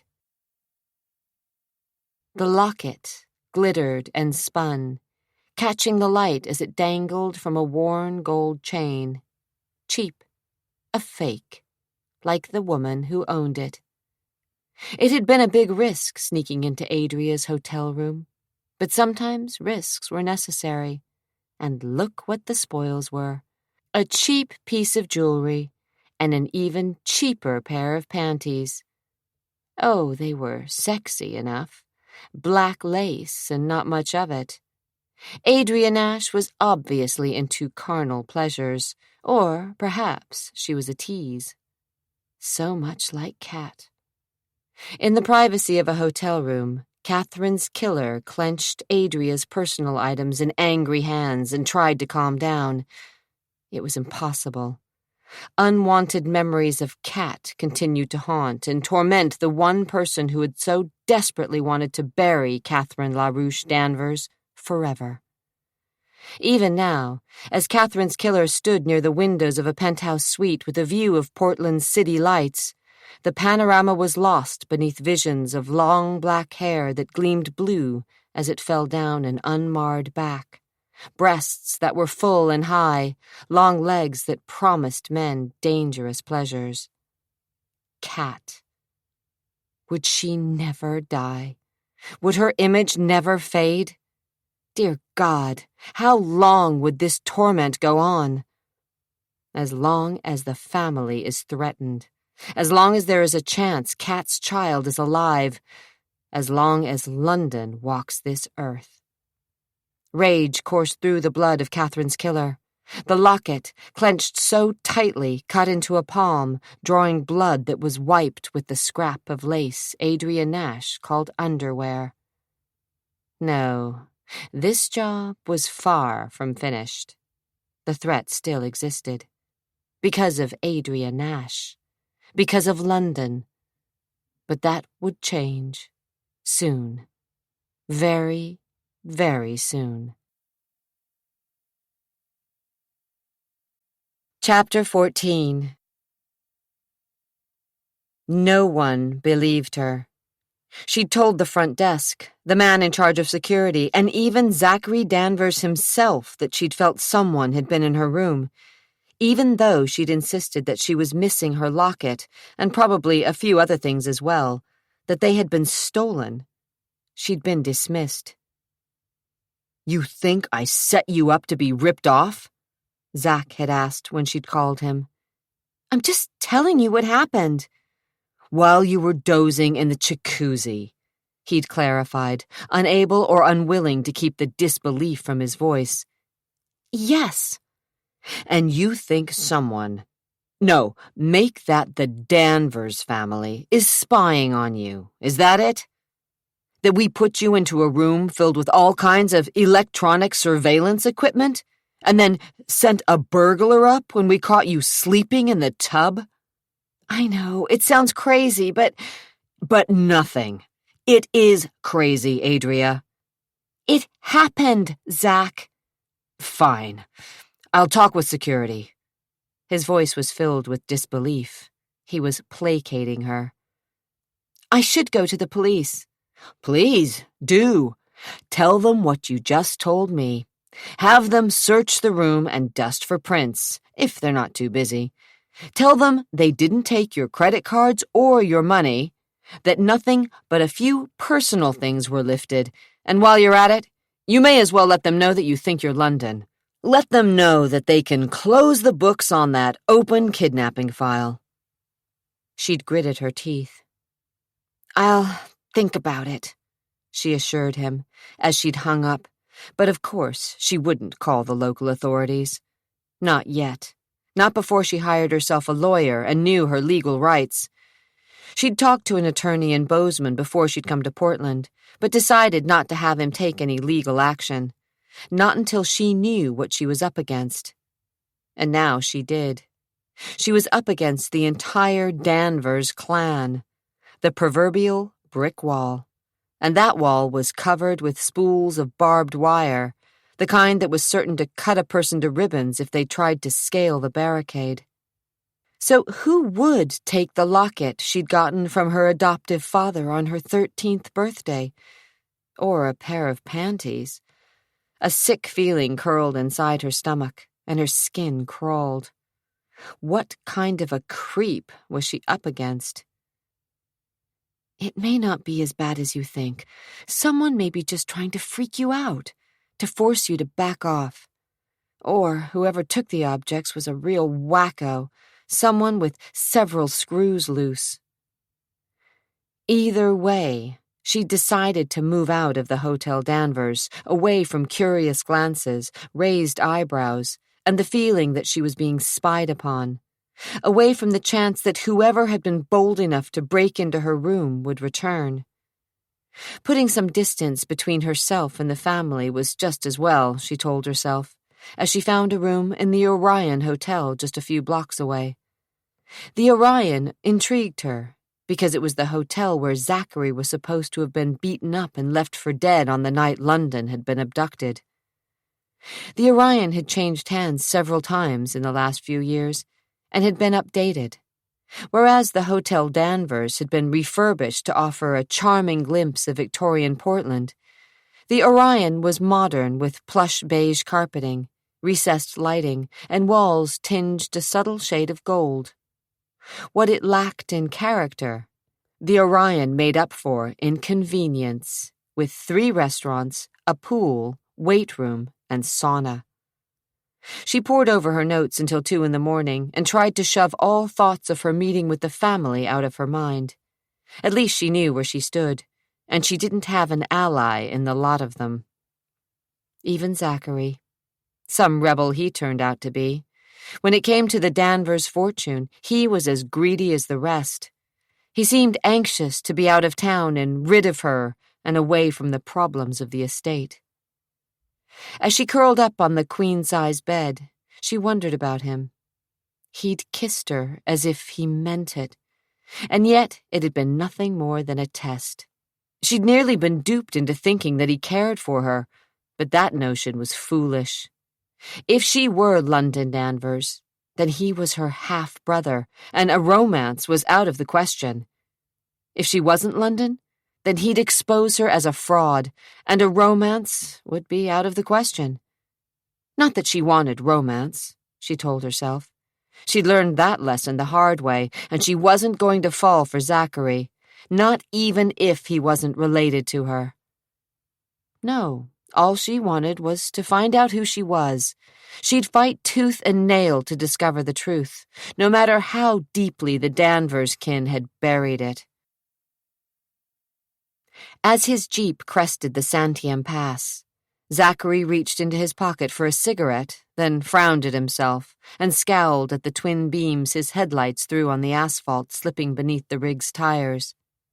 He'd stopped smoking years ago, but since he'd first set eyes on Adria, he'd felt a growing restlessness gnawing at him, a restlessness nicotine wouldn't satisfy. Nothing could drive away the feeling except one thing: sex with Adria Nash. His lips tightened at the thought, and his jeans felt suddenly tight. She was definitely off limits. For Christ's sake, she could be your half-sister. He gnashed his teeth and shifted into fourth. The truth of the matter was that Adria, or London, or whoever the hell she was, just happened to be the most attractive woman he'd seen in a long, long while. Beautiful, sexy as hell, with a quiet confidence and sharp tongue that should have repelled him, he found her more fascinating than any of the women he'd known, even Kat. There had been a predatory edge to his stepmother that he hadn't liked, and during the time she'd set out to seduce him, Zachary had felt manipulated. While in Kat's bed, he'd felt primal and lost himself in her eroticism, but after the hot sex was over, he'd been empty, emotionally drained, and left with the uneasy sensation that he was being used. He'd tried to avoid women after Kat, but it had been difficult as the more aloof he'd become, the more female attention he attracted. The hell of it was, he loved sex. It was just that simple. He just didn't need the emotional entanglements that came with a night in a woman's bed, so he'd made a stab at celibacy. It hadn't worked, and he'd eventually married. He'd met Joanna Whitby shortly after Kat jumped to her death. In retrospect, the relationship had been doomed from the beginning. Zach, carrying a truckload of guilt around with him, had been devastated when Kat had committed suicide, and Joanna had been there. With her magical hands, soothing words, and compliant body, she'd helped him forget. He'd married her. He hadn't even suspected that she was after her slice of the Danvers family pie, but of course that had been her motive. When he'd told her he wasn't interested in the fortune, she hadn't believed him. "You can't be serious," she'd said with one of her beautiful smiles. "Zach, that's crazy." "No more crazy than it is to sit around here and kiss up to the old man, just hoping that he cuts me into the will." When she'd finally figured out that Zach wasn't going to beg Whit to leave him so much as a dime, she'd found a reason to divorce him, and had moved on. Word had it that she'd remarried an older man in Seattle, a widower with no children, and now she was fixed for life. Zach hoped so. He'd learned his lesson about what women really wanted out of life, and it seemed to revolve around dollar signs. Adria wasn't any different. And she looked so damn much like Kat, it was scary. Jack Logan wouldn't give Adria the time of day. Retired from the police department, he lived in Selwood, a small community wedged between southeast Portland and Milwaukee. His cottage was 1 block off 13th, behind a warehouse that had been converted into one of the antique shops for which Selwood was famous. Adria had called and left messages on his answering machine, and, when he hadn't called her back, she'd decided to visit him. But she couldn't get past the gate at the front walk, where a snarling German shepherd stood guard. Obviously, the ex-police detective wanted his privacy. She didn't have any better luck with Roger Phelps, a private investigator Whit had used in trying to locate his daughter 20 years ago. Phelps was retired, living in Tacoma, and when Adria had reached him by phone, he told her he never discussed his client's cases. She'd explained who she was, and he'd laughed, telling her to join the club. Apparently, he'd seen more than his share of would-be London Danverses when Whit had posted the $1 million reward. Strike two, she told herself, as she hung up the phone in her hotel room. Another reason she'd stayed at the Orion was in the hopes that there might be someone working in the old building who would remember back to the night when London Danvers had been kidnapped and Zachary Danvers had been nearly killed. Most of the people who had worked there had long since left the employ of the hotel. Only a middle-aged Thai woman and a man who ran the magazine shop in the lobby remained. The maid wouldn't talk to her, explaining in halting English that she didn't understand. But the man who sold candy, cigarettes, and magazines enjoyed reminiscing. "Sure I remember," he said when she approached him. "Hell, I was right here in this very booth when I saw Whit's kid stumble out of the elevator. I knew right away something was wrong with him. Course, I didn't realize who he was at the time. Not until the next day when the word hit the street." With a gnarled hand, he slapped a stack of newspapers under the counter. "The talk was fast and wild about a kidnapping or a murder of some big heist, but no one knew the real scoop. Rumor had it that the Danvers kid had been with some call girl. Room 317. No, that ain't right. 307. That was it, 307. The manager took the police up there, and I guess they found booze and drugs and a pool of blood staining the carpet. But no whore and no sign of the two guys who were supposed to have roughed Danvers up." "Who was the room registered to?" she asked, leaning over the counter. That was the hell of it. Get this. The name on the guest register was Danvers. Whit Danvers. "Whit?" she said, stunned. "But—" "Isn't that a hoot?" he cackled. "While Whit's up at his own hotel having the time of his life, someone steals his name and uses the room as a damned whorehouse." He scratched his head above one ear and turned his attention to a man in a dark suit who wanted a copy of the Wall Street Journal. After handing the guy his change, he turned back to Adria. "If you ask me, Anthony Polidori was behind the whole setup. There was always bad blood between the Polidoris and the Danverses. Had been for generations. It just seemed to explode about the time Whit lost his little girl. Then Zach Danvers, if you can believe what he says, claims the guys who roughed him up worked for Polidori." The man's silvery eyebrows lifted behind the thick rim of his glasses. "Seems like it was more than coincidence."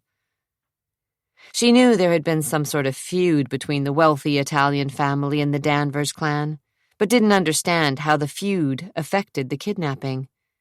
After asking a few more questions and getting nowhere, she purchased a couple of candy bars and 2 magazines about Portland, then checked with the clerk at the desk for messages before heading up to her room. On impulse, she stopped at the 3rd floor and walked the corridor, pausing at room 307. So this was Zach's alibi, a tryst with an Italian prostitute. Adria smiled. He'd been little more than a kid at the time, 17. What was he doing with a whore? Stupidly, she felt a touch of jealousy for the woman he had planned to meet. What could it possibly matter to her? She'd been only 5 at the time, and his half-sister. Damn it all, this was more complicated than she'd thought. She hadn't planned on being attracted to Zachary. She'd hoped he would become her friend, perhaps even her accomplice, and eventually prove to be her bloodkin. But nothing romantic, nothing dangerous, nothing so sinful. For a second, she thought of her mother and what she would have said had she known the path Adria had taken. The wages of sin are— "Stop it!" she whispered harshly to herself. She'd already convinced herself to forget Zachary. Aside from the fact that he might be her half-brother, he wasn't the kind of man to get involved with, a rawhide, tough man who dared cross the line to the wrong side of the law, who didn't give 2 cents about what other people thought, who ran the world the way he thought it should run, rather than the way it was. A good man to avoid. Except that she needed him, if she were ever to get to the truth. Refusing to dwell on Zachary, she twisted the doorknob and turned, but the bolt was drawn, and she couldn't peek inside. Not that it would help. The room had probably been redecorated 3 times over since the night Zach was beaten to a pulp. How much of this story was true? How much fabrication? How much exaggerated by the old man in the lobby? Zach seemed to